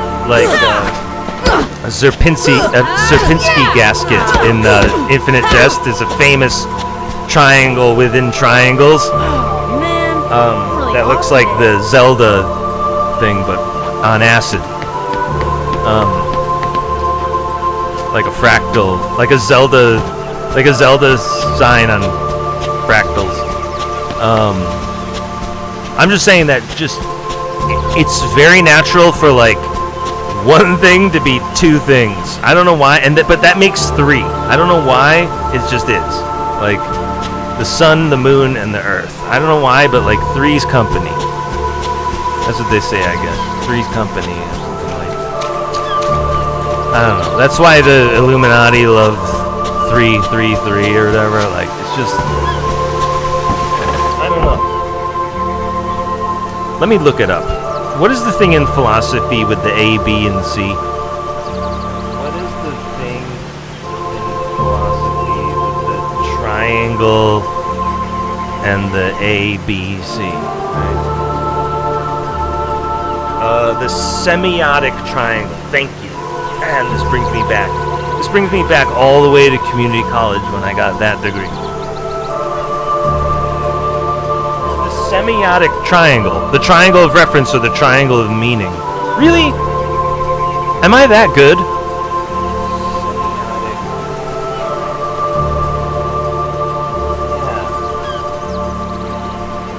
No? Wait a minute. This is either it or not it. There's the concept, the symbol, and the object. Oh, jeez, I'm already lost. It's in French. Triangle of reference. The thought, the symbol, and the reference. No, I wish this was it, but I don't think this is it. I think it is it, and I just taught the amateur version. Internal representation, symbol, reference.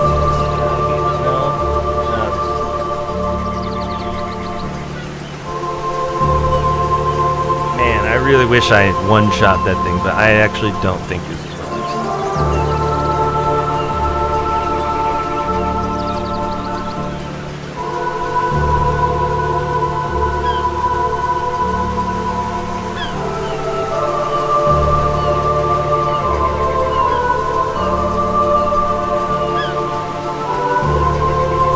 I think I was just taught some weird version of psychology from a madman. There's a good chance that.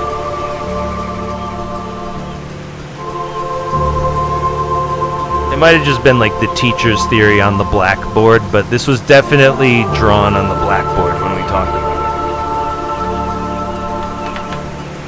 it. It went like A, B, and C, and then from C goes down to like A and B, and then another C.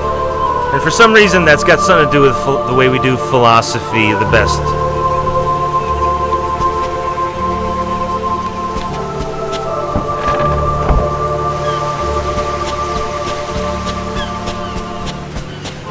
I think the dude was just filling time and kind of drawing on the blackboard with his own theories.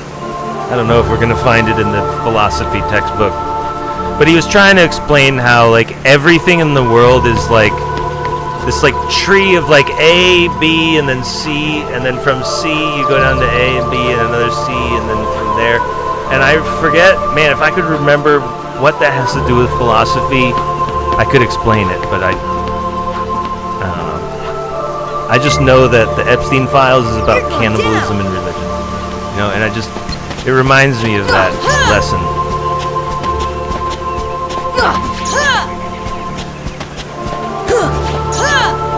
I mean, they were fucking, you know, they were fucking before they murdered people and ate them, but, you know, the really bad part is the murder and the consumption of the human flesh. Any knight of the round table knows that. You're gonna have to execute the king if he was eating the loyal subjects. Like a monster. This is the reason why we slay every monster in every story ever told since Beowulf fought. Who did he fight? Baba Yaga? I don't know, but all I know is that they were eating little children and then they had to die. That's all I get.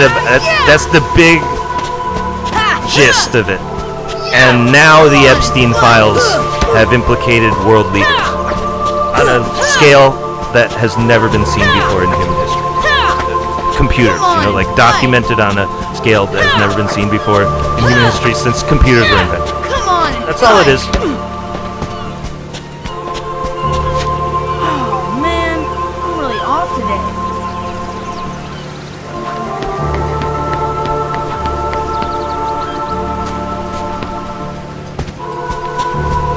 I mean, they want you to believe that they were just out there fucking, and, you know, that was the problem. No, it wasn't. No, it wasn't. I mean, that was the bait. You know what I mean? Like, you know, if kids were freer than they are, they probably wouldn't want to go off to Pleasure Island with Pinocchio so badly.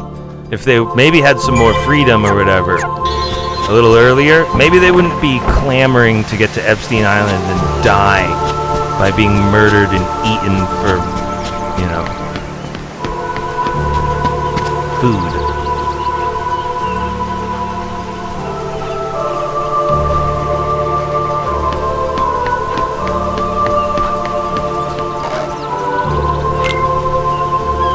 You're going down. But yeah, all of the reason the royal family should be concerned is because every fairy tale, every Come on, fight. I don't know, what are we going? Fable, every Yeah. epic poem from the Greeks and the Romans. Man, if you were eating children on Epstein Island after you murdered them, I don't think you're ever the good guy ever again. I think you're just always a monster and a bad guy. So I don't know. But they're trying to make it out like it was just sex, guys, and we're having it wrong. This is the wrong kind. No, dude, they were straight up murdering victims and consuming their flesh in a way that we've never seen before because we don't know about it. I'm sure that in the Dark Ages of Camelot, they were eating people, and that's why we needed the Knights of the Round Table. They were the Knights of the Round Throne, and they were like, look, Come on and fight. we gotta be more on the nose with this because we've had too many kings eating children Man, for breakfast and stuff. So we're gonna change it to Knights Round Table, and if any other king tries to eat little kids again, like Hansel and Gretel, we're gonna have to chop your head off. No questions, no debates. But that's who the Knights of the Round Table are. It's not the Knights of the Round, bedroom. Knights of the Round, hassock. Knights of the Round Footstool. No. Table. What do you need a table for every day? Breakfast, lunch, and dinner, motherfuckers. And it was not human beings. We're not gonna eat. All I know about the Knights of the Round Table is if you put a big flank steak of a human being on the Knights of the Round Table, they would definitely kill you for that.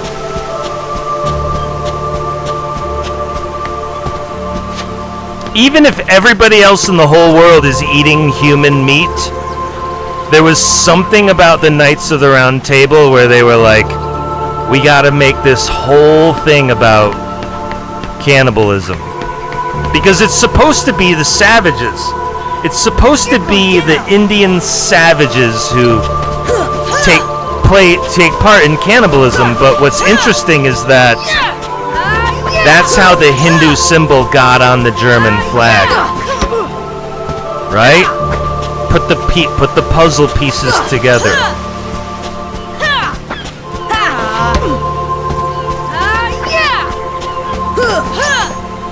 It's a modern invention. In other words, the political pander to Indians with the Hindu symbol on the German flag, that's a modern invention.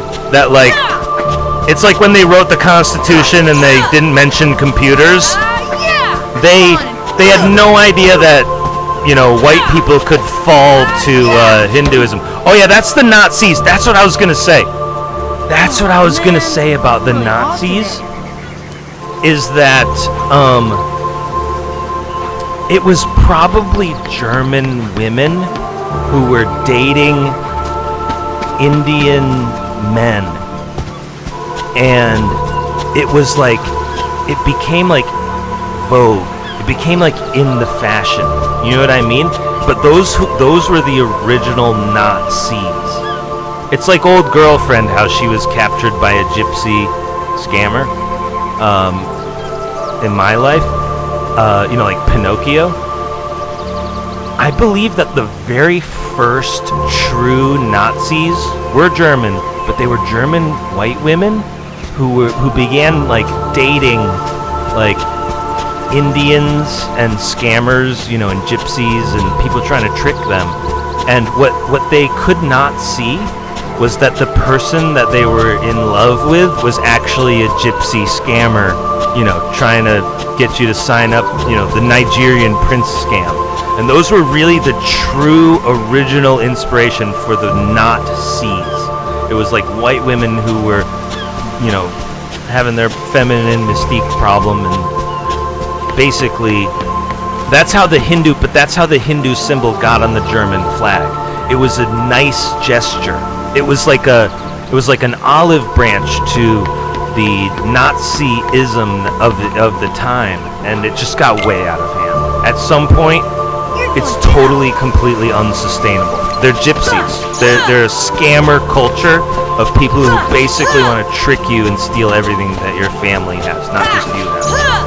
But that's the theory of the true theory of the true origins of Nazism. It had to be German white women who were dating Hindu Indian men, and that's how the Hindu symbol got on the German flag.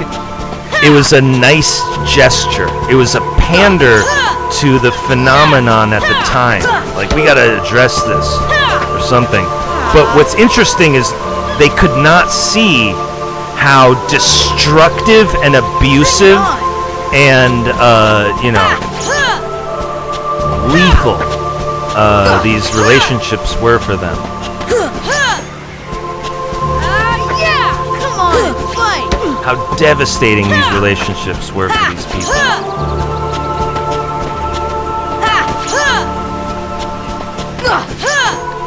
Yeah. Double check it. I can almost assure you.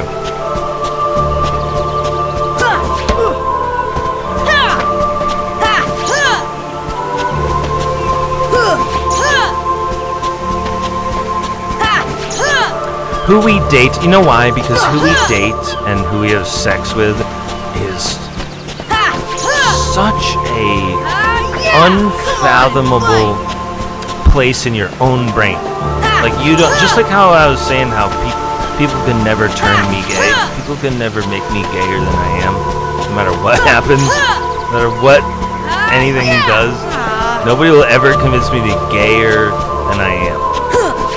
In any circumstance, in any scenario, under any context, if there's a male and a female, that's sexy to me. I don't care what happens. I don't care what little rules, little tiny little caveats you come up with, you make up in your brain out of nowhere because, you want to control people. You're a Nazi. You are a Nazi who practices Nazism. That's what I see. Oh man, That's what I see off today. when it comes to making other people more homosexual than they are. That's what I see.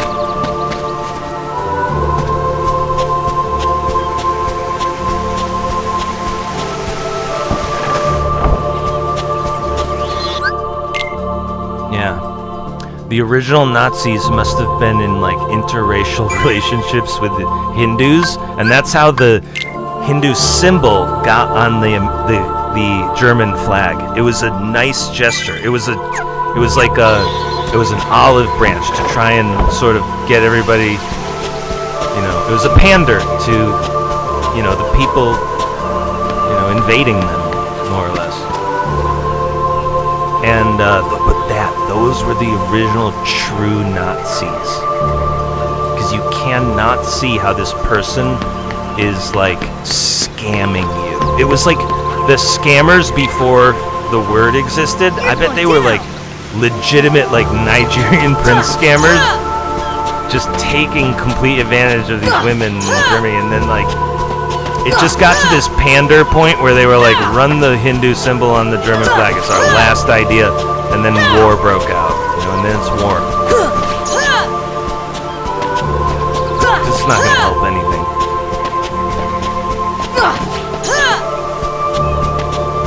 Yeah, those were the original Nazis. It's not in a history book. It's not the proud history that everyone wants to remember. It's like the, oh my god, your aunt is a whore reality that nobody wants to put down on paper and remember. You know what I mean? That's why, the Greatest Generation, they didn't want to talk about World War because it was like really like. And then we found out she was a total whore, and that's how, you know, the Hindu symbol got on the German flag or something. And then she tried to make her boyfriend jealous, and it caused all of World War Part 2. Come on!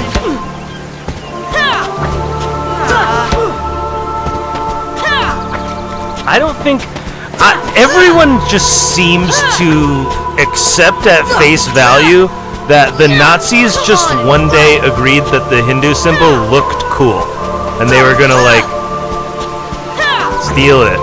No, you're not. No, you weren't. They were pandering to literal Indians in Nazi Germany. That's the Nazism that we're really at play when it comes to Holocaust. Come on!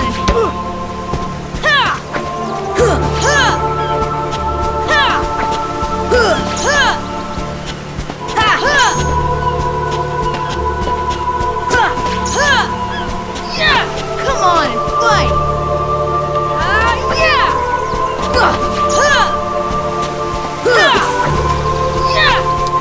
It's just like improved amp and improved damp and magic in Encourage 40 with my raid.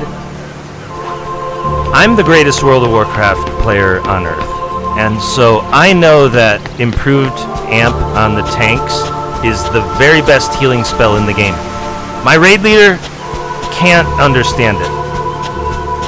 My, other friend doesn't really believe in me or whatever. Like, people don't get it. I happen to know for a fact that it's actually 100% true. Well, where's I gonna bring this? Oh yeah, I remember. Just from being the best and knowing for a fact that all of the best wisdom in, among all the professionals of World of Warcraft, the best wisdom is not it. I happen to know. It's just like when they did the January 6th commission and they didn't find out that I'm QAnon. Well, now I know the 9/11 commission was all bullshit. You know what I mean? Whether you believe I'm QAnon or not, after the January 6th commission never found the identity of QAnon, QAnon himself can just know that the 9/11 commission was bullshit. You fucked up, didn't you, on that one too? It was Jeffrey Epstein who caused 9/11. And Prince Andrew. You can see it in the emails, August 2001, when he asks for inappropriate friends a week before or two before 9/11. They were like, look, get all the Epstein clients who are being a problem, get them in the top of the Twin Towers, we're gonna kill them all in an accident.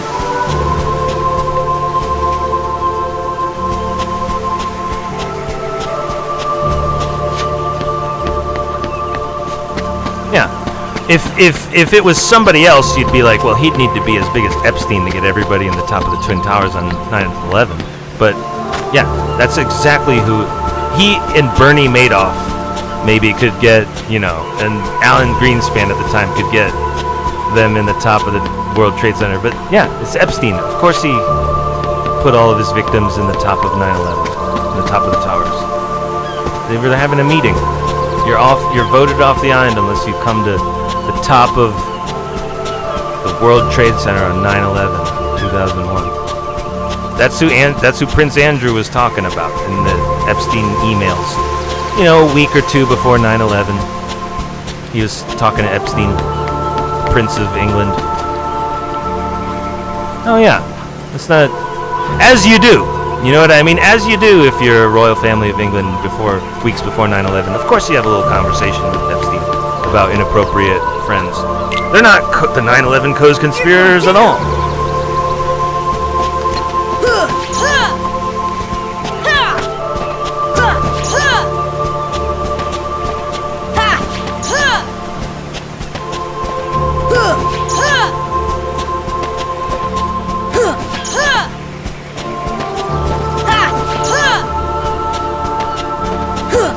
What else was I gonna say? What were we talking about?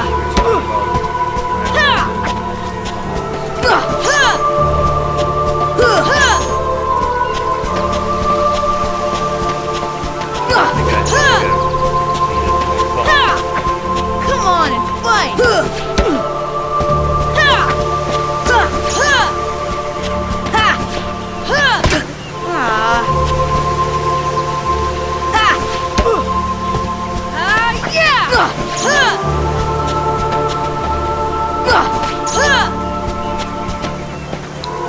I just know there's this slow roll. We would call it a slow roll. Slow rollout. That is just going to there is a slow rollout of the Epstein files that is going to appear excruciating as we go on here. It will be. It will be. This one's going to be a lifelong unfold. Oh man, I'm really off today. The AI. You know why? Because I don't really believe in AI, but I do believe in search engines finding things in advanced ways that appear to be AI. You know what I mean? Like, that's the biggest thing, is that I've already written all of these QAnon drops before they happened, and people read them, you know, and like, we might find out who read that shit and caused it.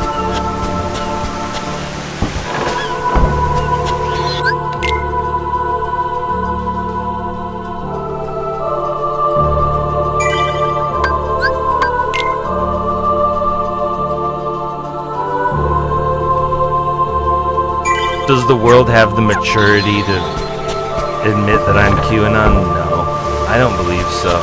I'm not waiting for my Nobel Prize. I have a feeling where I will never ever see any of the anything. I just have a strange, funny feeling that it'll be too late. If I lived to 500 years old, we'd get to see me named as QAnon. At 40 years old, and we're going to 100 at best, I don't think there's enough time. I really, truly don't think there's enough time to tell everyone that I'm Q. So it's just going to be one thing. It's just going to be one of those things that people find out after we're all gone. There's a good chance. That's what I'm planning on, is no one ever finds out. But yeah, we're totally going to win a Nobel Prize if there's actual good on Earth. So far, we live in the dark world, and we're not expecting any good to come out of that. We're planning on, as a very smart person, I am 100% planning on 0% good on Earth at this junction. That's why I'm down here not talking to any girls.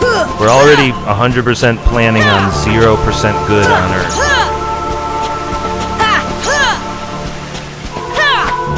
Come on and fight!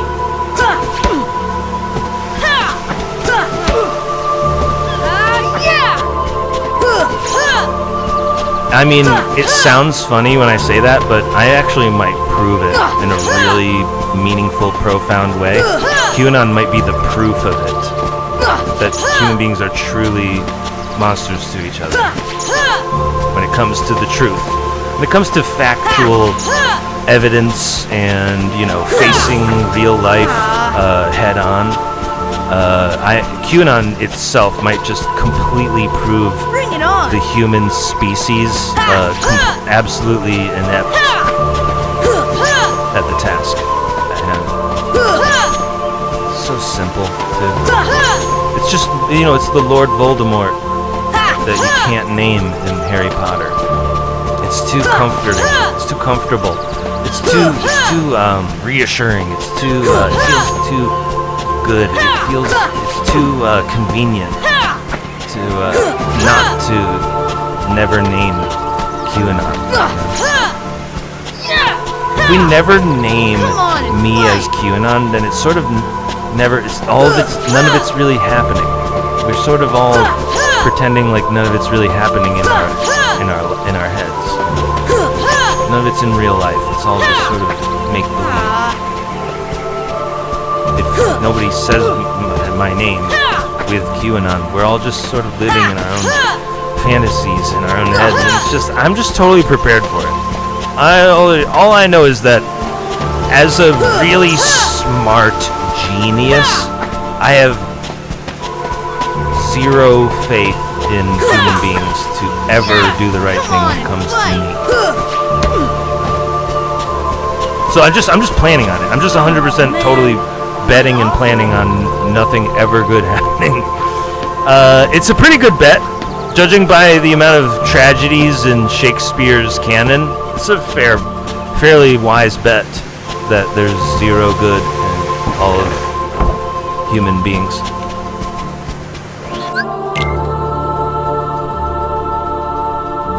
Yeah, I'm confident. I get solid. You know, I'm a really careful guy, but when I look at it, I go, yeah, 0% good. It's about right. That's it.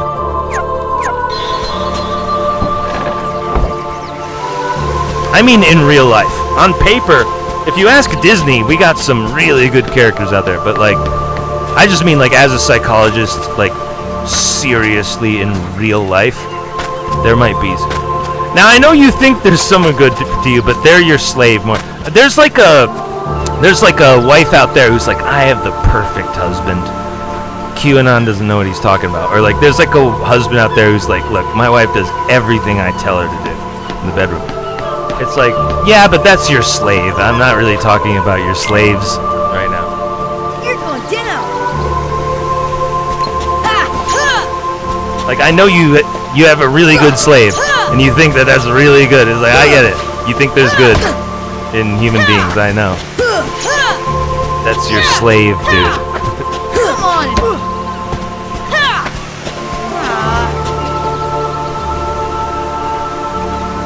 Really good slave. Hey, it's good sex. Really good slave. You know, did you prove that there's good in human beings? No, not by owning a slave like that and torturing him, whatever you guys do in the bedroom.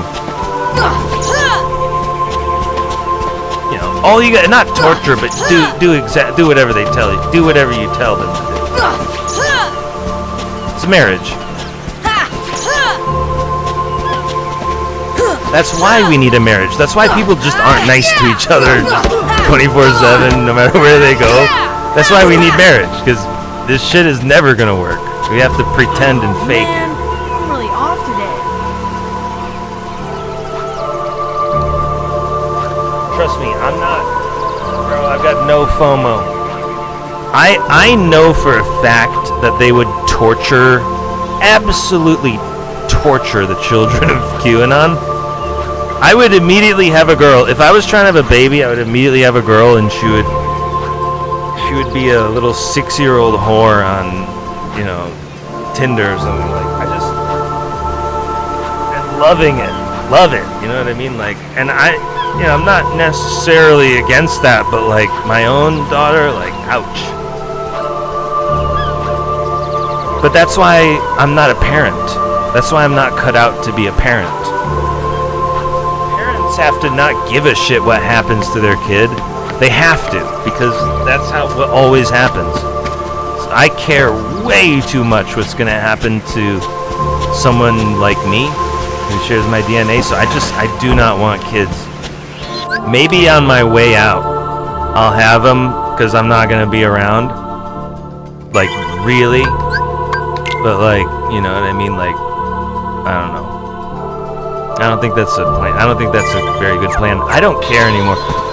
Man, if I thought there was some good in human beings, I'd be like, maybe I should try to perpetuate my DNA. I just straight up do not care anymore about any of it. It's all, you know, I want my genius to live on. You know what I mean? Like in the live streams are my children. The way people love their children is the way I love my live stream. That's why I'm ready to kill you when you turn it off.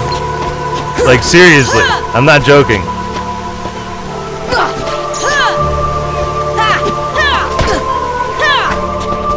Not myself, I'm ready to have you murdered in my name. I would never do that myself because I'm just too important.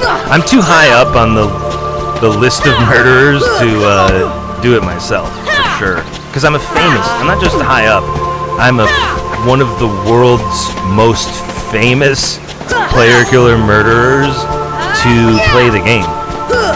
So like when it comes to people who murder, they're my fans. I kind of got them into it, you know?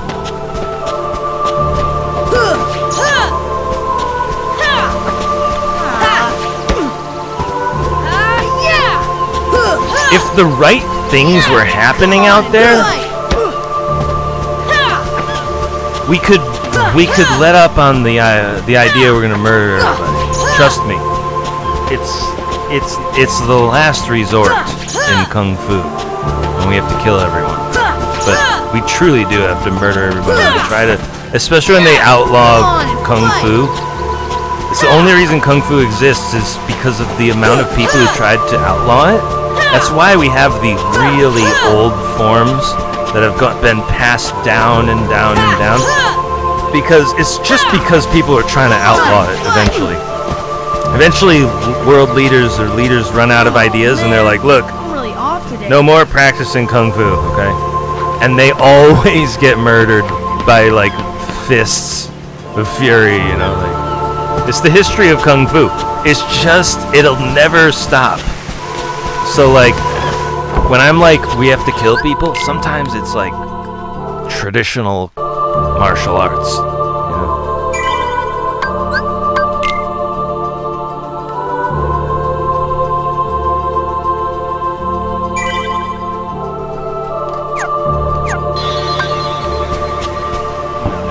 I would never do it myself.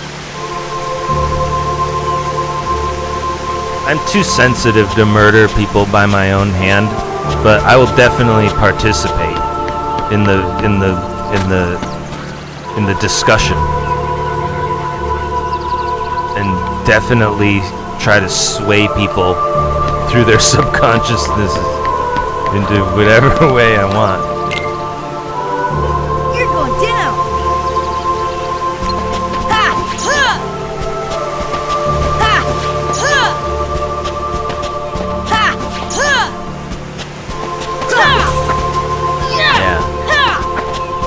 Incel thing is, remember how it's like the most important thing I want you to know about me is that I'm not gay? Come on and fight. That's because I'm such an incel virgin.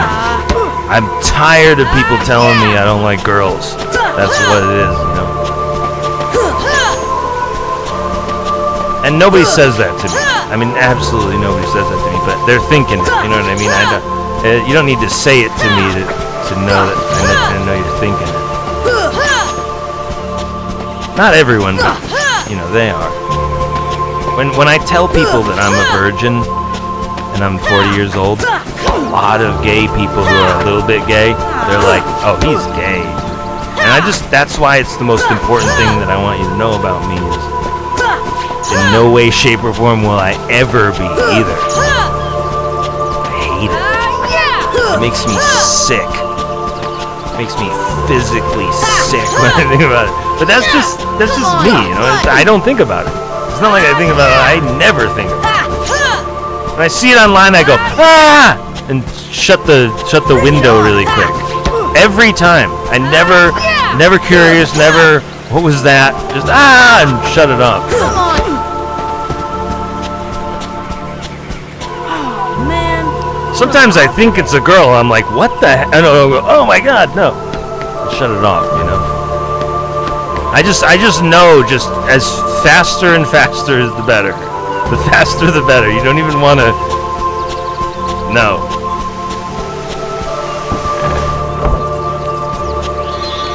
There's a part of you that'll go, what the heck was that? Like, what even was that? No. No. I am so lonely. You know what I mean? Girls, it's bad though. It is bad. It is bad.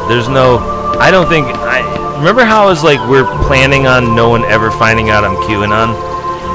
Like, pretty hardcore.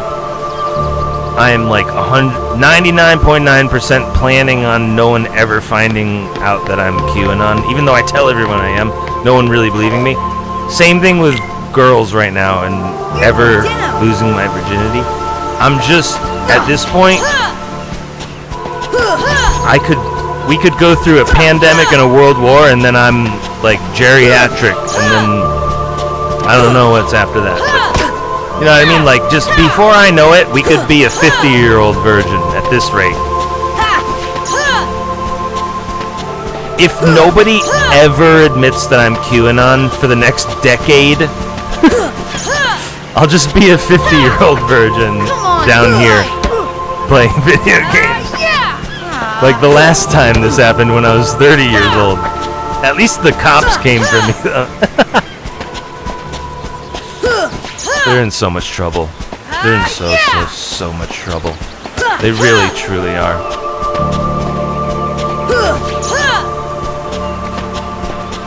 They're in so much legal jeopardy to this very day for framing me and setting me up and arresting me. They all just are.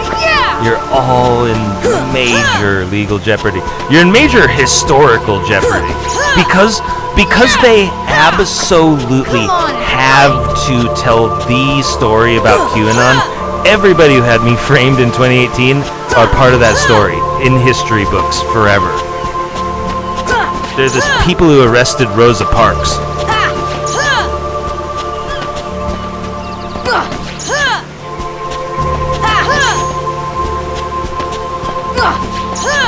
It's exactly who it is. It's exactly what it was.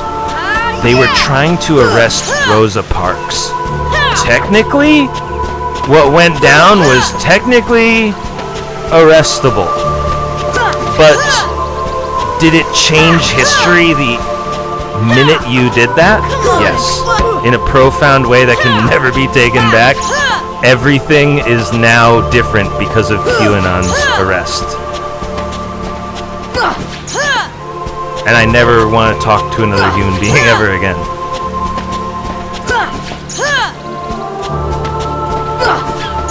And I'm about to, not only do I mean that, I'm going to demonstrate it while you die. I don't mean to scare anyone, but while people die in real life, I'm going to demonstrate that I never really truly want to talk to another human being ever again, especially women. And I'm a furious, player, killer, murderer. Love is nothing compared to the people that I've killed. Like, it was really difficult to win all those battles. Love is Bring it on. barely compared to that, how difficult that was. So, like, yeah. And I'm just saying that being an incel virgin is a lot easier for me than you Really think. off today. I don't mean to scare anyone.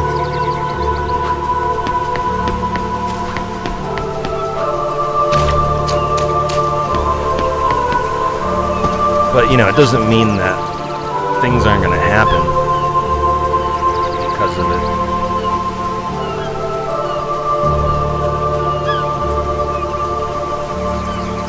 That's the thing about QAnon being an incel virgin that you can just forget about and pretend it doesn't exist. Just because you forgot about me totally, and you're just completely pretending that I don't exist, it doesn't mean that I'm not doing the QAnon news every single day at 2 o'clock in the morning. It still perpetuates, it still goes on. Just because you illegally arrested me and framed me like a Hollywood movie in 2018 and got away with it, doesn't mean that they're not still coming for you in the Epstein files.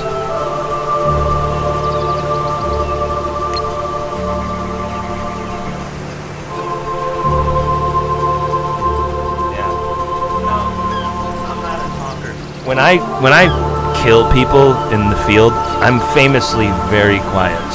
If you think that I don't talk to people, when I'm murdering people, I'm even quieter than this. I'm famously, in Ultima Online, famously you can talk to the people that you fight, and I was famously very silent the entire time that I'm really truly murdering people. And there's something about it.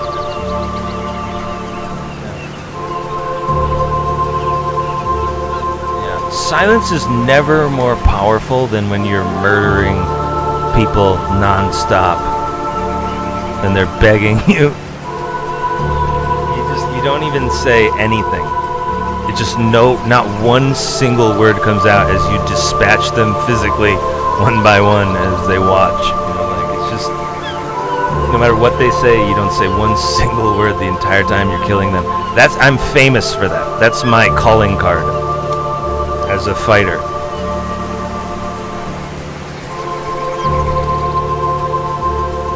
Is famously not saying one word while I fight.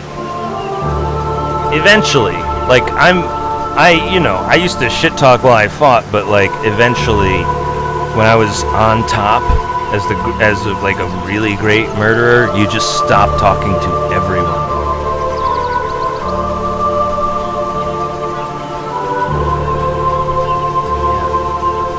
It's true. Just like the cannibalism in real life. It's really true. Like Elon Musk in major legal murderer jeopardy right now. We were looking at him at China. I was watching him eat hors d'oeuvres in China, reading his facial expressions.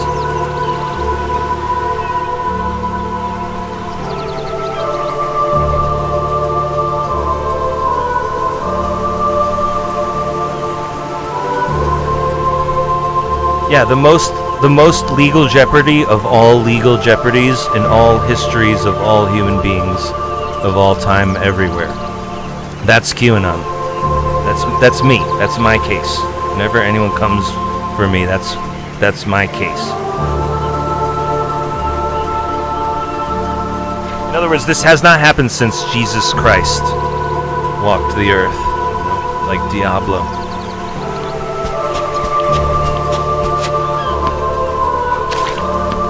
And he was trying to tell everybody about cannibalism too.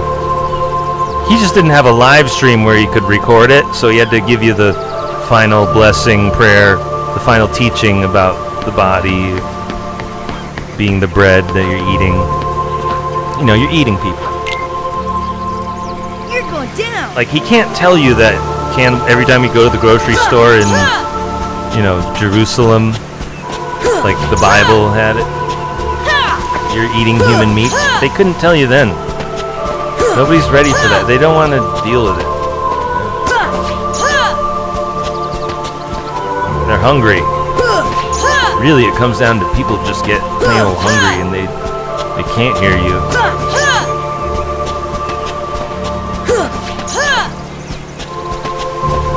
It doesn't mean it's not real. Just because you're super hungry doesn't mean that you're not really eating human meat. But yeah, this hasn't happened since Jesus Christ. That's what QAnon is. Whether you believe it's me or not. I'm more interested in just QAnon as a thing, whether it's me or not. I love it.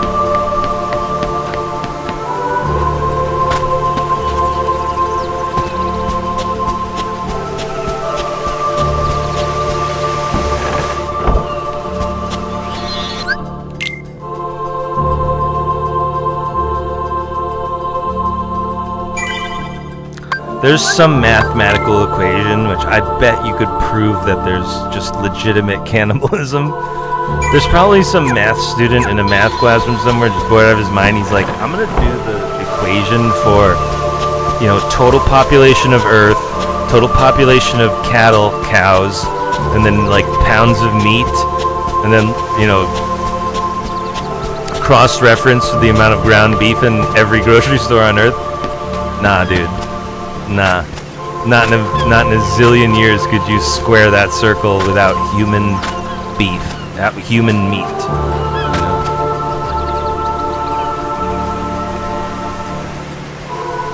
But religion will have you believe that that's how it has to be. It doesn't have to be. We could tell everyone we're eating people. I think we'll be okay. You're going down. We don't need religion anymore. Everything will sort of go back to normal humans.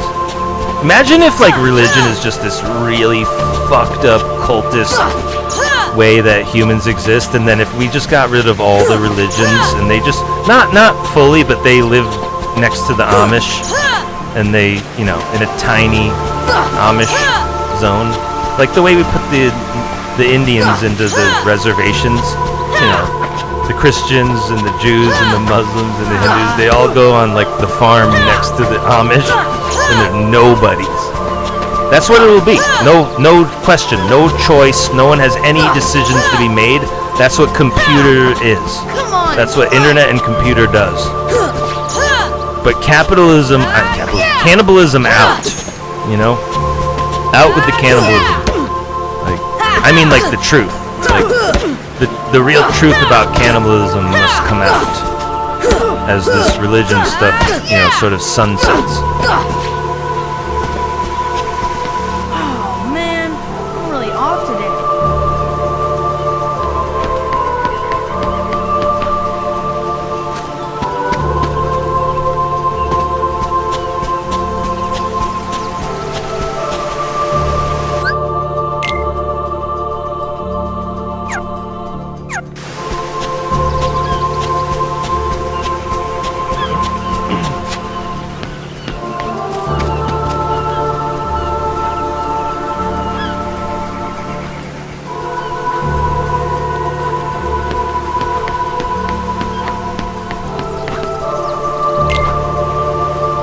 You're going down. It's gonna unfold. I'm telling you right now, I can tell that the pace of this stuff is gonna unfold exponentially.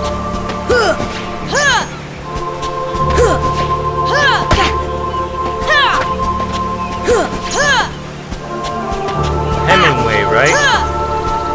Gradually and then all of a sudden all at once.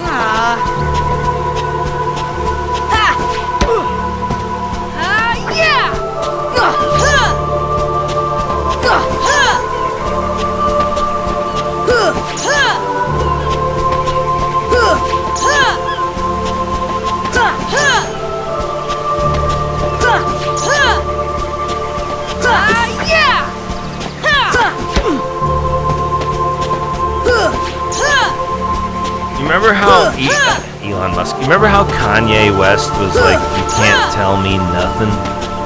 That's why my phone never rings. That's why no one has ever on live stream. No one has ever seen me outside my house, and also no one has ever seen me pick up a phone once on all of my live streams for years and years and years. It doesn't even ring down here in this room. There is a phone jack on the wall, but it don't ring down here.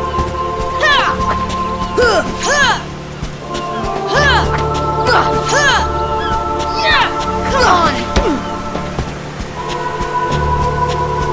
Oh man, I'm really off Yeah, today. it's so normal to me, but I think it's a lot weirder to people than I even know, and I even understand.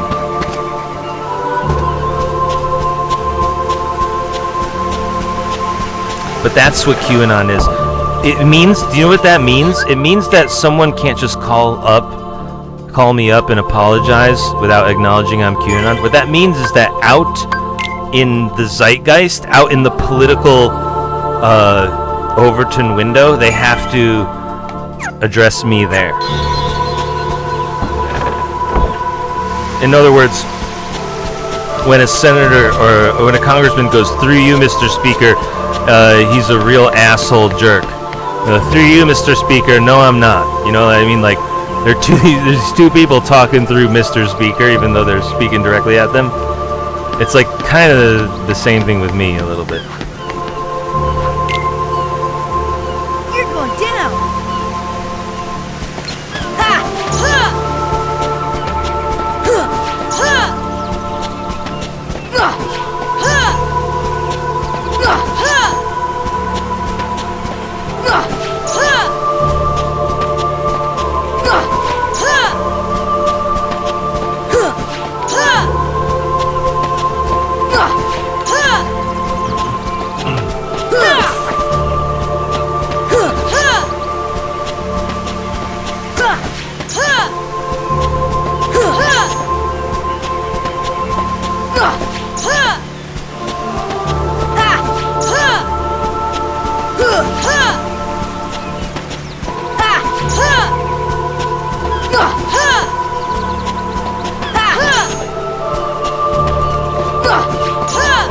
This is actually an old school. It's a legit old school game.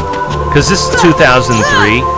Even though I was upset at Disney for buying Final Fantasy XI, it really is Final Fantasy XI. It has nothing to do with these characters at all, but you can just tell that this combat system was supposed to be like Cloud Strife with the fucking Gunbuster blade. You know, like, I can just tell.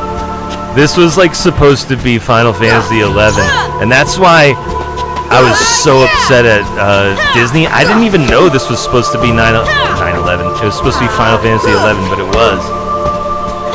And here's the thing.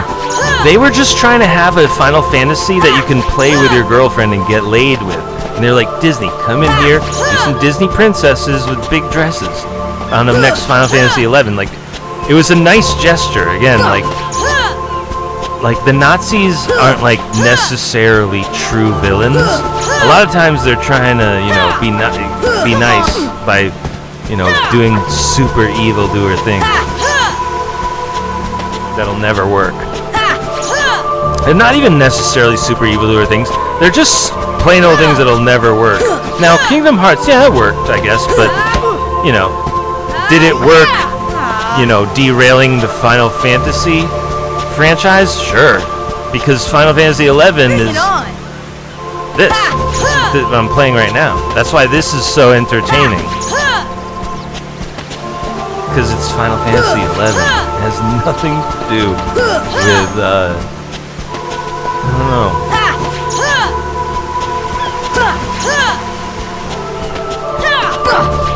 In other words, like, it's not like a brilliant game that Disney made. Like, again, like, Magical Quest is Capcom. I feel, again, like I was saying, like, Mickey's Magical Quest in Super Nintendo, that's an awesome game that Disney bought from Capcom. You can tell that it was one of Capcom's best games that they ever made for Super Nintendo, but Disney bought it and made Magical Quest. It's a great game because they bought it from someone.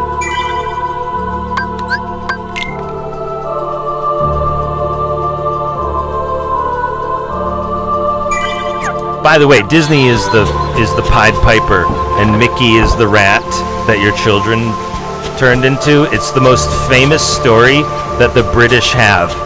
Is the Pied Piper, who is Walt Disney. He will turn your children into filthy plague rats. That's Mickey Mouse, and you'll like it. That's why he's cute. You know? But just never ever be mistaken that Walt Disney is like a serious evildoer, or otherwise known as the Pied Piper, who transforms your human child into a disgusting rat mouse known as Mickey Mouse. That's all it is, in a cute way, not in a grotesque, oh my god, it's the Pied Piper again. In a more like, this is cute, and like, I'm about to take a picture. But it's still, you know, your child is a disgusting rat from the Pied Piper known as Walt Disney. Turned him into Mickey Mouse. Yeah, and then he leads, that's right, he leads all of the mice off of the cliff into the water. Jeffrey Epstein's Island? I don't know. What do you want? What do you want? Where do you want me to go with this? Pleasure Island is definitely Little St. James. Whether Jeffrey Epstein was there or not, Pleasure Island was somewhere in the British Virgin Islands for sure.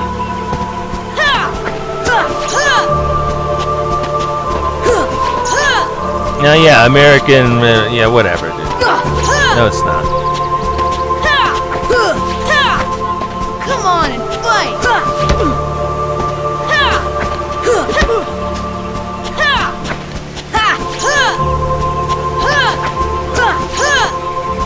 The way that the U.S. Virgin Islands are next to the British Virgin Islands, but they're actually just the same shit. It's the way I'm in Connecticut right now, but if you look from space, I'm actually in the New York City blob. Like, you know, in name only am I not in New York City right now. even though we're in the suburbs of Connecticut. It's just sort of in our heads that I'm not physically attached to the blob of New York City on the map from space. You know, you can see we're right on the edge. I mean, we're over the river on the edge. So if New York City ever goes south, they'll blow the bridge over the Connecticut River, and we'll be safe over here. And across the Connecticut River in West Hartford and Hartford, they'll be destroyed by the New York City zombies. But like, they'll literally blow the bridge of Connecticut, and just anything east of the Connecticut River where we are in Glastonbury, it's just we're just safe from. I just know that if it's escaped from New York City, they'll blow the bridges over the Connecticut River and we'll be fine. Like that's why I'm not too worried about what happens to New York City. Whatever happens, I'm not that worried, because they'll just blow the bridges in a total apocalypse and, you know, guard them with machine guns or whatever, and we'll be fine over here.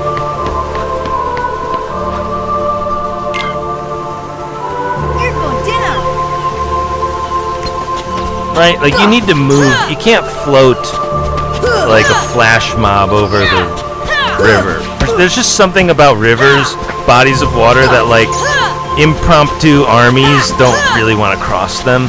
So just as soon as total war breaks out in New York City, they'll just blow the bridges over the Connecticut River. We'll be fine. Yeah, it's totally guardable. Like, any military amateur knows that, like, all you have to do is watch Saving Private Ryan, the ending. They just blow the bridge and they're fine. They're all looking over across like, hey, what the fuck, man? I guess we're going somewhere else to attack. It's not exactly what happened, but it might as well have been.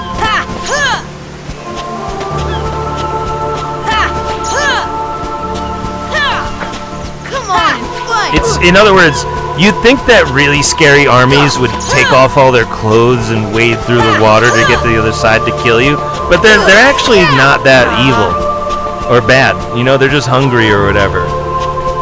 Like, it's, don't worry, they won't cross the river. We're fine. They don't even have to blow the bridges. They could just 24/7 hold machine guns on the bridge and nobody comes across, you know?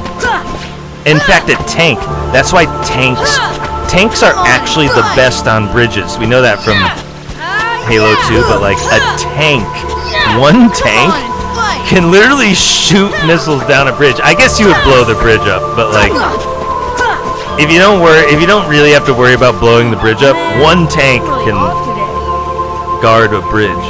It's very true. Actually, just the machine gun on a tank, I bet, could hold a whole bridge of people. A whole bridge of like mob.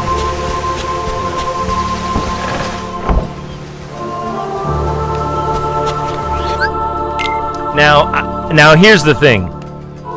They could fly a kinetic drone and just take over the thing, just blow the bridge. And that, you know, I don't think you should fight them on the bridge. In that scenario, just blow the bridges. Don't even risk it. Or maybe they have explosives for when they lose the bridge. I guess that's how they did it in Saving Private Ryan, right? Didn't they lose the last fight and blow the bridge? Roll credits? Something like that.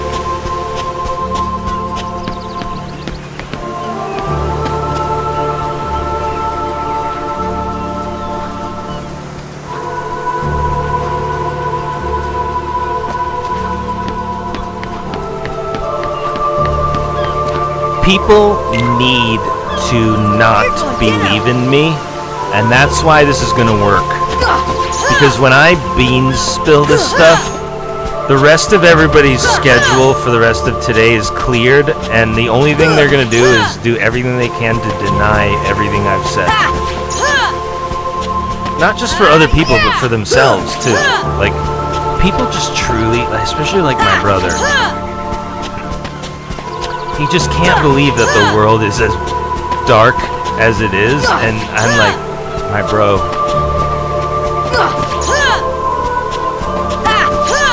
He just refuses to believe in that the world is that dark.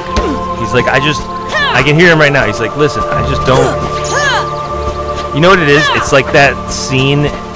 He's gonna hate this. It's like that scene in Children of Men, where Theo goes to his friend and he's got the statue of David and the masterpieces in his mansion, and he just goes. Theo goes, how the fuck how the fuck can you do it? How are you gonna do it? And he goes, you know what, Theo? I just don't think about it.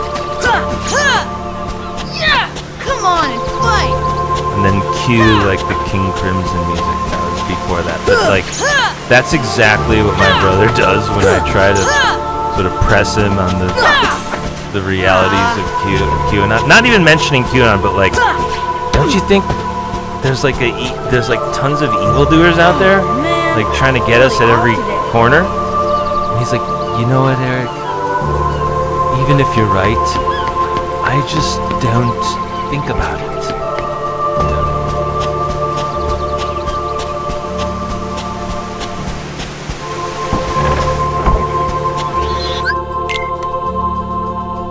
That's what it's like, talking to him about this stuff.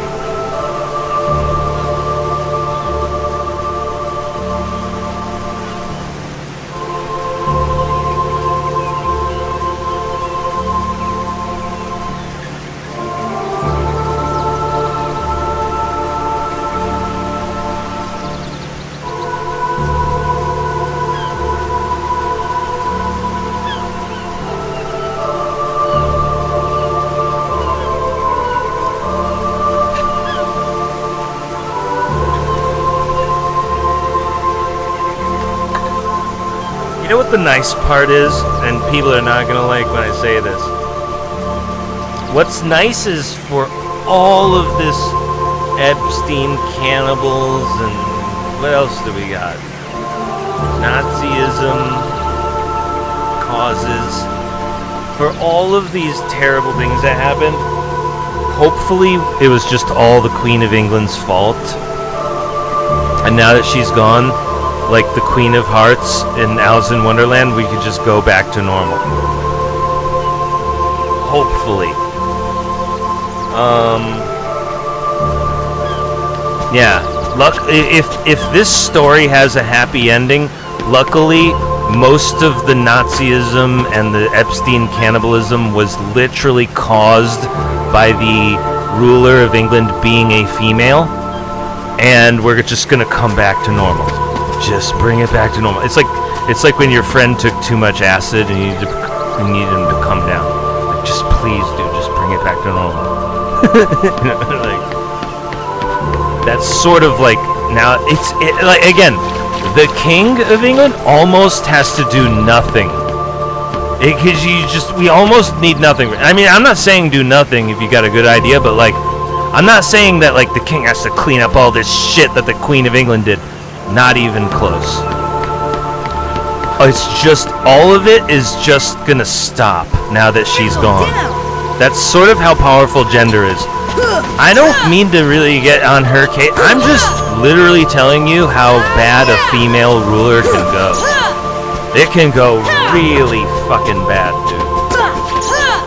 And man, when she goes 90 years, that's a long time of bad ideas. Just, again, the King of England doesn't need to have good ideas. Just, whatever you do, don't have as bad of ideas as that Queen of Hearts. I love how she ceases to be the Queen of England, and they just call her the Queen of Hearts. I mean, disembodied? Now, are these love hearts, or are these disembodied hearts? You know what I mean? Like, are we talking about disembodied hearts in a pile on Epstein Island, or what, bro, you know?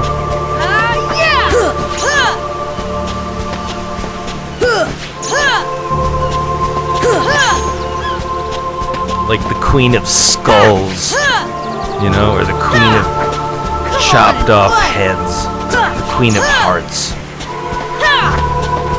still beating out of their disembodied chests. Blood everywhere, the Queen of Hearts.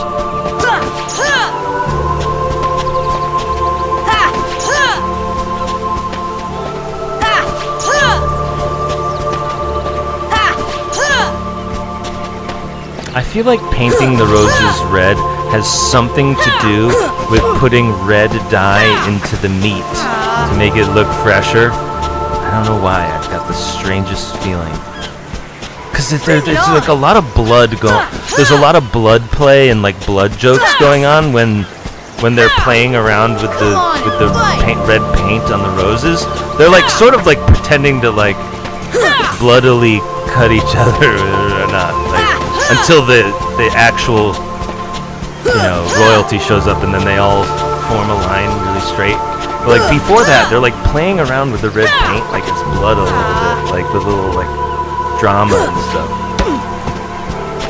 I just have I smell cannibalism somehow. I smell a cannibalism metaphor, which sometimes can be really beefy.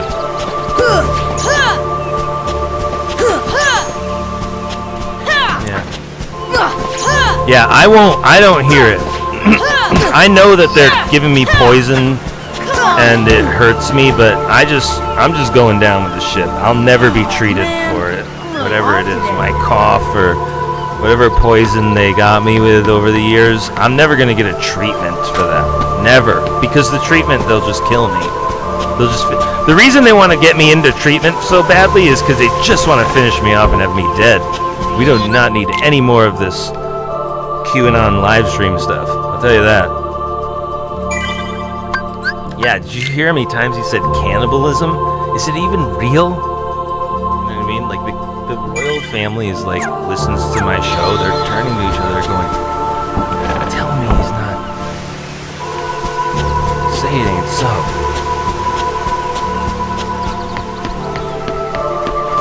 And the computadora is just blinking, flashing light, yes.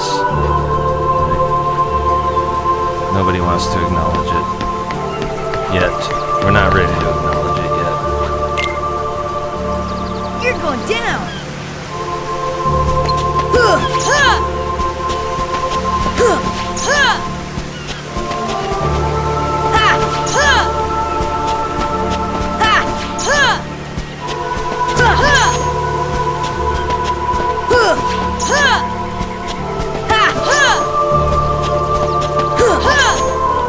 Yeah, dude, I could have the Black Plague, I could have leprosy, I could have fucking anything, dude. AIDS, I don't care what it is. I could have gangrene. Dude, I'm not going into the doctor. Unless I'm unconscious and not gonna make it, I'm already gonna die, then, I don't know what's gonna happen. But like, as long as I'm, is he breathing? Does he have a heartbeat? Okay, get the fuck out of here. You know what I mean?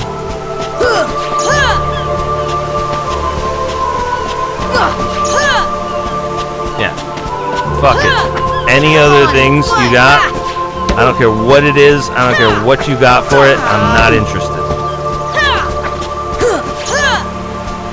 Yeah, he's like, call 911 straight away if you have a sore throat. You know what, dude? You're gonna have to think of another way to kill me if you really want me dead. I'm truly mean it. You know what I mean? I'm not easy to murder at all. Not a little bit.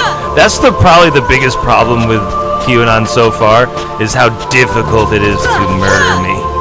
It is super difficult. Trust me, you do not want to. Dude, the cops didn't want to walk down the stairs because it's so narrow through there. They were like, no, dude, come on up.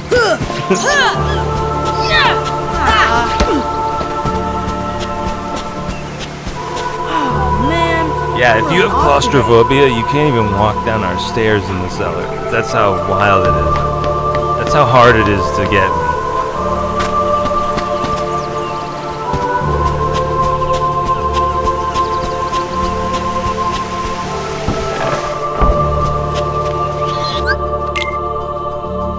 It's exactly like in Inglourious Bastards where he goes, yeah, but we're fighting in a fucking basement? That's the last place he's going. He does like a soliloquy about how it's the last place on earth you want to fight someone. I think they were talking about Down Here when they made that movie.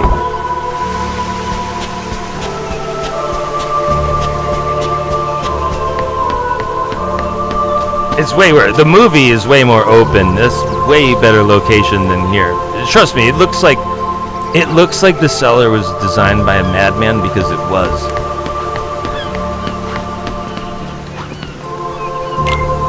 They would never do that in a Halloween movie, in a Hollywood movie.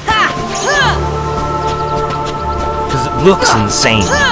Because it was made by an insane person.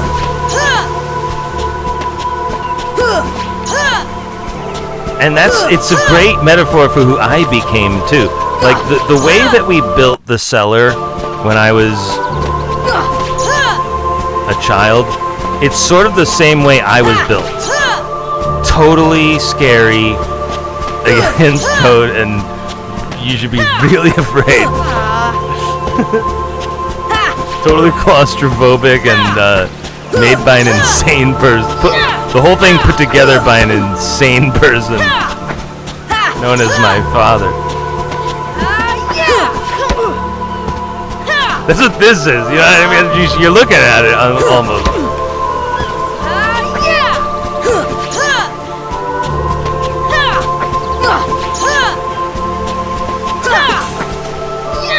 Come on and fight!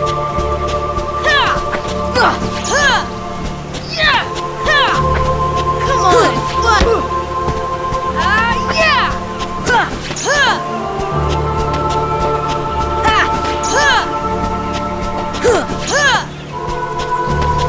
Yeah, it's a big problem that I can't be called on the phone or murdered in broad daylight as QAnon. You know, if I wasn't doing the news every single day I'm really off today. and not letting anyone escape, nobody would give a shit. I'd just still be playing video games, but like, we have scoops. QAnon change reality for everyone in the world.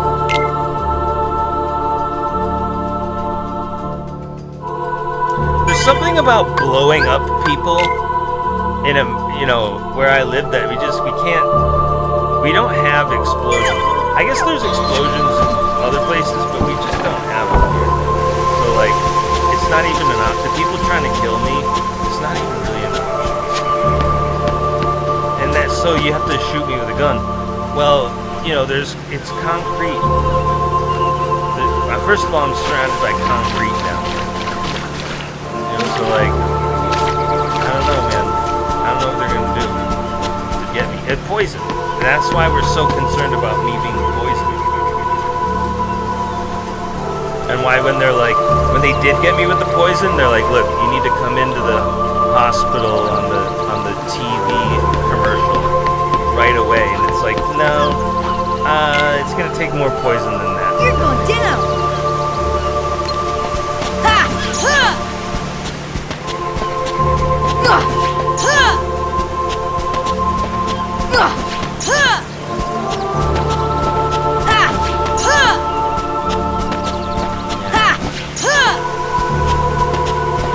I wouldn't say all of this if it wasn't locked down. You know what I mean? Locked in. I never say that unless I'm 100% sure we're completely safe. You know what I mean?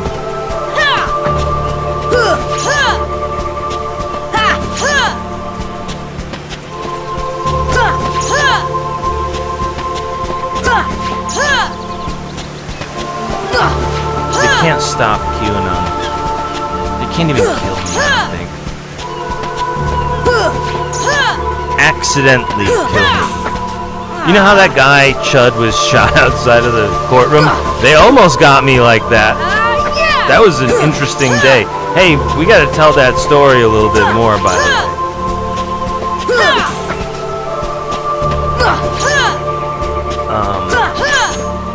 Man, it's a long story. It sucks.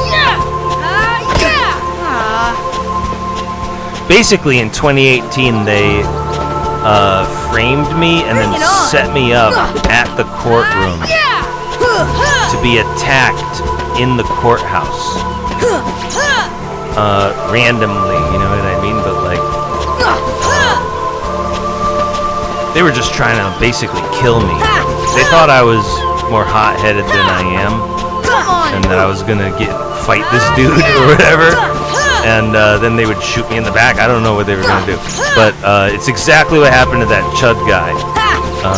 Black dude too. You know what I mean? Like black people. Hartford, Connecticut. That's very common. But they looked at my social media and they were like, frame him and set him up. I'm really off today. We're gonna attack him in the courtroom, in the courthouse, and you know. Luckily, I happen to be the son of a black belt who was there when they came up and attacked me. My dad was standing behind him, ready to kill him. So, you know, even then, it's seriously hard to attack me.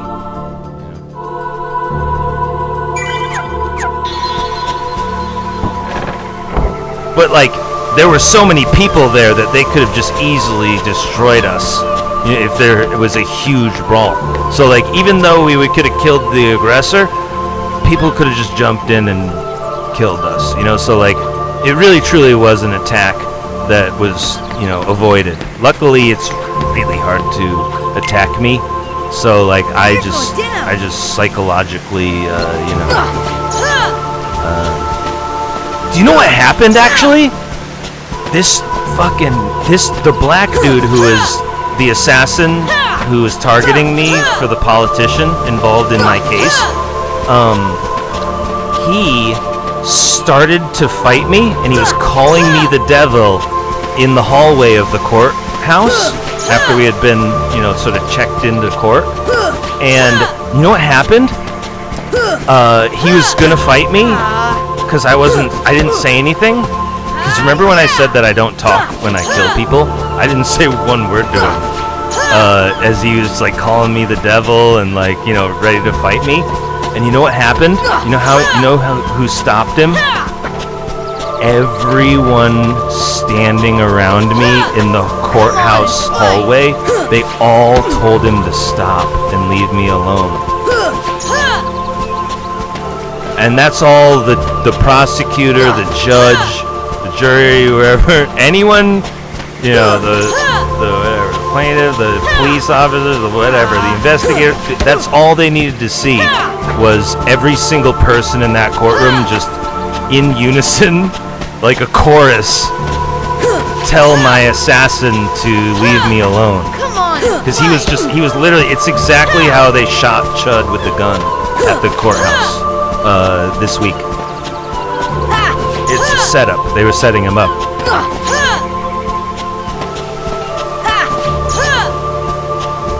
But like, I'm not an amateur fighter. I've seen people try to kill me thousands of times. People have walked straight up to me in video games with the 100% intention of killing me, and you know, when that happens thousands and thousands of times, like me, because it's years, you know, it's 20 years of combat. You just get to know people. You just totally see people coming before they do.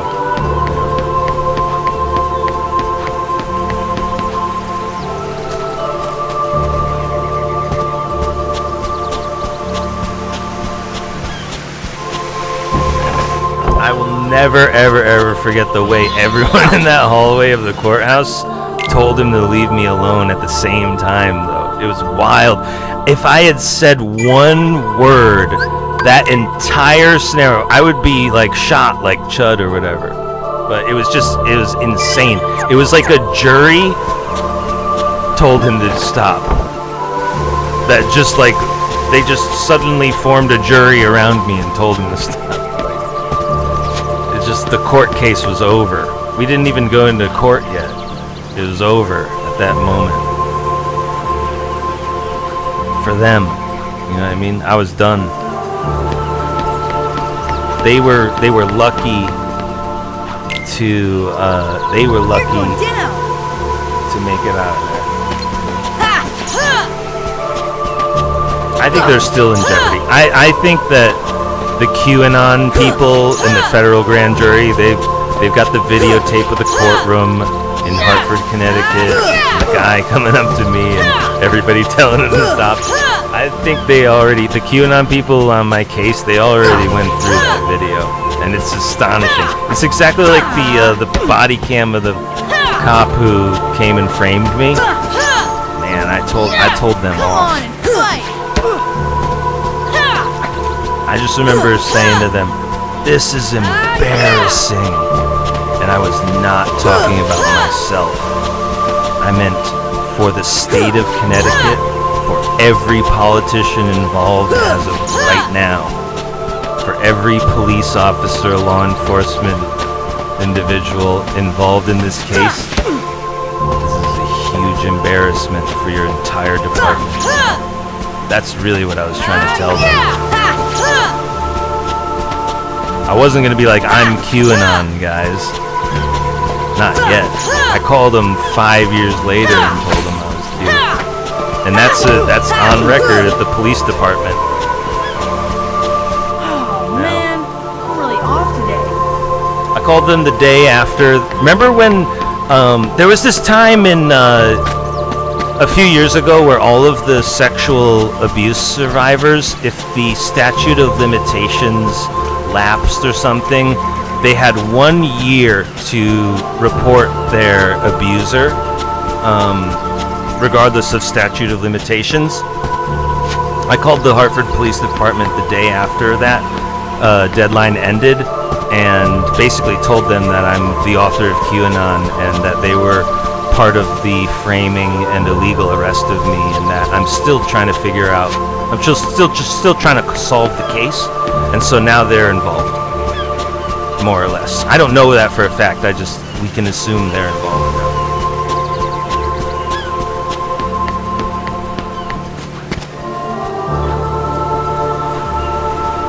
Like, they don't have to believe I'm QAnon, but at least they've been notified that someone who does claim he is QAnon is accusing people of illegally framing it. Oh yeah, and I contacted the governor of Connecticut. Long time. It's a good idea to just give the governor a heads up, because he'll watch people try to cover it up. And so, you know what I mean? Like,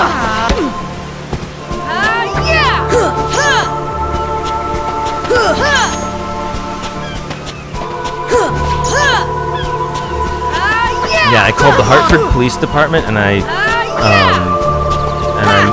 emailed the governor of Connecticut, and I basically was trying to explain to them how I'm QAnon and how 5 years ago they had me framed and arrested, and you know, I don't know if I went into how they had, like, the black dude came in to attack me at court, like Chud got shot or whatever, but like, you know.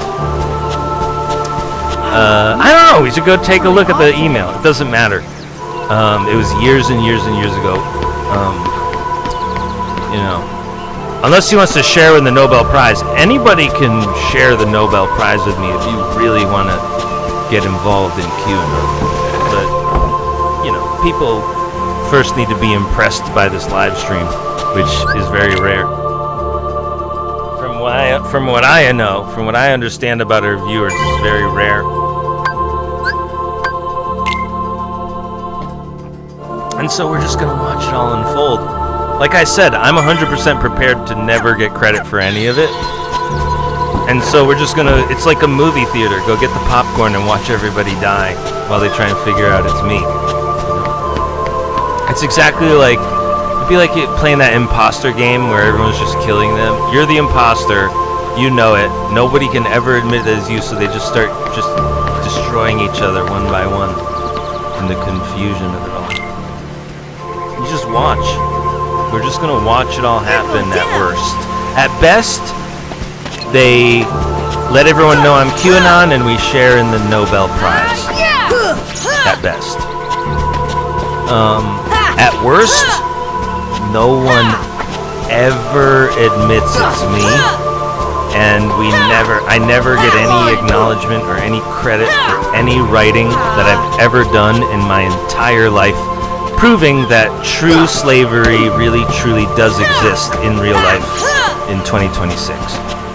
Like, by book definition, the textbook definition, the dictionary definition of human slavery will be proven true.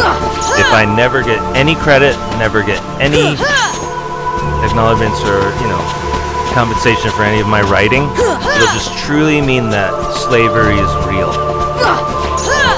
And, I don't know, it's worth it.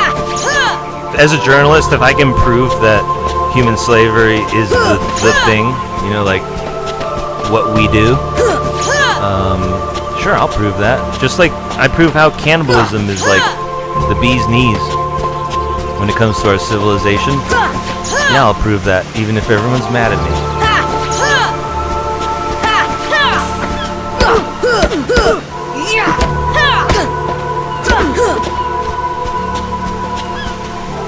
Oh man, I'm really off today.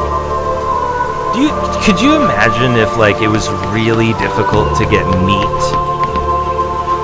Imagine that world.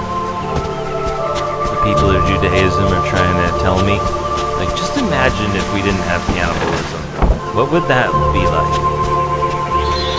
Dude, I bet it's way fucking worse than we think. It's not just people can't get a steak or a hamburger. I bet it goes seriously south. Like, in ways we can't imagine, things go south. Famine. Yo, you're talking about famine.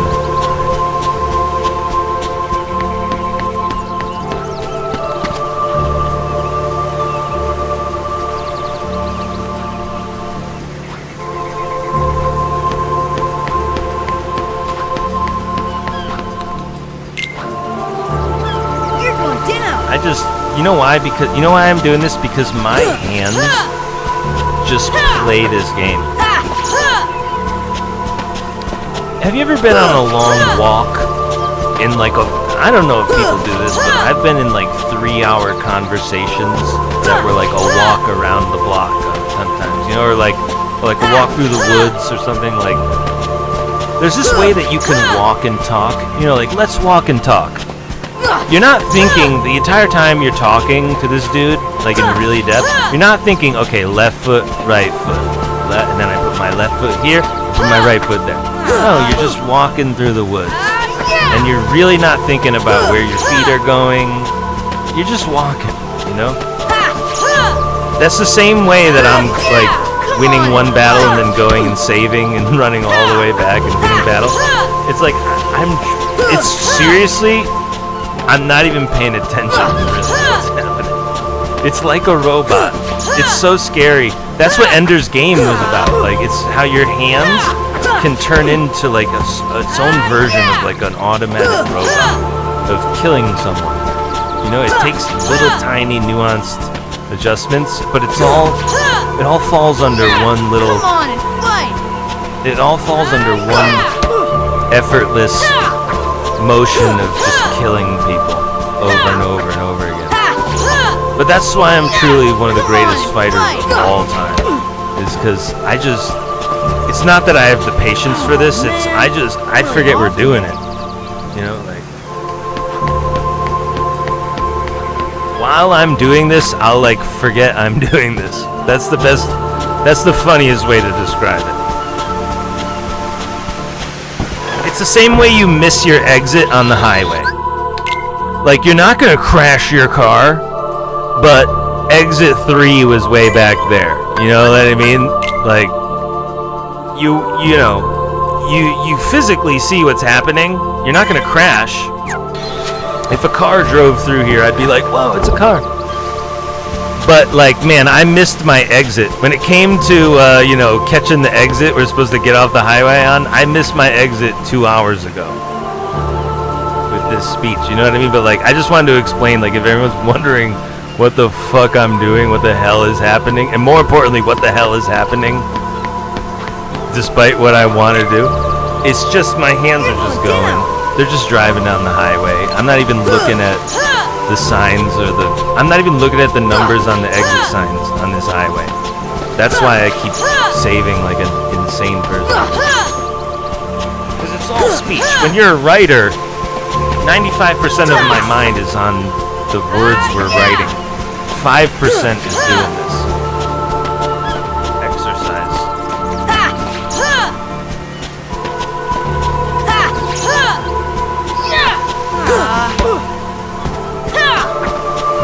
It's gotta be good for me. Like, when we play this game, by the way, all this running around while not paying attention has to be good for muscle memory, as they say. It has to be.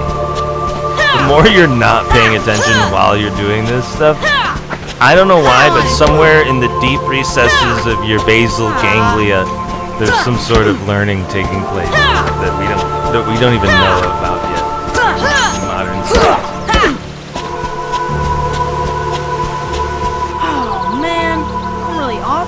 Yeah, I just feel like if there was a way that I was really paying attention to what I was doing, it would be less practice, less effective practice than if I just totally forget what's happening and I'm just totally removed from what's going on the screen and I'm just immersed. My brain is just full immersion into writing about cannibalism that like the combat practice is almost better that way. It's truer. It rings truer in your cells of your brain if you're sort of practicing without really intentionally practicing. I don't know. It's not practice.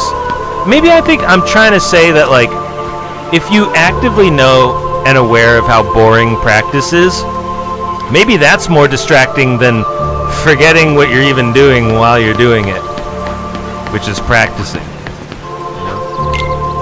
But it might look funny. You might take a few trips back and forth where it was like, you didn't need to go do that. And you're gonna lose your voice. Like I am. I'm fully fucking, I'm 10% of my voice right now left.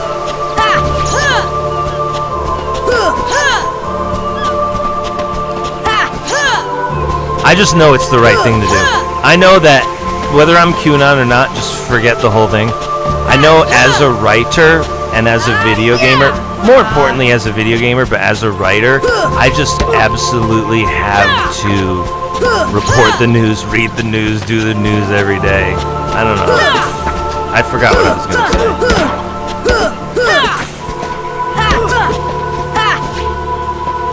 Oh man, I'm really off today. Oh yeah, I was gonna say that's why I can't concentrate on what I'm doing because I'm just so immersed. Oh yeah, that's why I use 95% of my brain to write because I am a writer, you know.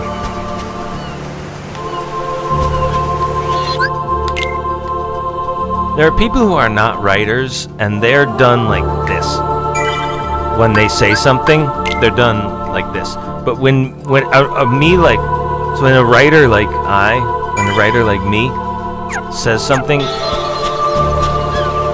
know, there's craftsmanship there. It's a process. It's the same way someone throws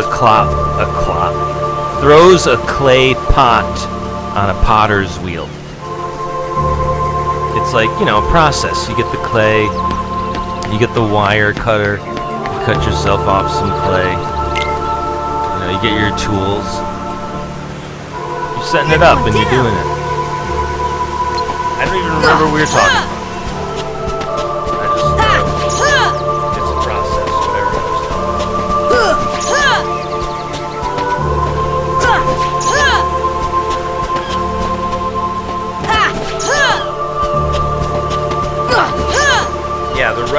The thing about journalism and video games, the writing is the most important.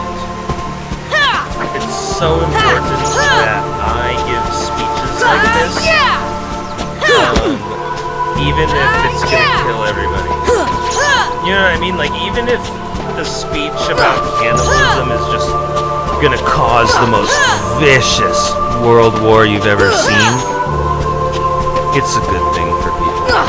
Because we have to, because it's been too long since we've believed in nonsense, you know? You have to face the facts. You have to live in real world, in real life, in reality. I love how people think that I'm just totally wrong. Wouldn't that be nice? Could you imagine if I'm just totally wrong about all of the cannibalism? Man, where are all those cows? Have you seen all those cows? You know what I mean? If we had, like, video of just cows, and we go, wow, look at all those cows. That's one thing. But, like, again, there's some mathematician out there adding up how many grocery stores there are, and also adding up the number of pounds of meat and the population. They're adding up and they're going, there's no way. Not only is there some cannibalism, there's no way there's not tons of widespread cannibalism. There's some mathematician out there right now doing the numbers, but no one's ever gonna believe him. They're just gonna, Joe Rogan will pick that up and go, those aren't the numbers. What kind of study is this? You can't do this study. Joe Rogan gets, like, on people's cases about which study is legitimate. It's one of the most pathetic things I've ever seen Joe Rogan do. He'll get like really animated about someone's fake study, and it's like, dude, every study you've ever quoted was fake. I got news for you, dude.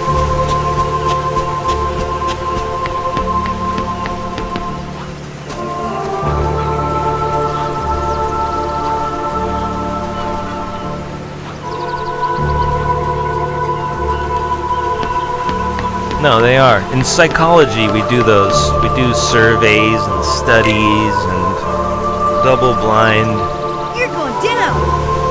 trials and, you know, placebos. We're the department of placebos. And just, I don't know. I forgot what we were talking about. What was Joe Rogan doing? Believing in nonsense medicine. That's all we can just assume. Bring it on. Do you know how I know Ibogaine is bad for people? Because Joe Rogan is literally the only person who has ever said the word Ibogaine in my personal entire life. And we studied drugs in psychology in class, you know, like, and just same with Kratom. It's just, but you know who I have seen before? Hundreds of scammers in video games. Scammers. When I was 14 years old and a freshman in high school, I got scammed over the summer break. While I was trying to buy a Vila, I got scammed and hacked. You know what I mean? Man, I'm really off today. I just know that, like, there's no possible way on earth that, like, ayahuasca, ibogaine, kratom, I've never ever heard of them anywhere else except out of him. How could that possibly be? I'll tell you why. Because more or less it's fake. I don't care if it was in, you know, Fear and Loathing in Las Vegas in 1972. Doesn't count. I've never heard of it.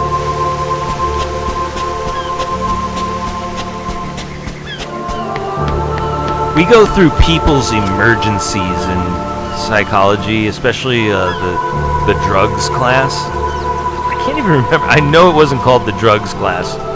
It must have been called like God. It's had some. I don't know. I don't remember what You're going I down. don't remember what the class was called at all. So I took a class on drugs, and we definitely would have talked about it if it was real.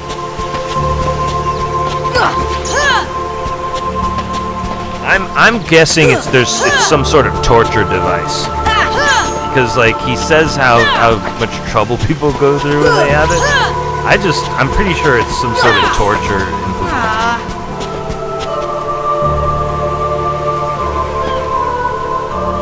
Bring it on.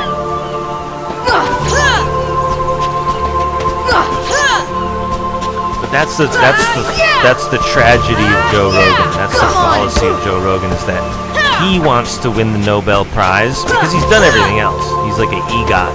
You know what I mean? Like he has everything else. So he's like, I just want to like discover something, like Livingston, you know, or something. Like he sort of wants to trek through the jungle and discover like a new species of chimpanzee. You know what I mean? Like that's Australopithecus, you know, Gigantopithecus. You've heard him talk about it. But here's the point: like Joe Rogan just wants to be the first person to discover something, and he wants to document it on his show. It'll mean that his show means something. But that's why he's okay with being the only person who ever mentions Kratom or Ibogaine or ayahuasca or whatever. Because, like, I don't know, dude. I don't think so. I just would have heard more about it through my career. I just haven't heard about it.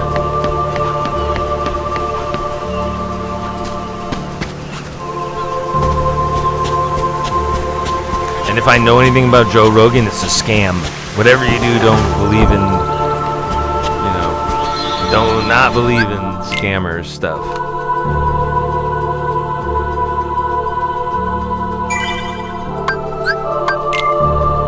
Find an entertaining show. I watch Joe Rogan to figure out what insane thing he believes next. You know, or his guests, you know, what insane thing do they believe next? Because as a psychologist, you just have to know what crazy things people believe that are totally wrong. So, like, I legitimately watch the show a lot.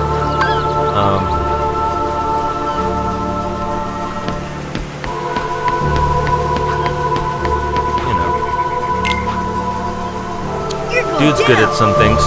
Whatever I just said, I can't remember. I guess we'll end it here. This is kind of good. I'm sort of set now. I'm sort of done here. I'm done with the speech, really. I'm never done with this QAnon speech. I'm never done.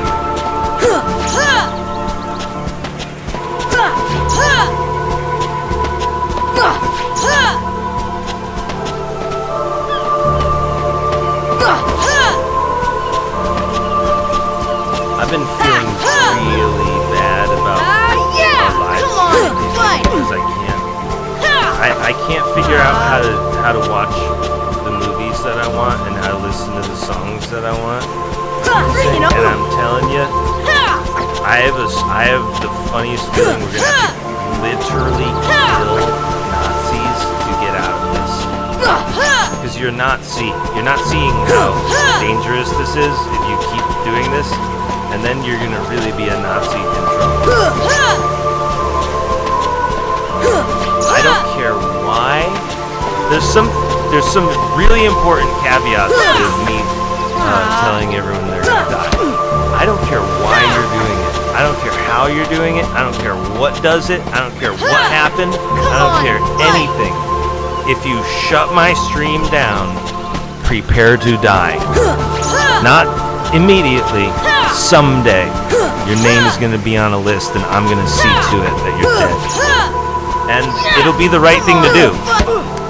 A million years from now, they'll be like, and did you know he fought the Nazis in 2026 and literally killed a few?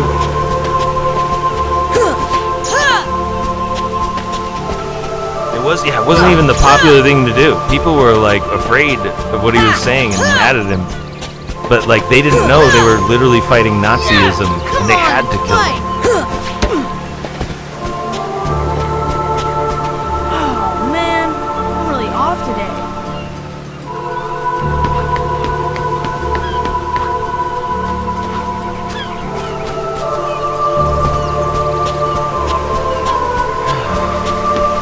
There's something reassuring about how the Nazis cannot see. It's like, well, you can sort of let out a little bit of a sigh of relief. Well, at least they can't see something. Like, at least we have a little hope that they're blind or something. Like, I don't know. I don't know. There's something reassuring about being against the Nazis because they can't really see it, can they? But at least we got that going for us, you know? Like, how we got here in the first place is they can't see anything anyway. They're Nazis. So, like, it's sort of like, well, at least they don't catch every little tiny thing. And they're just on it, you know?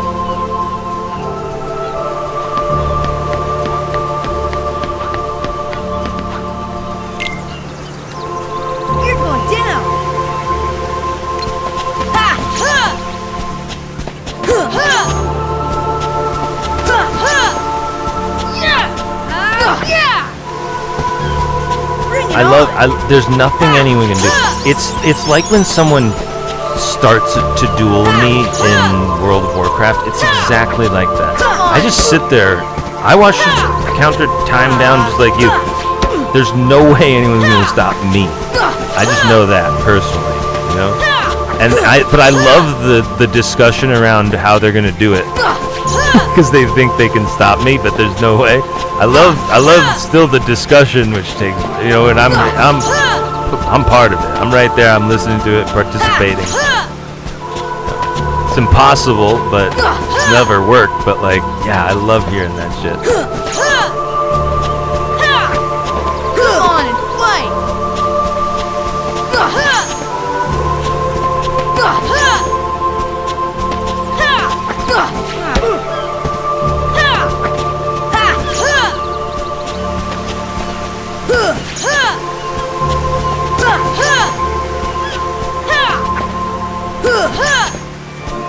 There's something really true. You know how I said there's no more good in human beings? What's interesting about that is that there's something really true about it. It rings true. There are these like super dark, real difficult facts about reality that if you face them, they're so true. Come on and fight.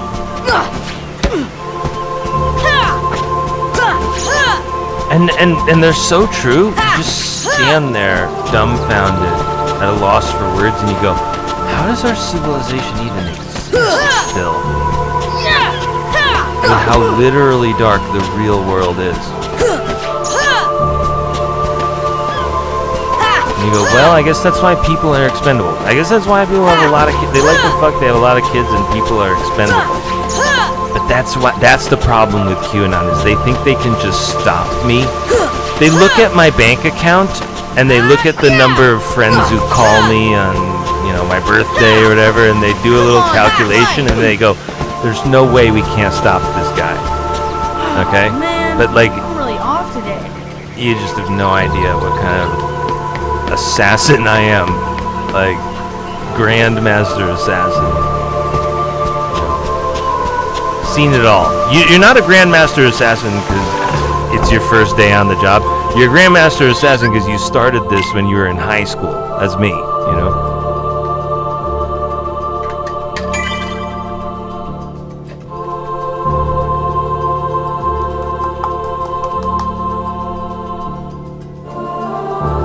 Yeah, the Grandmaster Assassin famously walks around Moonglow and is not even really in one spot and sometimes just isn't there. It's very like you gotta go wait.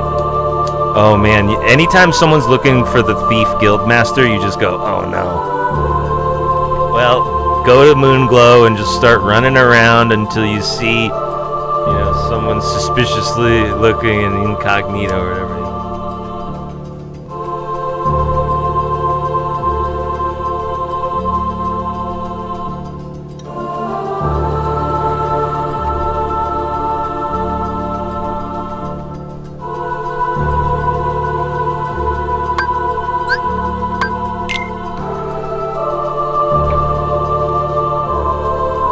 Yeah, they're giving me every respiratory virus they can, and it's just, I don't know. I'm like the Keith Richards of poison over here or something. It's just making him stronger.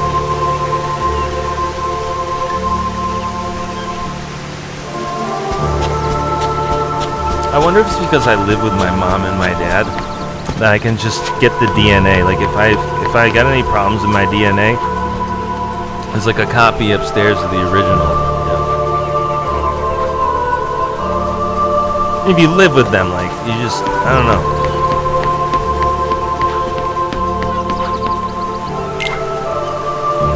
You're going down.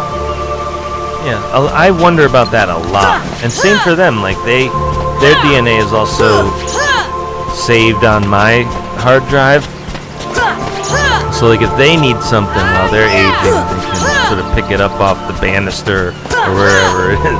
The handle on the whatever.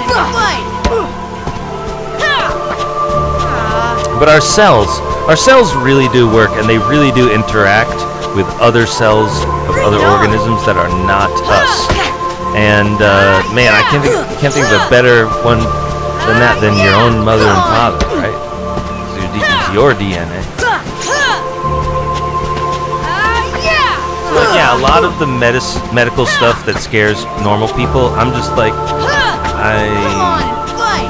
I'm not really afraid of medical stuff. I got a copy of my original DNA walking around upstairs. If we need any, we'll send a fax to my limbic system or whatever. However it gets in there now.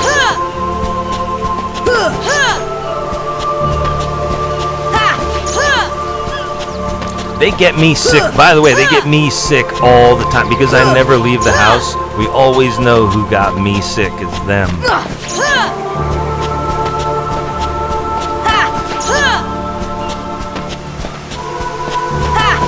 In my family, we live in such a psychopathic household that anytime one person gets sick, we just automatically all agree to get sick with them, and there's nothing anyone can do. Like normal families with actual empathy for each other, like apparently sometimes they go get like a hotel and stay. That would never happen in my household. The dinner is demanded on the dinner table at a certain time. It doesn't matter if people are gonna die. That's how it's going down.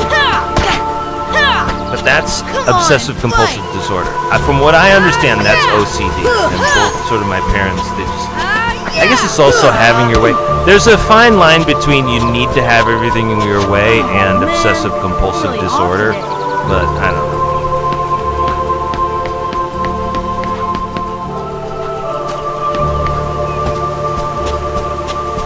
Yeah, I don't care about any medicine stuff. I just don't. Yeah, all of the little tiny symptoms that people can't bear, it's like, I don't care. I'll play some video games, I just don't care. Yeah, it's far better to stay away from hospitals than to be safe than sorry and believe in their scammer nonsense. It's so much better to be safe than sorry, right? When it comes to surgery, it is so much better to be safe than sorry.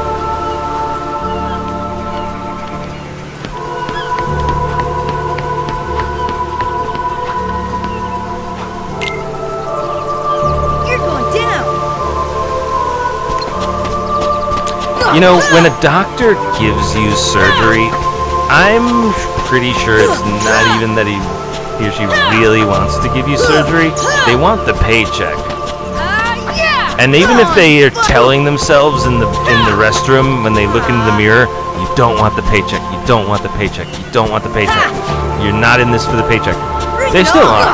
It's just like me when I'm playing this video game and I want to win or something. Like, even if I'm like, okay, we're gonna practice, we don't need to win. I'm still like, sort of, kind of trying to win, even though I'm not. You know, like, yeah. It's exactly how it is. Yeah. I don't want to know my beats. I don't want to know how my heartbeat goes. It beats like Mr. Burns on The Simpsons. You know, like, I don't want to know. I have the calmest. My hand is like Bring it on. catatonic. That's how unflappable I am. You know what I mean? Like, just the steadiest arm of combat. You know what I mean? Like, I do not care about whatever's going on, whatever they were talking Man, about. I'm really off today.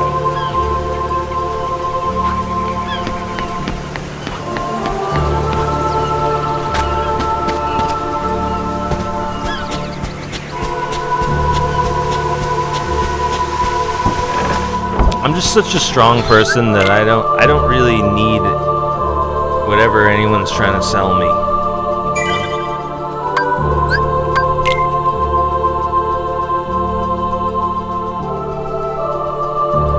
Blah blah blah.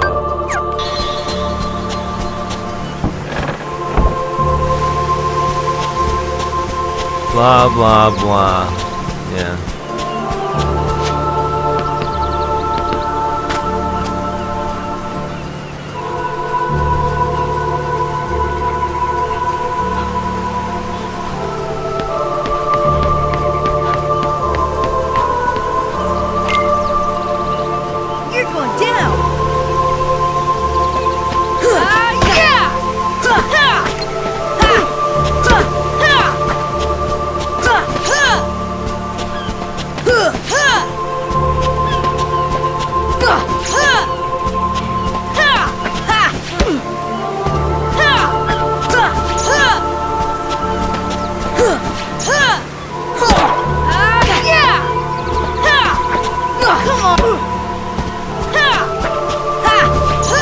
You know what, dude? In a really short term, like, what am I doing tomorrow?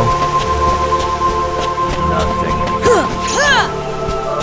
Just accepting that. I mean, I talk to these girls all the time, but like, Man, girls really don't off really today. like me. It's all kind of just, I don't know. They a lot of them should just go find a better man than me. And I know that. I'm the first one to be like, yeah, that sounds right. But, you know, I don't know.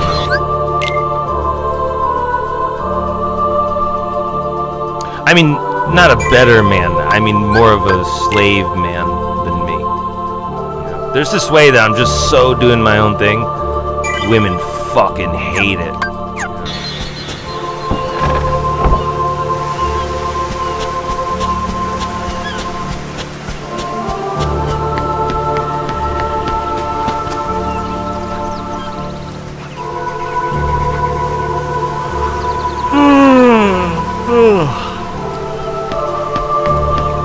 Yeah, we gotta stop this soon. 1,000? What level am I?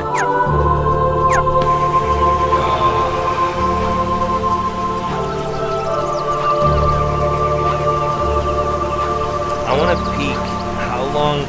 I'm gonna guess how many hours we've been going, and then I'm gonna look at it. 5? How about 5? 5 hours. 10. Is that 10 hours? Yeah, that's 10 hours, alright. We have some drop frames. Good for us. You're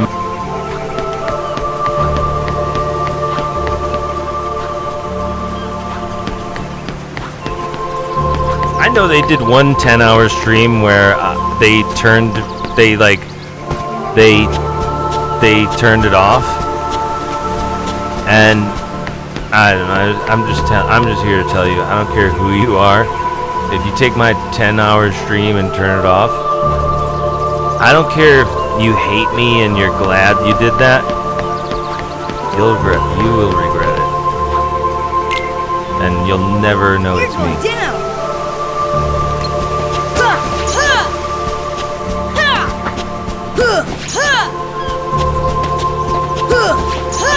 The most important part is nobody ever knows that it's me.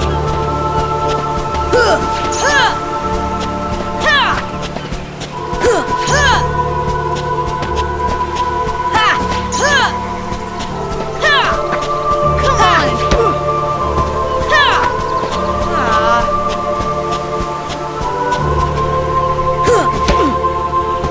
There are still Nazis to kill. And it's definitely got to do with turning people's live streams off. Whether it's me or whatever, no matter what happens. I think that's what I forgot I was talking about before. It doesn't really matter why you turn this live stream off. No matter what. Everyone's in trouble. You know what I mean? Like,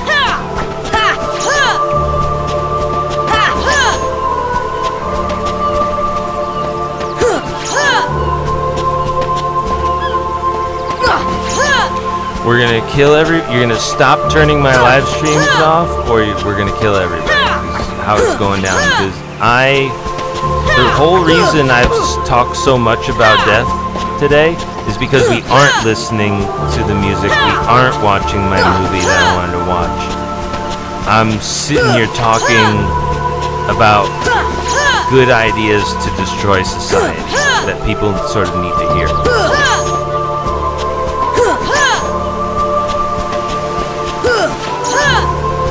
So if the society is destroyed, maybe you should have let us, do what we wanted to do on live stream.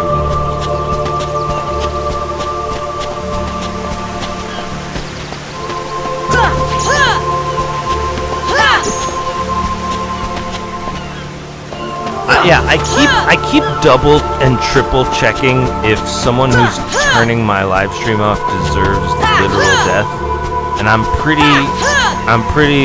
go for launch here. Because we're fighting Nazis, because it was so lawful to murder a Nazi, it still is.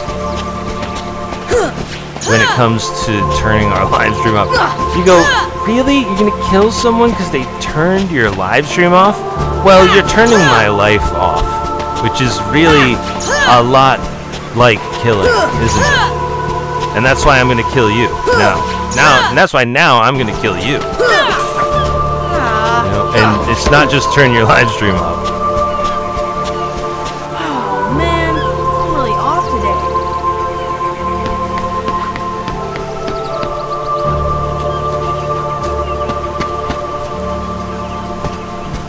I do not want to kill anybody. I never thought we were gonna kill anyone. I always thought Kung Fu was just so cool we would never kill anyone, but when it comes to the internet, we actually are getting really close to needing to kill people over this stuff. We're very close. I think we're all closer than we think to absolutely needing to kill people over the internet. Closer than we know.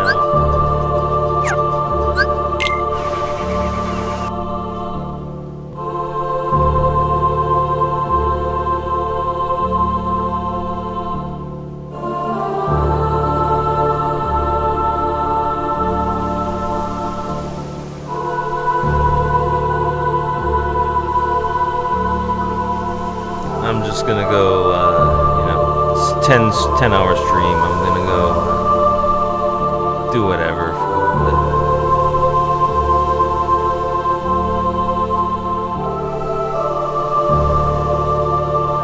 I'm the glorious Lord Erickson Krona, the Seneschal of the Ingot House, the author of QAnon, the Fire Major Guru as seen on YouTube, the Arena Master, Battle Master, Gladiator, Field Marshal of the Alliance, by the title The Venom of Evil. This is DJ Real Draw. In one of my best, probably my most historical speeches ever. When Jesus Christ gave like the Sermon on the Mount, it was kind of like that today.